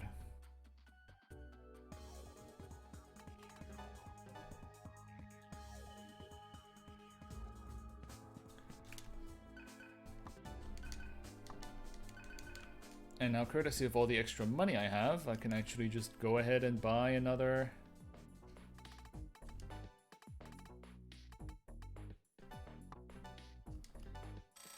Impulse Stone, which is always fun.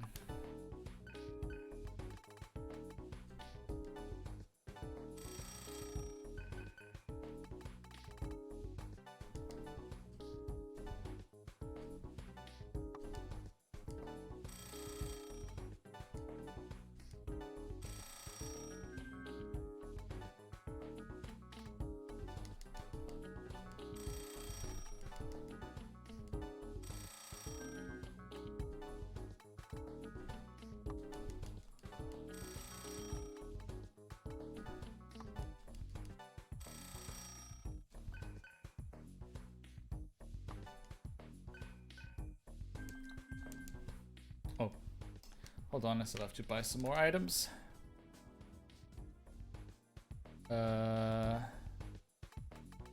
Those here, core shield and light ball. We need a bunch of those.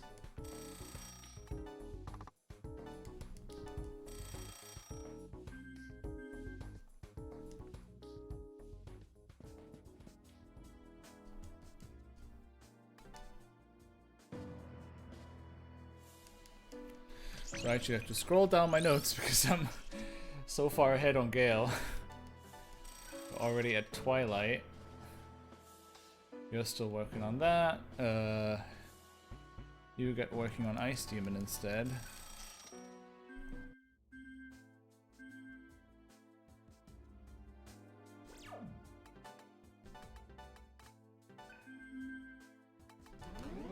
Oh, I'm not sure why I did that. Alright, we set on Gale. Void Panic 5, Void Ice 6, and we remove Taunt for now. For you, we set Quick Escape 3, and remove Tarakaja and Tarunda for now, and for you, we set Void Ice to 1.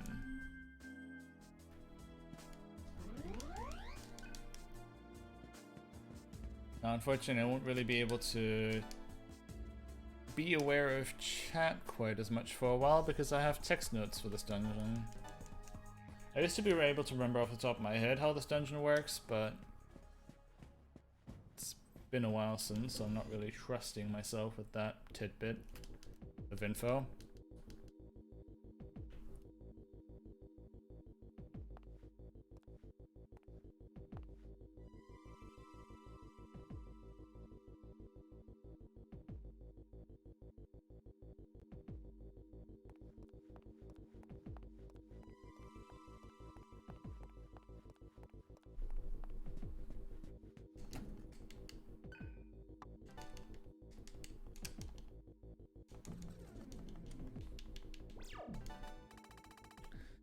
So this is a dark area, which I have to light up with the light ball. If I were not to use the light ball and instead try to navigate the area blind, every single encounter I would be getting into would be an ambush, and for obvious reasons, we don't want that.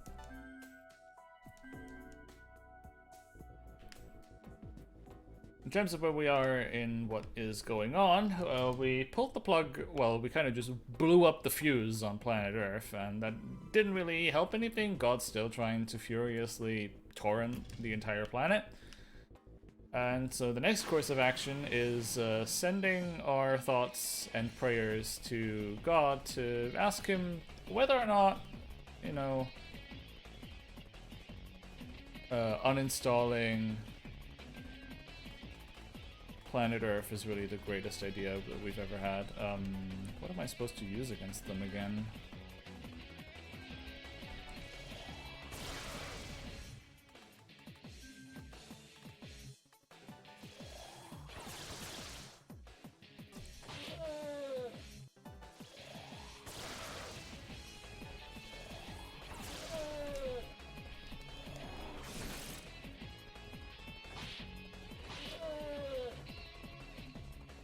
Supposed to change the party order? Guess not.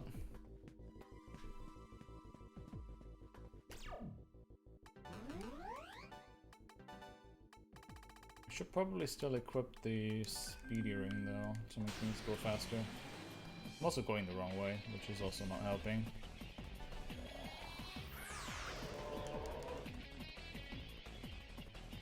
Can you like not?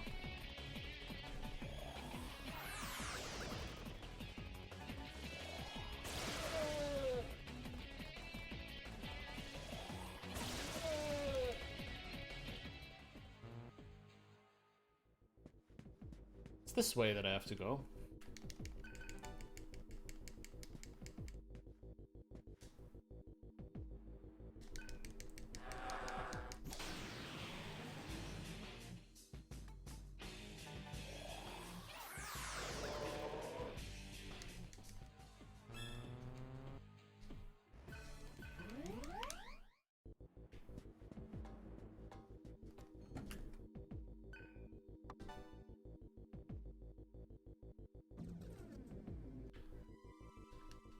So now we find out that something has corrupted the entire facility, and so tentacles and researchers are growing out of the walls, which doesn't look healthy.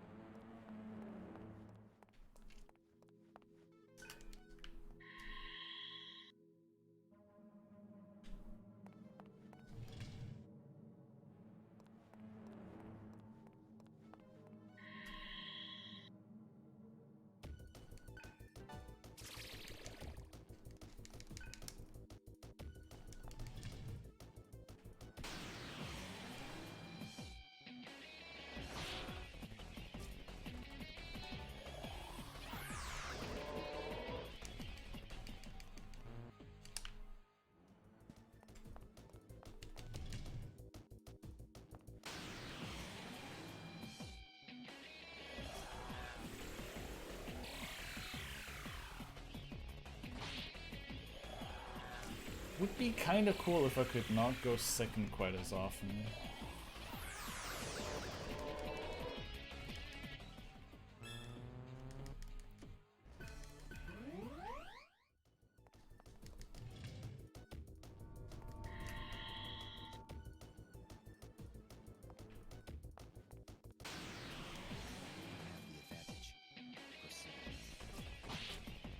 That's not what I wanted to do.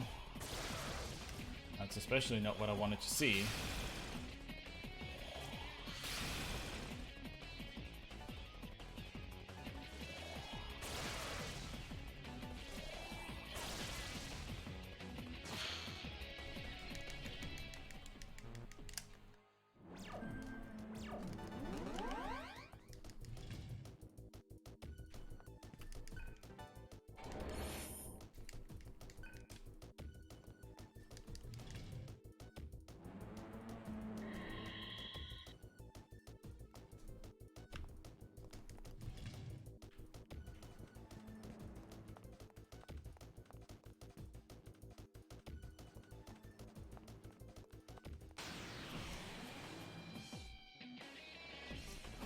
Ah, yikes.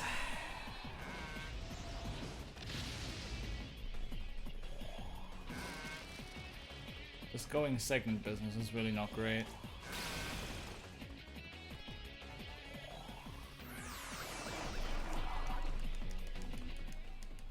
Because as you can tell, enemies start dealing a lot more damage now.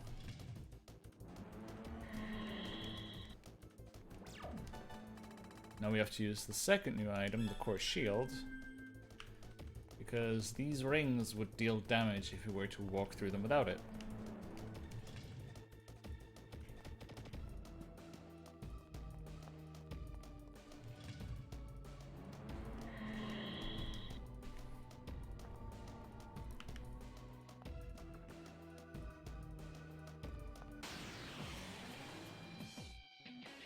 Not cool.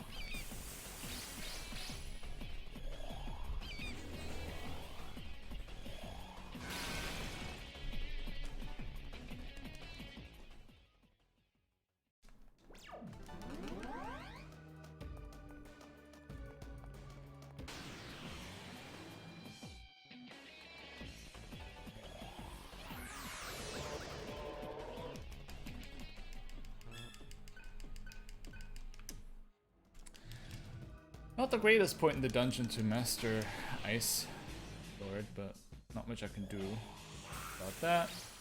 Now that is annoying.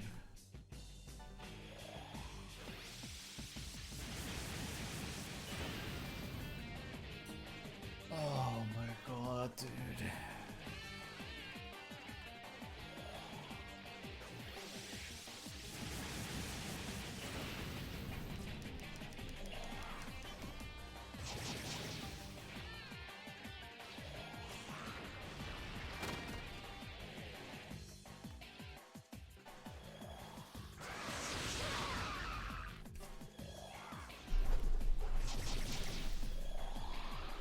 Cool, dude.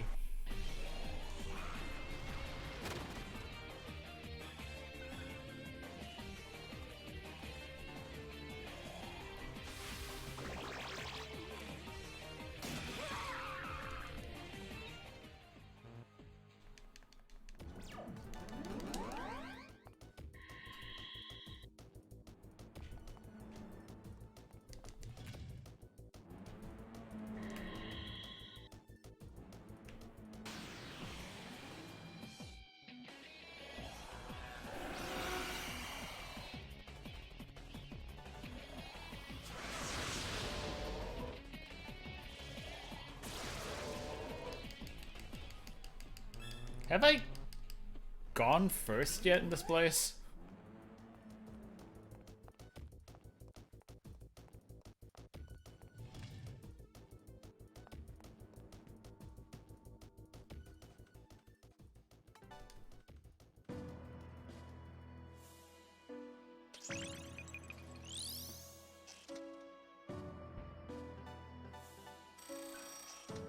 We'll just move over to Ice Leader quickly.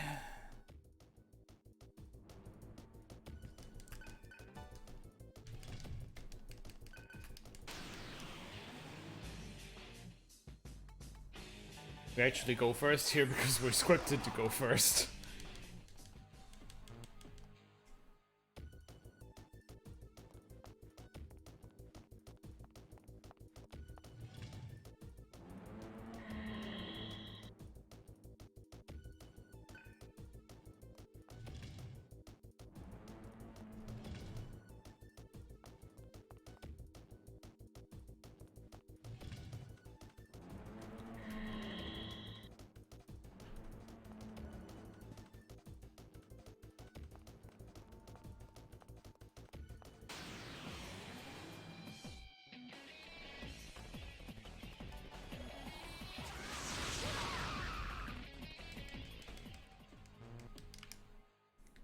That fight is so much nicer when they don't get to use Magic Repel.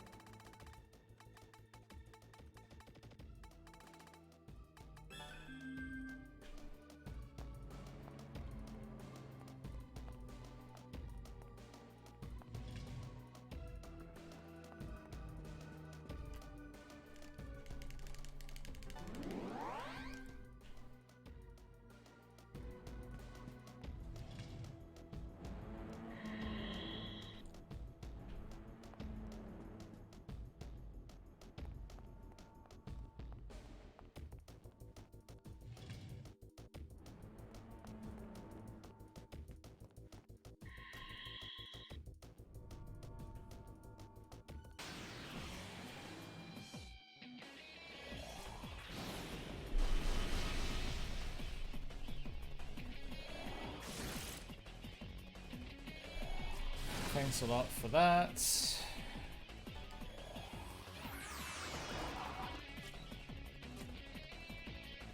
Well, time for him to throw $64,000 away. Nice meme.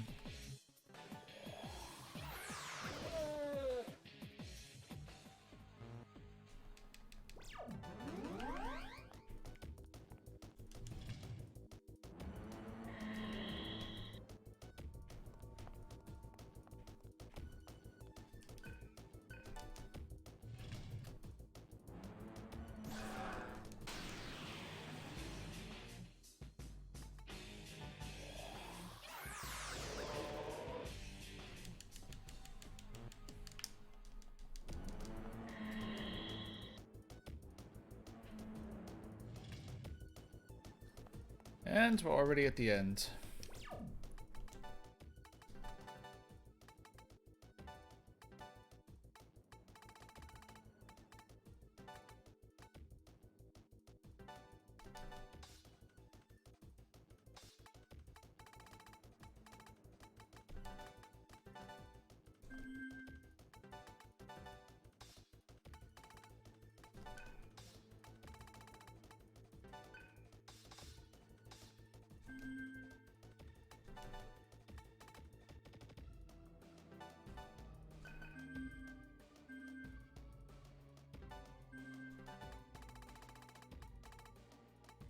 Let's see, HP data.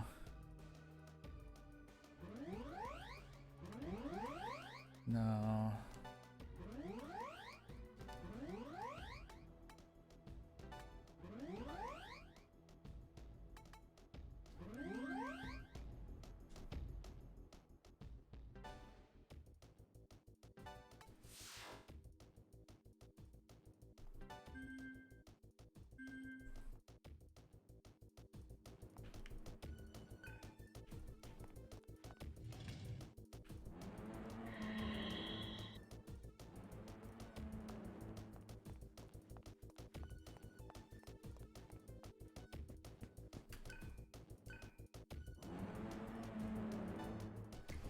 Alright.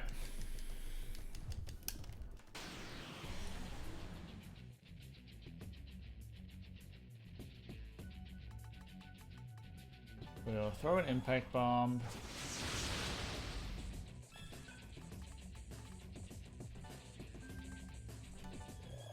And the impulse stone.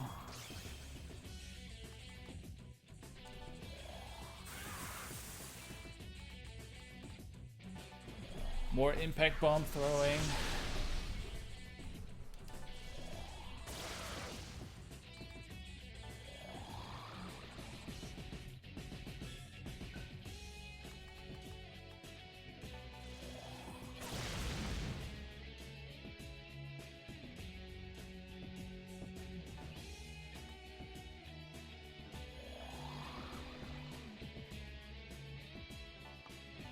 I essentially want to keep this phase as brief as possible.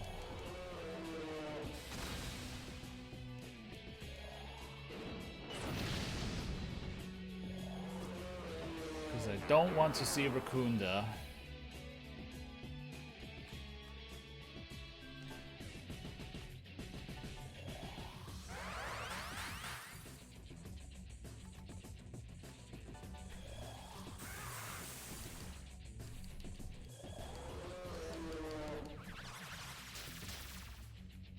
Oh, very annoying.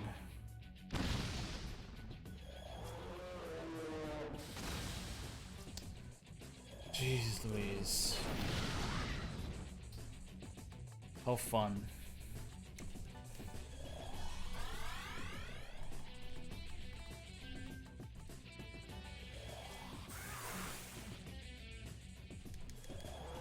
Can you just use Gelatorin so I can recover this?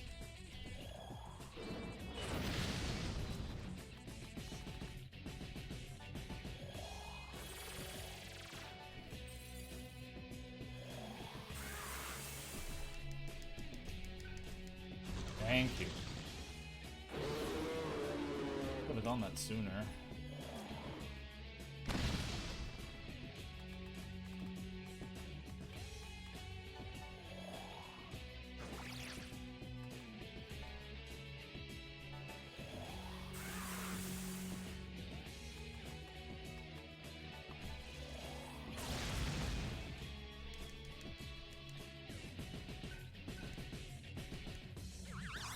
Oh, really? Right, I didn't kill them in the same turn, so they're just gonna regenerate now. Oh, I hate how like everything is completely screwed.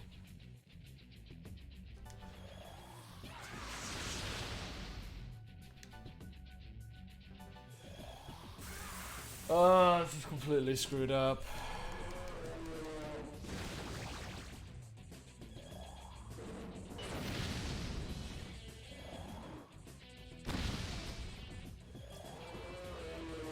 Whoever this hits is dead. I fucking hate this fight with a passion.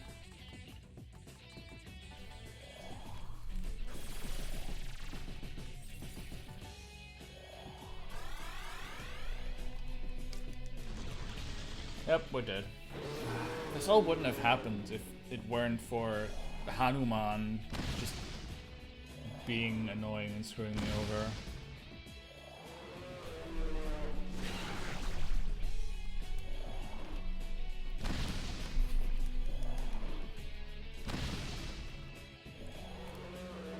I'm just going to reset the fight, it's not worth trying to recover this.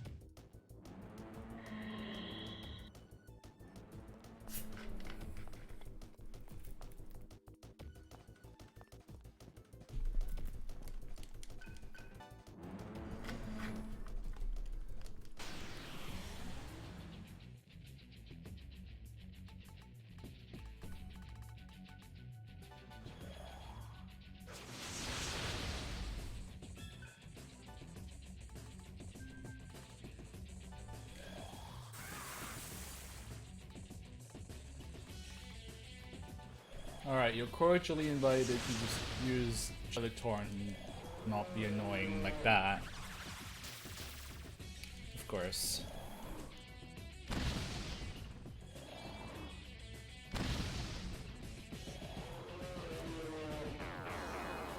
How do we do this?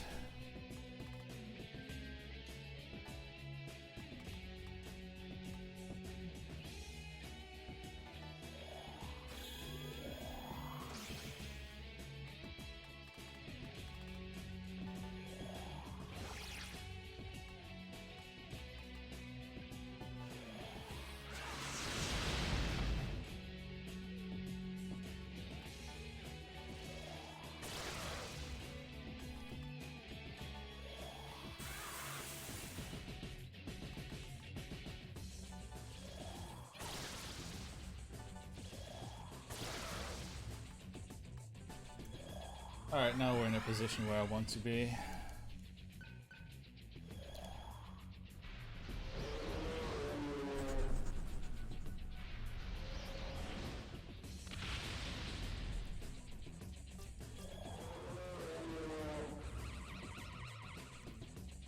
And now at this point I should just be able to juggle him in this phase until the fight's over.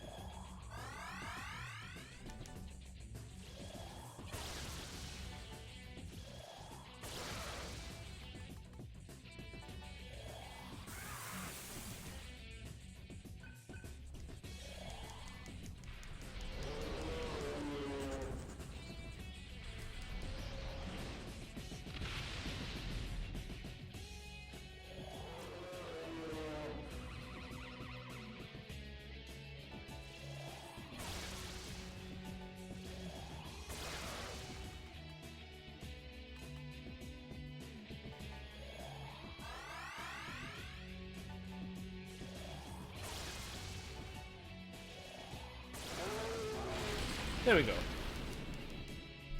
Much better.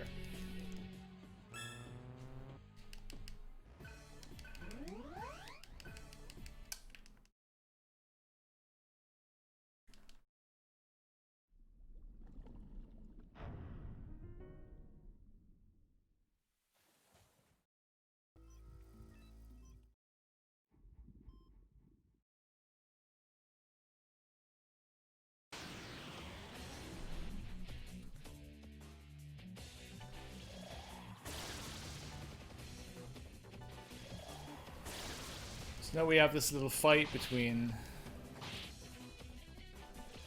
copies of Surf, essentially.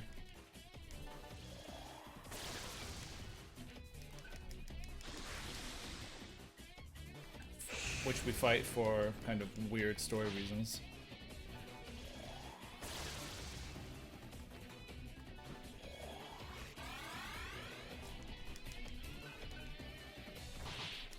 We kind of just simply nuke them down with Zyongas.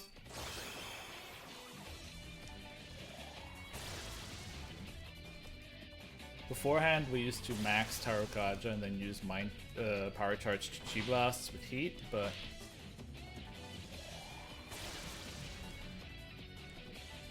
spamming Zionga makes the fight go faster because you kill one of them quicker, and then the enemy only gets one more turn.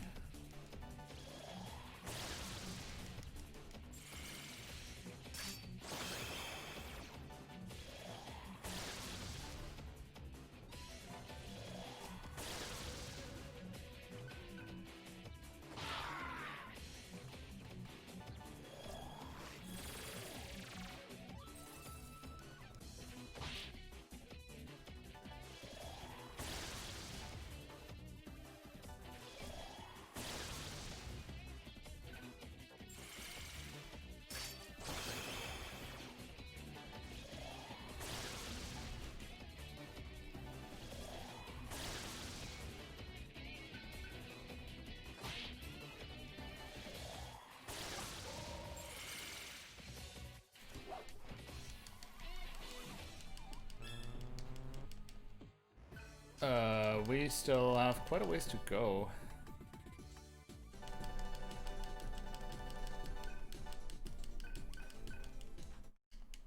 I'm not finished yet.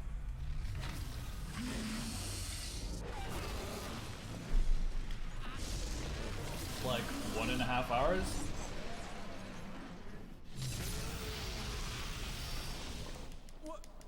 What the?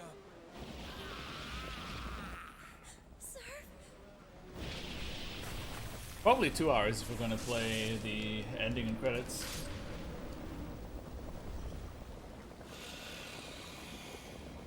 Surf!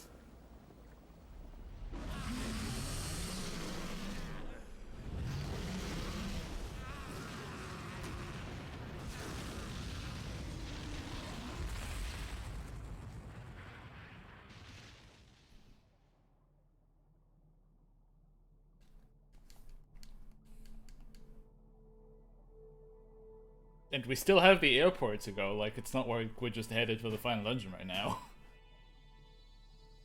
It is you!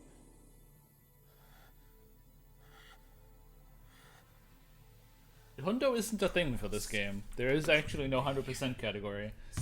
The only thing we have is hard mode all bosses. Well, now do you see where I stand?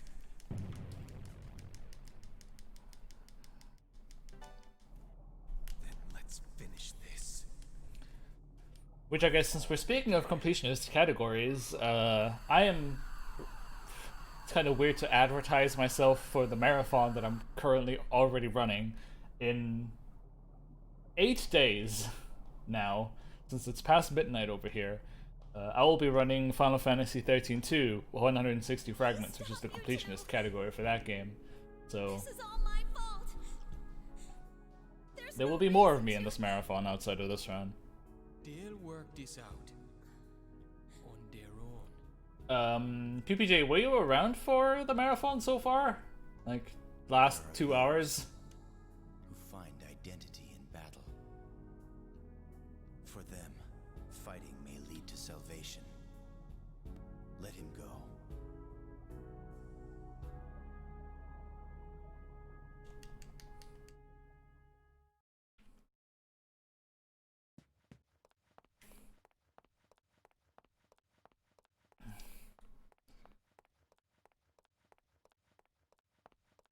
So you saw that this run has like 9 Omoikane kills on its belt?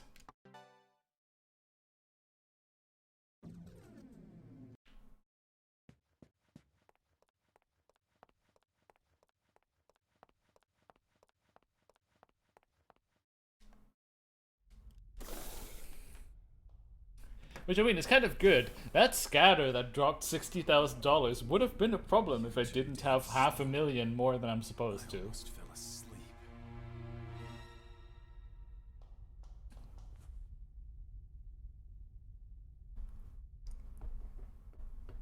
Sorry. We'll have to settle this later.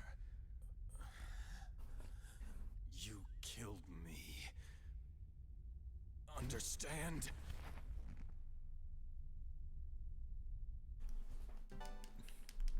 You're the one.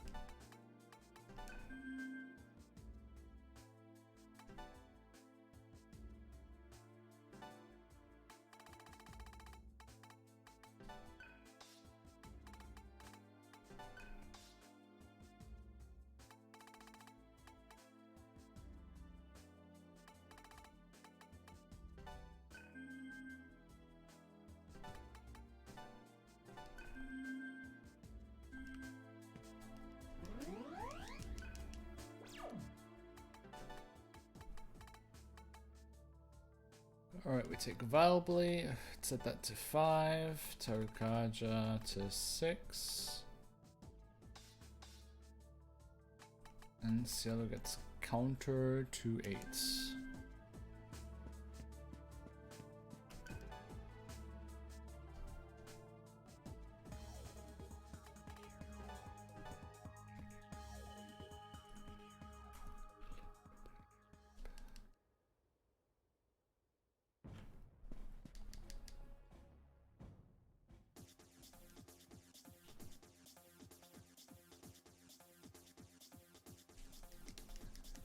Alright, second to last dungeon, the airport. So, unfortunately, heat corrupting the EGG facility made it useless. So, our plan to send thoughts and prayers to God to make him maybe not download every car and, you know, the entire planet alongside has been foiled. And our next course of action is to go through this airport, find a plane, fly to another EGG facility, or rather, the HARP facility, which houses another EGG, and try again.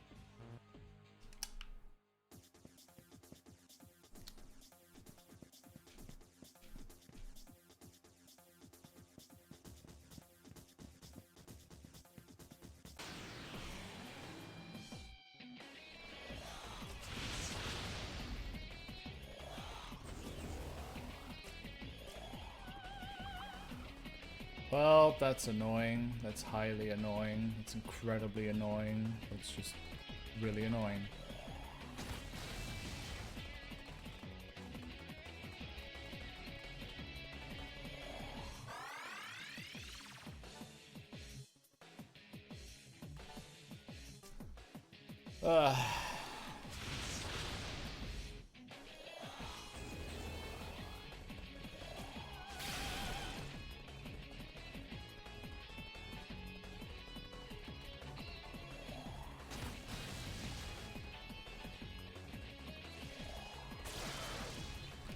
Oh, come the frick on, game.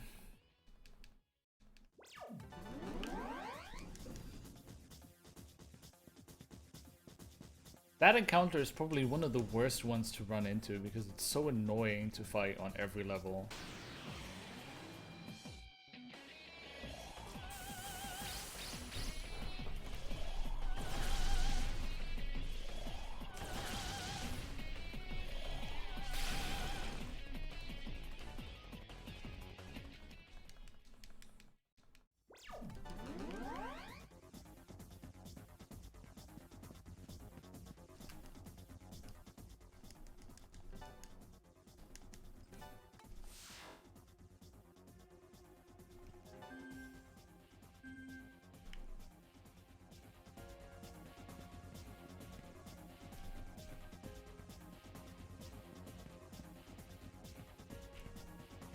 Alright, some more menuing to do.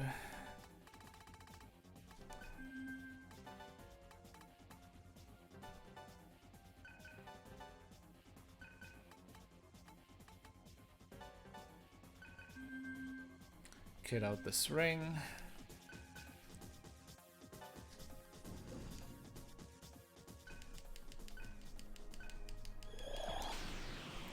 Alright, so I have to do a whole bunch of counting shenanigans here.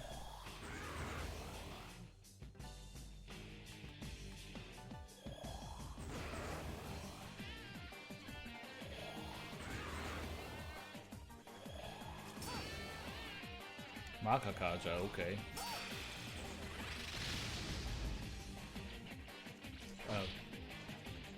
Okay.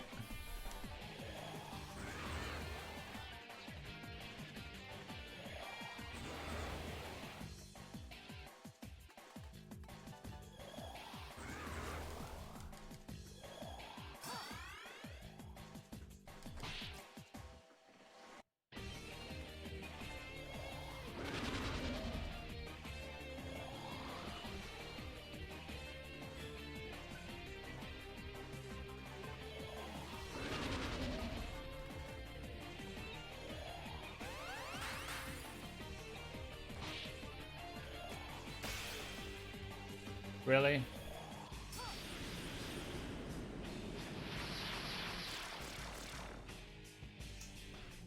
Oh, annoying.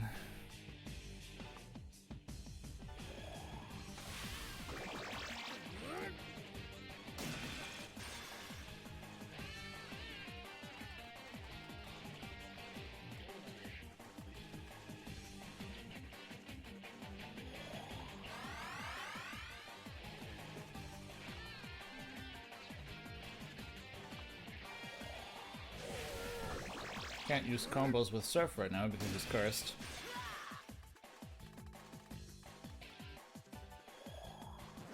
Okay.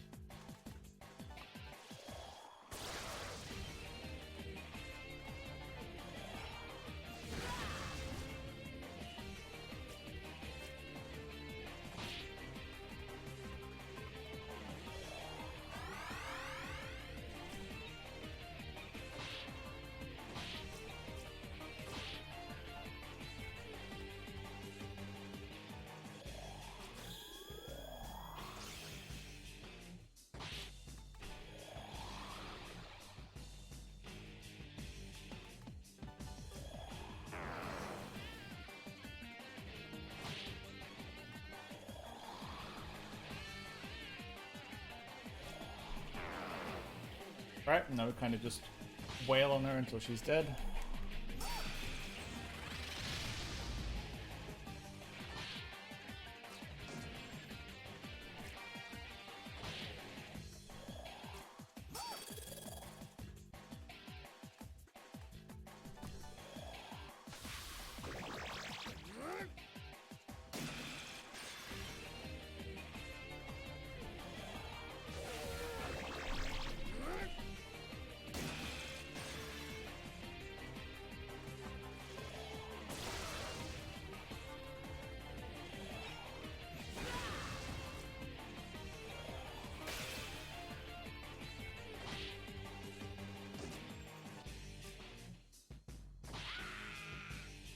Nice.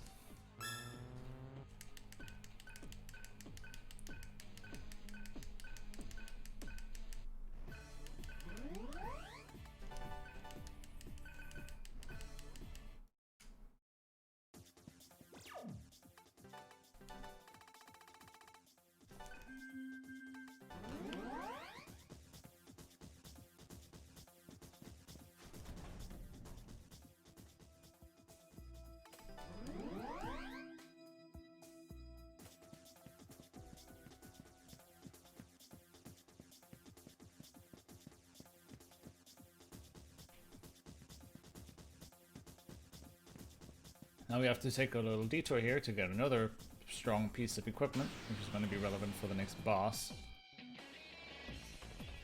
Does this actually do any damage at this point in the game?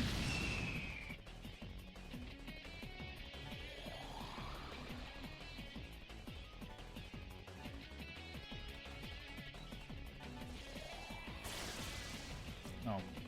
Well, that sure as hell doesn't.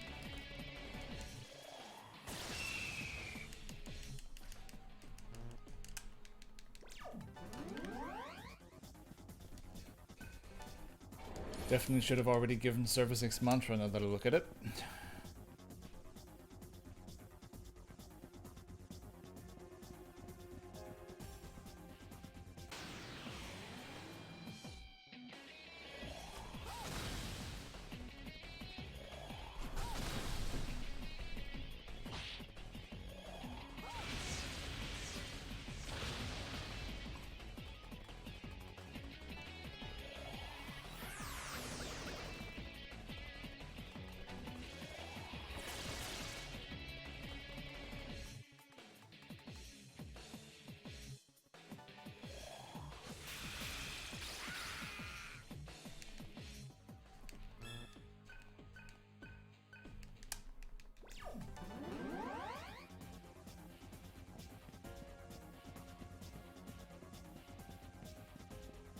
So the piece of equipment that I picked up earlier was the dual ring, which allows the character who wields it to go twice in a row.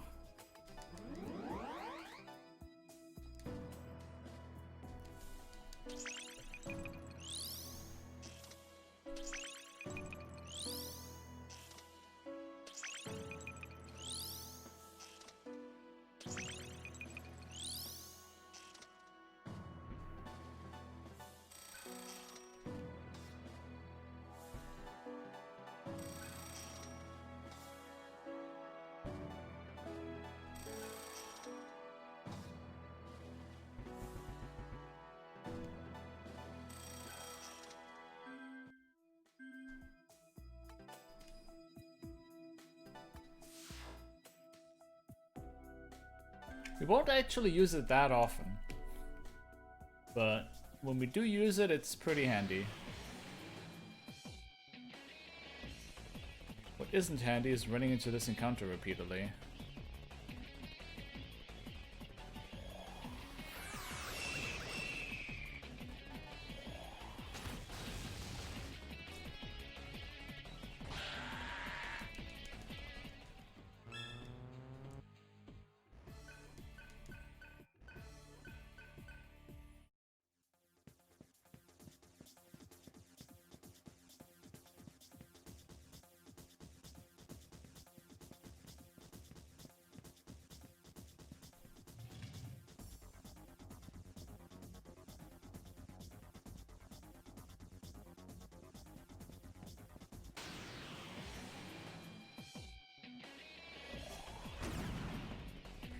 I really wish you didn't.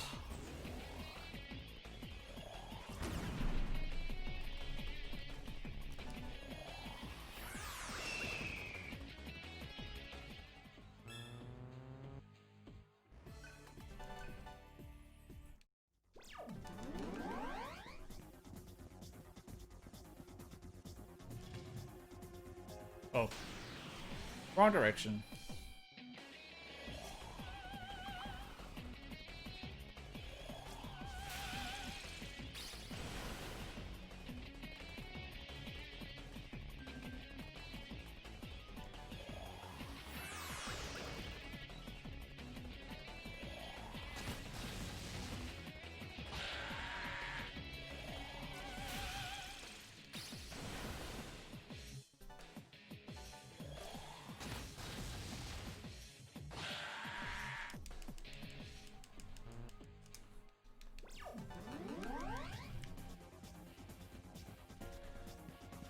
Now I kind of have to hope that I don't die to the next encounter, because that's definitely something that can happen.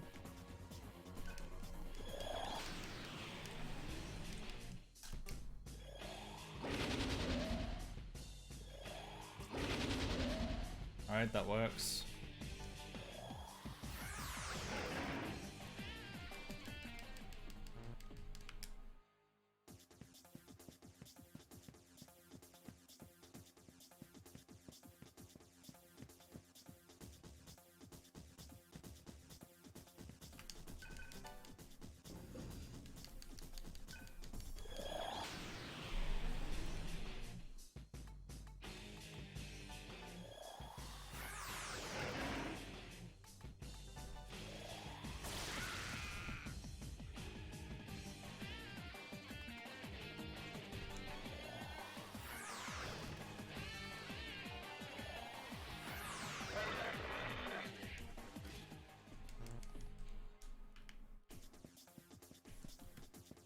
Now we have to hope that this fire leader that we're currently trying to develop fills up real fast. Doesn't our alpha even work on these? No, it doesn't.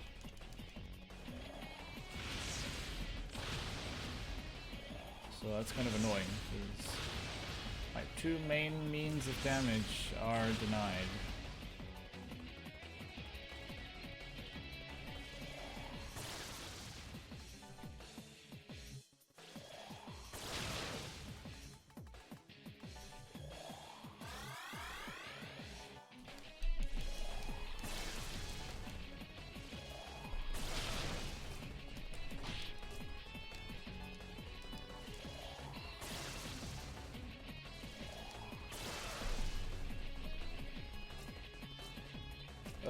come on.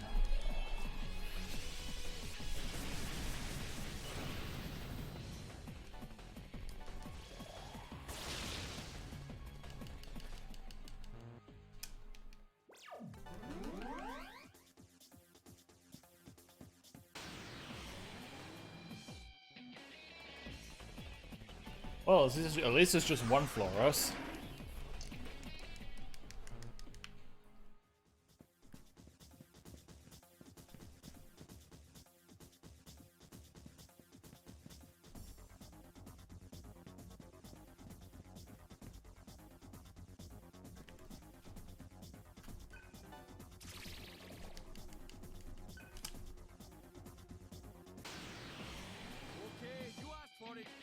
That's kind of gross. Well, I have to tend to Rafu anyways, because I have to get rid of the Floros. Way too dangerous of an enemy to leave standing.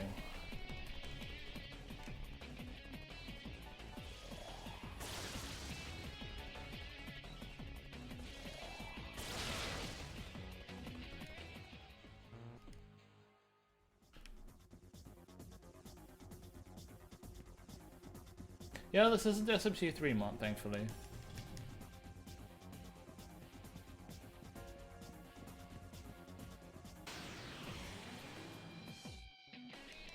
I'm really not happy about these encounters I'm getting. It's actually kind of annoying.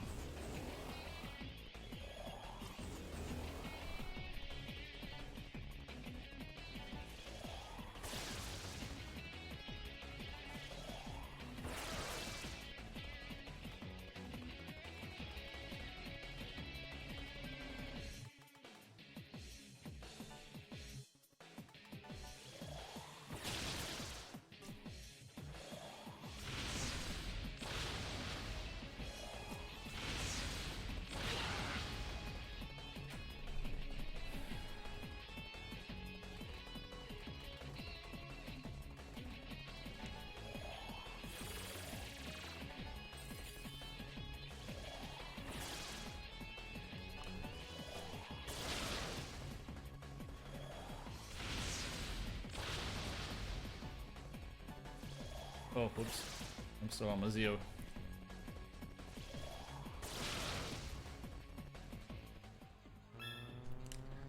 Okay, we have Fire Leader. That's the important bit.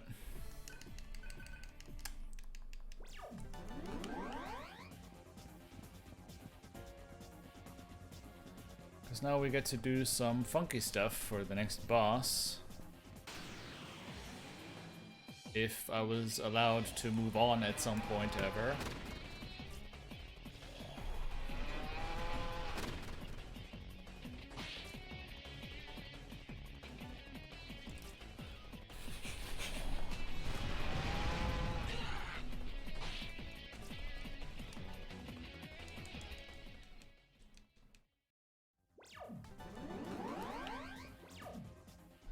Okay, so we set the party to just Surf and Sarah.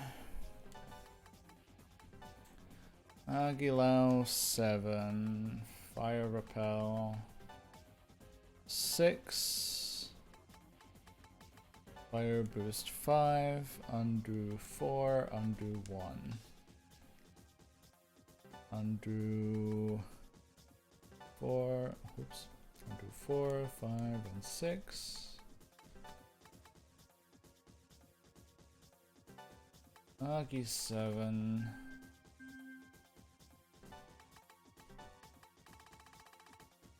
Set Gale, Makakaja 5. And give Serve the Dual Ring.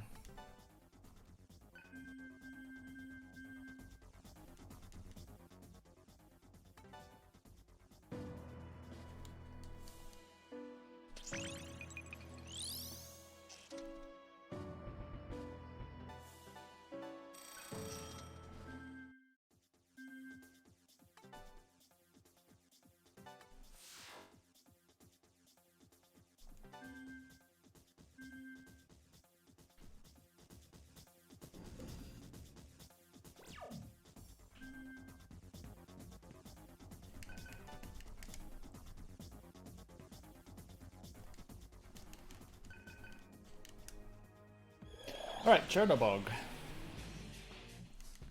Interesting fight. Starts off by creating a living shadow, essentially, of a random party member, which has access to that party member's offensive skills and copies its resistances. So the only thing that they can copy is either Varna or Ranani, which are both weak to fire and only know fire and serve no fire repel, and you'll probably know where this is going from here.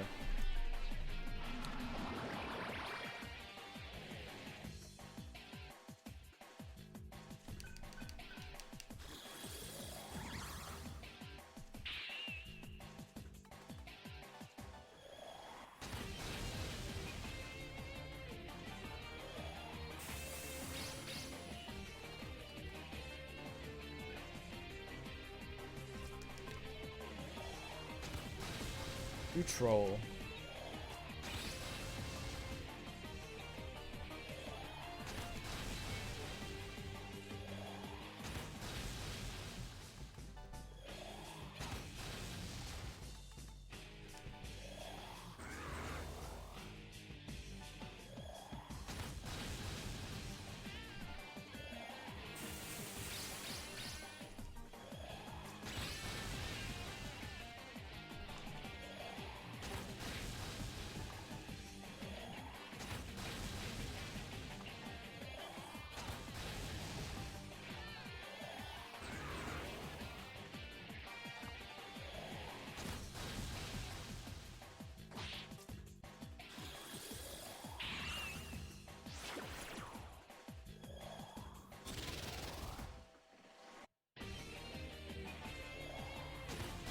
And Chernobog also just happens to be weak to fire too.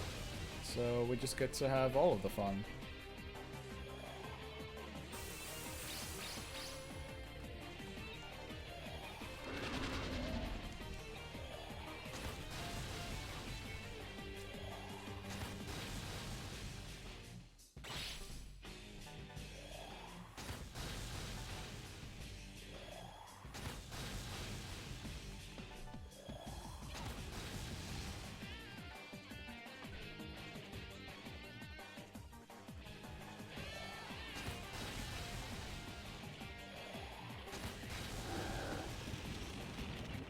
And with an error 404, Chernobog is no longer to be found.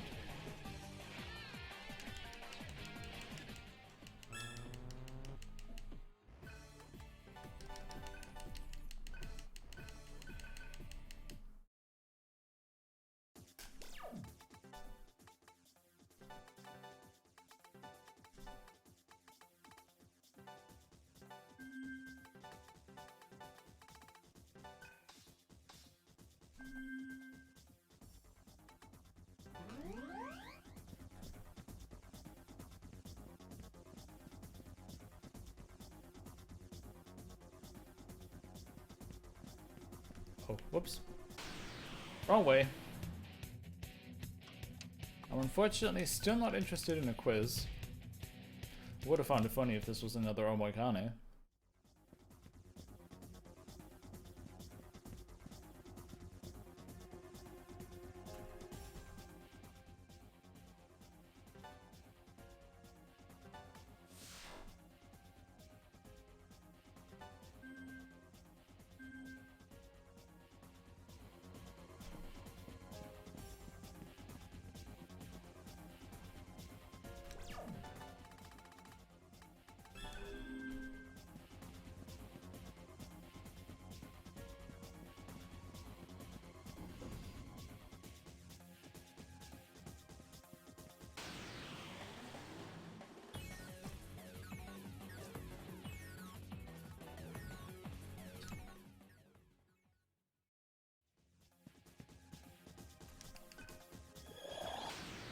So this is another encounter that can kind of just sort of just kill me sometimes, but they decided to use Xanadu instead, which is pretty much a free pass.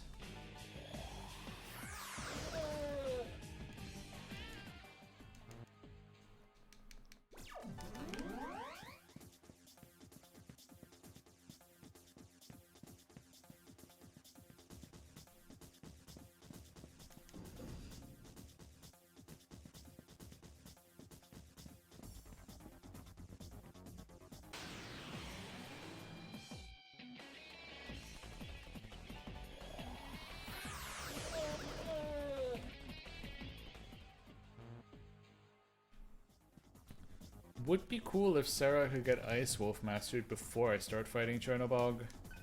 Not Chernobog, Cardicea.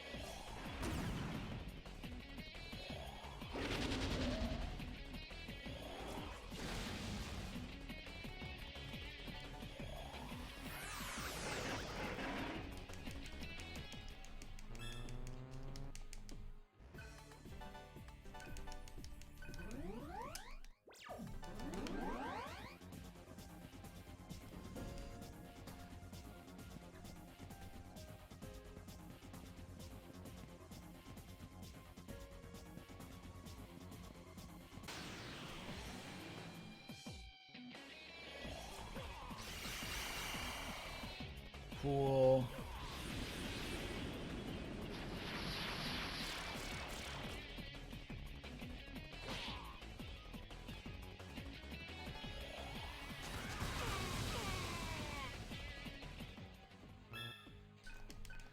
Cool. We got our Ice Wolf.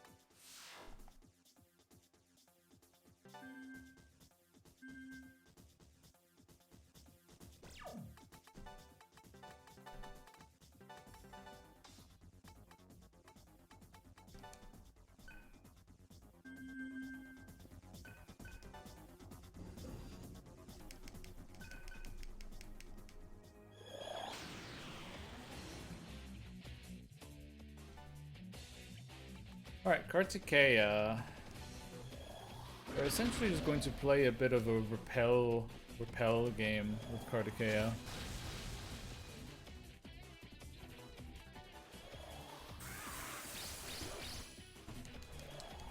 Kartikeya uses skills in a very specific order, and we're essentially just going to play such that Kartikeya is going to hit himself every possible turn.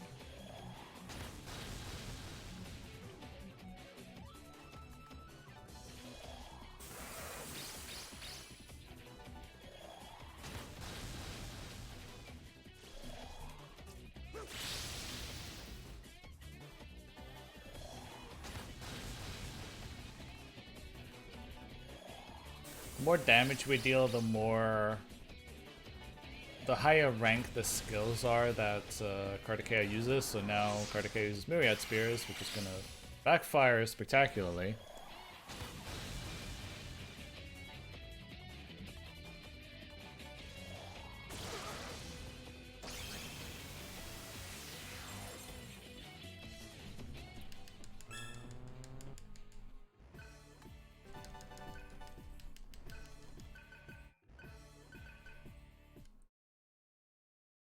Okay, that's kind of annoying that we're literally missing an encounter to Master Bolt Emperor.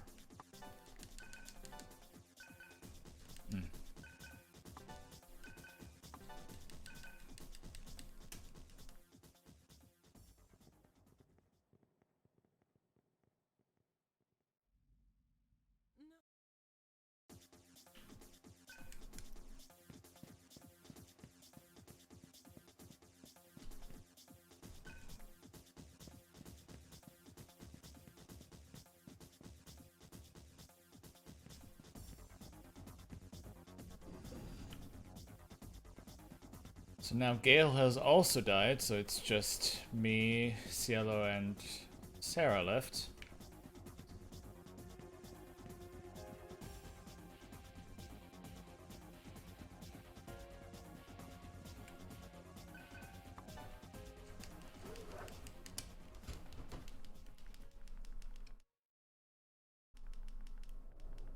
Now Cielo has also died, so it's just me and Sarah left.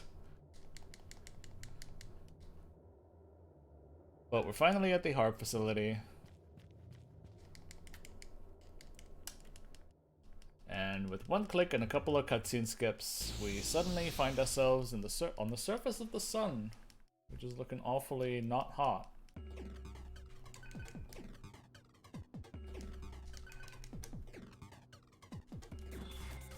And Sarah and Surf have merged into Seraph.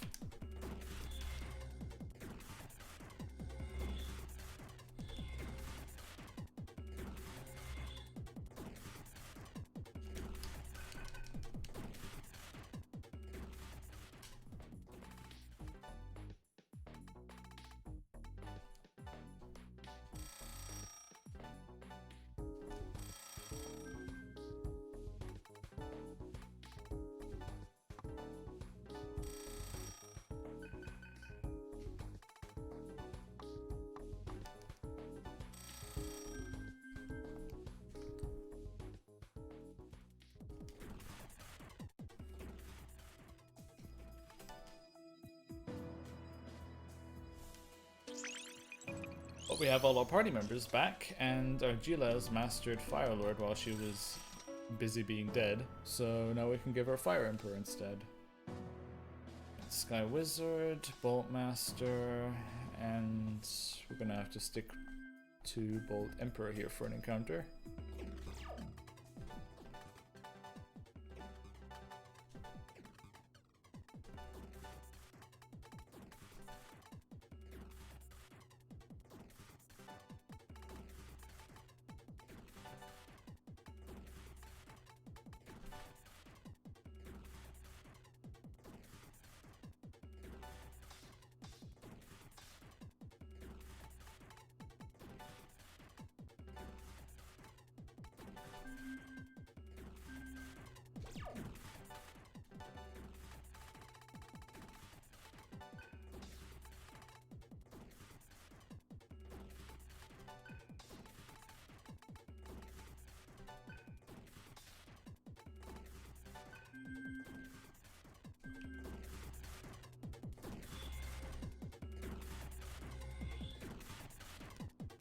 This is a pretty sizable dungeon, so we have quite a bit of run left to go still.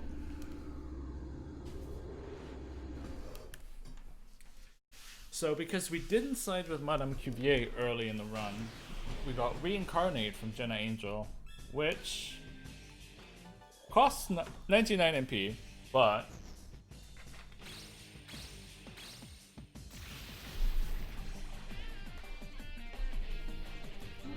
does pretty sizable damage.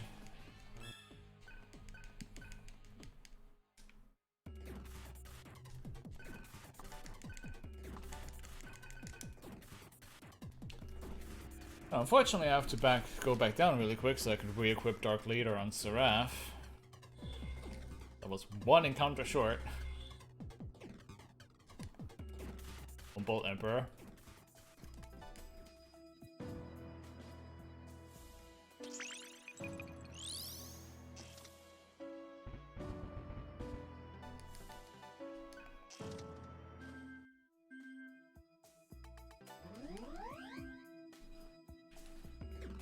And now we can actually move on.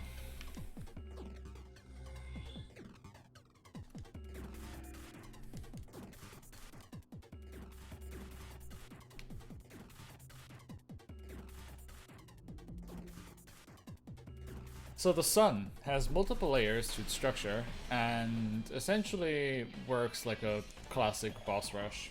We're going to fight all of the main bosses from Digital Devil Saga 1 with some twists.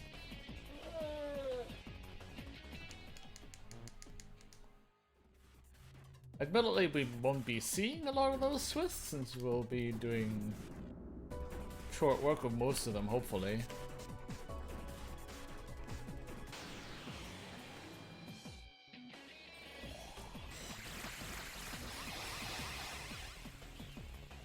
You annoying little twerp.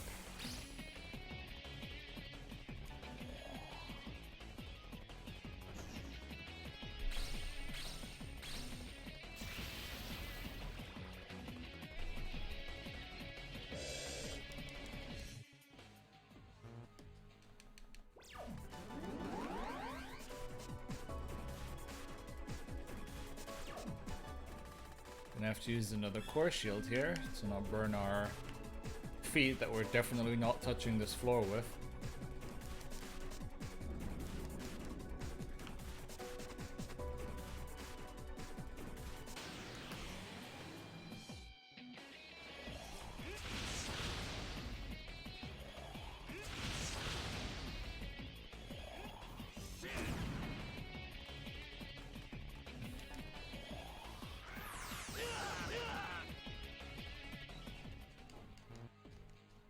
You couldn't hear it quite well, but Kuchiling definitely says eat shit every time he physically attacks. Or uses a physical skill, rather.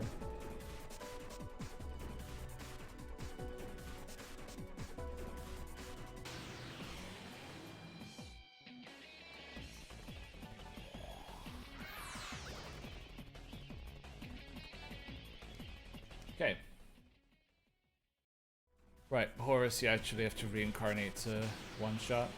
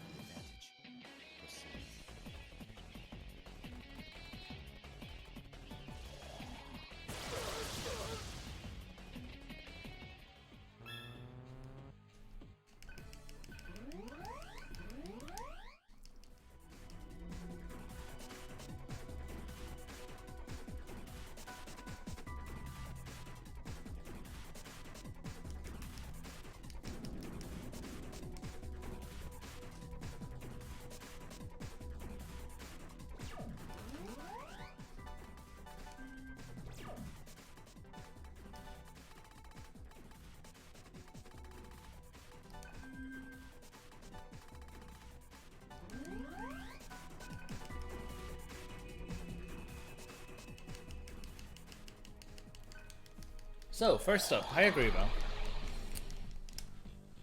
hasn't actually changed a whole lot.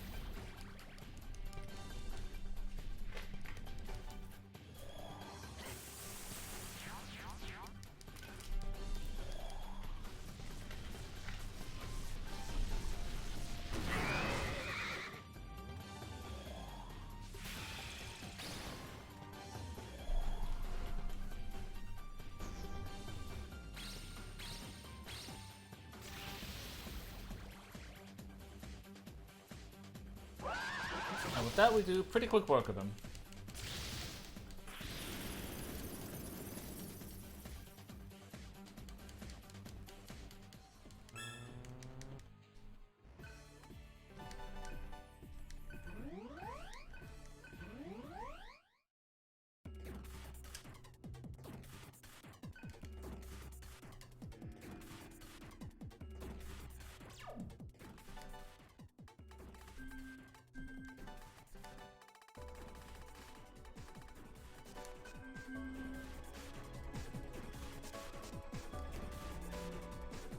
So, this walkway is actually supposed to be invisible, but due to the PS2 emulation on PS3 not being great, the walkway is just completely visible.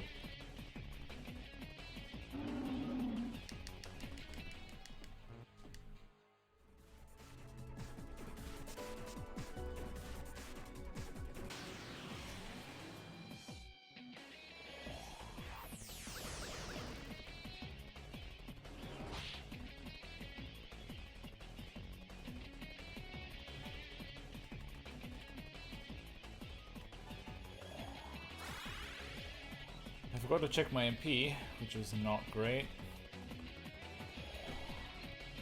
I mean, Argilla has just been desensitized to the fact that she has to do that to survive.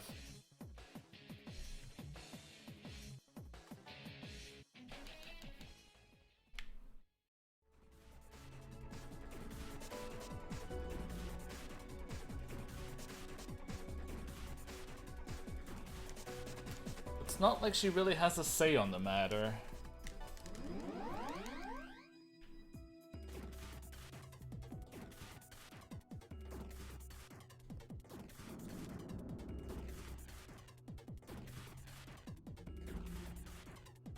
So yeah, these walkways are supposed to be invisible, so it's some kind of navigate the invisible floor puzzle, but due to the emulation errors on the PS3, it's just completely visible.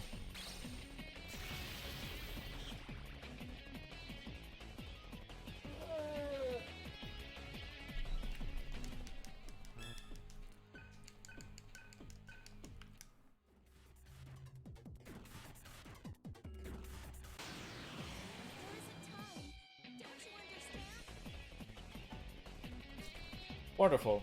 That's exactly what I want. Wonderful. That's exactly what I want.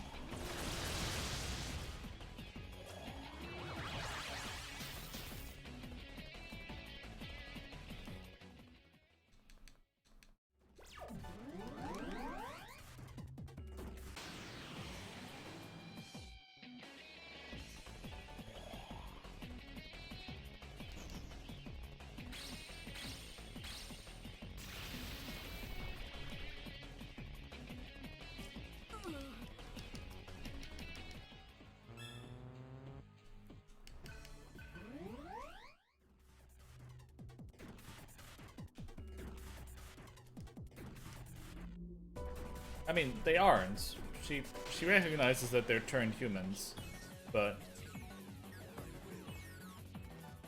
gotta do what you gotta do to survive.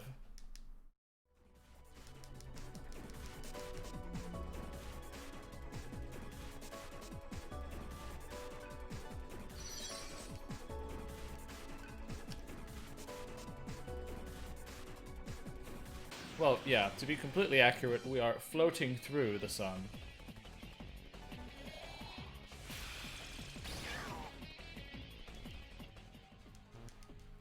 Imagine getting poofed out of existence by a Bufula.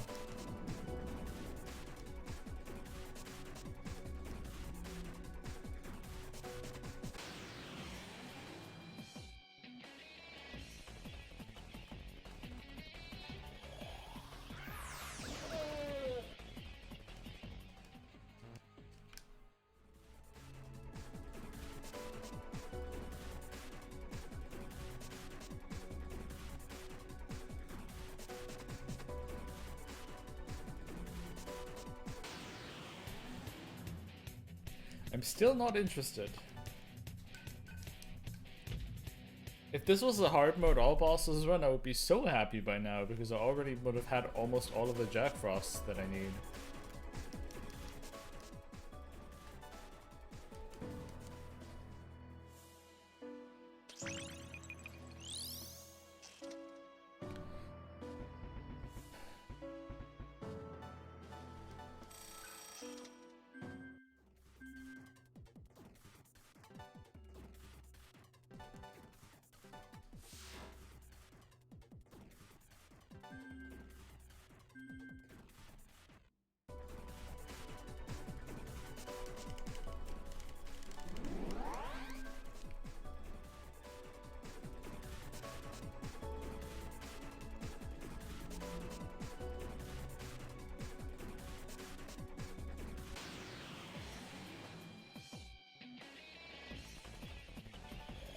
And poof.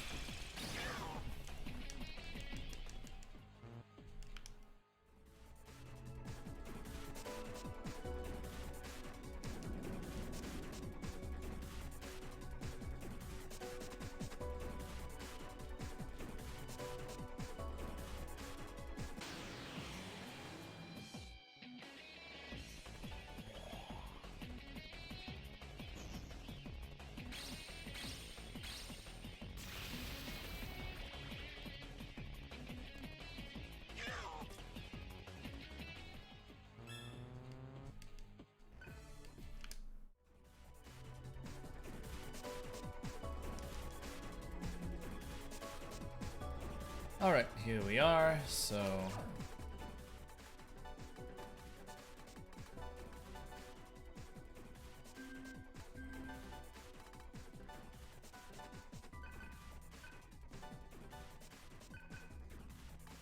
Don't have any other...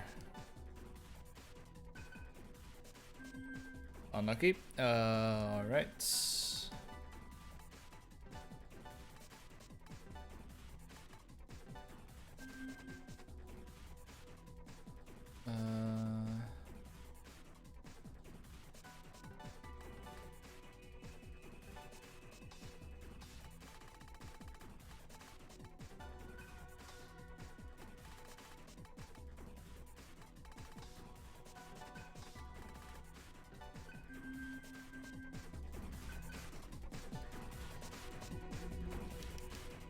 Alright, Kamazots has somehow managed to get worse? Because Kamazots now just flat out has an like weakness when floating, flying, floating, hovering, whatever he's doing. Great. Perfect. Wonderful. 11 out of 10.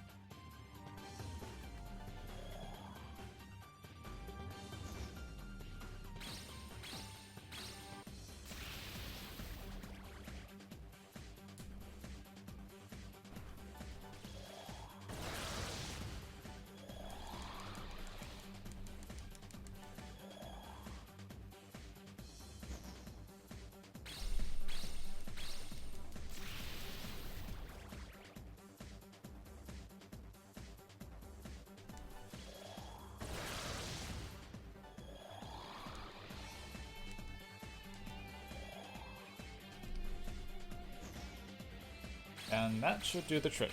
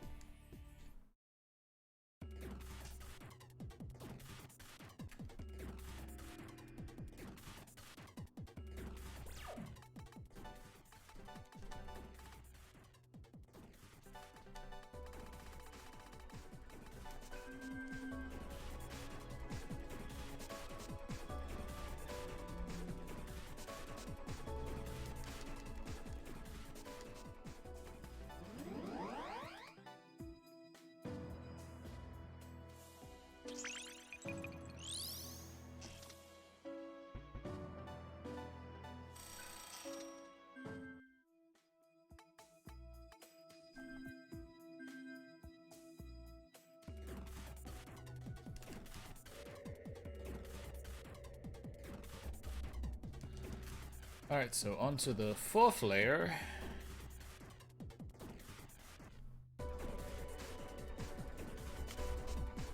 Which has a bit of a floaty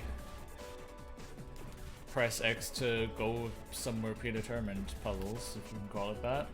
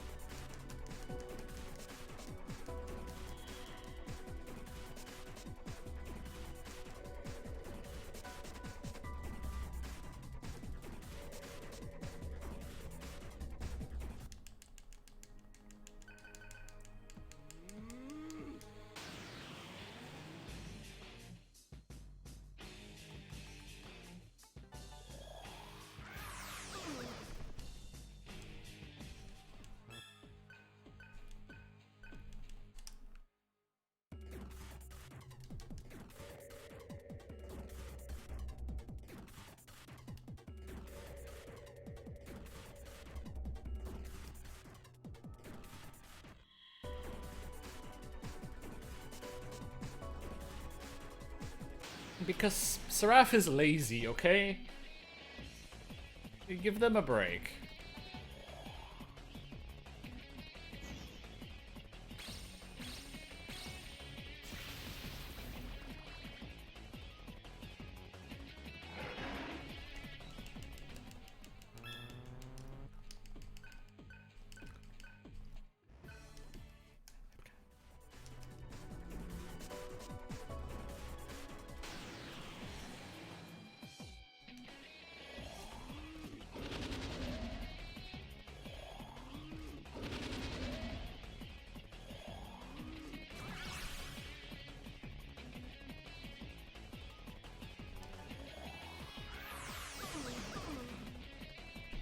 I have no reason to fight anything anymore, but it's, you know, just kind of irrelevant. If I can just Tentarafu with them away, I don't have to gamble on Quick Escape working.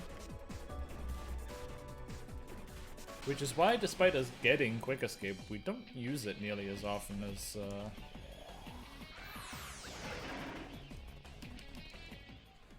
one might think.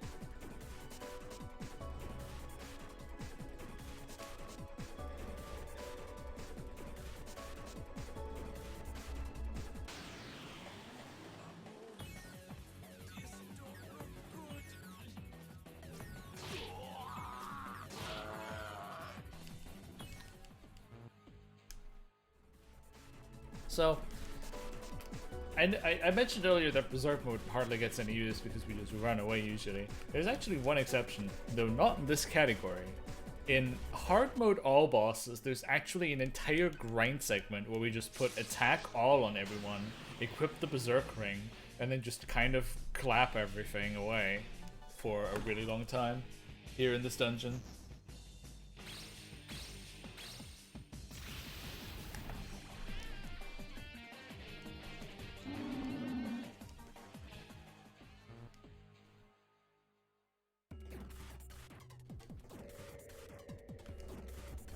It's definitely a weird method of farming because it's you miss a lot, so you kind of just spam attack and hope for the best.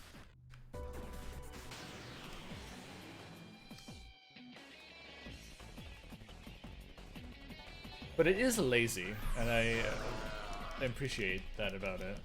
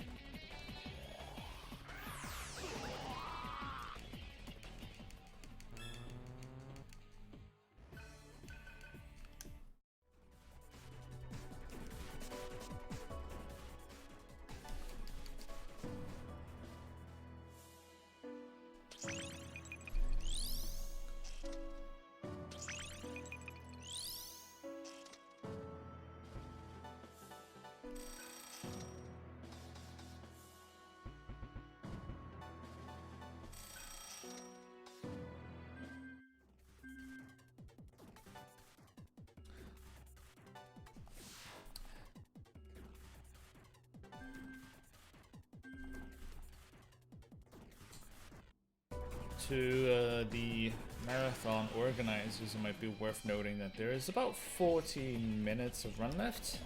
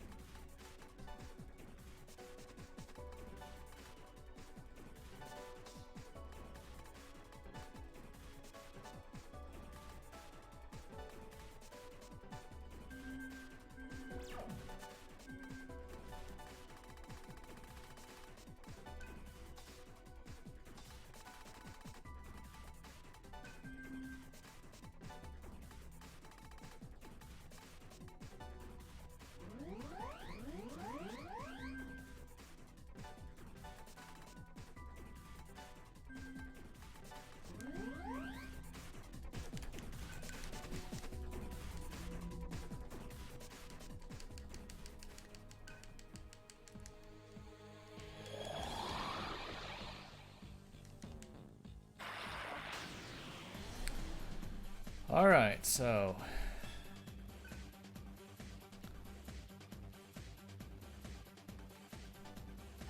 Rahu going to blast away the body as fast as possible.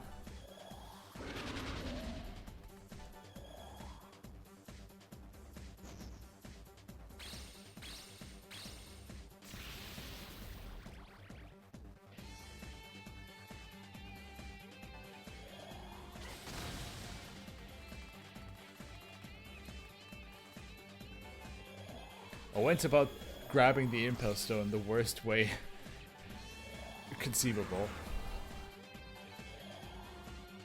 But that's just how we do.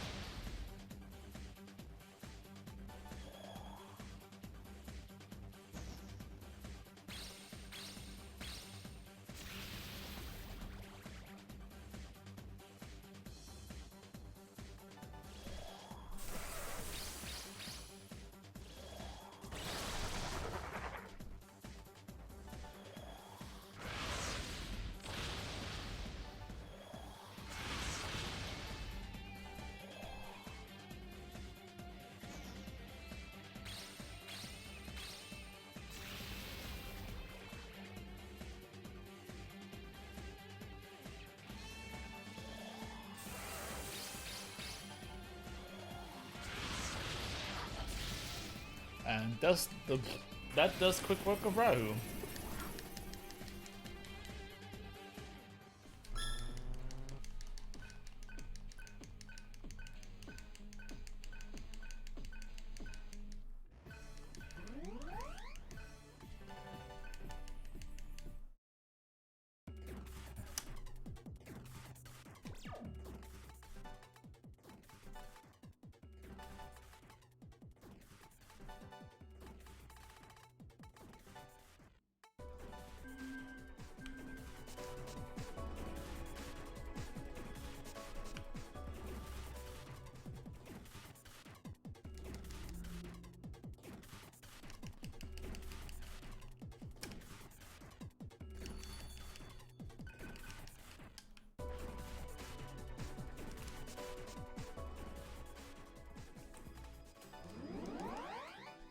So because we just used the Impulse Stone, I actually have to head back and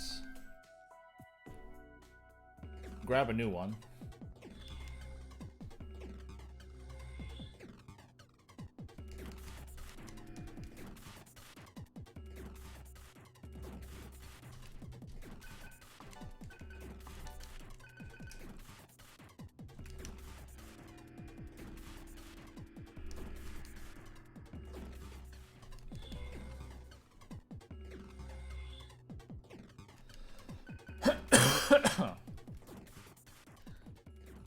So we're gonna go over here and dump a bunch of money on some of these items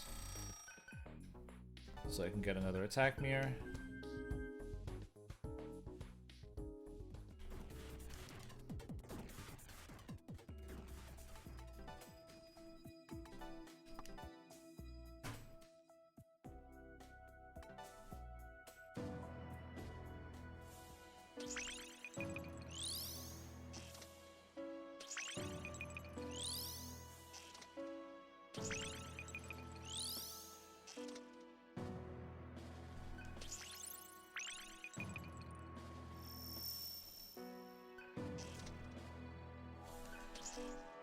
So now we're unlocking a whole bunch of secret mantra.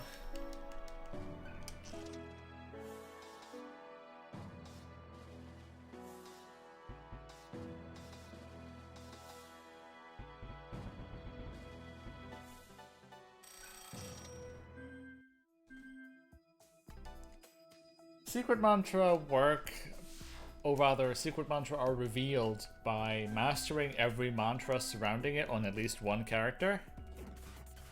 And that happened here a bunch, so we got some cool new skills.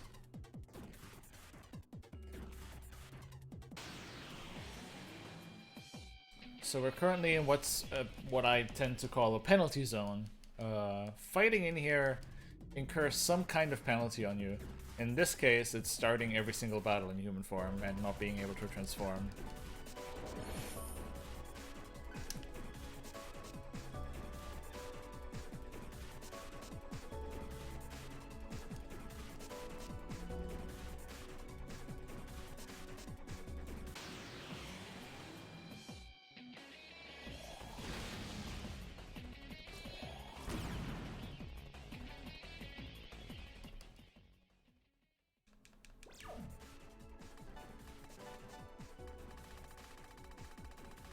And the shield ring we just picked up, I'm going to equip right away, because that makes us null to fizz on the first turn.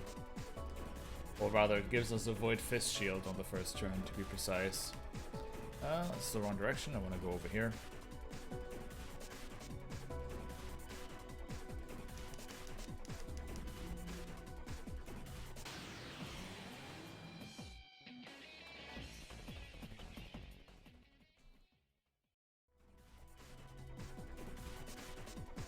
We're not actually grinding anymore, I'm just kind of walking from boss to boss until the run's over. At this point.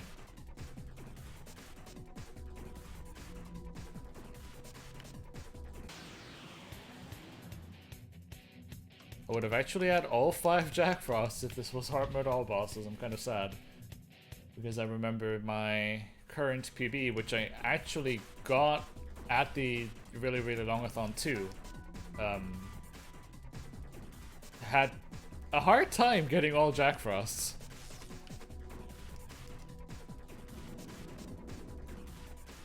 So getting all 5 of them in an any percent run is a contrast.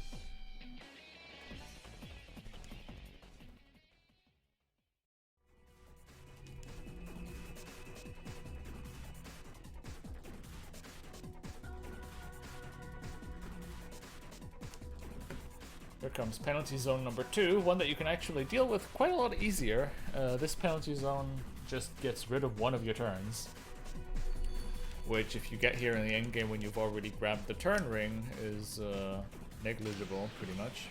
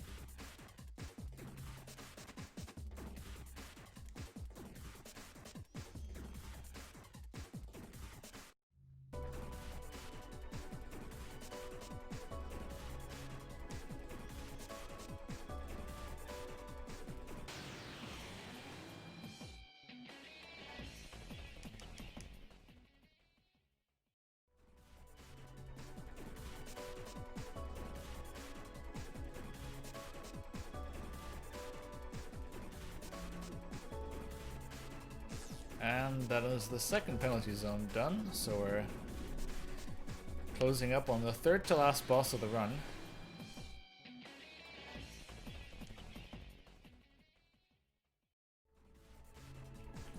This game is unfortunately not featuring Dante from the Devil May Cry series, I'm afraid.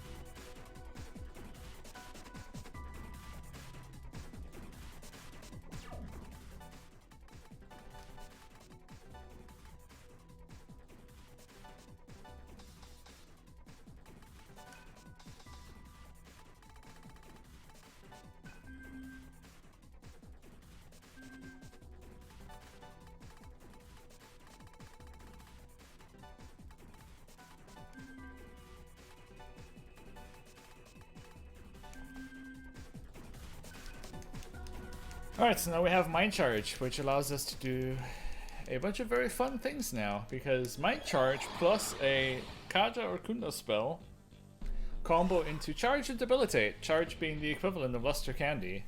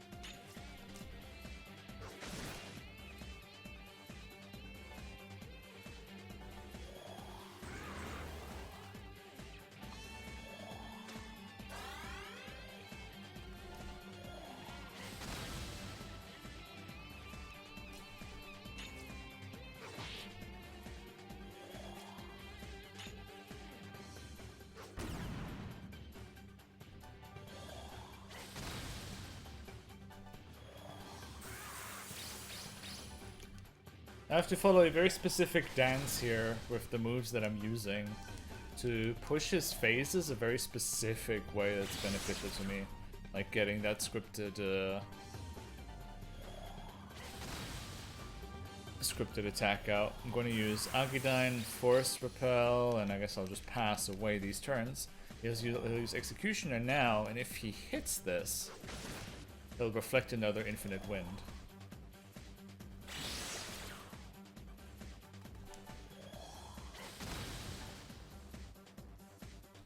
And now he'll use an Elect skill because he's not very happy with the way things are going, so we'll just Elect Repel to take care of that.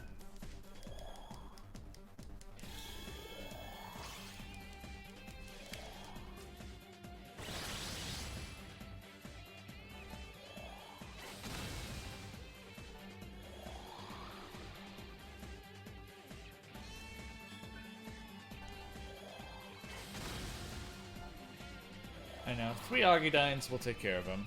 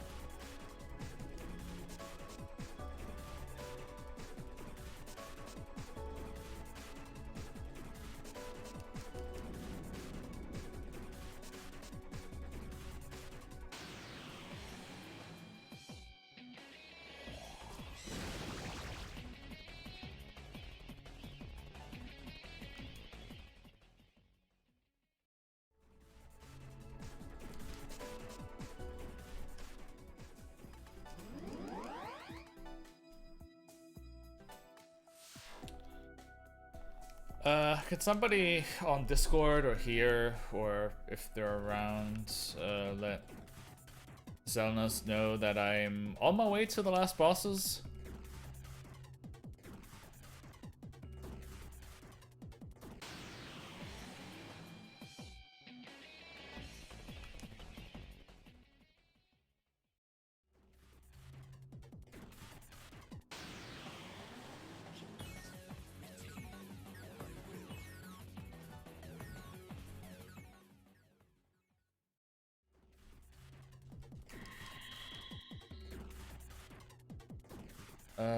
How do I have to go on these? Right. Right.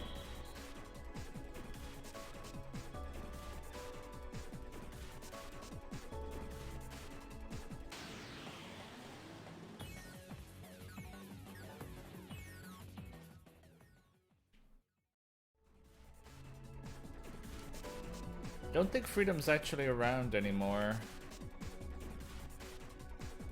I think he was gonna go catch some Z's. Well, mind you, the last 2 bosses take a while to fight and I still have a bit of walking to get to them. So, we're not gonna be an hour underestimate. But we did watch the credits and ending of the last of the DS1.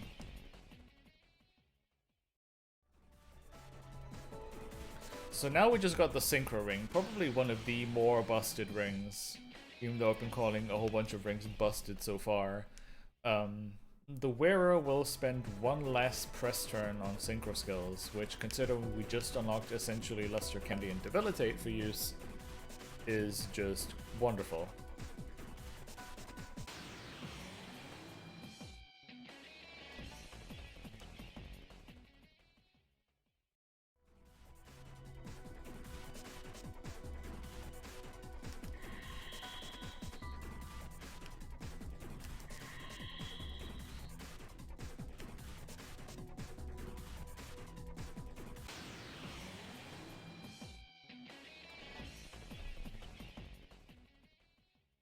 So I guess I can explain how Quick Escape works.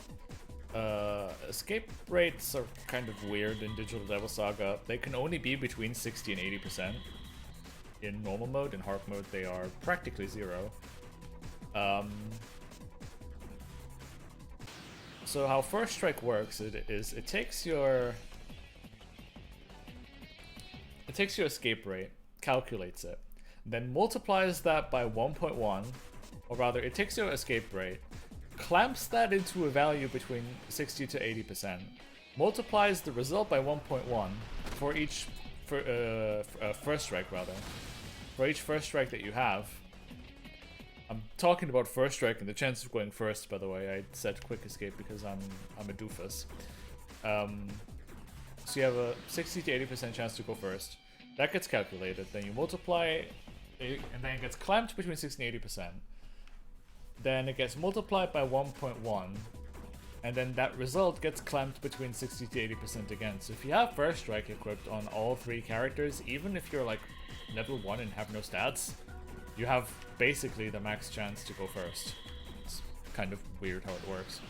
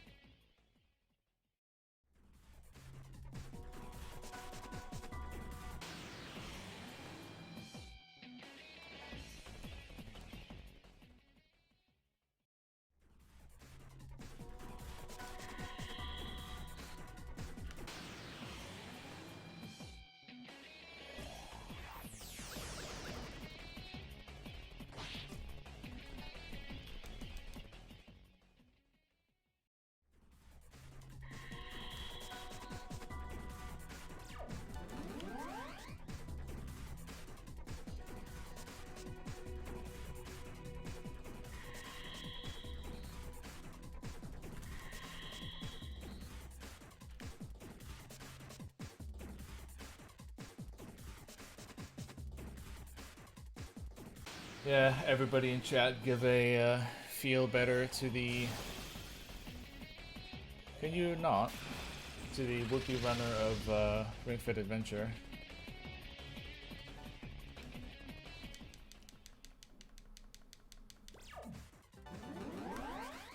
Especially nowadays, everybody should be taking special care of their health.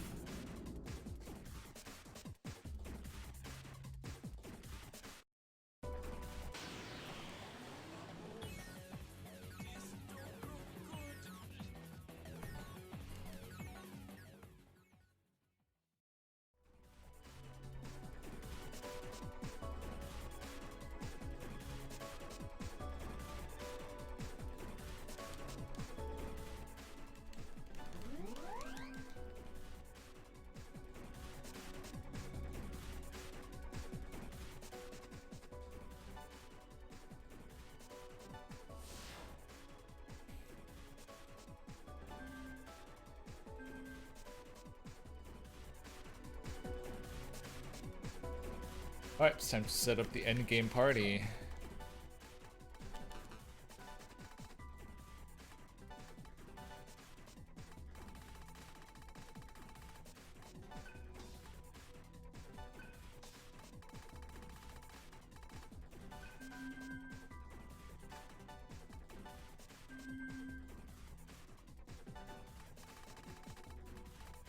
Just have HP data, we'll give that to Argila.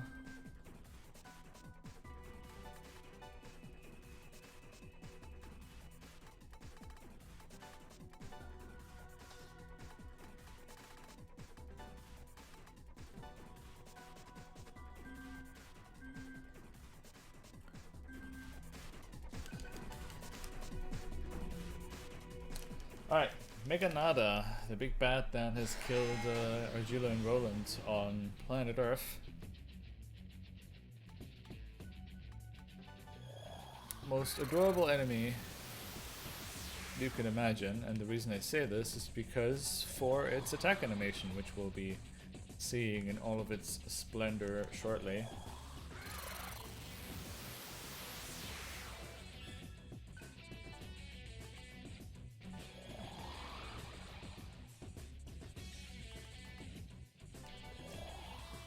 Please do basic attack so that everybody can see how this looks. Oh, unlucky.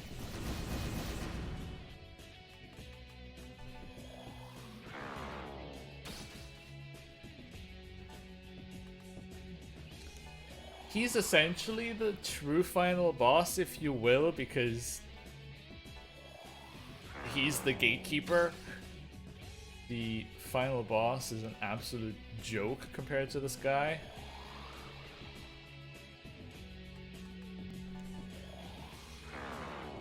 Come on, basic attack. Oh, stop it. Basic attack, come on.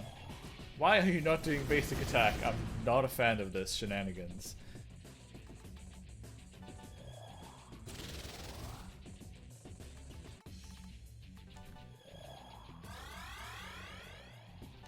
And mind you, all this damage he's doing. There we go.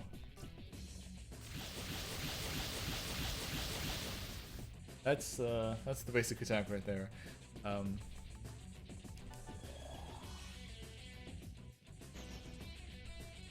All of that is with completely tilted buffs in our favor.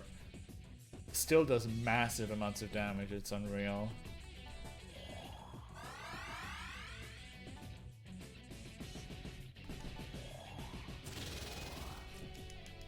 Now he's going to use Black Bhakti.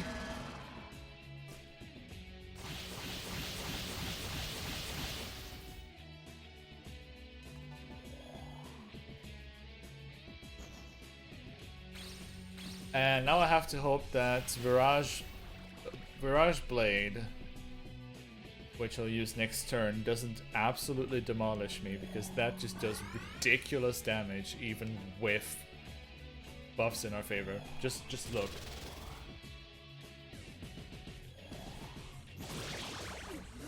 Yep, it killed Argila from full with completely in my favor buffs. Just to put that into perspective right there.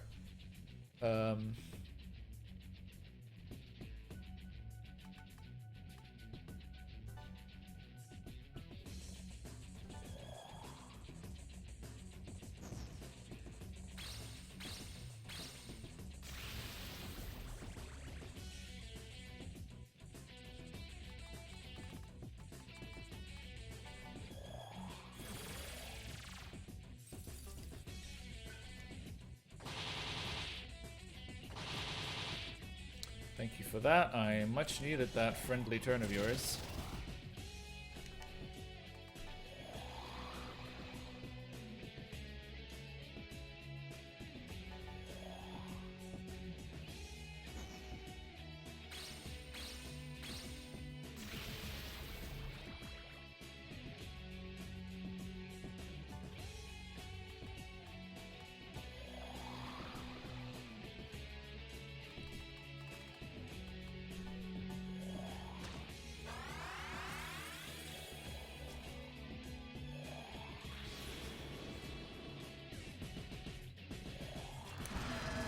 Moksha Black Bhakti, that's easy.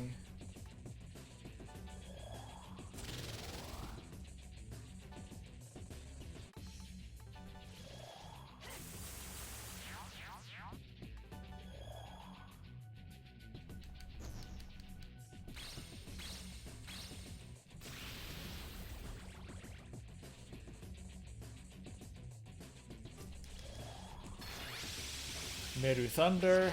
Just look how much drain Gale's gonna get from that. 460, and again, the buffs are still completely tilted in our favor. It's ridiculous the amount of damage this fight does.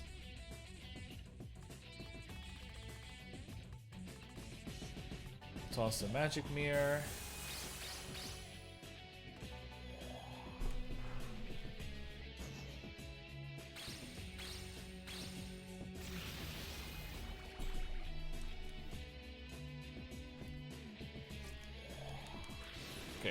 Moksha again.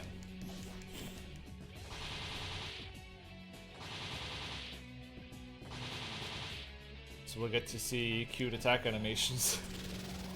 Part 2.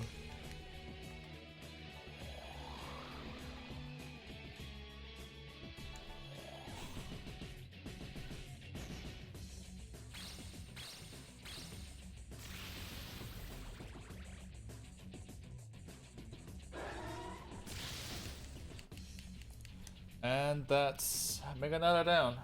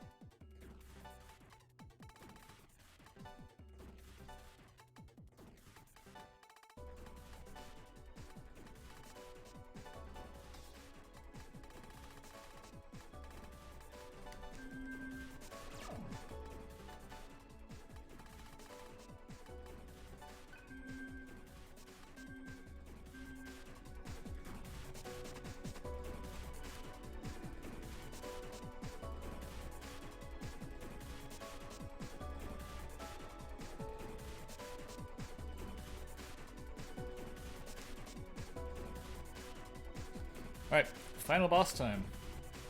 Hopefully the next runner is ready and raring to go. Or there will be filler.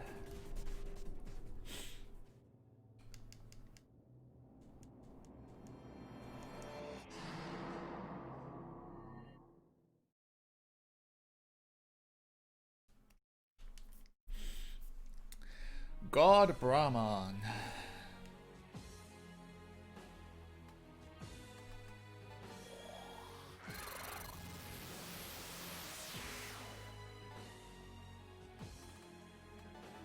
Is your typical elemental wheel boss.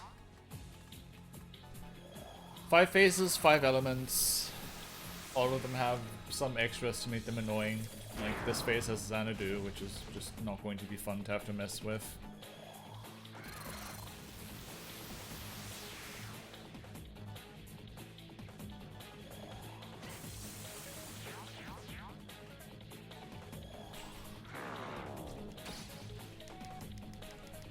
Gonna focus up here since a mistake can be kind of bad, and Makanda can be kind of annoying, and Hamon is certainly annoying, especially when it hits.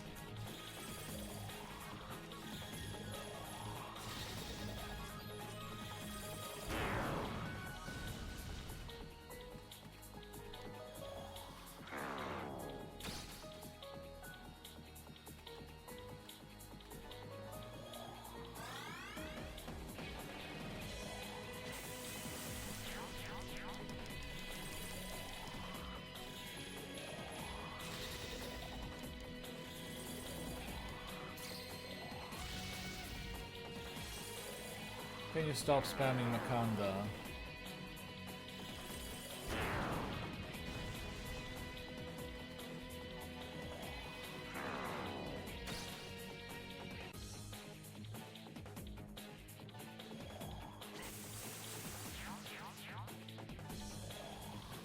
This phase is kind of the most annoying because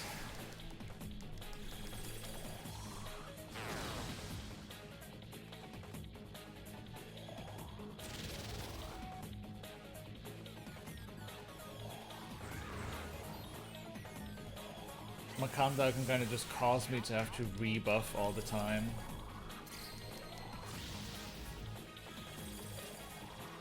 Thank you for that.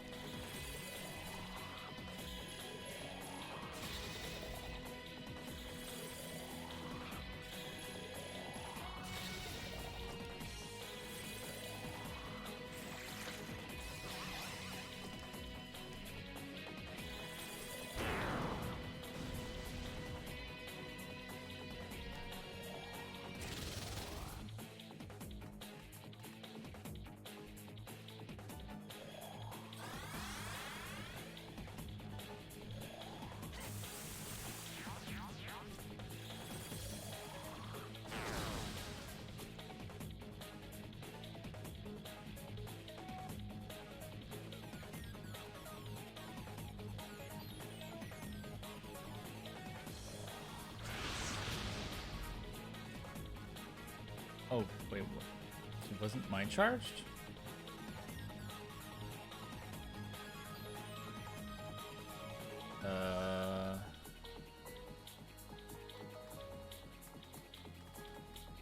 It's kind of annoying, but I just have to magic mirror this one.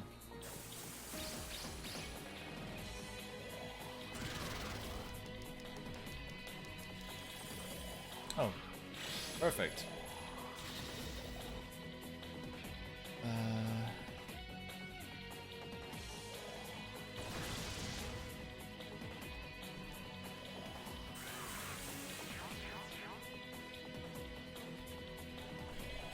Alright, this works. On to the force phase.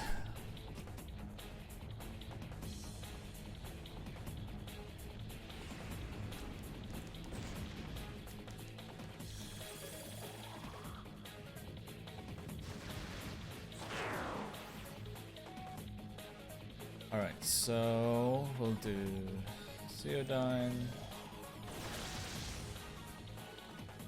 Throw an attack mirror in the hopes that it'll use Gate of Hell.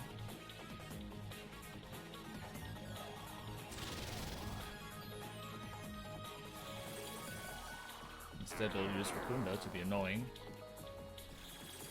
Even more Racunda to be annoying. But there's the Gate of Hell I've been looking for.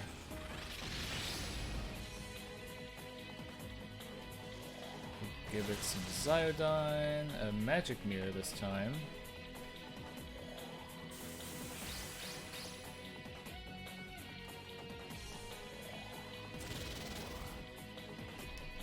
Now we'll push on to Earth Phase. I don't actually have Earth Drain on anyone, so that's why I threw the magic mirror to get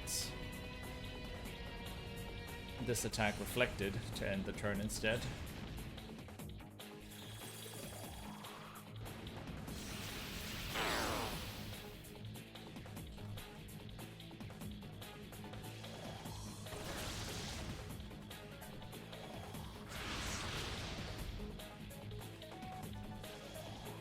$1,500 damage, that's low. I don't think I'm pushing phase here. Oh, no, I am. Never mind.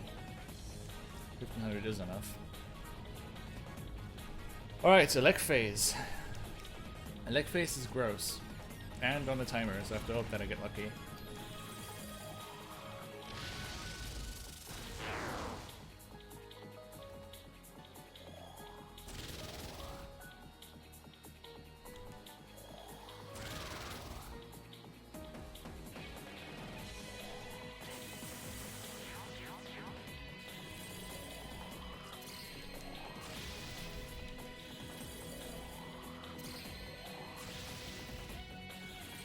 Alright, so you're done, that's good.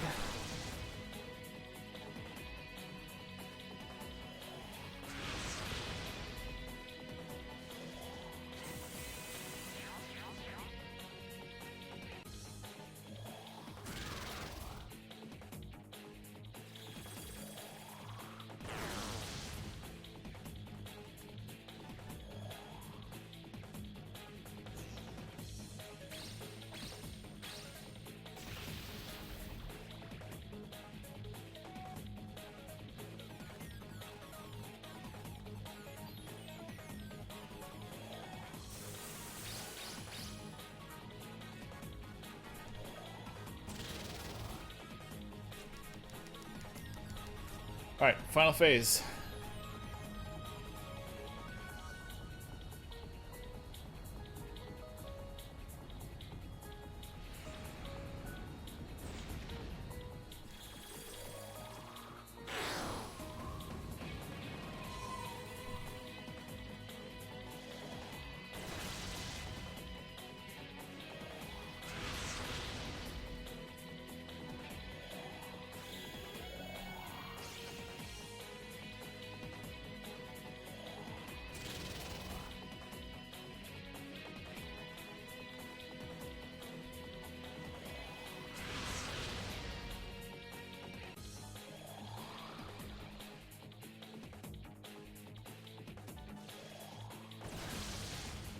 And game timer.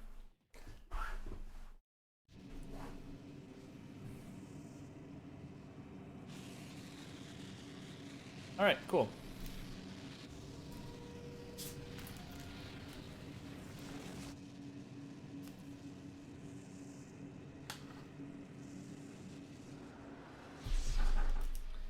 Thanks everyone for the GGs.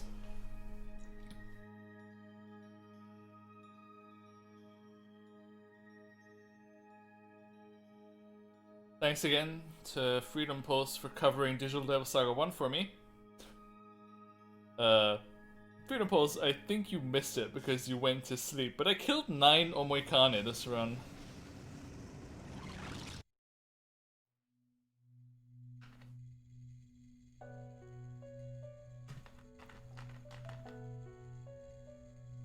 Yeah, we got like 10, 16, 50. If we take away watching the credits and post-credit scene of Digital Devil Saga 1, we would have probably gotten sub 10. Pretty neat. I understand now who God is, why the world exists.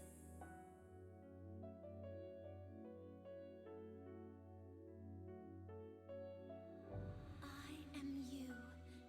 You are me. You are the world. The world is myself.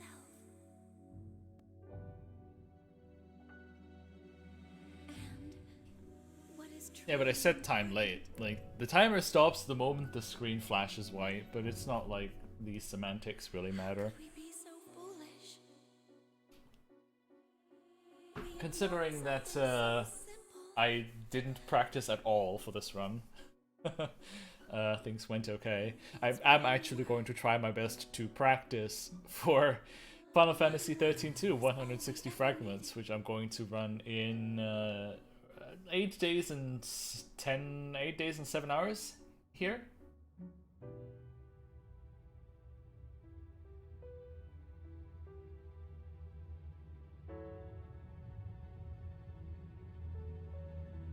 Uh, 160 fragments is going to be quite a something, so definitely worth watching. You get to see everything interesting about Final Fantasy 13-2.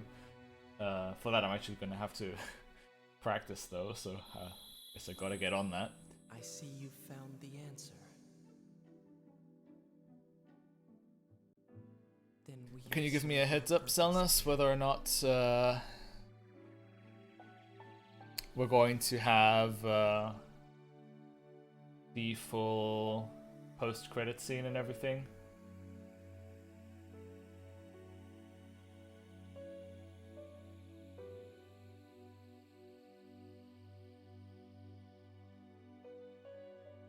Alucard, I'm actually going to use the modded version of the game that makes the slot machines 100%. different realities. However, So effectively it's going to be 160 fragments with the casino mod. there's nothing to fear.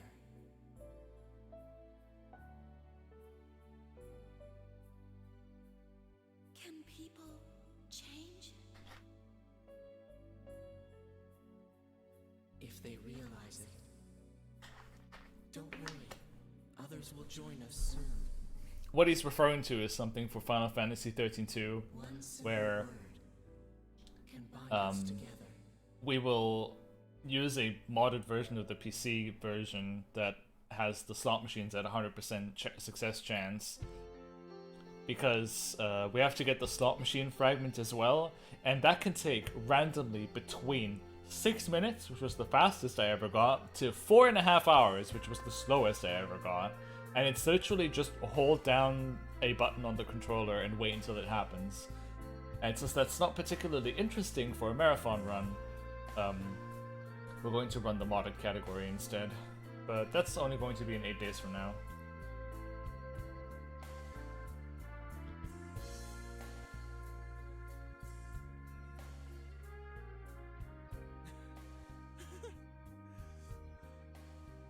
The sun!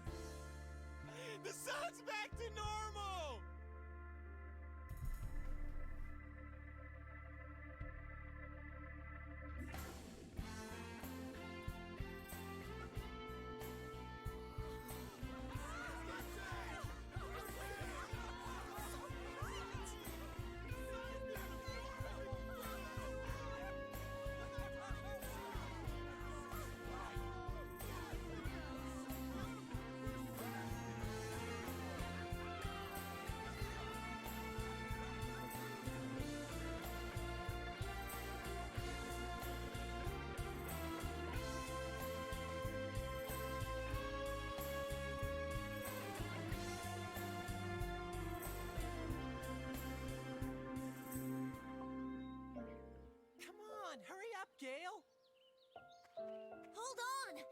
Jenna, let's go!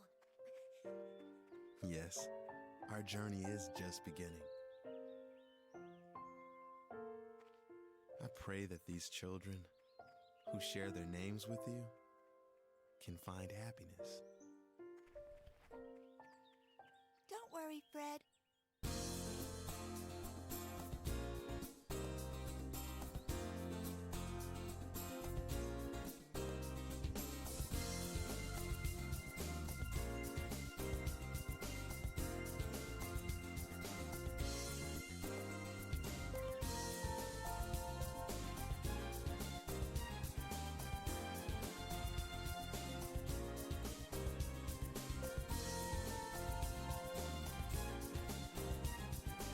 So now that the ending is played, I think I can give it up to the other runner.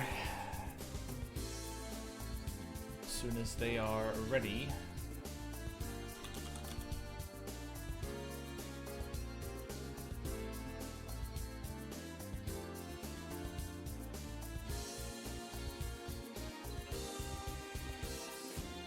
Which looks like it's going to be Cave Story.